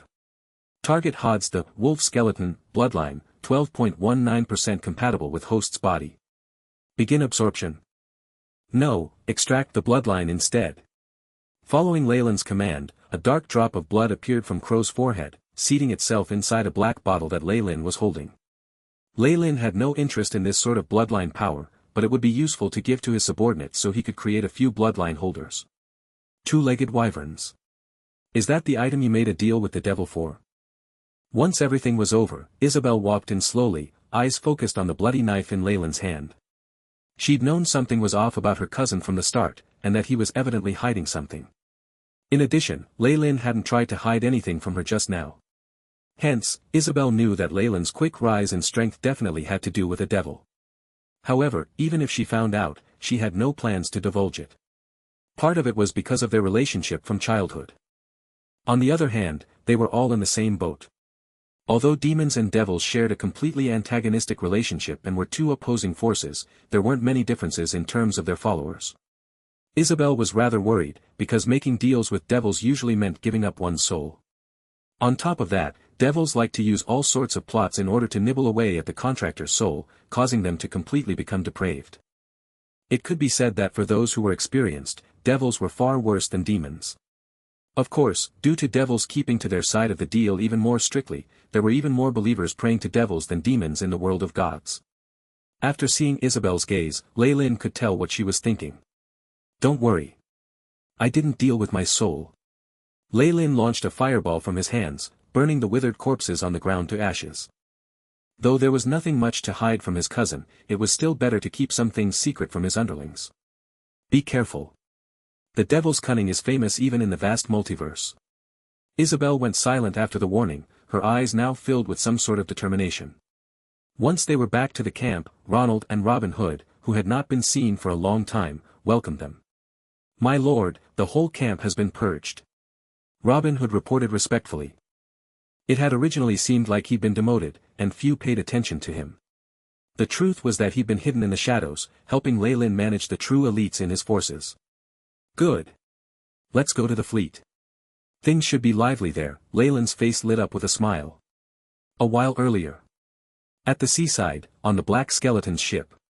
A teleportation gate burst into existence, and Borage and William stumbled out pathetically. Without high-ranked mage armor, William had been affected despite having escaped quickly. A large portion of his handsome hair had already been burnt off, and it was now like a bird's nest. There were burns all over his body. What's going on? What's that? Terrifying explosions could be seen even on the shore.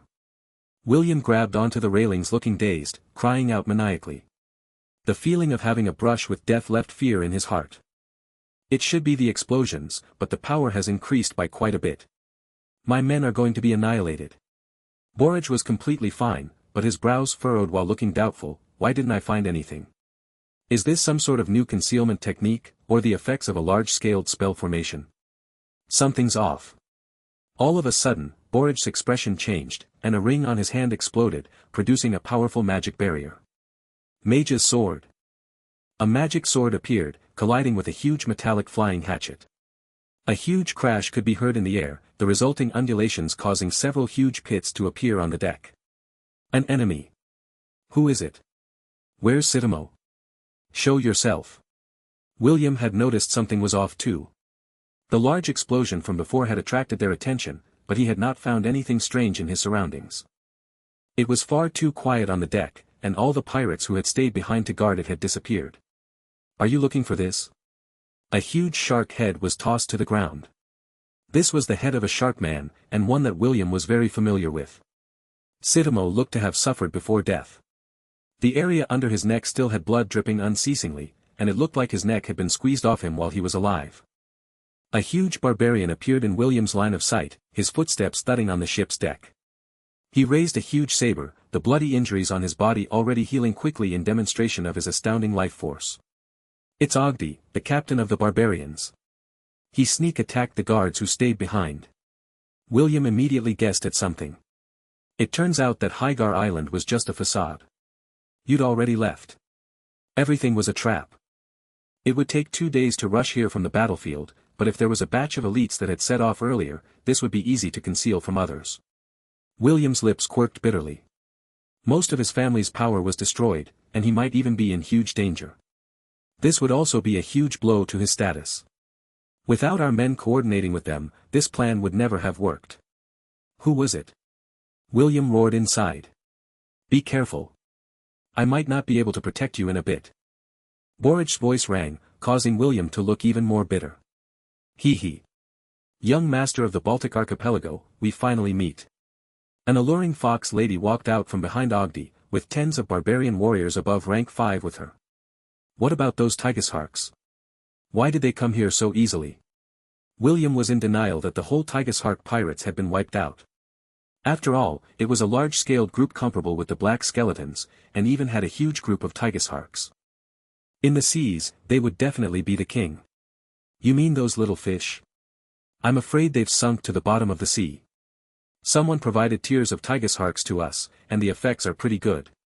Madame Tillin produced an exquisite crystal bottle and shook it, looking innocent and flirtatious like a little girl who had gotten a beloved toy. William stared at her blankly, beginning to lose focus in his eyes. Be careful. This is a bewitching spell by a bloodline holder. Calm.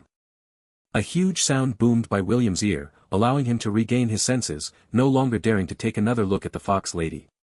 Borich, high-ranked wizard Borich. I will chop off your head and use it as a wine cup. The leader of the barbarians huffed roughly, eyes turning red as if he had seen a foe. As Marquis Lewis's leading wizard, Borich had worked hard when expanding in the outer seas. The number of barbarian pirates who had died at his hand were innumerable, and the relationship between them was completely irreconcilable. Ogdi snarled, his saber emitting sparks that flew for a few meters. Looking nonchalant, he slashed at Borich. As the light burst out, even the deck that had been remodeled and covered with a layer of magic seemed to be plowed through by something ruthlessly, revealing huge bruises. Borich looked solemn and serious after witnessing the terrifying offense by the barbarian, the spell slot in his memories breaking out. Arcane Hand. A huge magical palm reached out, clashing with the blade to form a terrifying explosion. Once the undulations had passed, the sharp saber light cut the huge palm into several fragments, its own radiance dimming. However, it still proceeded towards Borich. Borich frowned and pointed towards the ground. Wall of iron. A thick, metallic wall appeared, blocking the blade. Still, there were now terrifying streaks of injuries on him. This can't go on. Borich watched the elite barbarian warriors surrounding him, especially with Tillin who could use magic and a few barbarian priests, already having thoughts of retreating. With a shake of his sleeve, an intricate spell scroll fell to his hand. Gazing at it, a rare expression of heartache appeared, but he still tore at it. Asterisk bang. Asterisk a dark green mist spread above the deck, and the barbarian warriors who were affected immediately collapsed, bodies still twisting unconsciously. Be careful, this is a death cloud spell. Madame Tillin's voice sounded. Afterwards, a few roars could be heard from within the mist, bringing a horror with them. Roar, a few huge dark green monsters pounced from the mist. They looked like giant lizards that had meaty wings on their backs. Their bodies were covered by a layer of scales and they spat out bundles of corrosive fluids. High-grade monster summon. Just as these few two-legged wyverns began to trouble Ogdi, another even more enormous two-legged wyvern spread its wings and flew away with 2 people in tow. Ah, seeing the two-legged wyvern agilely avoiding the long-distance attacks by the archers, Ogdi thundered, breaking the neck of a wyvern in front of him. Master, why aren't we teleporting away? While on the expansive back of the two-legged wyvern, William grabbed onto a scale and made an inquiry. I only memorized one teleportation spell. After that, I'll need to use scrolls. Borich had a wry smile, I'm not sure if the enemy will still chase us, so we need to conserve our strength. Damn it. Damn it. Thinking back to the failure this time, William's facial muscles began to contort. That Ley-Lin and the barbarians. One day. All the humiliation I have suffered will be returned to you. I'm afraid you won't get that opportunity. Destruction. Purplish black light glinted off a blade that brought demonic strength with it as it descended from the sky in an instant. The source was a nimble body that emitted the terrifying aura of a high-ranked professional, the long sword in its hands beamed with the bright radiance of chi. The sharp longsword broke through the two-legged wyvern's scales, carving down in a perfect curve. Boom! First there was a sea of blood, then the creature's gigantic head came crashing down from the horizon, like a meteor. There's an enemy. A teleportation scroll appeared in Borich's hand, ready to be used. Dimensional anchor. At this moment, a flying black figure dove down like a falcon. The rays of light in its hands interrupted Borich's teleportation spell with perfect timing. A rank 4 spell. He's already a rank 9 wizard. The shadow belonged to the high-ranked fighter from before, and a youthful, handsome face was revealed. It was Leylin. Isabel's arm was covered in demonic scales. Making use of Leylin's power, she struck out with another attack in midair. Purplish-black chi slashed through Borich's high-grade mage armor, resulting in a horrifying wound. Asterisk splash. Splash. Asterisk Borich let out a blood-curdling screech as he fell into the icy-cold seawater together with William. Following them into the sea, Leylin and Isabel looked like two nimble fish, easily swimming their way towards their target. The wizard Borich, who had always lived the pampered life of a prince, began struggling as large amounts of cold seawater entered his nose and mouth, and intense pain afflicted his chest. Especially after he caught sight of a shadow of a soul out of the corner of his eye, their fight intensified. Crimson rays surged out from the seabed. With frightening sharpness, the devil blood dagger broke through the multiple temporarily activated layers of magic defense, piercing into Borich's shoulder. Feeling the immense life and spiritual forces gushing out as if a dam had just been opened, Borich could only smile wryly as he observed the calm expression on the young wizard's face. A 16-year-old rank 9 wizard with such meticulous strategies and absolute calm in battle. Marquis Louis had gotten himself a terrifying enemy. While he desperately wanted to escape and warn his master, all his spiritual force was sealed the moment he was stabbed by the devil blood dagger. His limbs could only flail instinctively. Large amounts of energy coursed through the dagger and entered Leylin's body. Its smooth and unhindered flow made him want to shout at the top of his lungs. However, he forcefully suppressed the desire. He did not relax his grip on the dagger until Borich turned into a withered corpse. As a high-ranked wizard, Borich's highest attribute was his spirit. Based on Leylin's calculations, his spirit stat should be above 15, and Leylin was conveniently getting all of it without much effort. Pure spiritual energy was transformed by the devil blood dagger and greedily absorbed by Leylin.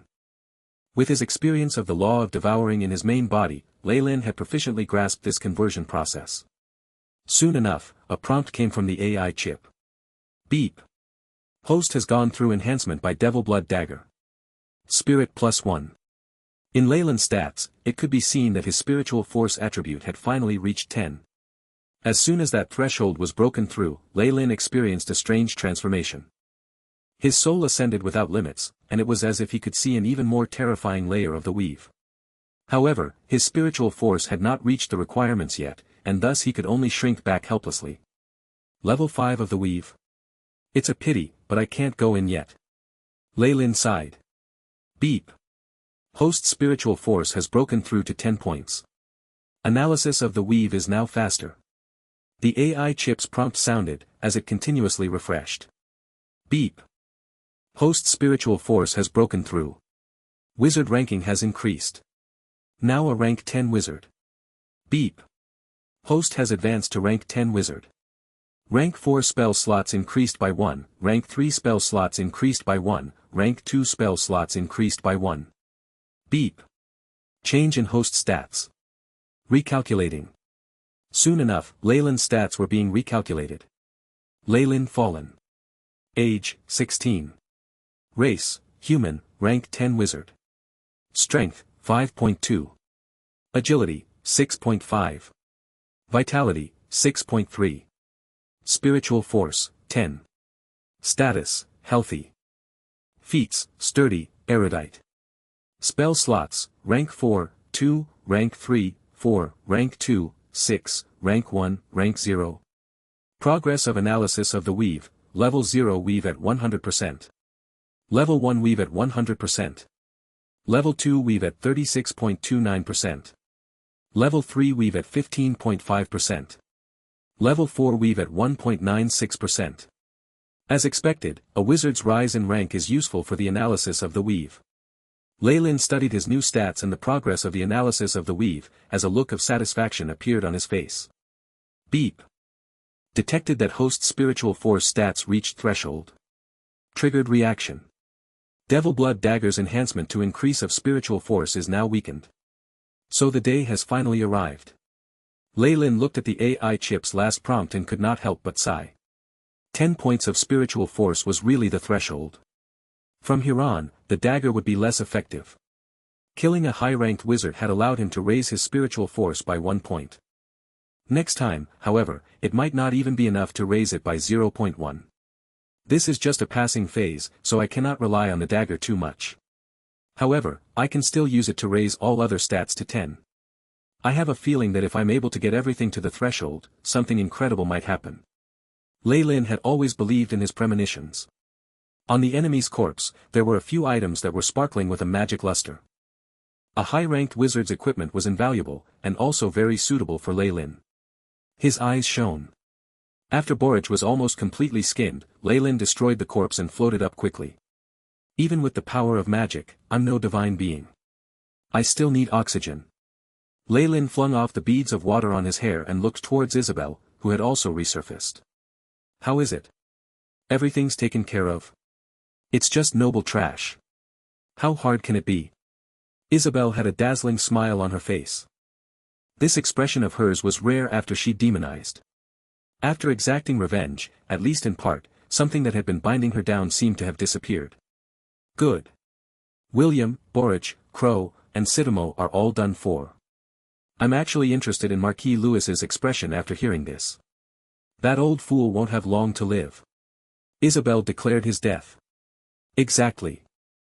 What's pressing us right now is the meet-up with the barbarian pirates and the destruction of the slaving fleet to completely destroy Lewis's influence on the sea. Lei Lin grabbed Isabel's hand and, as rays of a flight spell flickered, the two of them soared into the sky. Once they were back on the black skeleton ship, Ronald and Robin Hood hurried over just in time, along with Lei Lin's subordinates. They separated out into an entirely different group from the barbarians. Hee, we meet again, young Master Lei Lin.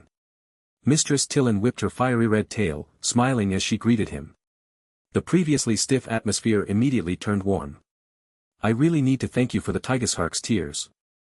I never thought this kind of poison has such great effect on the schools of Tigersharks. Tillin's beautiful eyes sized him up, as if wanting to pry into his heart. This is a potion my master made. He has great knowledge in poisonous concoctions and alchemy. Lei Lin spouted lies with a straight face, intentionally or otherwise raising the status of his master. In reality, Ernest only dipped slightly into alchemy. It would be a dream to be able to brew such high-grade poisons.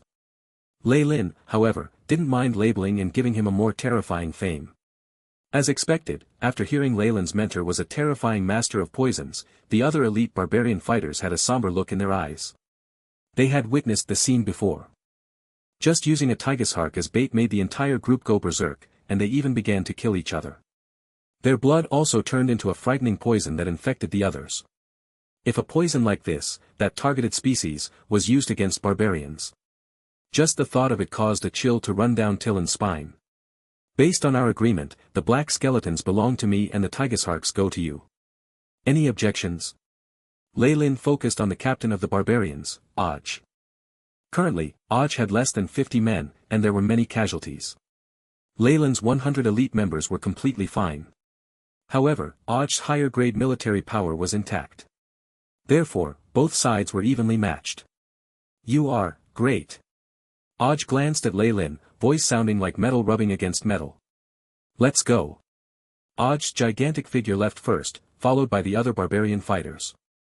Handsome little young master, don't forget we still have another agreement. Mistress Tillin was the last to leave, prompting Lei Lin with meaning. Don't worry, I would never forget. Lei Lin watched them as they left the black skeleton ship. From then on, this huge, magic-modified warship belonged to him. That was not all. The other large warships that Crow had built with his blood and sweat were now Lei Lin's as well. Loot. The flag representing the black skeletons was slowly lowered from the battleship's mast, replaced with the bright red flag of the Scarlet Tigers. The old Scarlet Tiger is already at the bottom of the sea, but the crew shall now give it a new life. The black skeleton shall henceforth be called the Scarlet Tiger. Lei Lin announced this decision as he stood on the deck, which immediately attracted cheers from his men. Compared to the previous Scarlet Tiger which had been built on top of the Black Tiger, this ship was deserving of being Crow's flagship. Not only was it fully covered in a layer of magical armor, giving it a shocking defense, just the size of the vessel and the water it displaced far exceeded his former ships. However, Lei Lin had benefited at his opponent's expense. All of this was now his. Robin Hood, allocate some of the men to start up the battleships behind as well. Aye, boss. Robin Hood rubbed his hands together excitedly. The fleet of ships under the black skeletons was extremely luxurious. There were more than 10 large battleships, and none of them was inferior to the previous Scarlet Tiger. The Scarlet Tiger pirate crew could truly eat their fill this time. Drive the ships off first, then we'll replenish our manpower and depart for Hygar Island to take part in the naval battle. After destroying 2 large pirate crews in one go, the remaining slaving fleet armed with military equipment was the only force that Marquis Lewis was left with. How could Lei Lin let them off? However, he was now facing a severe lack of manpower. After barely being able to start up the vessels, there were few people left to participate in battle. Such a situation made Lei Lin laugh bitterly. I'm afraid that these large-scale warships have to be kept safe for a period of time. The number of men I'm bringing with me to the naval battle this time round might not take up more than 5 large boats. He clearly had such huge ships, yet didn't have enough manpower. This was the predicament that Lei Lin was currently facing. He even wanted to let his family's bodyguards disguise themselves as pirates, but quickly gave up that idea. After all, his adversaries this time round were different from pirates. They were a military fleet under an influential nobleman, whose name would not be revealed for purposes of secrecy. The bodyguards of his own family perhaps might not dare to take action. It was needless to mention the effects of bringing them here. Lei Lin didn't want to lose them. Hence, he could only bring his own men to engage in war, but unfortunately, the majority of his subordinates had sacrificed their lives during the previous explosion. But these were all trivial matters. When news of the Scarlet Tiger destroying the black skeletons and Tigus Heart pirates spread, there would be plenty of pirates pleading to join him. The 2 fleets started to part ways, while Lei Lin hid in the captain's room and looked through his gains. Crow's cabin was very spacious, and had all kinds of vibrant oil paintings and other artworks on the walls. They were evidently accumulated over his long life as a pirate. Crow's private treasury is just a small matter. After all, most of his riches are on the magical battleship under my feet. What's truly valuable is the wizard's equipment. Lei Lin unabashedly occupied the golden seat embedded with precious jewels that once belonged to Crow. He sized up several items on the table with bright eyes. The first thing that came into his line of sight was an old-fashioned leather pouch. A bag of holding. Lei Lin's eyes brightened. He had been envious of this legendary piece of equipment that was standard for high-level wizards. It was a pity that it was hard to purchase one even with the Fallen's current financial resources. But now, Borage had actually taken the initiative to deliver it to him. A personal bag of holding would definitely have curses and other mechanisms on it, but they could not hide from the AI chip scans. Lei Lin easily broke them. The bag of holding was close to 10 cubic meters in size, which pleasantly surprised Lei Lin. In a corner of the space was a messy heap of gold coins and gems that he estimated to be worth tens of thousands of gold kronas, but it was actually the pile with the lowest value. So many high-level spellcasting materials, and wizardry books. Lei Lin's smile became wider. These were all items that couldn't be bought with money. When his eyes paused upon a few ancient-looking scrolls, his smile was the brightest it could ever be. These scrolls were adorned with complex designs, and the scrolls themselves were made using leather from some sort of animal. There were even traces of its scales on the surface. As Lei Lin gently caressed the scrolls, he could sense a subtle layer of mental deterrence. This is the power of a dragon. Dragon skin was used to make these few scrolls. Lei Lin's eyes glistened as he slowly opened the scrolls. Beep. Spiritual energy data detected, initializing scan. The scrolls contained a multitude of magic circuits and strangely shaped writing. This was a way of storing information that allowed a huge amount of characters and resources to be stored within the relatively small scroll. Although there were still other kinds of encryption on it, Lei Lin felt that they were not worth mentioning. The AI chip immediately prompted. Decryption complete. Transmitting to memory. Following the AI chip's voice, Lei Lin first saw a row of words, structure of the magic circuit within the low-level wizard tower. As expected, are these the materials that Borage prepared for his own wizard tower? Lei Lin scanned through the next few scrolls.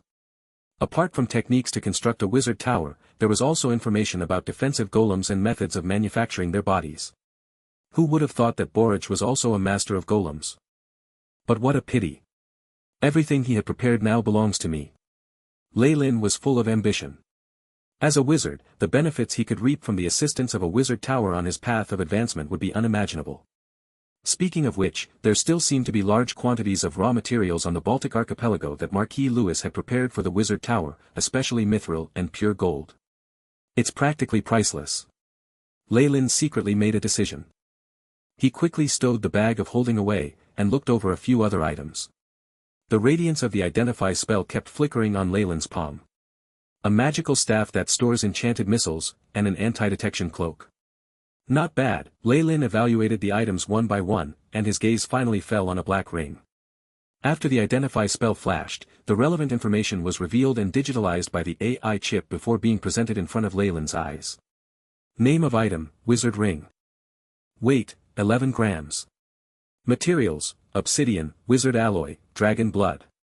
Effects, addition of one spell slot allocated to all spell slots below rank 5, exclusive to wizards. Description, this is a ring that possesses formidable magic powers, and will likely be coveted by other beings. A brilliant smelter could possibly strengthen the material. This ring might just be Borach's best piece of equipment. Leyland sighed. It's definitely a far cry from the legendary Lich Ring, which allows a single addition to all of the wizard's spell slots, but it's still a godly tool for a lower-ranked wizard. Leyland estimated a high price of 500,000 gold coins for just Borach's equipment. It showed how affluent wizards were, especially the high-ranked ones. Any of their equipment chosen at random could be sold at a sky-high price. This ring. Leyland gently stroked the surface of the black ring. He could feel faint traces of spiritual energy from it. Dragon blood was added to this ring when it was forged, but it seems to be mixed with something else as well, Leyland muttered to himself. If matched with other precious materials, it does indeed have room for improvement. However, my current wizard rank is inadequate. After a few rounds of scanning and verification, Leyland wore the wizard ring on his left hand. At that instant, his statistics changed. Leyland fallen. Age, 16. Race, rank 10 human wizard. Strength, 5.2. Agility, 6.5. Vitality, 6.3. Spirit, 10. State, healthy. Innate skills possessed, robust, erudite and multi-talented. Spell slots owned, rank 4 spell slots, 3, rank 3 spell slots, 5, rank 2 spell slots, 7, rank 1 spell slots, rank 0 spell slots. To a wizard, every increase in spell slots meant a significant upgrade in terms of strength. Leyland could imagine the trouble he would face if the existence of this ring was discovered by other wizards. Perhaps I should add a form of concealment to it. It can't emit such a strong halo of magic light at least, it's practically asking to be a target. The setting sun was painted blood red. Numerous tattered and fragmented remains of a ship were drifting across the surface of the sea in the vicinity of Hygar Island. Dozens of floating corpses belonging to the mariners of Baltic Archipelago were strewn everywhere. Some of the dead bodies had been immersed in the seawater for so long that they had inflated, and appeared extremely terrifying. A flag that represented Marquis Lewis's influence was slowly bobbing up and down in the water, and a big part of it seemed to have been burnt off at the edges. After taking a while to rest and reorganize themselves, Leyland and Aj had brought their men, taking their main battleships to fight the military fleet. Dealing with the pirates' tide had already been a problem, but with the addition of Leyland and Aj the situation on the battlefield changed drastically. Under attack from both sides, the military fleet was instantly defeated. Even the commander-in-chief was hit by an artillery shell, and he died on the spot. Numerous ships were attacked and they sank one by one. Countless mariners of the Baltic Archipelago were either dead or injured. The two pirate crews raised their flags bit by bit in the afterglow of the setting sun, and left the battlefield one after the other. Next, they would pillage the territories and harbors belonging to Marquis Lewis separately. They could make up for their losses this round, and conveniently strike it rich. Our honeymoon period with the barbarians has already passed, Leyland exhaled deeply as he stood on the deck, watching them leave. Storm and capture. Following the complete fall of Marquis Lewis's men at sea, remarkable changes immediately occurred to the situation offshore. Leyland and the barbarians originally had no choice but to ally in their fight against Marquis Lewis's oppression. However, with the Black Skeletons and Tygus Hark pirates destroyed, that pressure had completely vanished with the sinking of the military fleet he'd painstakingly built. Now, a rivalry formed between the two crews. As there was still a gigantic cash cow right in front of their eyes, the conflict between both sides certainly hadn't escalated to a great extent. Still, it was already impossible to prevent future fights. Leyland had long prepared for this.